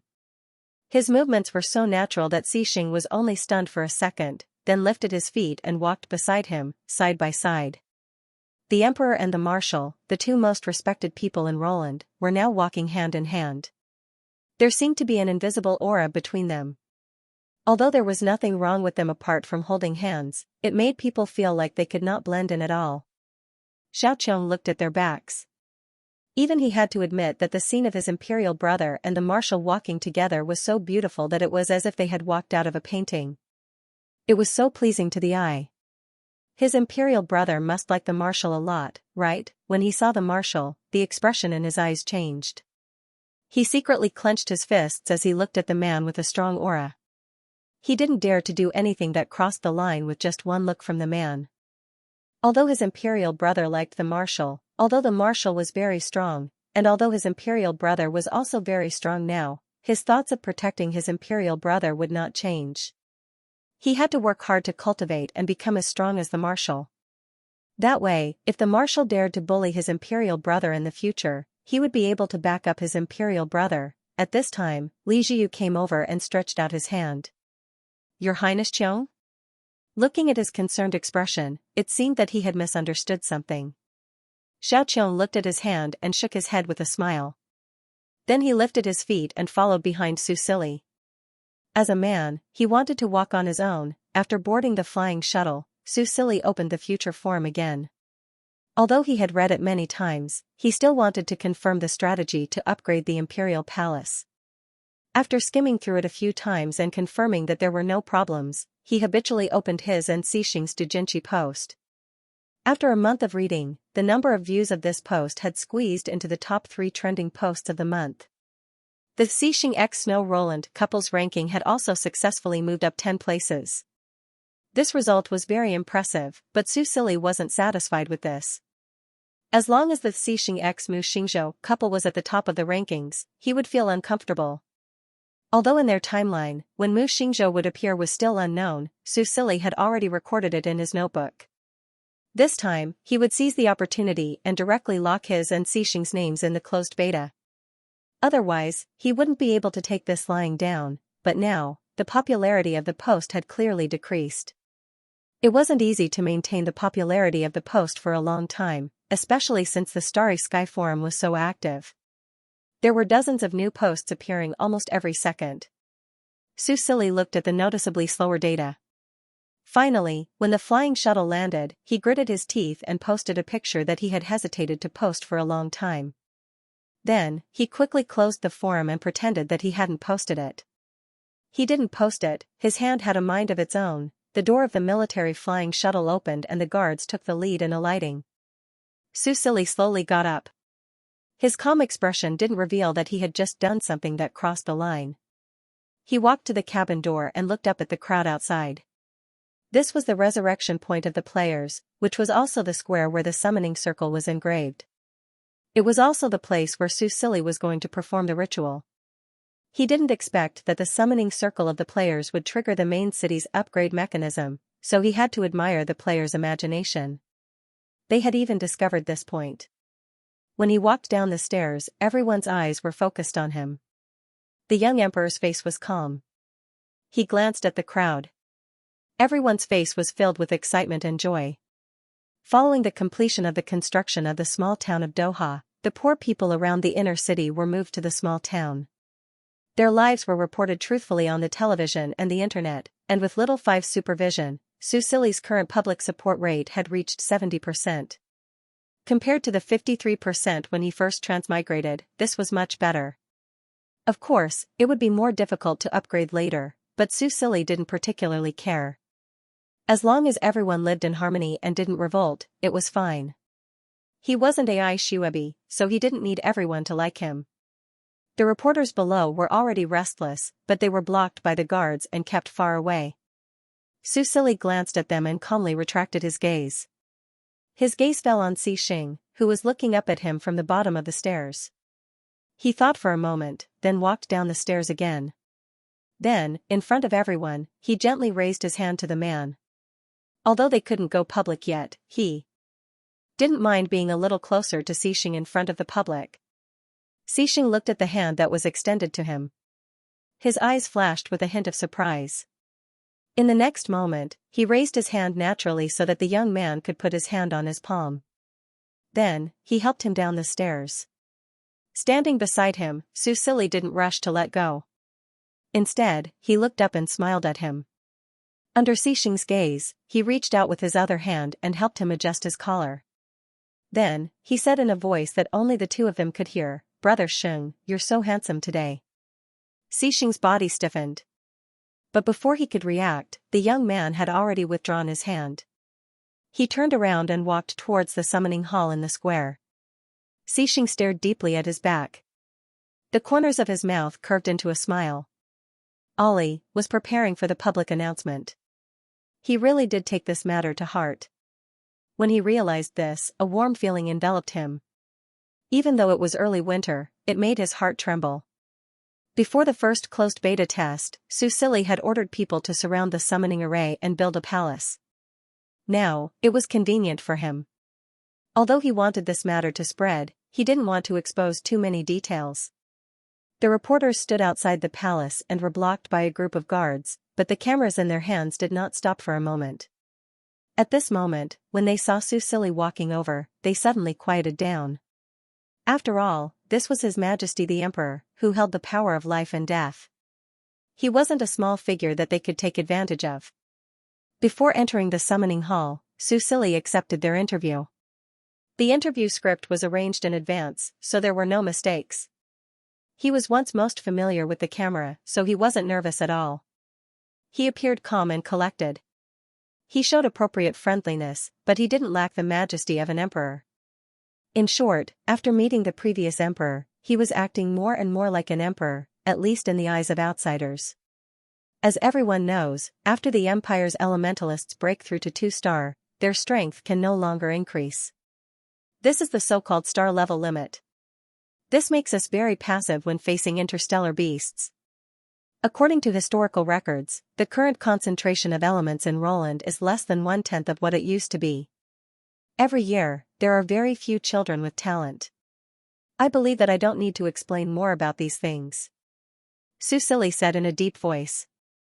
What I want to tell you today is that it shouldn't be like this. It's all because of the seal. Or rather, it's more appropriate to call it a curse. When His Majesty said this, the crowd quieted down. They held their breaths and listened attentively. The people watching the live broadcast were already in an uproar. Seal? What was that? Currently, we don't know who's behind this, but I have found a way to deal with the seal. When Roland's national strength increases, this seal will loosen. After a special ceremony, this loose seal can be removed. And today, with the completion of the mercenary town and Doha town, the time is ripe. I will try to remove this seal. Xianxia knew that his current actions would definitely cause a huge uproar in Roland. Many of the old fellows who could contact him directly were about to blow up his communication device with calls. There were at least 100 elementalists who were stuck at 2-star. And these 100 or so 2-star elementalists were the pillars of Roland. If they could advance further, it would definitely be a major event that could change the current situation of the empire. At least, he, who knew how to remove the seal, would gain a large number of strong people who were originally on the fence. Xianxia knew that among the 70% of the people who supported him, the proportion of nobles and elementalists should be very small. After today's incident, there should be some changes. If he failed today, it would definitely be a huge joke, so he was still a little nervous. He hoped that the strategy post on the future forum would not trick him. I know it's hard for you to believe this, but seeing is believing. Please wait and see. After dropping this bomb, Xianxia swung his cloak and strode into the summoning hall. Other than him, there was no one else in the hall. Xianxia lifted his feet and walked towards the center of the magic circle. Apart from increasing the star level limit, leveling up a main city had many other benefits. For example, the concentration of elements increased, the number of elementalist seedlings increased, and various blueprints and sub-professions appeared one after another. Looking at the magic circle beneath his feet, he was actually more excited than nervous. Xianxia walked to the center of the magic circle, took out the 3-star beast star core, and then placed the star core into a groove in the center. A system notification appeared in front of him. The condition has been met. You are about to consume a level 3 galactic beast star core to upgrade the Imperial City to level 3. Confirm?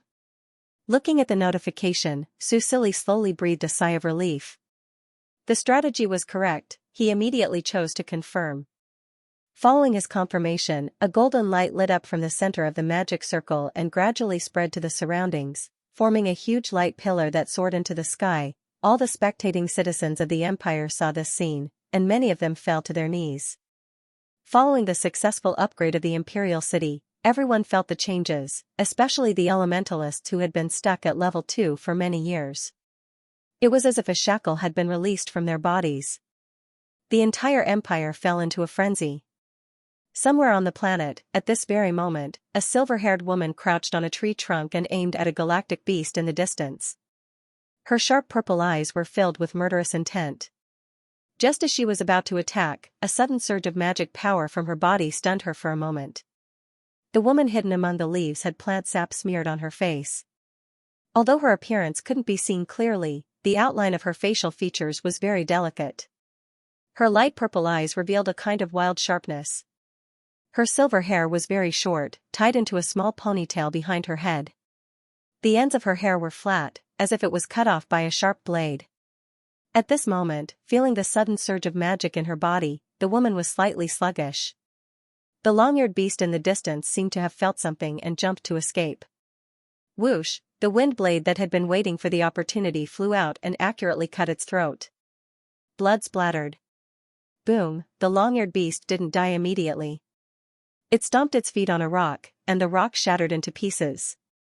Its body shot out like a bullet, fleeing into the distance at an extremely fast speed. Bang, the long-eared beast that was running for its life hit a transparent wall. The instantaneous impact made the woman's face sink. If it was any other time, the long-eared beast would have escaped. However, because of the magic that had just broken through, she was still at ease at this moment. The long-eared beast that jumped desperately was hit by the transparent wind wall again. Its body fell to the ground softly, and it died due to suffocation and a severe head injury. The wind elements that were originally scattered around gradually shrank, controlling the smell of blood to a smaller and smaller area, and finally tightly wrapped the body of the long-eared beast. Even if something unexpected happened, the woman's operation was still stable and precise. That was the muscle memory of countless life and death battles.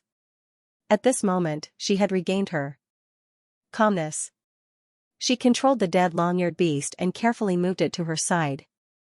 Winter was coming, and she did not want to go through another difficult winter because of insufficient food. While vigilantly observing the surroundings, she took out a piece of animal skin and quickly wrapped the prey that she had captured. This long-eared beast was 1/2 meter long, and it had stored a lot of fat for winter. It looked very fat, and now it was convenient for her. The woman tied the animal skin, carried the long-eared beast on her back, and then controlled the wind elements and quickly left this place. After she left, the uncontrolled smell of blood overflowed and soon attracted a group of hungry hunters. When they saw each other, they quickly broke out into a fight. The roar of the wild beasts came from afar. Not only did the woman not stop, but she also ran faster. Her figure moved quickly in the forest, and because of the enhancement of flight and light body spell, she was as fast as the wind. Finally, she came to a pile of rocks, moved the rocks away, and drilled into the cave below with familiarity. When she controlled the rocks to block the cave, before she had time to cover the cave with a wind shield, a shadow came in from the rocks. The shadow turned into a man with a face full of whiskers. His face looked ferocious and scary, but his grin showed a bit of honesty. "Your Highness." The man respectfully. "Cyrene." To Cyrene. And then she looked. "Brady." Brady shook his head and sighed. "I found a lone elk, but I was almost surrounded by other elks. Fortunately, I ran fast enough. These interstellar beasts are like spirits. Now they know how to set traps." He complained and opened the animal skin bag on his waist. "I only found some pine cones. These pine cones were very big. One was the size of a fist. Of course, the shell was very hard. After roasting it, it would become crispy and the flesh inside would become very fragrant." Cyrene smiled and patted him on the shoulder. "Very good. My brother likes to eat pine cones." Brady grinned. When she walked deeper into the cave, he reached out and took the long-eared beast on her shoulder. "Your Highness is still the best. You can hunt good things every time. It's just luck," Cyrene said casually and walked quickly to the end of the passage. The light in the underground passage was dim. However, she had walked this path for almost 3 years. Even if she closed her eyes, she could walk smoothly, not to mention that there was still a faint light at the end of the passage. That light was like a lighthouse that guided the ship back to the port. It was the motivation that supported her to persevere in such a difficult situation. This was the former border of the Roland Empire. It was tens of thousands of kilometers away from the imperial city. After the beast tide, this place was once again occupied by interstellar beasts. All the military defense lines were destroyed. For the past 3 years, she and a few survivors hid in this underground cave and struggled to survive. They had completely lost contact with the outside world. She did not know how the empire was now. She did not know if her remaining relatives were still alive. The communication base was destroyed and the communication device lost its function. She did not even know if the empire, which was once her life's belief, had disappeared in the beast tide. She might not be able to go back in her lifetime. Because of the distance of tens of thousands of kilometers, they could only barely survive in the wild.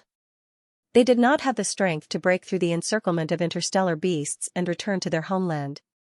But today, things seemed to have taken a turn for the better. She, who had been stuck at 2-star for many years, suddenly broke through the bottleneck. She could feel the growth of her magic power. This was not an illusion. Thinking of this, Cyrene's footsteps became more hurried. She even used lighten. When she entered the cave at the end of the passage, 2 warriors who stayed behind to guard the cave greeted her. There were not many people who survived the beast tide. In the past 3 years, there were also some who died in the hunt. Now, there were only 7 left. There were also 2 elementalists who had not returned. Your Highness. These 2 warriors were ordinary people who were injured in the beast tide. In their current situation, they would die if they went out, so they usually stayed in the cave. Cyrene saw that the 2 of them looked normal. Presumably, they did not encounter any accidents while they were out hunting. She nodded and said, "The prey is with Brady. Go and help him deal with it." Yes. They limped to the other side of the passage to look for Brady, while Cyrene walked quickly into the cave. This underground cave was as big as a palace. It was originally only the size of a room, but after being remodeled and strengthened by the Earth Elementalists, it was barely habitable. Cyrene walked straight to the room in the deepest part of the cave. When she reached the door, she paused slightly. Looking at the door made of simple wooden planks, she pursed her lips and bent her finger to knock on the door. Knock, knock, knock. The crisp sound of knocking echoed in the quiet cave. After a while, a man's slightly hoarse voice sounded in the room. "Come in." Celine took a deep breath and put on an excited smile. She pushed the door open and walked in. "Brother, did you sense it?" After entering, she walked straight to the only wooden bed in the room. This room was about 20 square meters. Although it was simple, it was decorated very comfortably. Through its unique design, the light from the ground could penetrate and shine on the side of the bed. The man sitting at the head of the bed had long silver hair that almost reached the bed. He was handsome, and his skin was as white as snow. Under the sunlight, he was so beautiful that he did not look like a real person. However, if one continued to look down, they would see his empty right sleeve and missing legs below the knee. His expression was calm, but if one looked closely, they would find that it was a kind of emptiness that had lost his soul. Cyrene endured the pain in her heart and squatted by the bed. She grinned and said, "Brother, I broke through. Did you sense it?" The man turned to look at her. His dead purple eyes finally had some color. He nodded. "Yes, I broke through too." "Really?" Celine was pleasantly surprised. "You said before that we couldn't break through after reaching 2-star, probably because we were sealed by some kind of power. Now that we can continue to advance, does that mean that the seal has been broken?" Sinos looked at her excited expression and understood why she was so excited. He said, "Yes, it is very possible. It must be Father who broke it." Celine said, "You said that he was the one who first proposed this theory, didn't you?" Sinos paused for a moment and nodded. "Does this mean that Father and the rest are still alive? The Empire is not completely destroyed?" Cyrene held Sinos' remaining hand. Her eyes were red like a little rabbit's. Looking at her eyes that were filled with hope and suppressed pain, Thanos felt his throat dry up. He raised his left arm and gently touched the top of her head with his palm. Cyrene blinked and said softly, "Brother, father is still alive. He will definitely come to pick us up. When we return to the Imperial City, we can buy the most advanced technology from the Star Alliance. Your body will get better." "You will." Xinos did not say anything. He just pulled her into his arms and gently patted her back. Cyrene clenched her fists and bit her lower lip in his arms. The astral tide broke out too quickly that day. They had underestimated the scale of the astral tide, so they did not evacuate in time. After the frontline military barrier was destroyed by the crazy high level astral beasts, everything was over. Her comrades and her people died in large numbers in front of her. They were trampled by the astral beasts and lost their lives without any resistance. Under Brady's protection, she and her brother barely managed to escape a certain distance before they were finally caught up. Her magic power was exhausted. She could only use her body to make a final struggle. At that time, she was already in despair and was prepared to die in battle. But on the way, Brady found this cave. The cave that could only fit one person became their last hope. At the most critical moment, her brother had chosen to bring up the rear and let Brady use the last of his shadow power to bring her into the cave. He then stood guard at the entrance of the cave and blocked the galactic beasts until they were safely inside. Only then did he follow them in. But the astral beasts that followed him did not let him go and bit off his legs from behind. After her brother entered the cave, he endured the pain and released ice to block the entrance. After 10 minutes, the astral beasts outside finally dispersed. After that, Xinos was in a coma for 2 weeks. In addition to his legs, his arm was bitten and poisoned. If he did not treat it, it would spread to his heart. Brady could only bear the pain and amputate his arm. During his coma, he had a fever and was hanging on with the few remaining medicine. When he woke up, he used the healing stream to treat himself. But the healing stream could not make the amputated limb grow back. Whenever she thought of his situation and his expression when he learned the news, Cyrene's heart ached so much that she could not breathe. The astral tide gradually subsided, but the astral beasts did not leave. They could only hide in this cave. After Brady recovered, he went out again and saved people one by one. After Thanos' treatment, these people's lives were saved. Ever since then, they had been living here. Day by day, she went from being full of hope to not thinking about things that were too far away. Her motivation in life was to take good care of her brother and lead the survivors to survive in this dangerous wilderness. She no longer thought about whether the Empire still existed or if anyone would come to save them. Because she was afraid. She knew that the reason why her brother was able to survive in this dark underground was to provide them with fresh water. Because of Xinos, they did not need to worry about water and could receive good treatment when they were injured. This seemed to be the only reason for his survival. She did not know if her brother would leave her if they could really return. She could not see any hope in his eyes that were getting darker by the day. "Brother, we will be fine," Cyrene said with a sobbing tone. "Believe me, now that the restriction has been lifted, I will break through to 3-star very soon. I will become very strong. I can catch more prey and give you a better life. I will take good care of you. When I break through to 4-star or 5-star, I can bring you home." Home, Xinos gently stroked his sister's hair and looked up at the light coming in from the small holes. After staying underground for almost 3 years, he could not remember what his home was like. After all, it was as far away as a dream, as if he had never had it before. "Yes," he said softly, "as long as Cyrene says it, I will believe it. Don't worry, I will not leave you behind." Celine raised her teary eyes and looked at him with reddened eyes. "You promised. You can't lie to me." Xinos did not say anything. He took out a handkerchief, wet it with water, and gently wiped her tears and the plant juice that he smeared on her face as a disguise. "It will be fine, everything will be fine." Susili did not know that because he had advanced to the Imperial City, history had changed, and who was affected by him. He was now busy checking the results of his advancement.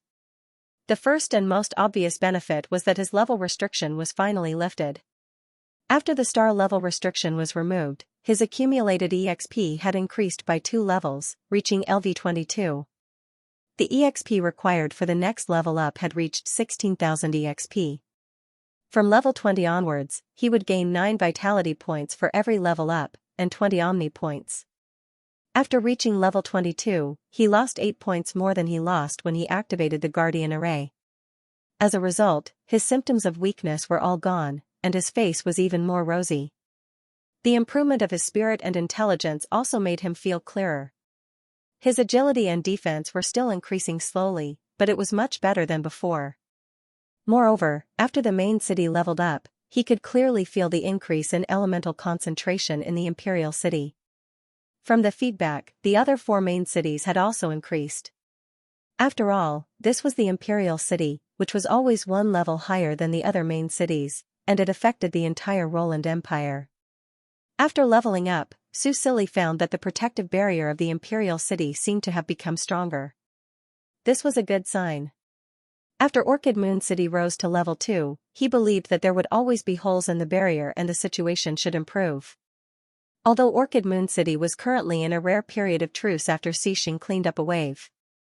According to the statistics of the Elementalist College, after the seal was lifted this time, basically all the 2-star elementalists had a breakthrough. After all, they had been stuck at 2-star for many years, like Dean Justin, who had been stuck for decades. They did not lack experience, and previously, they could not advance because of the level restriction. After the restriction was lifted, some people's strength even showed a vengeful increase. For example, Li Jiu directly increased by half a star, from level 20 to level 25, and became a person that everyone, including Susili, admired. The leveling system of NPCs was different from his. Susili relied on his experience points, and basically did not have a bottleneck. On the other hand, although NPCs easily fell into difficulties, they often relied on their own understanding to achieve rapid leveling up. Besides the 2-star elementalists of other levels more or less received some benefits. Feeling the body made cultivation much easier, and it was easier for them to gain epiphanies. When Jishan took this opportunity and joined forces with the Elementalist College to promote the meditation technique and body tempering technique to the public. Of course, there was a fee to learn. The aristocrats charged the most, while the poor were free. Under the supervision of Xiao Wu, this measure was implemented to the greatest extent. This was because Susili did not care about the consequences, and directly issued a law, announcing that everyone had the obligation to learn the meditation technique and body tempering technique. As a citizen, everyone had to pay a fee called compulsory education, and Xiao Wu would deduct the fee based on each person's annual income. Of course, there were many citizens in the Roland Empire who had little or no balance in their electronic accounts, but these citizens were not the target of this policy. This was a classic example of robbing the rich to help the poor. If it was a peaceful era, and there was no powerful artificial intelligence like Xiao Wu to control it, Susili might not dare to do this. But now it was a chaotic era, and in a chaotic era, heavy punishment was needed.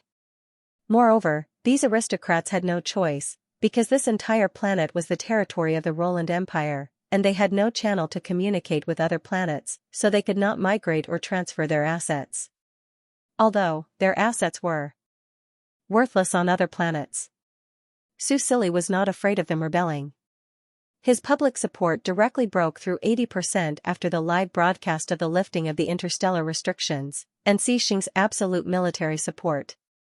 As long as they dared to rebel, he dared to directly destroy them, not to mention that Xiao Wu controlled the public opinion on the internet, and those who tried to hide behind the scenes to incite public opinion were all eliminated at the source. But then again, there were not many people who opposed this policy.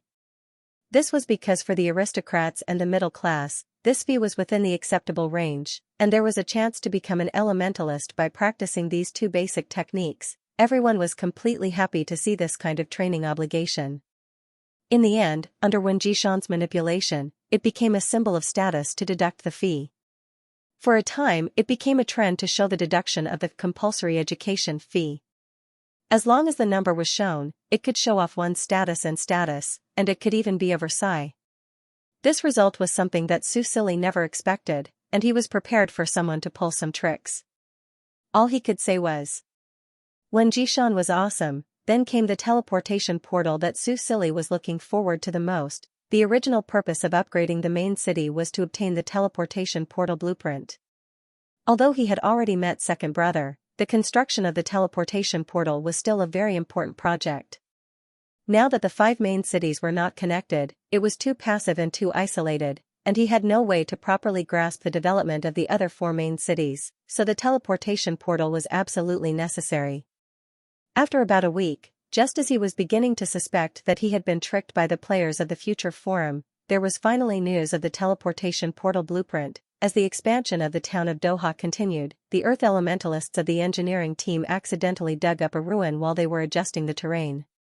In this ruin, not only did they unearth the inheritance of elemental pharmacists, but they also found the blueprint and some materials for the construction of a 2-way teleportation portal. Everyone thought it was a coincidence. Because the Imperial City had already been explored before, there should not be any other ruins left, and this ruin was a lost treasure. Only Susili knew that this was all brought about by the main city's upgrade. After careful consideration, Susili gave the inheritance of elemental pharmacists to a special talent in potion creation that he had previously discovered. She would also become the player's life profession mentor. Susili felt a little guilty towards Su Lin, who was the first to come up with the creation of the blood potion and blue potion. He had originally planned to let him inherit the inheritance, but who knew that he would give up the opportunity? In the future, he would think of other ways to make it up to him. He really liked this smart and hardworking honest child. The construction of the 2-way teleportation portal was naturally handed over to Ikeda, the future master architect. He had already proven his ability in the construction of the town of Doha. However, he was still very young at the moment, and without Sumo's help during the closed-door period, Susili could not help but feel a little worried, so he asked Wen Jishan to assign more people to him. He hoped to complete the teleportation portal in the Imperial City before the start of the second beta. With less than 2 months left, it was not easy, but with Ikeda's construction speed boost, he felt that it was not impossible.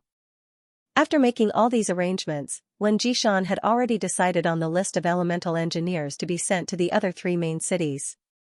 Thus, on a fine morning, Susili left the bionic robot behind once again, and secretly boarded the shuttle that was transporting the engineering team with Xing. Their first stop was the seaside Glaze City. Susili leaned against the window and looked down at the landscape below. Unlike the terrain in the direction of Lanyue City, there were no mountains or rivers blocking the road in the direction of Glaze City. There were only endless plains. Because of the arrival of winter, the vegetation had begun to decline. The plains were filled with orange, yellow, and brown colors. It was as if a color palette had been knocked over. Looking down from the sky, it was quite shocking. However, the unobstructed terrain was not without danger for humans. Groups of galactic beasts on the plains still caused a lot of trouble for the army clearing the road. Susili looked at the tall and fierce galactic beasts and frowned slightly. Of course, he could ask Xing to eliminate these beasts. He even felt that with Xing's strength, it was possible for him to clean up the entire planet. However, he did not forget that this was not an ordinary alternate world, but a game. He could speed up the leveling of the main city and give the players missions to promote the game's progress, but he could not do all the work that the game team assigned to the players. That would be too eye-catching. What if the game team realized that Xing was too overpowered and changed his data? The game was still in the testing stage. Anything could happen. He did not want to take the risk. Fortunately, the players would soon arrive in large numbers. Soon, he would have an army of 6,000 players. This undying army of elementalists would become the sharpest sword in his hand. He hoped to at least clear the road to Lanyue and Glaze City before the open beta began. One day, I will also go to the front lines and lead the army to chase away those damn galactic beasts and take back all the territory we lost. The girl's bold words were still in his ears. Susili pursed his lips. He rarely thought about the trial world, but those who had passed away always appeared in his mind from time to time. Cyrene's dream, one day, he would help her realize it. Also, the late Emperor and the Sinos, Your Majesty Roland. A cold voice suddenly sounded in his ears, interrupting his train of thought. Susili glanced sideways. At some point in time, a man had appeared beside him. He had short, silver-gray hair, and coral-red earrings dangled from his ears. They swayed gently in the air and were particularly eye-catching. It was Cha Mo retracting the sadness in his eyes. Su Silly leaned back and supported his face with one hand. He asked lazily, "What's wrong?" "Thank you, Your Majesty Roland, for agreeing to let me take the shuttle," Cha Mo said respectfully. Su Silly had snuck out and bumped into Cha Mo on the way. He wanted to go to Glazed Sea City with them. In order to prevent him from leaking the secret, Su Silly had no choice but to bring him along. He could tell that Cha Mo was afraid of Xing, so Su Silly was quite surprised when he made the request. "Why are you going to Glazed Sea City? Aren't you worried about little Ash?" Cha Mo cared a lot about Xing. Hearing this, the man smiled. "Xing is very safe in the palace. Princess Qiong will take care of her." However, he avoided the topic of why he was going to Glazed Sea City. Su Silly shrugged. Cha Mo's original form was an ancient beast that had lived for God knows how long. He still had the basic respect for the elderly. Then, he raised his eyebrows. "Then you didn't come to find me just to thank me, right?" Cha Mo paused. He looked at Su Silly with a hesitant expression.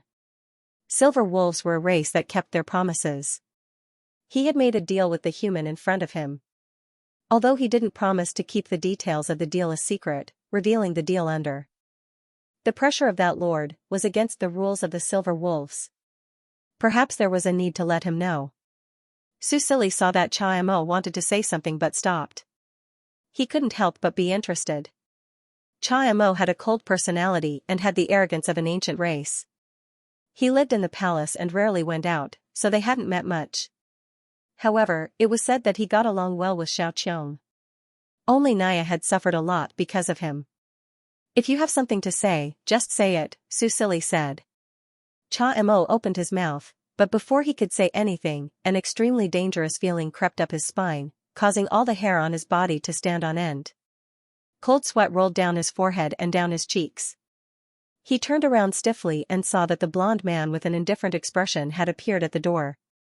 Although he was expressionless, his alarm bells rang.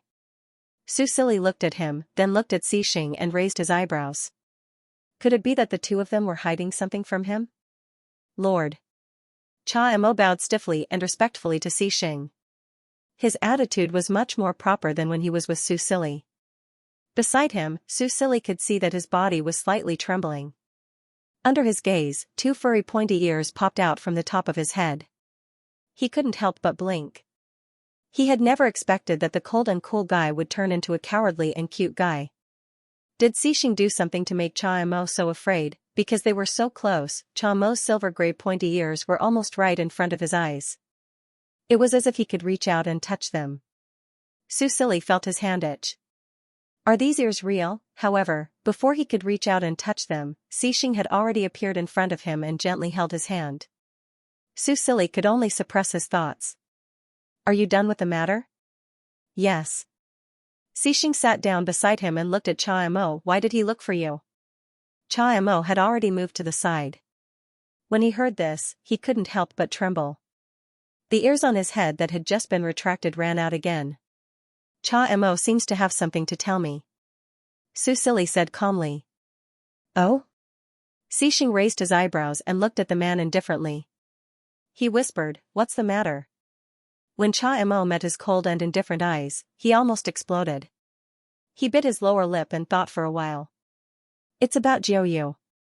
Su Silly couldn't help but look at him. He already knew that Jiao Yu was the Shadow Leopard's real name and would rarely mention it to outsiders. He had previously felt that the Shadow Leopard seemed to know Cha Mo. Now it seemed that the two ancient beasts were old acquaintances. Seeing that Xing didn't speak, Su Silly helped him ask, "Do you know Jiao Yu?" Cha Mo glanced at Xing and nodded. "Yes." After he confirmed it, he didn't say anything else. Su Silly could only ask, "Then you're looking for him?" Cha Mo slowly retracted the ears on his head and deliberated. "Jiao Yu seems to have become Xing's contract beast?" "Yes."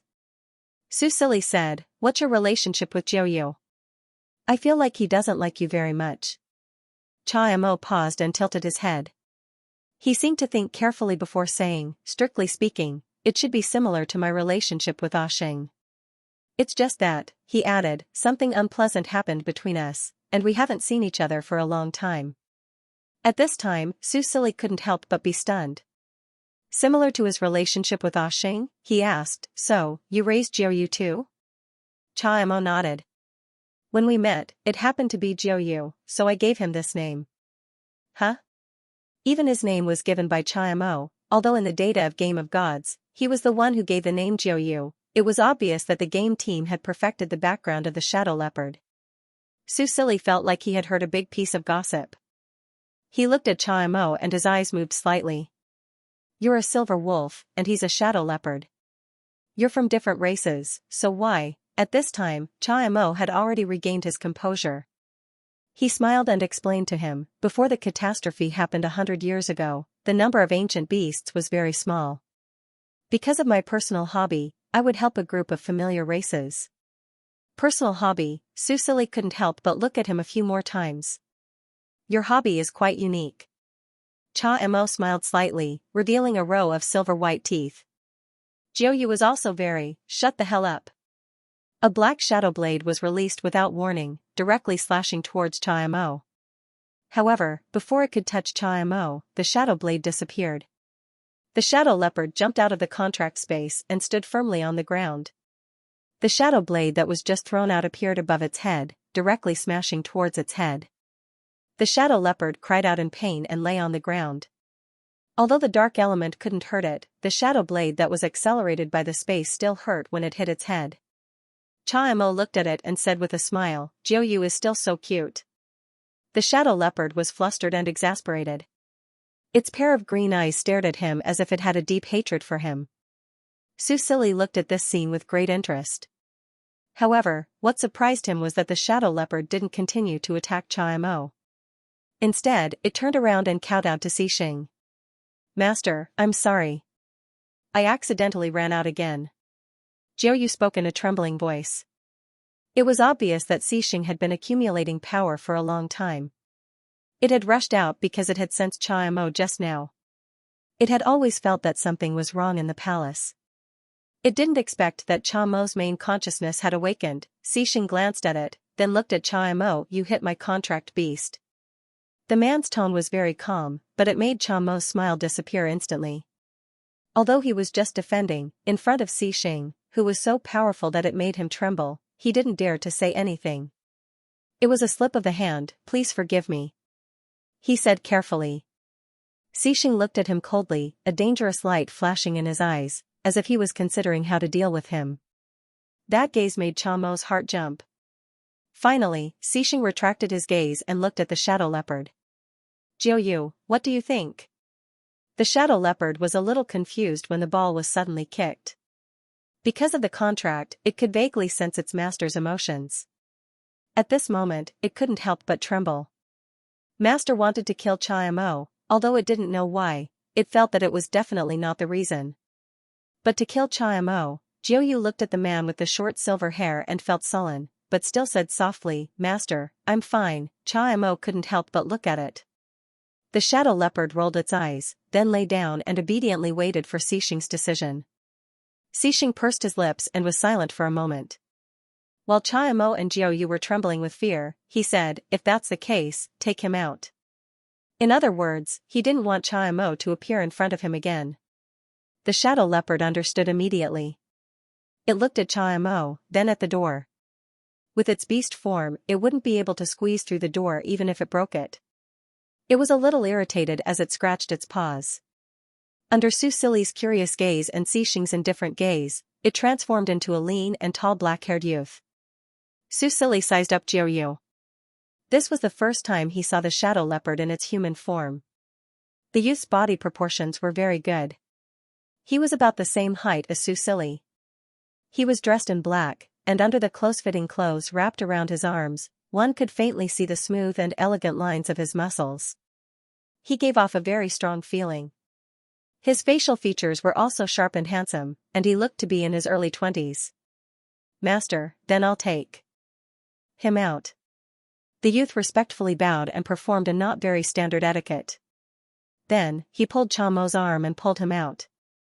Cha Mo still wanted to say something, but he couldn't open his mouth. If one looked closely, they would see that his mouth was sealed by a shadow. Seeing Jiu Yu drag Cha and Mo out of the room and close the door after them, Su Silly couldn't help but look at Xing. Xing didn't look at him. He only played with his hand and said softly, "Ollie, are you bored of waiting alone?" Su Silly rubbed his chin with his other hand and stared at him. "Are you hiding something from me?" He observed Xing's expression. He saw that his eyes flickered slightly, and then he looked at him with a smile.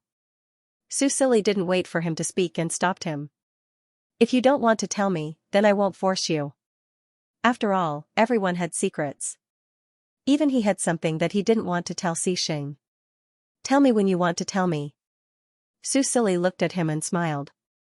"Anyway, we still have many tomorrows. There's still a long way to go." Xing listened to his considerate words and looked at the youth's beautiful purple eyes. The smile on his face slowly faded, and his eyes gradually deepened. Su Silly blinked. When he saw Xing move closer, he carefully kissed the corner of his lips. Xing looked at the man's deep eyes like a predator staring at its prey. He felt his heart skip a beat. Then, the man moved closer to his ear and whispered in a voice that only the two of them could hear. "I want to F***ck you right now." Su Silly, he didn't mean that F***ck. Su Silly was silent for a moment. He was worried that Xing would act rashly now, so he could only coax him. "Be good. We'll talk about it when we reach Glazed Sea City." He tilted his head and kissed the man on the cheek. Xing didn't really take action. He opened his arms and hugged the youth. He knew that the youth was afraid of the cold, so he controlled the fire elements around them to maintain a comfortable temperature in the room. "Do you want to take a nap?" In the past month, he had already gotten used to the youth's sleepiness a few hours after he woke up. Su Silly wasn't sleepy, but he liked to lean in Xing's arms. He adjusted his posture and said, "I'll read for a while." Then, he couldn't help but chide him. "I told you not to use honorifics when there's no one else around." "I'm used to it." "Then you should change it." Xing smiled. "Okay." Su Silly nestled in his arms and pretended to take out a book.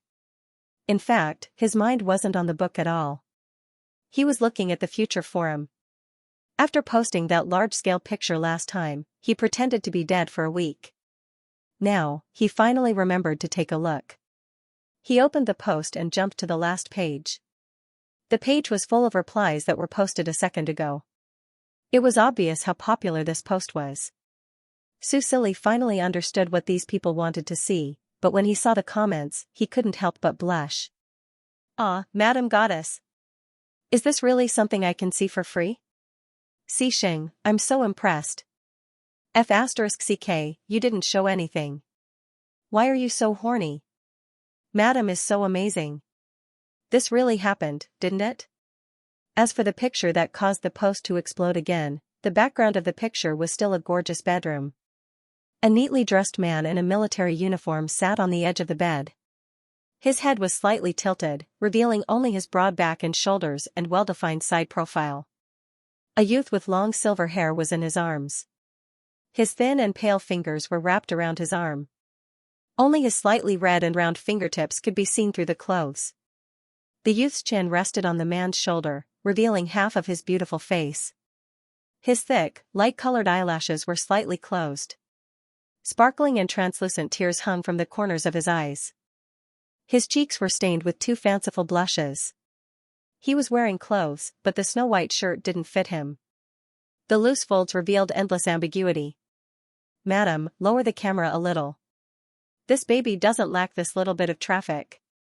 Navel orange, navel orange, navel orange. Ah, I'm numb from seeing this picture. Am I worthy of seeing this?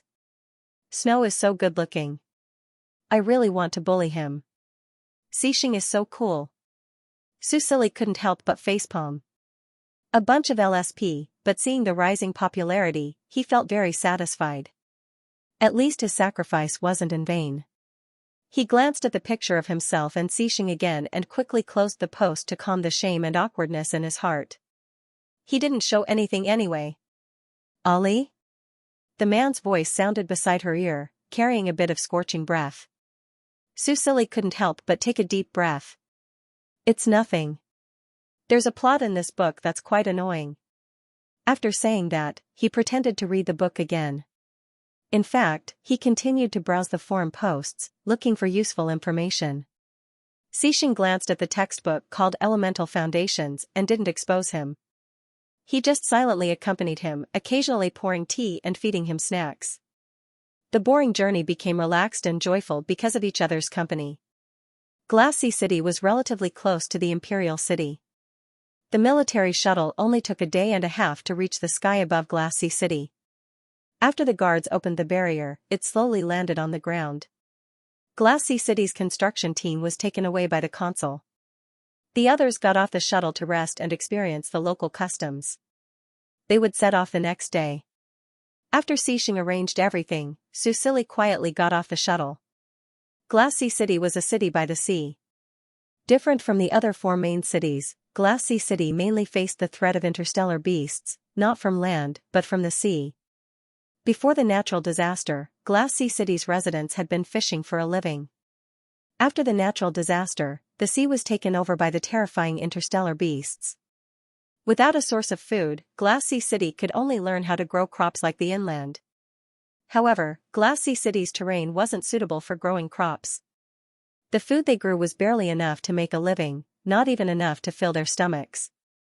Because it was the furthest from the northwest, Glassy City was the city least affected by the beast tide 3 years ago.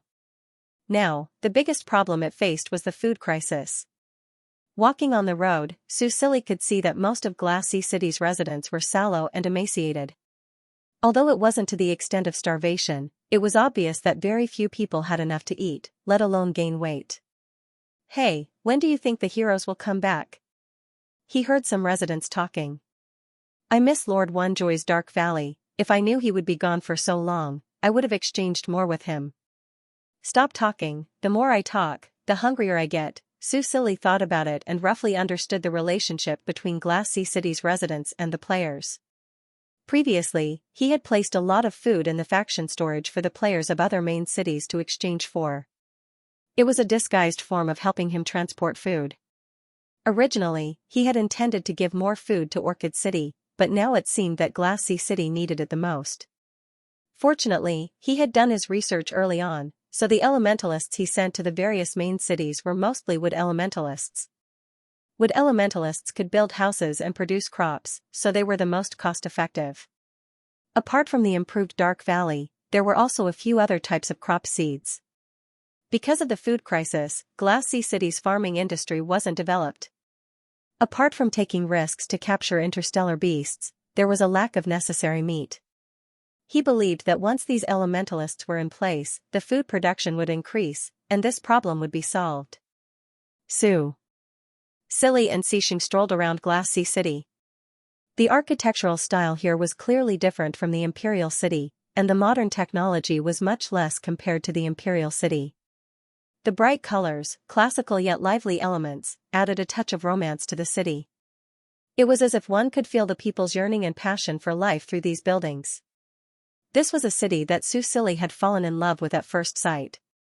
As he walked through it personally, he discovered many problems that he had never thought of before.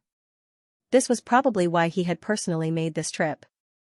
At night, he and Xianxia built a bonfire on the beach. Then, he watched as Xianxia went to the sea to catch a fish and roasted it over the bonfire.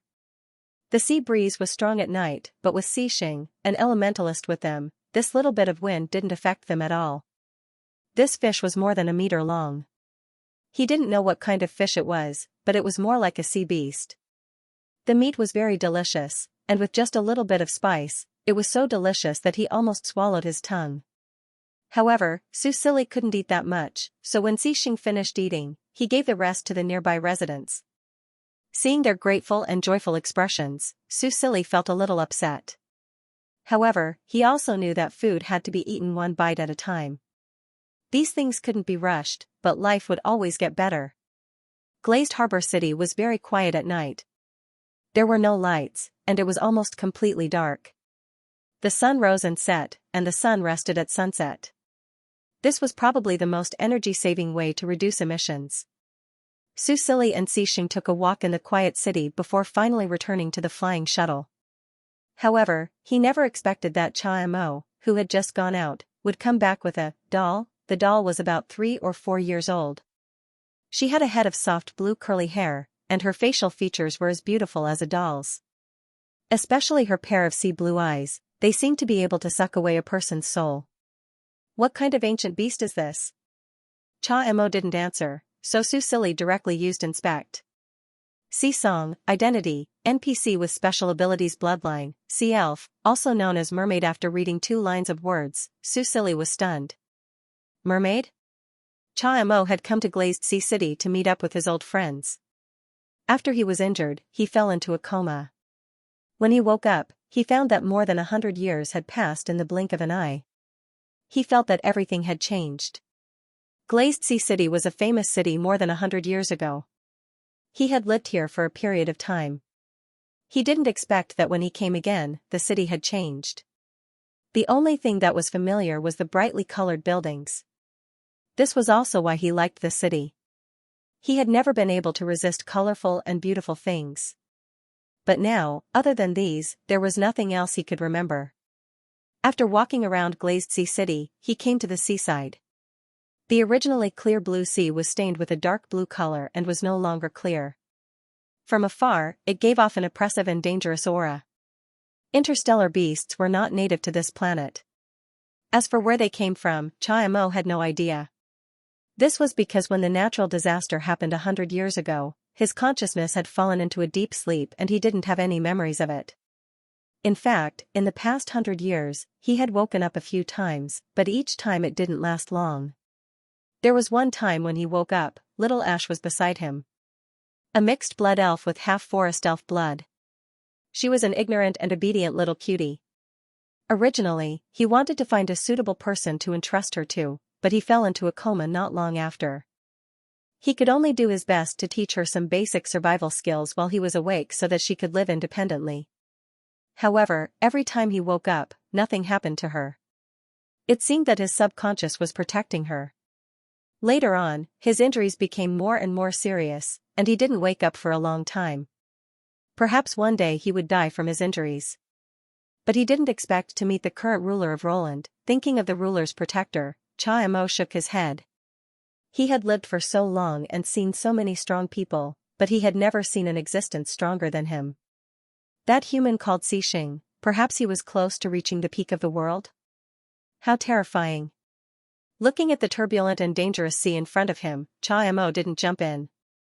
Instead, he cut open space and took out a conch from his storage space.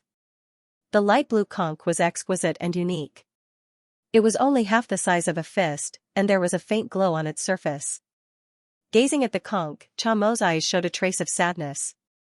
So many years had passed, and according to the current situation at the bottom of the sea, his old friend was probably gone. Although this was what he thought, he still held on to a sliver of hope and gently blew the conch shell. Conch did not make any sound. However, if a sound elementalist were here, they would be able to sense the vibrations of the sound element. The vibrations continued to spread into the distance.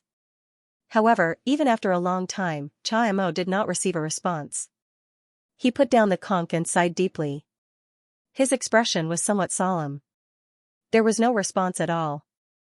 Perhaps the sea elf's homeland had been destroyed by the interstellar beasts. Although the ancient clan of long lifespan was always faced with parting in their long lives, this kind of parting was too cruel. At this moment, a dark figure silently landed beside him.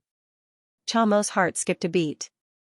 He glanced sideways and saw the black-haired young man with both hands in his trouser pockets, staring at the sea with a cold expression.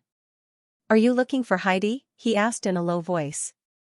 Cha Mo curled his lips slightly. The sadness in his eyes had completely disappeared. He smiled and said, "Are you jealous, Ninth Moon?" The black-haired young man snorted, his face full of disdain. "Then why did you follow me?" Cha Mo raised his eyebrows. "Or do you want to do something to me?" Ninth Moon snorted again. "I won't lower myself to your level. You're too weak now." Cha Mo shrugged.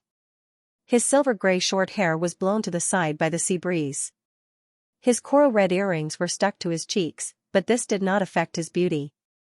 Instead, it added a unique charm to him. He showed a sad expression. "Who was the one who greeted me with a shadow blade the moment we met?" The black-haired young man paused, then rolled his eyes. You didn't hold back when you counterattacked. Io, little ninth moon, do you really want to do this? Cha-mo was still smiling, his brown eyes looked especially gentle. That was a long time ago. Besides, I didn't do it on purpose. Don't mention that to me. The black-haired young man glared at him, a hint of anger in his cold expression. It was obvious that he had not let bygones be bygones. I followed you here to let you know that helping you on the shuttle doesn't mean that I've forgiven you. Don't provoke my master. He's not someone you can afford to provoke. Don't play around and lose your life. I won't help you anymore. After saying this, the black-haired young man retreated and turned into a shadow leopard again. He released his shadow wings and flew away. Cha-mo looked at his back as he left. The smile on his face disappeared, and he frowned slightly. A trace of distress appeared in his cold eyes. He was cuter when he was young.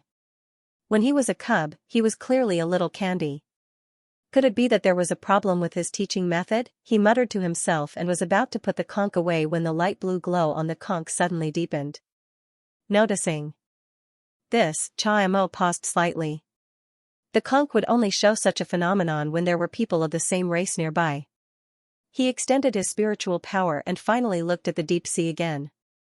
Through the image sent back by his spiritual power, he could clearly see that in the sea about 1,000 meters away from him, there was a small figure being chased by sea beasts, constantly trying to get closer to him. However, there were too many sea beasts around the little guy. They had huge sharp teeth, and even the smallest of them was 1 to 2 meters long. They were astonishingly fast and their attacks were fierce. That small figure was no match for them at all. Just as he was about to be swallowed by the ferocious sea beasts, the space beside him was suddenly torn open. A pair of human hands reached out and a fair and beautiful hand hugged the little mermaid, carrying the frightened little mermaid into the space. Boom, the sea beast closed its mouth but found that it had bitten empty air. Thinking that the little mermaid had been snatched away by its companion, it immediately tore at the sea beast that had attacked the little mermaid with it. The smell of blood attracted more interstellar beasts, and a dangerous battle quietly unfolded at the bottom of the sea. The little mermaid's crisis was successfully resolved. At this moment, he looked up blankly. The little mermaid looked like a 3 or 4-year-old human. His facial features were delicate and tender, and his sea blue eyes were beautiful and clear. His blue curly hair was still dripping with water, and his whole body was soaking wet. The conch hanging on his chest was emitting a faint light, echoing the one in Cha-mo's hand. Obviously, they were originally a pair. Thump, thump, the little mermaid's eyes were wide open, and his rapidly beating heart still hadn't calmed down from the danger just now. The man holding him had a slightly pale face, and even his lips were pale. He looked down at the little mermaid and sized him up for a while. His brown eyes curved slightly, and he said happily, "Another cute little cub. So you brought him back?" In the flying shuttle's room. Susili looked at the little child who was hiding behind Cha-mo and cautiously poking his head out to look at him. He felt a little complicated. He had already seen all the child's information. C-Song, identity, NPC with special talents bloodline, C-Elf, also known as mermaid level, LV3 health, 3000/10,000 magic, 100/1200 elemental affinity, water, sound special talent, singer, when singing, the listener's elemental absorption rate plus 100%, of which the water element absorption rate plus 150%, status, weak, hungry. Another special talent, he had been searching for so long, and the number of special talents he had found could be counted on one hand. And Cha-mo had just gone out and found one just like that, and it was a rare race like the mermaid? Yes. Cha-mo said. This little guy doesn't seem to know the language of the mainland. I can't communicate with him for now, so I could only bring him back first. After saying that, he paused and said, "Your Majesty, can I bring him along? In his condition, it will be very dangerous for him to return to the sea. In Glaze City. I'm afraid he won't be able to survive." This little guy was obviously the child of his friend. Even if he wasn't, he was still a member of his friend's tribe. He had the responsibility to protect this little guy. The silver wolf wouldn't just stand by and watch his friend fall into trouble.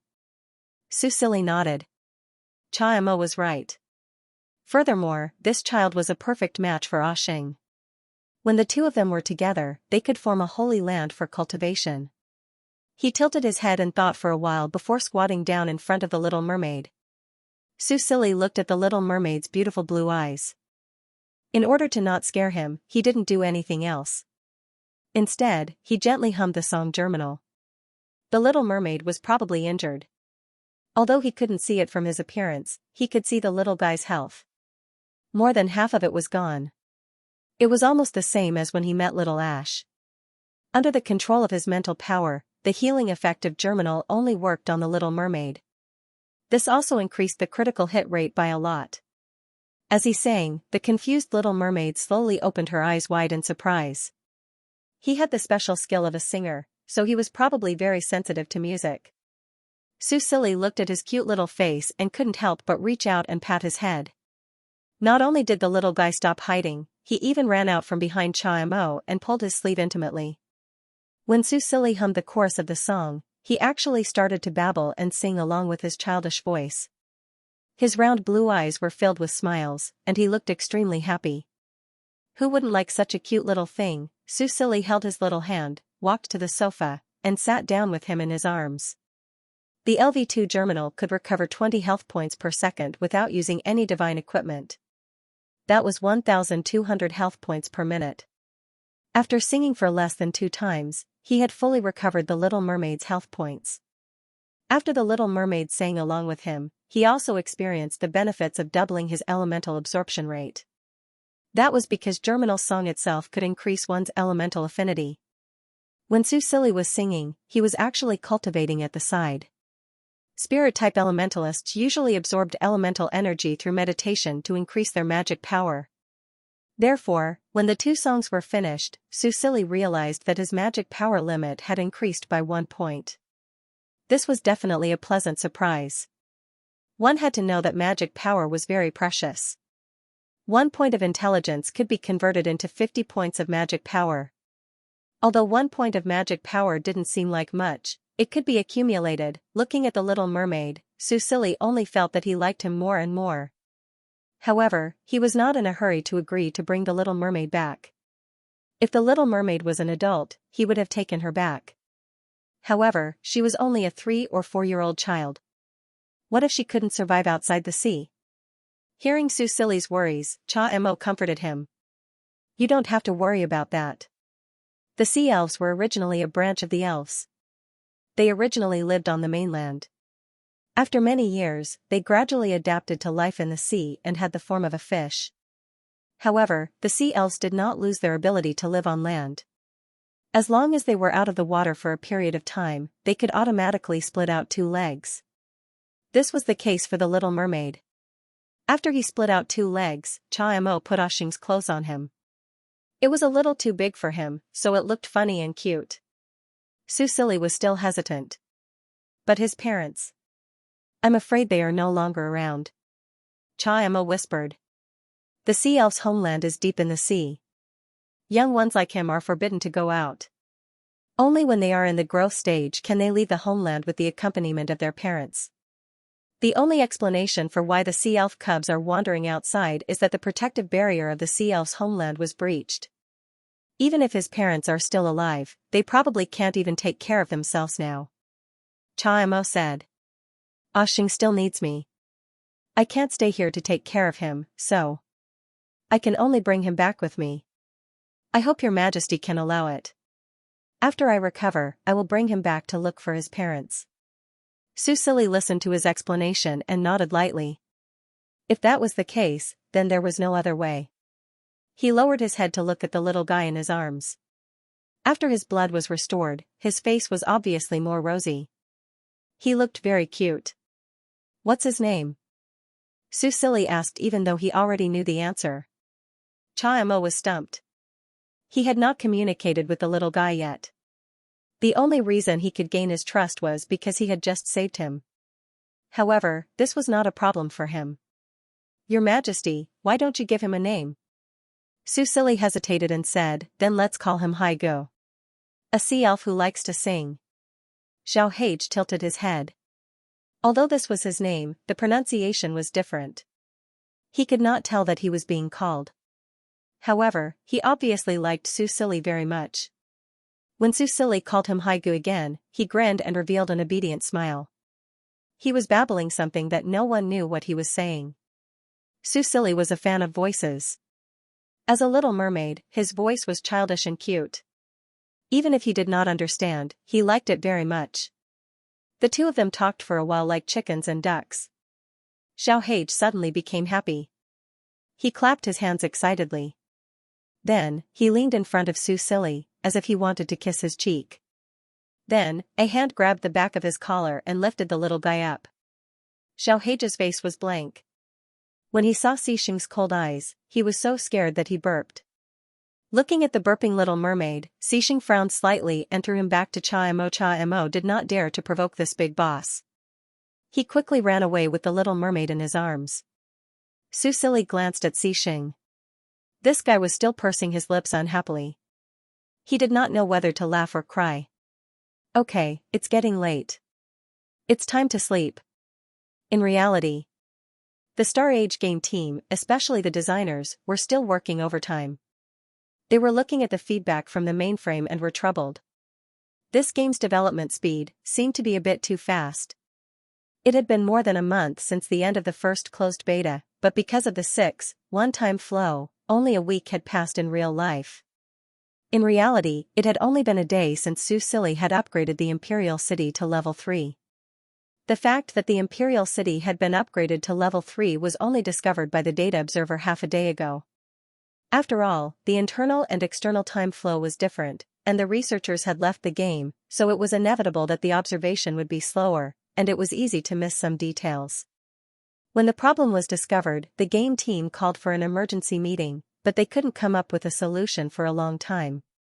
At the end of the first closed beta, the Imperial City had been upgraded to level 3. This speed was not expected by the game team. The level of the main city was linked to the level of the main city to reduce the level gap between the NPCs and the players, and it was also a way to enrich the gameplay. In the original plan, it would be at least half a year after the open beta, when most players reached the upper limit of level 20, before the restriction would be unlocked. It was also because of the level restriction that they decided to adjust the time flow during the closed beta period, so that the NPCs, who already had difficulties in cultivation, would have a slight advantage.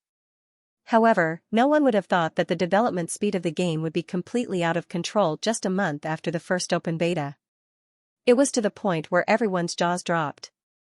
What was even more puzzling was that it was clearly during the closed beta period, and without the participation of the players, how did the NPCs unlock the level restriction of the Imperial City by themselves? Although they intended to increase the AI of the NPCs, it shouldn't be to this extent, right?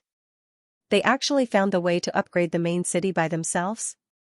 Dean Wang, is there a way to get the mainframe to pull up the data of the Imperial City when it was upgraded? I'm very curious about what happened in the game. Someone raised a question. This was probably what everyone in the room wanted to know. Dean Wang was Wang Lao, the original founder of Star Age, and at the same time, the person in charge of the game. He was already 69 years old, and his hair was white and sparse. At this moment, his head was slightly lowered, as if he was hesitating about something. Finally, he sighed and said, "Take a look." Obviously, before the meeting, he had already discovered the problem. Everyone looked at each other, but when the screen in the conference room started to play a video, they became quiet again. A silver-haired, purple-eyed young man appeared in the video. He wore a crown on his head and a gorgeous suit embroidered with the national emblem of Roland. He was being interviewed by a reporter. In the meeting room, everyone recognized who this young man with cold eyes and the majesty of an emperor was at a glance.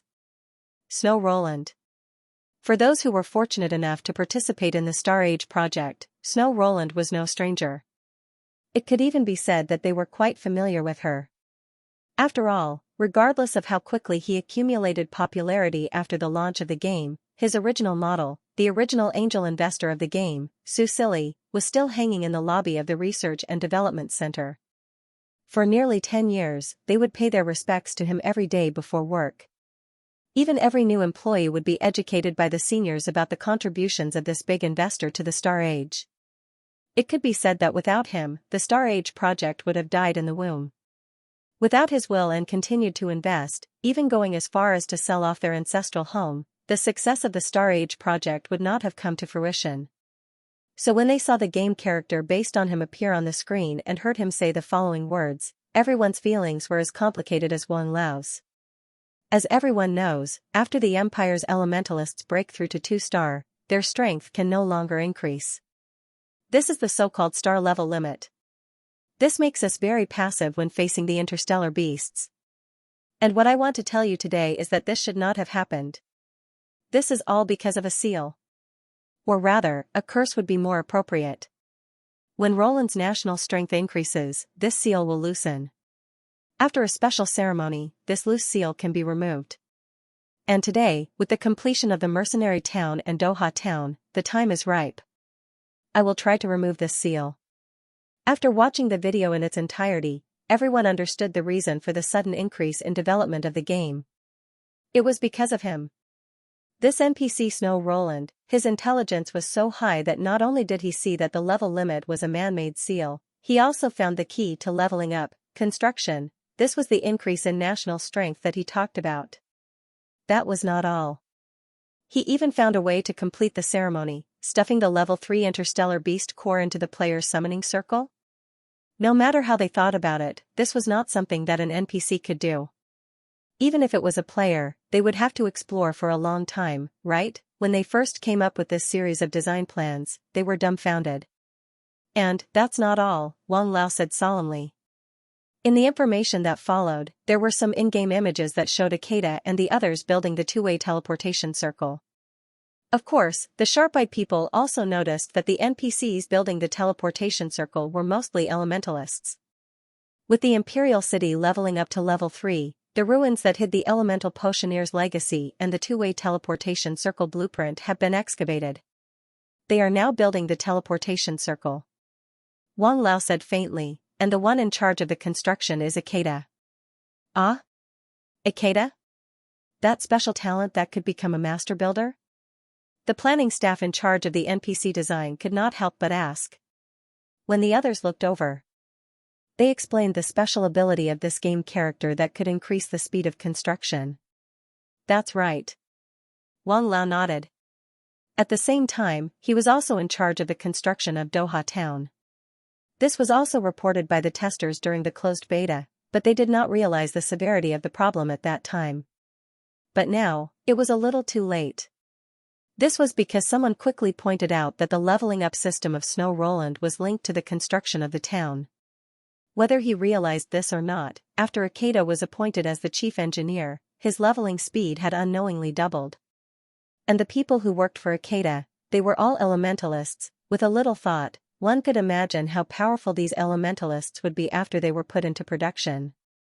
However, according to the original setting of these elementalists, they would not agree to do such menial work, right? Wang Lao sighed. Although he was the person in charge of this project, he specialized in the technical aspects. For example, he was the core person when it came to the game's holographic technology. But when it came to the game's content planning, as a technical person, he did not put too much effort into it. During the closed beta period of more than a month, he and the researchers spent more time on the feedback of the game cabin data and possible adverse reactions. After all, this was the first public test, and as many as 1,000 people at once, it was a heavy burden for the research center. Since the start of the closed beta, many people had been working overtime to monitor the situation, afraid that there would be an emergency that would endanger the lives of the users. Especially that time, there were more than 100 users who participated in the escort mission. For many consecutive days, they were online for more than 24 hours and offline for less than 15 minutes. Fortunately, under close monitoring, there were not many problems with the users' vital signs. As for the problem of the game progressing too quickly, it was naturally overlooked. Although some observers noticed it, Wang Lao did not pay much attention to it. After all, compared to the game experience of the players, the safety of the users was the most important. If there was a problem, the project would be cut in half. Even if it was not stopped, they would have to continue with the research. And with the Su family's current situation, it was obvious that the financial chain could not support them. If they could not effectively recover their losses, the project team would face a severe test. They might even have to sell part of the technology, or make a more cruel choice. These were not things that Wang Lao and the others wanted to see happen. Because of the above reasons, even if some of the game designers noticed the problem, they were temporarily suppressed by Wang Lao. Without technical support, these designers could not solve the problem even if they found it. It was just that no one expected the game to progress so quickly. Moreover, the person behind all this was an NPC? Currently, the highest level NPC in the Roland Empire, other than C, has already reached level 25. The related information of Li Jiu appeared on the screen. Everyone's expression became more and more complicated. Wang Lao continued, as the first novice planet, AI Shui planet was originally hoped that the NPCs would not be too far behind the players. It was best to maintain the same momentum as the players. But now it seems that the speed is out of control. The first closed beta test had just ended.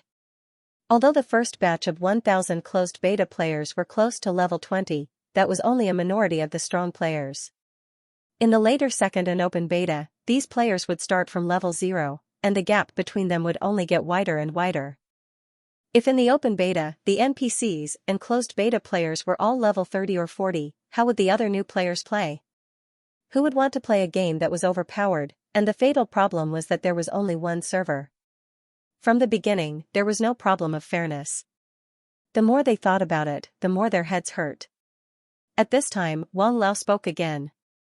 I'm sure some of you have seen the video of Xixing that I just mentioned on the forum. On the screen, the scene of Xixing showing off his invincible power outside of Lanyu City began to play. Admittedly, this scene was very cool and provided very good publicity material. However, the game planners had a headache. Xixing was the only NPC on AI Shui planet that was not restricted by level. On one hand, it was because of Su Sili's will. On the other hand, it was to prevent the Roland Empire from being destroyed because of the suppression. This was something that Xixing had done very well 3 years ago in the game, and he had successfully become the Empire's marshal and guardian god. But, even so, it was impossible for him to clear out all the galactic beasts within a radius of a few kilometers with one skill. Xixing's personal level has reached level 82. Wang Lao rubbed his temples as he had a headache. The good news is that other than this time, he has no interest in clearing out all the galactic beasts in Roland or even the entire planet.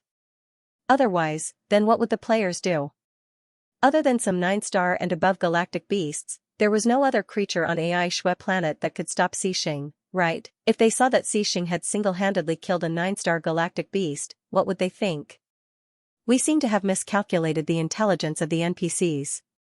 After the first closed beta test, their intelligence has improved a lot compared to the previous tests. Perhaps this data can be used as an important reference in the field of artificial intelligence, but this is not what we are discussing today. Wang Lao looked away from the screen and looked at the people in the meeting. He said seriously, what we need to discuss now is whether we should intervene. Although the game team had always said that once the game started, there was no way for them to interfere with the progress of the game, and they had also unified their stance on the Su family, how could there not be a backdoor? However, doing so would be a huge risk. Many previous experiments had shown that forceful intervention had a high probability of causing the entire game world to collapse. Unless there was no other choice, the game team didn't want to do this. This was because after the collapse, a lot of manpower and resources would be required to rebuild the game world. Even after the reconstruction, it might not achieve the same effect as before. After all, there were too many uncertainties in the evolution of the game world. Now, whether it was time or money, the game team couldn't do as they pleased like before. Of course, there was a more direct way. After all, it was still in the closed beta stage, and there was no public announcement that this was a closed beta without deleting the files. Therefore, they could delete the files and start over before the open beta and pull all the players back to the same starting line. This was because deleting the files and starting over was controllable. Although it still required a certain amount of manpower and resources, overall, it was less harmful than forcefully intervening and causing the game to collapse. Everyone in the room listened to Wang Lao's analysis and fell into deep thought. However, not many people spoke. In the end, it was the chief planner who said, Wang Lao, I think, maybe we should ask for Mr. Su's opinion. At the end of the day, the Su family was the biggest shareholder of Star Age. They had the right to make the final decision. The opinions of these people were only for reference. Moreover, the most difficult problem this time was with a special NPC like Snow Roland. Whether it was forcefully intervening or deleting the files and starting over, whether it was legally or rationally, the Su family had to make the final decision. Wang Lao nodded and took a deep breath. I know this. That's why I gathered everyone today to discuss 2 sets of specific feasible plans. You know Mr. Su's temper and way of doing things. Before the plans are out, even if an old man like me goes to him, I'll probably be scolded.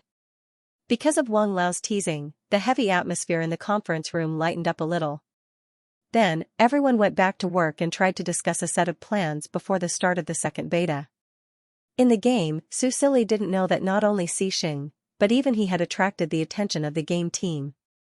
At this moment, he had just finished his breakfast and was about to continue to take the shuttle with the Elementalist engineering team to the next stop, Star City. However, before the shuttle left, the screams and sirens outside caught his attention. At the same time, a shadow flashed beside him. Xixing appeared beside him. Su Silly calmed down a little and asked, Brother Xing, what happened? Hearing him call him Brother Xing, Xixing's heart skipped a beat, but he said calmly, something happened at the beach. Su Silly stood by the window and looked out. He couldn't see the situation at the beach, and with his current range of more than 300 meters, he couldn't see that far. He looked at Xixing unwillingly. Xixing had already seen through his thoughts. He ordered the pilot to stay put and then went forward to grab him and took him out of the shuttle. The place where the shuttle stopped was not far from the beach, so Xixing didn't summon the shadow leopard. Instead, he took Su Silly directly to the beach where the battle had broken out. They saw that the beach where they had roasted fish last night was now full of ugly interstellar beasts. They had the bodies of fish, but the limbs of amphibians. At this moment, the defenders on the beach were constantly shooting with bows and arrows, covering the civilians on the beach as they fled. Although they couldn't go into the sea, every time the tide receded, there were still many civilians who took the risk to collect shellfish by the beach. Occasionally, they could also pick up small fish sea beasts, which were considered as a source of food. Now, there were about 1,000 civilians scattered on the beach. They had already abandoned their things and ran back when they saw the sea beasts coming ashore. However, these 4-legged fish were extremely fast and their bite strength was amazing. The civilians who didn't have enough food couldn't outrun them. After being bitten, they were basically powerless. By the time Su Silly and Xixing arrived, there were already civilians being dragged into the sea alive. They were bitten, and the blood that gushed out dyed the beach red. Looking at the scene below, Su Silly couldn't help but grit his teeth. He felt like he was going to vomit out his breakfast. He resisted the strong feeling of nausea and took out the piccolo that Xixing had given him. This was the first time he had used it in battle after getting it. Music God's piccolo. Description: legend has it that it was forged by the partner of the music god. After the music god fell, it was lost in the world. Quality: mythical equipment effect. All attributes are doubled unlocked. 1. Enhance, passive skill. When wearing this piccolo, the effect of sound type skills will be increased by 10 times. 2. Advance, active skill. Temporarily increases the effect of sound type skills by 100 times. Lasts for 10 minutes. Cooldown time is 1 hour. 3. Protection. When using this piccolo to play sound type skills, a protective shield will form around the user that can absorb 99% of elemental damage. Unlocked, unknown. After equipping the piccolo, his spirit attribute, which was originally as high as 235, doubled to 470.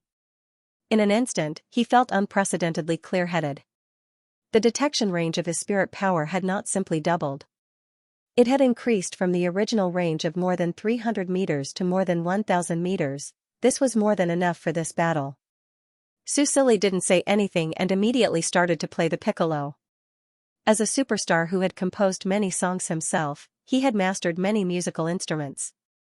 A piccolo was not a problem for him. As he played, a quiet and gentle melody, with the unique light texture of the piccolo, slowly sounded on the battlefield.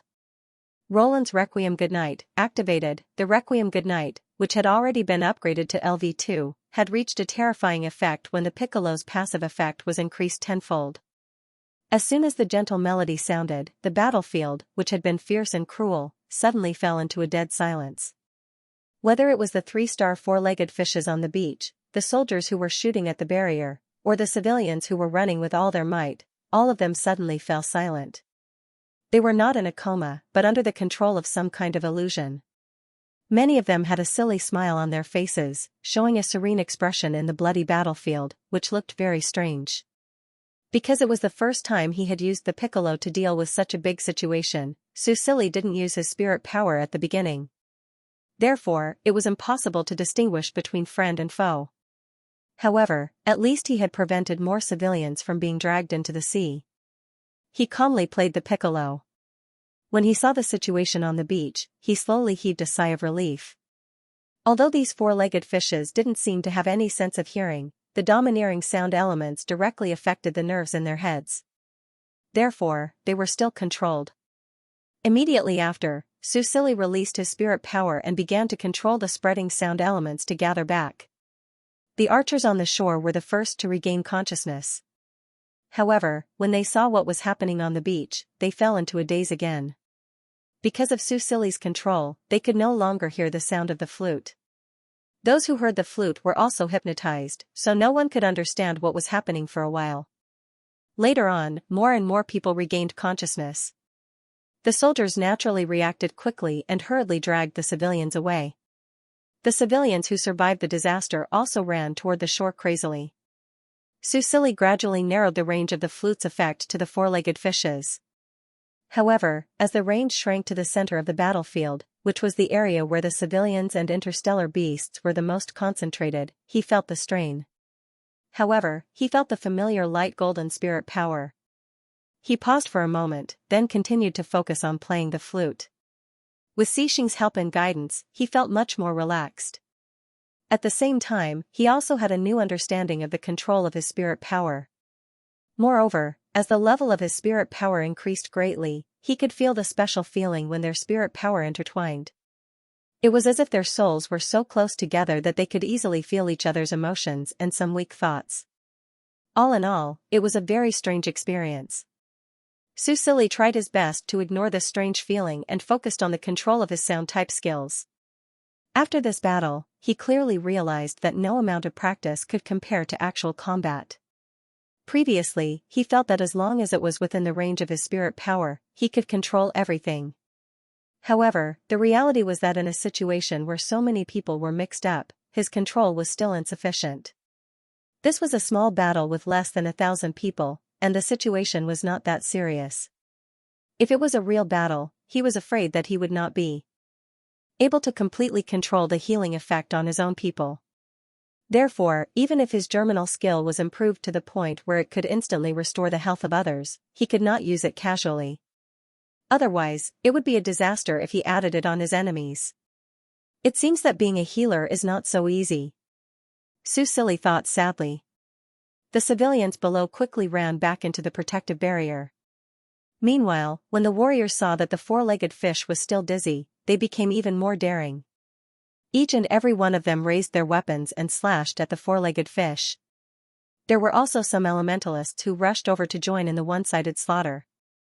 Although the four-legged fishes were generally 2 or 3 stars, who asked them to be controlled so tightly by Susili, soon, more and more warriors joined in. The speed at which the four-legged fishes were cleaned up also began to increase. In less than half a day, the defenders had slaughtered nearly 100 four-legged fishes and dragged them back to the protective barrier. When the barrier closed again, and there were no more people left on the shore, Susili finally stopped playing. In about 3 hours, he played almost 40 times. Fortunately, the blue crystal necklace that Xianxia gave him increased his mana cap, otherwise, he would not have been able to use it up. Furthermore, he felt that his mouth was numb from all the playing, and he did not want to play this song again for a while. The civilians below cheered around the piles of galactic beast corpses, and a few family members of those who had died gathered together to cry. When Susili saw this scene, he did not feel relaxed. He felt that he had not done enough. If Roland could become stronger faster, these people would not have to die, and the civilians of Glaze City would not have to retreat to the city and be helpless against the galactic beasts in the sea. "Let's go back," he said to Xianxia. Seeing that he was in a bad mood, Xixing did not say anything. He only kissed his forehead, then brought him back to the shuttle and prepared to leave Glaze City. After all, besides Glaze City, the situation in Starcatcher City and Twilight Frost City was not much better. They had to send the Elementalist engineering team over as soon as possible. As for the small battle that had just protected Glaze City, the two of them did not take it to heart. To them, it was not a huge achievement. However, the people who were being protected obviously did not think so. Soon, some people thought of Xixing, who had escorted the Elementalists here. After asking around, they found out that the shuttle that was supposed to have left had stopped halfway through its flight. Thus, after some thinking, the civilians gave all the credit to Xixing, thinking that it was the guardian angel who had secretly protected them. When Su Silly received Xiao Wu's complaint about this matter and felt indignant for him, he could not help but laugh. He had snuck out secretly, so it was fine to give the credit to Xixing, lest someone else falsely claimed the credit.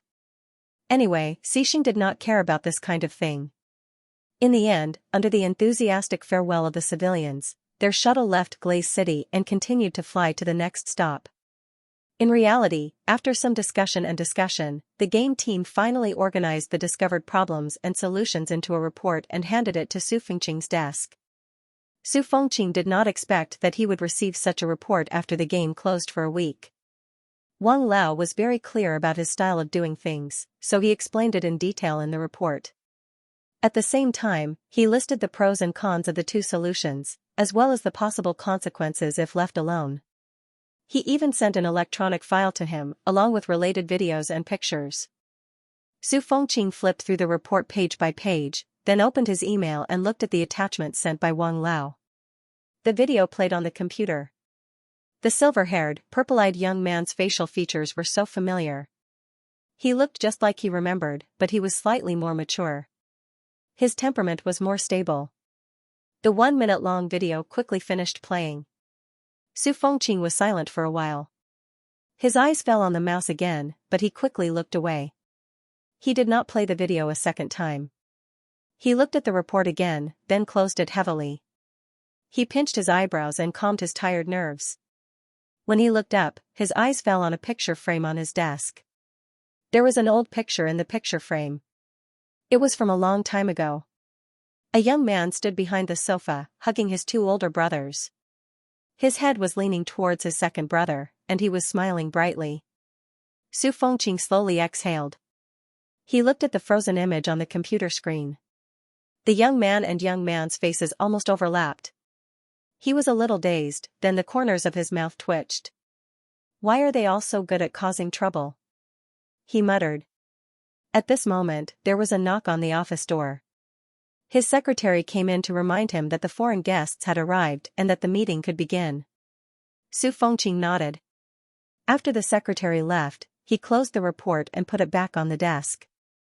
He thought for a while, then forwarded the email from Wang Lao to Su Yuheng. Then he got up and left the office. When he walked out of the office, the tiredness from before was gone from his face. What was left was the shrewdness of the head of the Su enterprise. Su Yuheng was busier than ever in the week after the end of the closed beta.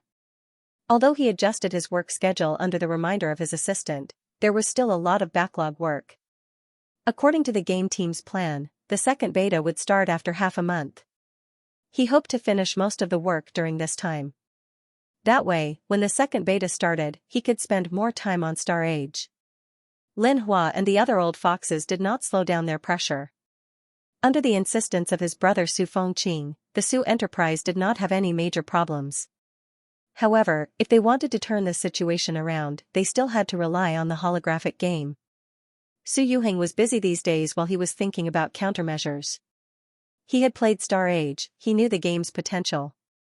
Whether it was for the Su family or Shaoli, he wanted to explore the game's potential as soon as possible. However, he never expected that he would receive such a report from his elder brother today. The game development, forced intervention, what a joke. Didn't you say you canceled the game? Wang Lao dared to lie to him. When Su Yuheng thought about how he wasted almost a month to go to the Imperial City during the first beta, he gritted his teeth in anger. However, he quickly calmed down when he saw the possible consequences of forcefully intervening. Then came the second plan, which was strongly recommended by the research center. Delete the file and start over during the open beta. Su Yuhing felt like his heart stopped beating. If he deleted the file and started over, what would happen to Xiaoli? He would be in trouble. He could not delete the file and start over. The next moment, Su Yuhing picked up the phone and called Su Fengqing's cell phone. However, he did not pick up. Su Yuhing then called his office. Mr. Su is in a meeting. Can I ask him to call you after he finishes the meeting? The secretary's voice sounded from the other side of the phone. Su Yuhing had no choice but to hang up the phone and wait patiently. After reading the report, he was no longer in the mood to work. Although he did not know what was going on with Xiaoli, he still existed in the form of an NPC.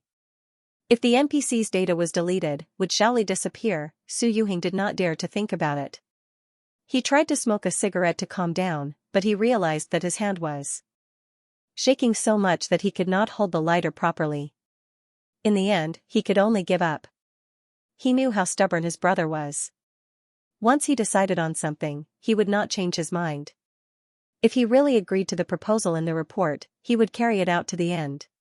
Moreover, with his personality, it was very likely that he would choose to delete the file and start over. This was because this plan was the least risky. At this point, the Su family could not afford to take too much risk. What should I do? Su Yuhing's heart was filled with helplessness. He tried to convince his brother that the Snow Roland in the game was their biological brother, Su Silly. However, the result was predictable. After his brother really hired a counselor for him, Su Yuhing obediently shut up. Anyway, after this busy period, he would find a way to lure him into the game.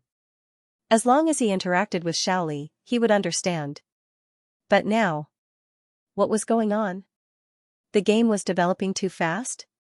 He wanted to delete the file and start over for such a stupid reason. Rationally, Su Yuhing understood the seriousness of this problem, but emotionally, he could not accept it. He could not blame his brother. After all, with Xiaoli's current situation, he could not wait for him to become stronger and grow to be able to protect himself. Upgrading the main city was obviously imperative after Xiaoli's level was limited. However, with the Su family's current situation, they could not willfully ignore the player's game experience. How many good games had been ruined by the planning? This was a project that countless people had invested more than 10 years of hard work. Everyone wanted it to succeed, and Su Yuhing was no exception. He clenched his fists tightly.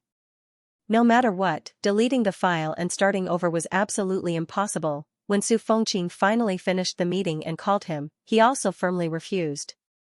Absolutely not, I don't agree. Brother, I won't let you do this is murder.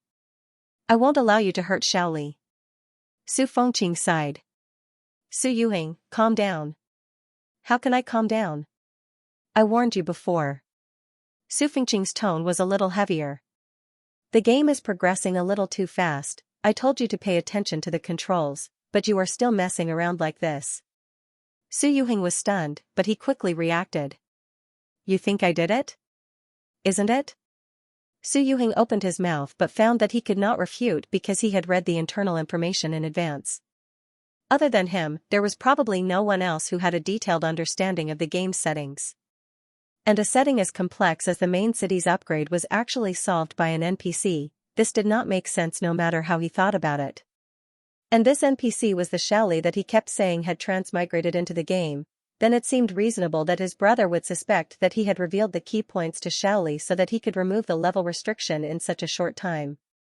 Moreover, he had previously taken the blame for Xiaoli and admitted that he had interfered with the game's progress. If he was not the person involved, perhaps he would also be suspicious.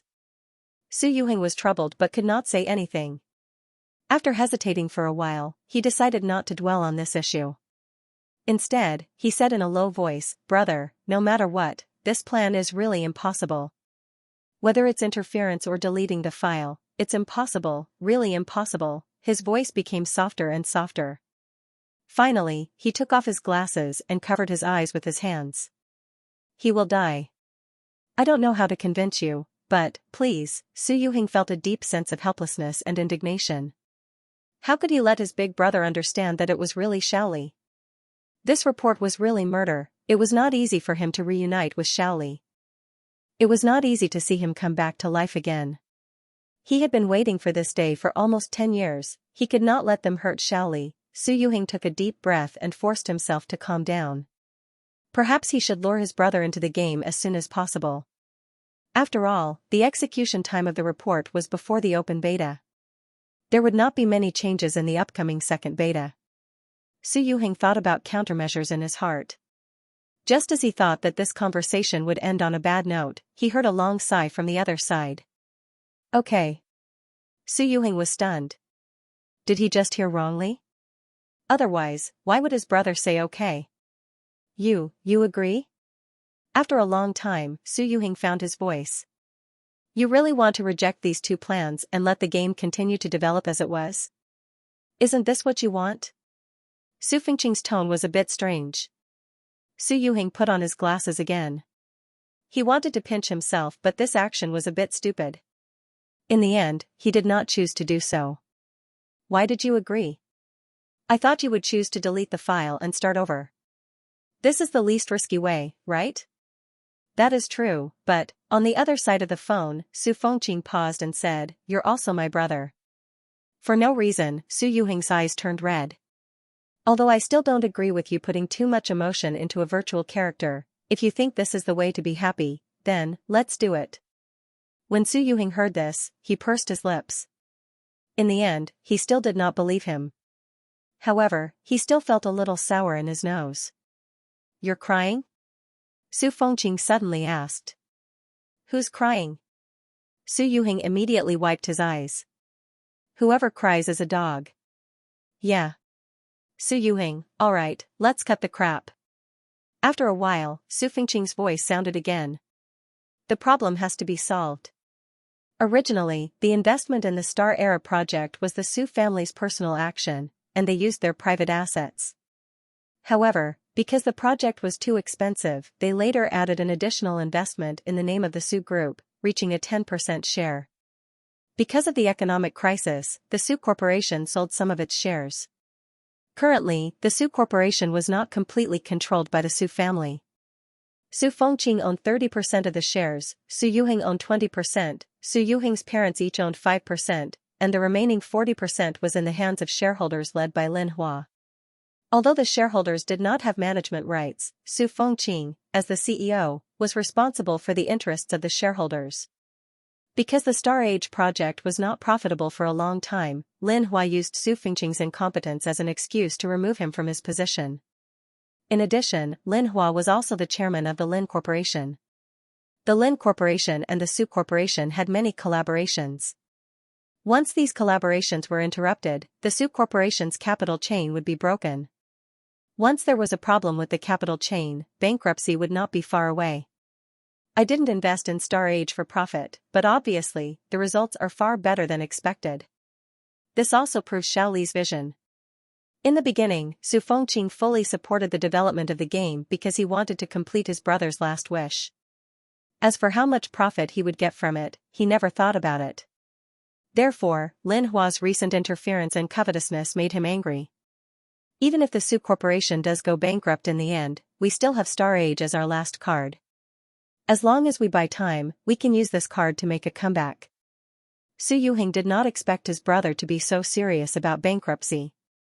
At this moment, he had already collected his emotions. As long as they did not touch Star Age and did not delete the files, everything would be fine. Brother, you don't have to be so pessimistic. Lin Hua and the other old foxes, you can deal with them first. I've already thought of a solution for the Su Corporation. When the second beta starts, we should be able to get a result soon. Su Yuhing comforted him. Oh? What solution? Su Fengqing raised his eyebrows.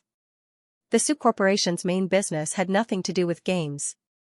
How could it be related to the second beta? Su Yuhing did not immediately tell him. He only said, I just want to fully utilize the advantages of this game. Brother, don't underestimate Star Age. It will become the second world of humanity. Right now, it's difficult to start, so we just need to wait for an opportunity to explode. Okay, Su Fengqing nodded. It's only a week until the second beta. I'll wait and see.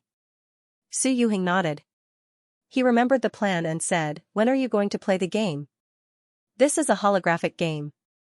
I've already experienced the first beta." "That's not the same." "We'll see." In the end, Su Yuhing could not convince him to enter the game during the second beta. However, with his busy state, it would be difficult for him to find time. Therefore, in order for his brother to enter the game as soon as possible, he had to solve the company's crisis first. Thinking of this, Su Yuhing picked up a document. Although the second beta released 5,000 slots for players to reserve, he still managed to get 5 slots. Now, whether the company's crisis could be solved as soon as possible would depend on these 5 candidates. He looked at the information he had collected and called one of the people. In the game, Su Silly and Xixing had successfully arrived at Starcatcher City. Starcatcher City had a very beautiful name. According to historical records, it was once one of the most prosperous cities in the Roland Empire. Now, this star had fallen on the plateau and was surrounded by interstellar beasts. It looked like it was in imminent danger. Compared to Lanyu and Glass Sea, Starcatcher City and Mushuang City, which were further away from the Imperial City, were surrounded by interstellar beasts. Looking down from the sky, it would definitely make people with trypophobia feel numb. Fortunately, Starcatcher City's protective barrier was strong enough. It wasn't full of holes like Lanyu City, so the garrison didn't need to be constantly on guard against the interstellar beasts that could attack at any time. Starcatcher City's governor was also sober enough to not seek to clear out the interstellar beasts. Instead, he put more energy into developing production.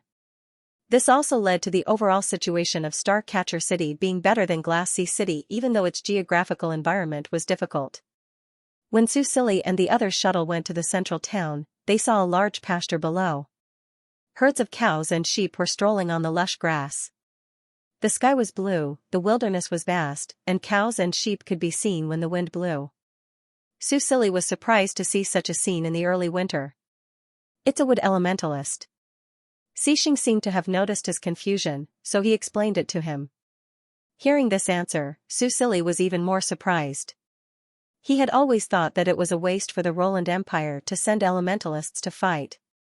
Now it seemed that there were governors who had the same idea as him. If that was the case, then the construction team they sent might be able to invest more in the construction. Su Silly curiously opened the interface of Starcatcher City. This city was indeed different from the other 3 main cities. Not only were the 3 LV1 districts already built, but the residents' food and clothing rate had reached 80%. Without a doubt, this was a thriving main city. Because of the existence of the protective barrier and the vast land, it could still be self-sufficient even when surrounded by enemies.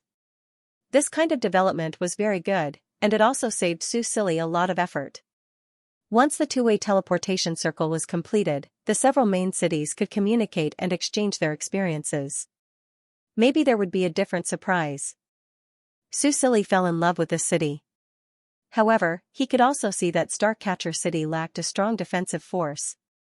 If the protective barrier disappeared, this idyllic city wouldn't stand a chance against the interstellar beasts. Of course, there was no need to worry about the protective barrier at the moment. The ancient array that the late emperor used 50 years of his life to activate was still working well. After sending the construction team to the location, Su Silly and Xixing strolled around the city as usual. Compared to the Imperial City, Starcatcher City's resources were still somewhat lacking. After all, the food and clothing rate had only reached 80%. There was still a long way to go before it could reach 100%. After understanding the situation of Starcatcher City, Su Silly carefully considered and finally secretly went to meet the governor of Starcatcher City. After using Insight, he found something special about him. Gao Yang, Identity, NPC with Special Abilities Level, 5 HP, 9000/9000 Elemental Affinity, None Special Ability, Animal Husbandry. When operating in animal husbandry industry, income from animal husbandry will increase by 100%. When raising sheep, income will increase by 150%, Su Silly couldn't help but laugh. When the game team designed this NPC, they really had a wicked sense of humor.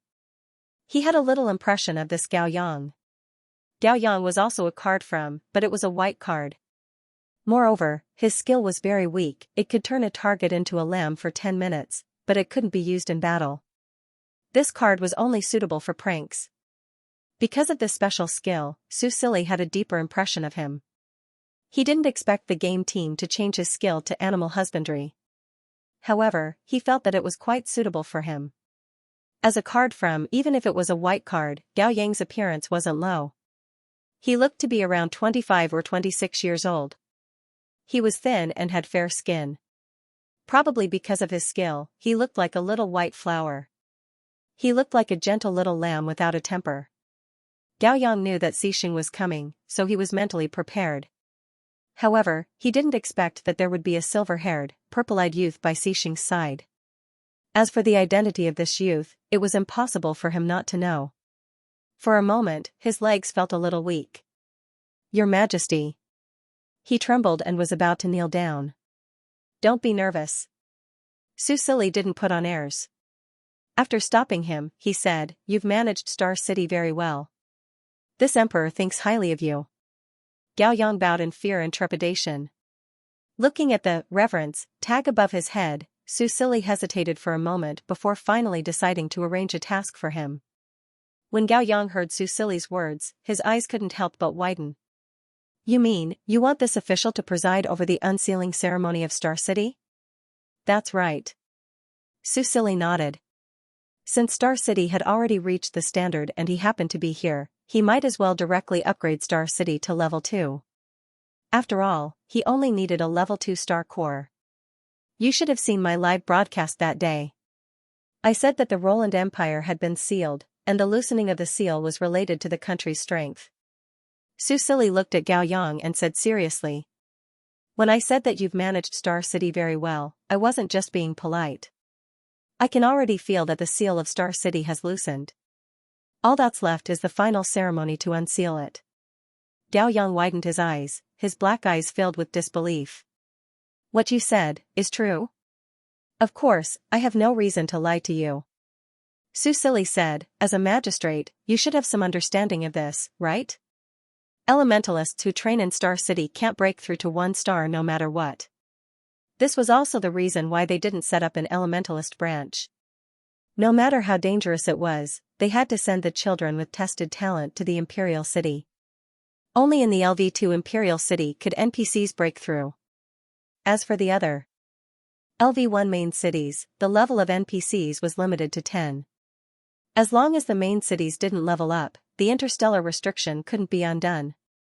"Your Majesty, then you mean, after this ceremony, the star restriction of Star City will be undone. The local elementalists will be able to reach 2 star at most." After receiving Susili's affirmative answer, this thin and small magistrate almost cried tears of joy. He resisted his excitement and said with uncertainty, "Do you really want this subject to preside over it?" "That's right, you are the magistrate of Star City. The reason why Star City is where it is today is also because of you. I'm very relieved to leave this matter to you." With Susili's affirmation, this magistrate who originally revered him greatly increased his favorability towards him by a large margin. After all, this magistrate had been in charge of the affairs of a city for many years. Although he looked a bit slow, when it came to doing things, this magistrate actually displayed extremely high efficiency. That night, he organized all the matters. Then, in front of the live broadcast camera, he calmly walked into the encircled summoning array and stuffed a LV2 star core into the groove. Along with the soaring pillar of light, Star City also smoothly leveled up from LV1 to LV2. When he received this news, even if it was Su Yuhing, he still felt a headache. He couldn't wait to rush into the game and slow down his younger brother. "Mom, I'm back." At around 7 in the evening, Ikeda walked into the house and said loudly as he took off his shoes. He had just finished his work for the day. Ever since he was assigned the construction of the two-way teleportation circle, he moved back home from Doha town and ran to the construction site every day. It was rare for him to come back early today. "Little you, you're back so early today." Mother Chi greeted him, "Have you eaten? I'll go heat up the food for you." "No need to trouble yourself, I ate some on the way back." Ikeda carried a heavy backpack and walked into the living room. Just as he was about to go upstairs, he saw a news report on the television. "I just received news that after 10 days, after His Majesty personally presided over the removal of the seal in the Imperial City, the seal in Star City was also removed today. Let's take a look at the video sent back by Star City. Following the broadcast, a video appeared on the television screen. A thin and small man with delicate features appeared on the screen. He was precisely the governor of the star catcher city, Gaoyang. He explained the situation with a flushed face. Ikeda listened for a while and understood the general situation. He knew that after the marshal sent the elemental engineers to Star City today, he found that the development of Star City was good. Thus, after the marshal reported to His Majesty decided to let the governor try to hold a ceremony to remove the seal that shrouded Star City. At this time, he understood that the 5 main cities of the Roland Empire were all affected by the seal. That day, His Majesty only removed the seal in the Imperial City. This also explained why His Majesty sent the elemental engineers to the other main cities, to develop the other main cities and remove the seal as soon as possible. Sigh, it seems that the governor is running Star City very well.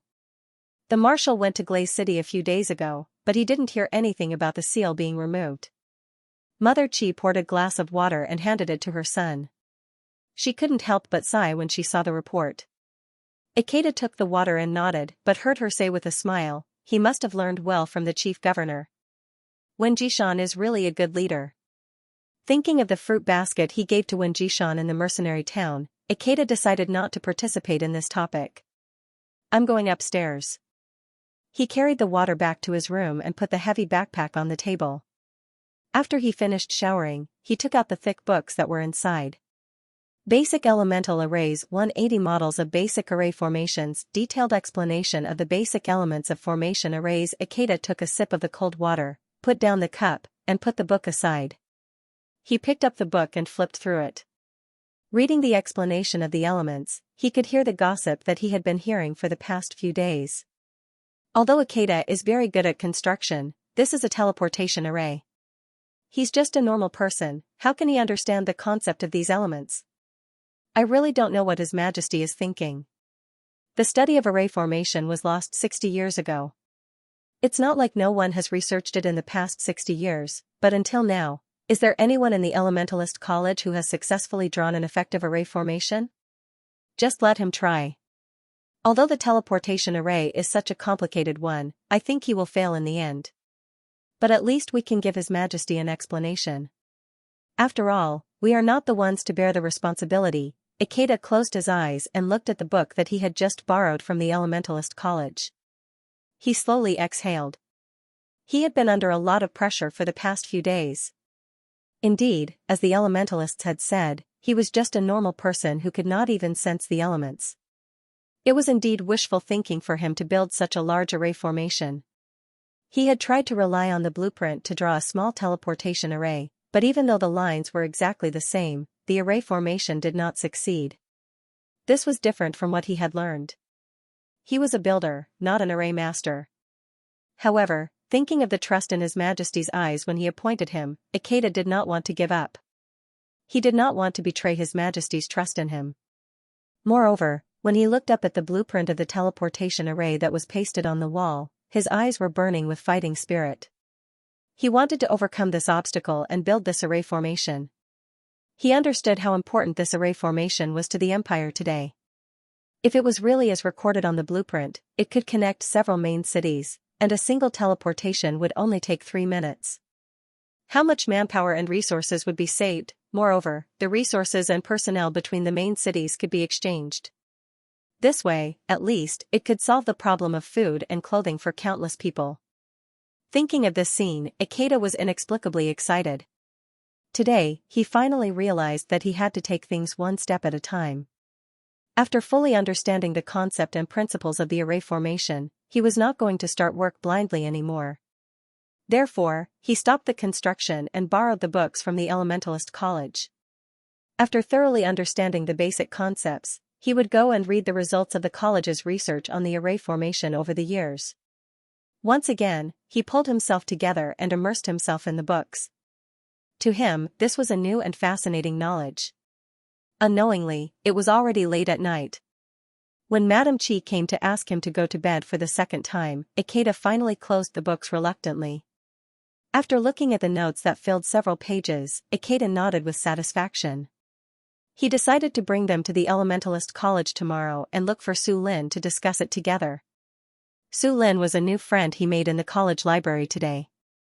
Although he was also an elementalist, he was more humble and friendly than all the elementalists he had met before.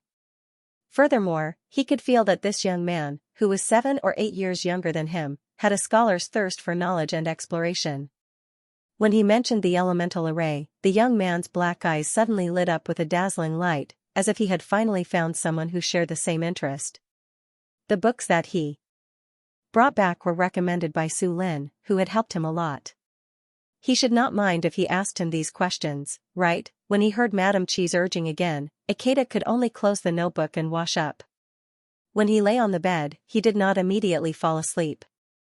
When he thought of Su Lin's black eyes, he could not help but think of another person. Su Mo. He had been gone for more than a month.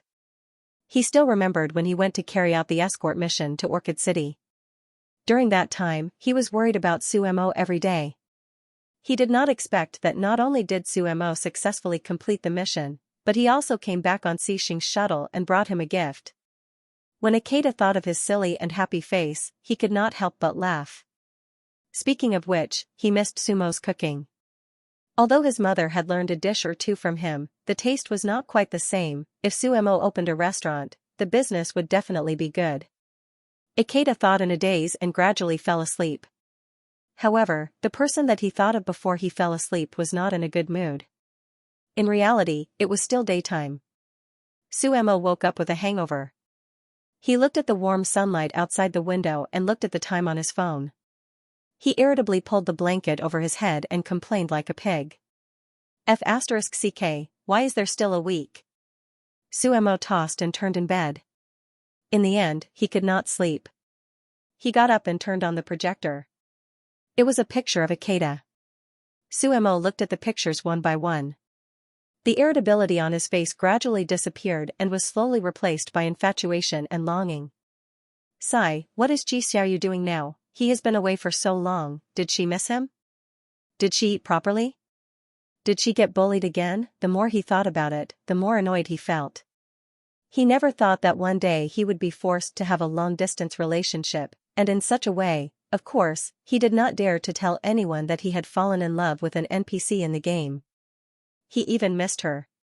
After Sumo looked at the picture for the second time, he finally threw away the remote control and lay on his bed. He felt that life without Ikeda was boring. Of course, he quickly got up and washed up. He then sat in front of the workbench and began cramming his knowledge on architecture.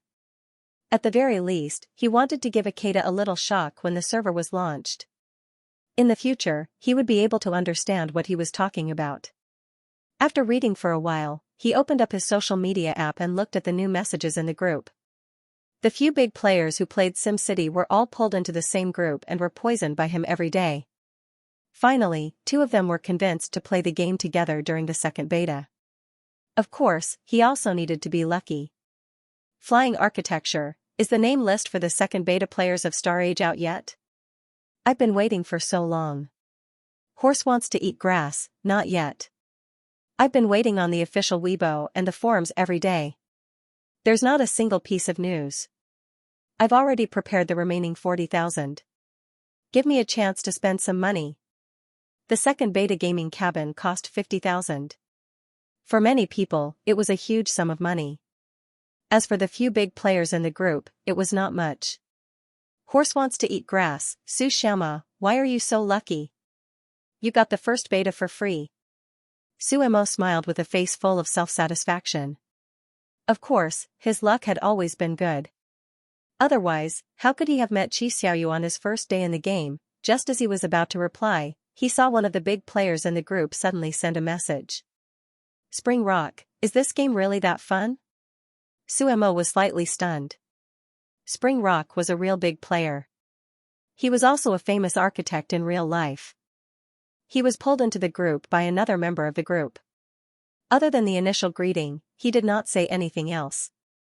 If he could get this guy into the game, Xianxia would be very happy, right? With someone helping him, he would not be so tired. Thinking of this, he hurriedly started to introduce the fun aspects of the game to him. Xianxia, of course. This game doesn't feel like a game at all. It's like transmigrating to a different world. Other than building, you can also fly. Xianxia, video, Xianxia, this is me running in the forest with light body enhancement. Don't you think it's cool? Flying architecture, it's so cool. I want to learn this. Horse wants to eat grass, please pick me. I'm willing to pay 100,000. This is a virtual reality game. I really want to play it. Far away in city, Xianxia looked at the chat history on his computer and pursed his lips. Ever since he was pulled into the group, he would occasionally look at the group's news. He also learned about Star Age from this group. However, he did not have much interest in the game at that time. Or rather, other than the few single-player games that simulated the world, he had not been interested in anything else for a long time. Until yesterday, Xianxia dragged the mouse again and clicked on the video that Xianxia just sent. The camera used a long-distance shot and was firmly fixed on the young man. As he moved and jumped among the trees, the camera followed him. Looking at his vigorous figure, Xianxia's heart surged again. After a long time, he lowered his eyes and reached out to touch his legs. He could not feel anything. From his waist down, he could not feel anything. A year. He had been paralyzed in bed for a year. He might have to spend the rest of his life like this. However, Xianxia's eyes fell on the computer again. If what Xianxia said was true, if he could really walk or even run in the game again, even if it lacked a little bit of realism, Xianxia clenched his fists. Whether it was possible or not, he would know after trying. He released his fists and took a deep breath. After controlling his emotions, he picked up his phone and pressed the latest number in the call history. The phone rang twice before it was picked up. Sister, I want to give it a try. Xianxia said with some difficulty. He heard the female voice on the other side of the phone choking with okay. His eyes were slightly red, but he controlled himself and only whispered, Sister, thank you. On the other side, Xianxia listened to her brother's voice that was no longer gloomy. Thinking back to the nightmarish year, she smiled and wiped the tears from the corner of her eyes. Don't be silly. Just wait for me. After hanging up, she quickly dialed a number. The other side quickly picked up. Swear, my brother agreed. She said seriously, if what you said is true, and this game can let my brother stand up again and live like a normal person, all the conditions are negotiable. In the office, Xianxia leaned back in his chair, his eyes slightly curved behind his glasses. He loosened his bow tie and said, It's possible to play in the game. Of course it's possible in the game, but there's nothing I can do in real life. After all, we're making games, not medicine. Xianxia only then realized the ambiguity in her words. She frowned and said directly, Anyway, as long as you know what I mean, it's fine. I want 3 slots for the second beta test. Xianxia was slightly stunned and laughed, 3 is too much. Isn't it just 150,000? My family can't afford you. Xianxia raised her eyebrows. You can't say that. There are only so many game cabins now. It can be said that there is a price but no supply. Xianxia said, At most, I can give you 2. You can play with your brother. In the end, after much persuasion, Xianxia finally agreed. Xianxia just hung up the phone when another call came in. Seeing the caller ID, he paused and solemnly accepted the call. He was much more respectful than he was to Xianxia. Hello, I'm Xianxia. Hello, Mr. Su. We talked to Mr. Yin yesterday. He said that he wants to talk to you. Okay, no problem.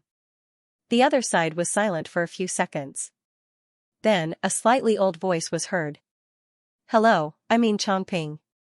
You were looking for me yesterday? Hello, Mr. Yin. I'm Xianxia from the Su group. Before Xianxia could finish, the old man interrupted him. Let's not talk nonsense. I just want to ask you, can you really reunite me with my daughter in this game? You should know about my daughter's situation beforehand, right?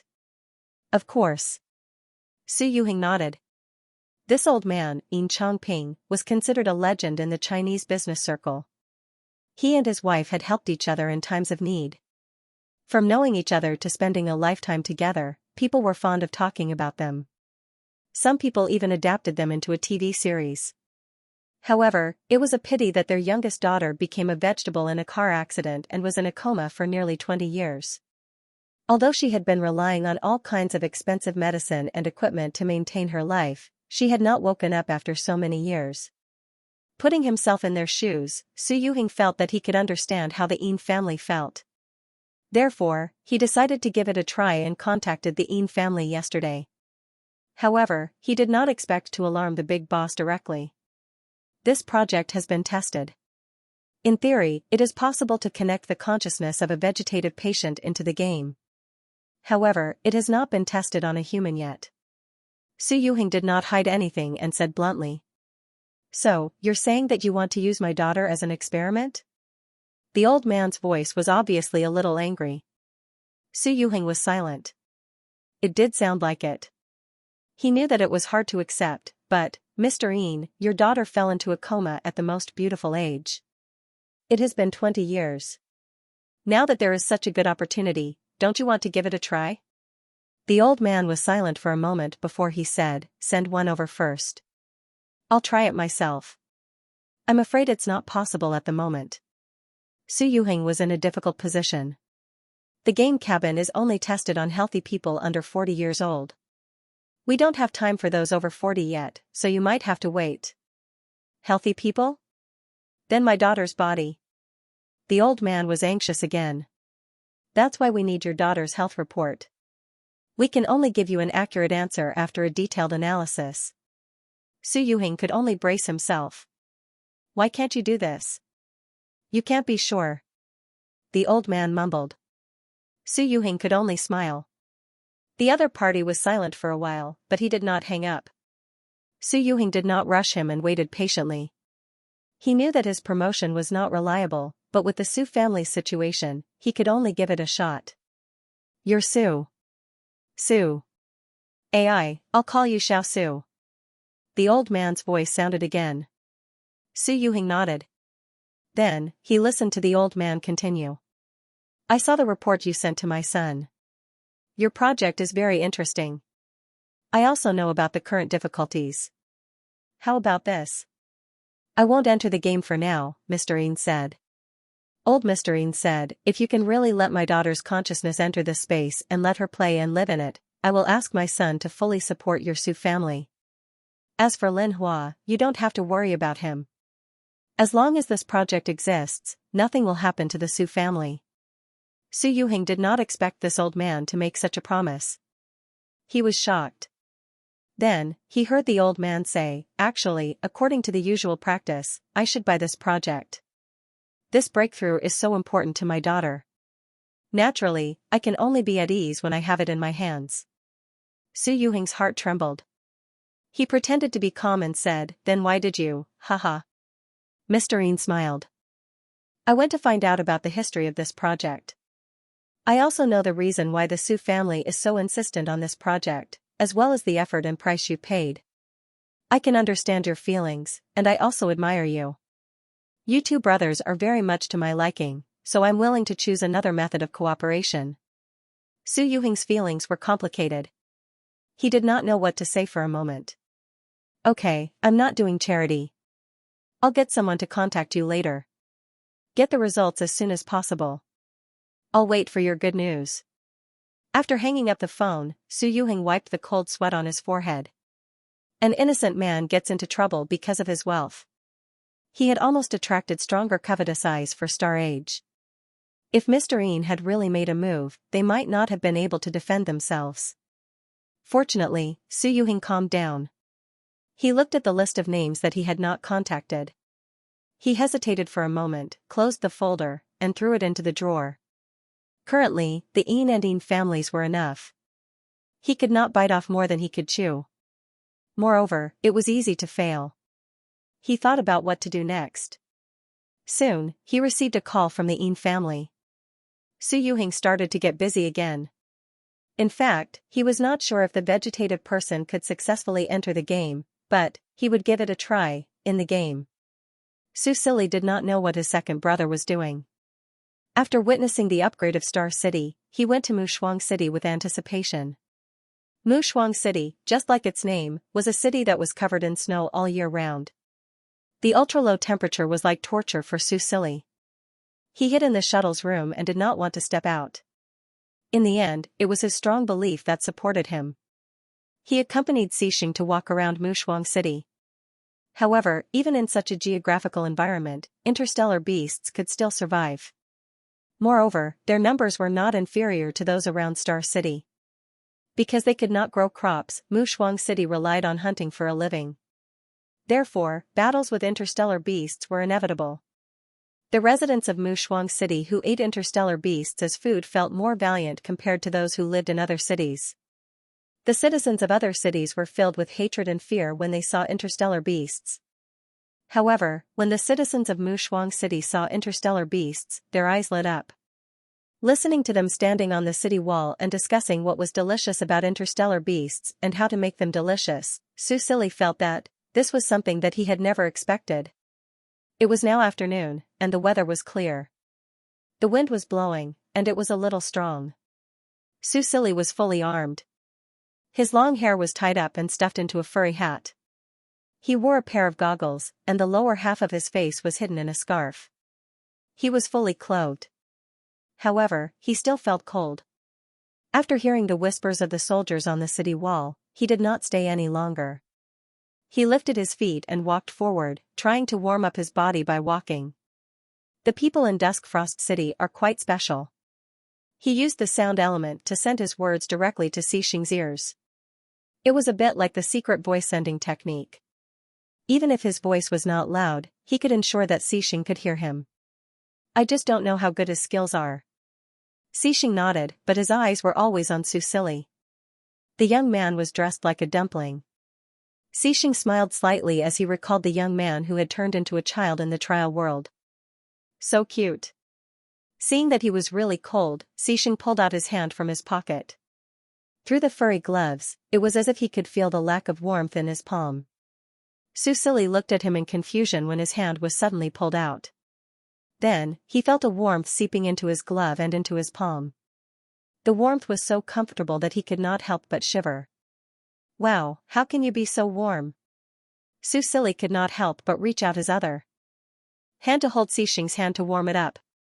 Xixing looked down at him with a faint smile in his eyes. Do you like it? I like it so much. Susili said cheerfully. Just as he was about to say something, he heard the sound of fighting coming from outside the city wall.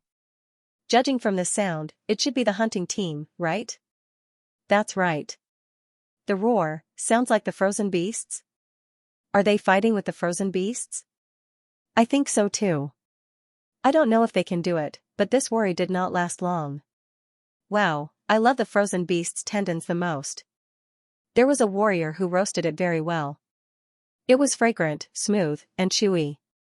Wow, it was so wonderful. Are you talking about the top chef? I've also eaten his barbecue. That craftsmanship is super fragrant. Just thinking about it makes me drool. Aya, you're making me hungry. Susili could not help but become silent as he listened to their conversation. Instead of worrying about the hunting team, they started to talk about how to roast the frozen beast. Is it really okay for you to do this? Although he also wanted to try the taste of the frost beast's barbecued meat, after giving it some thought, Susili looked at Xixing. Brother Xing, shall we go out and take a look? Xixing naturally wouldn't refuse. With Susili in his arms, he appeared in the sky outside the city wall in a flash. He saw that outside the protective barrier, on the vast ice field, a team of dozens of people was besieging a lone frozen beast. Judging from their attire, they should be the garrison of Twilight Frost City. There were also 2 or 3 elementalists among them. They stood at the back of the team, remotely controlling the frozen beast. This frozen beast was only level 18, less than 2 stars. However, its body was huge. It was 4 to 5 meters long and more than 3 meters tall. It was like a small mountain. If they could really take it down, it would be enough to feed dozens of people for at least half a month. However, it was not easy to take it down. Moreover, rumble, the roar of the giant creature running could be heard from the ice field. It was obvious that other frozen beasts had heard the commotion and were rushing over. The distance between the two parties was getting closer and closer. Although the frozen beast's resistance had weakened a lot, they would not be able to take it down before the other beasts arrived. The location of the battle was still more than 1,000 meters away from the protective barrier. If the hunting team did not retreat, they would have to face the beasts head-on. The elementalist standing at the back of the team, one of whom was obviously the captain, calculated the time and situation. In the end, he could only grit his teeth and say, "Stop fighting, retreat." "Captain, we're just a little bit away. Stop talking nonsense. If you don't want to die, then retreat quickly. We won't be able to leave when the other beasts arrive. They were the ones who lured the frost beast here. They should have been closer to the protective barrier to be safe." Unfortunately, when they arrived here, the frozen beast suddenly became vigilant and turned to run. They had no choice but to start fighting here.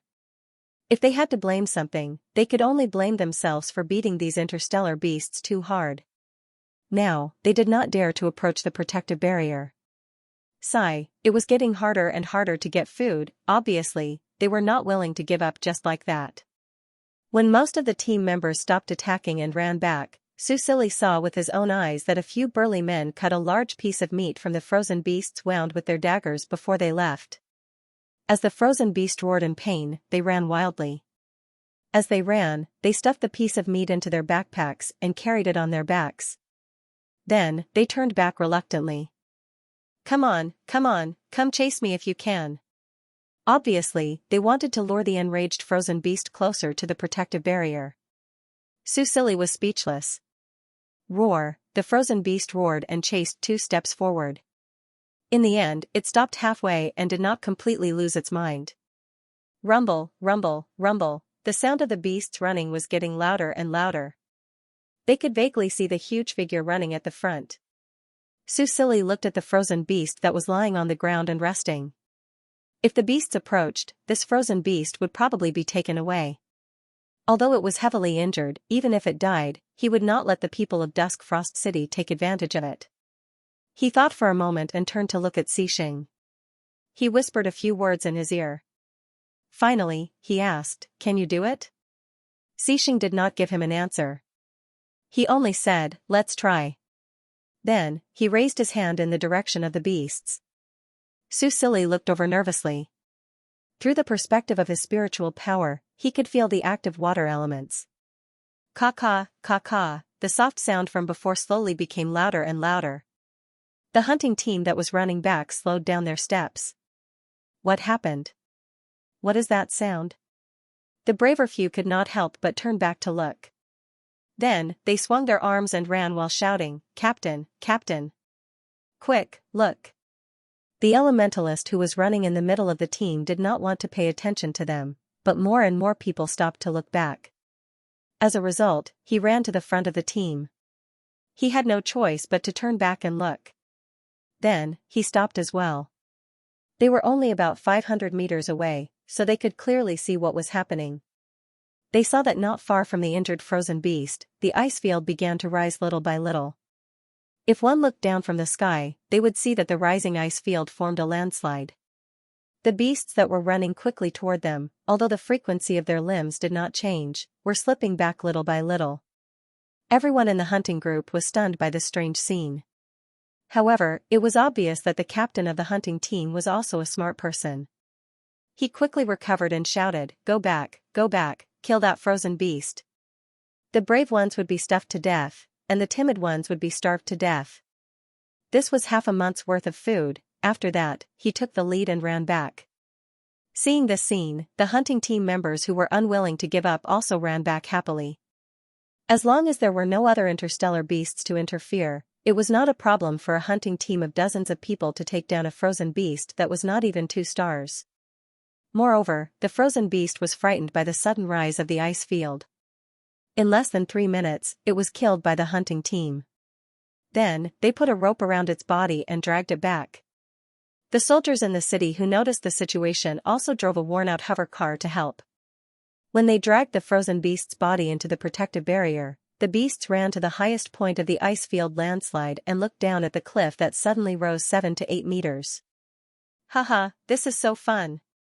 Su Silly did not expect Xixing to be so awesome. He really raised the ice field by 7 to 8 meters.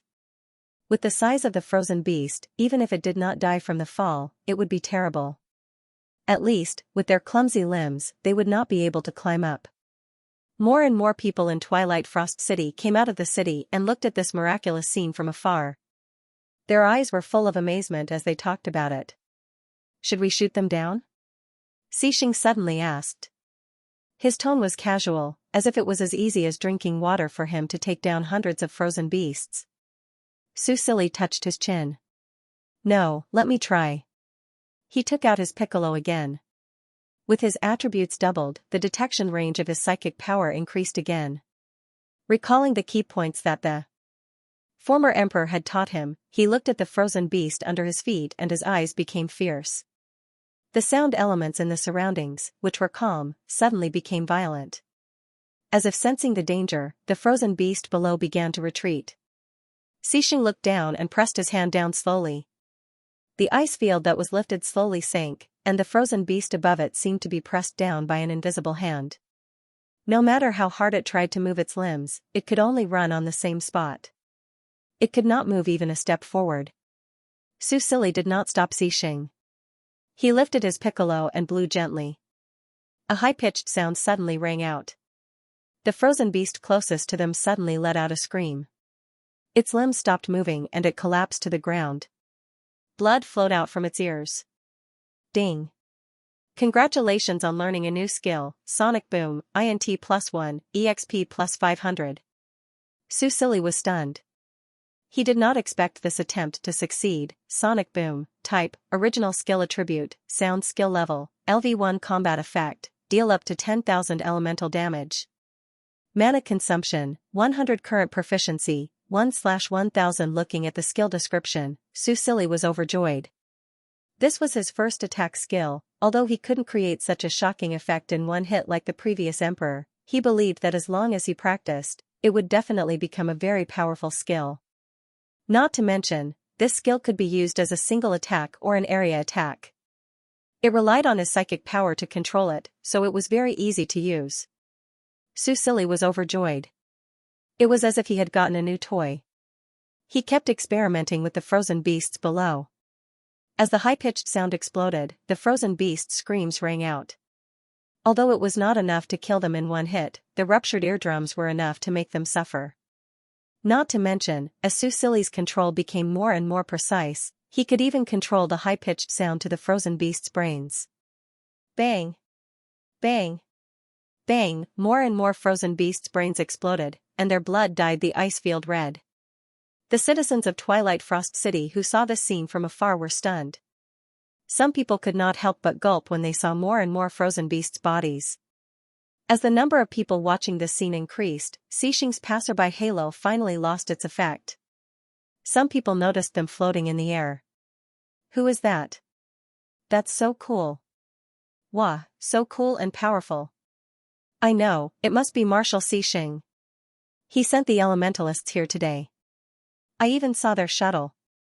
At this time, the gray clouds in the sky dispersed slightly.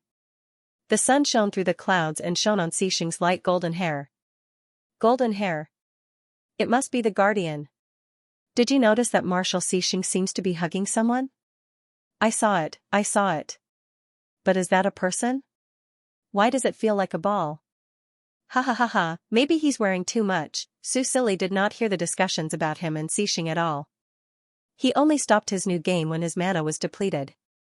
From the final results of the experiment, he could now attack at most 5 StarCraft beasts at the same time. After scattering, the elemental damage became more than 2,000 per hit. If he concentrated on one frozen beast, the elemental damage would range from 8,000 to 10,000. These hundreds of frozen beasts also provided him with a lot of EXP, which allowed him to level up 1.5 levels. He was not far from level 24. Feeling the surging power in his body, Su Silly was excited. At this time, a strong wind blew over. Su Silly did not pay much attention to it at first, until his hat was blown away, and the silver hair that was wrapped in it suddenly scattered. He could not help but be stunned and shivered from the cold.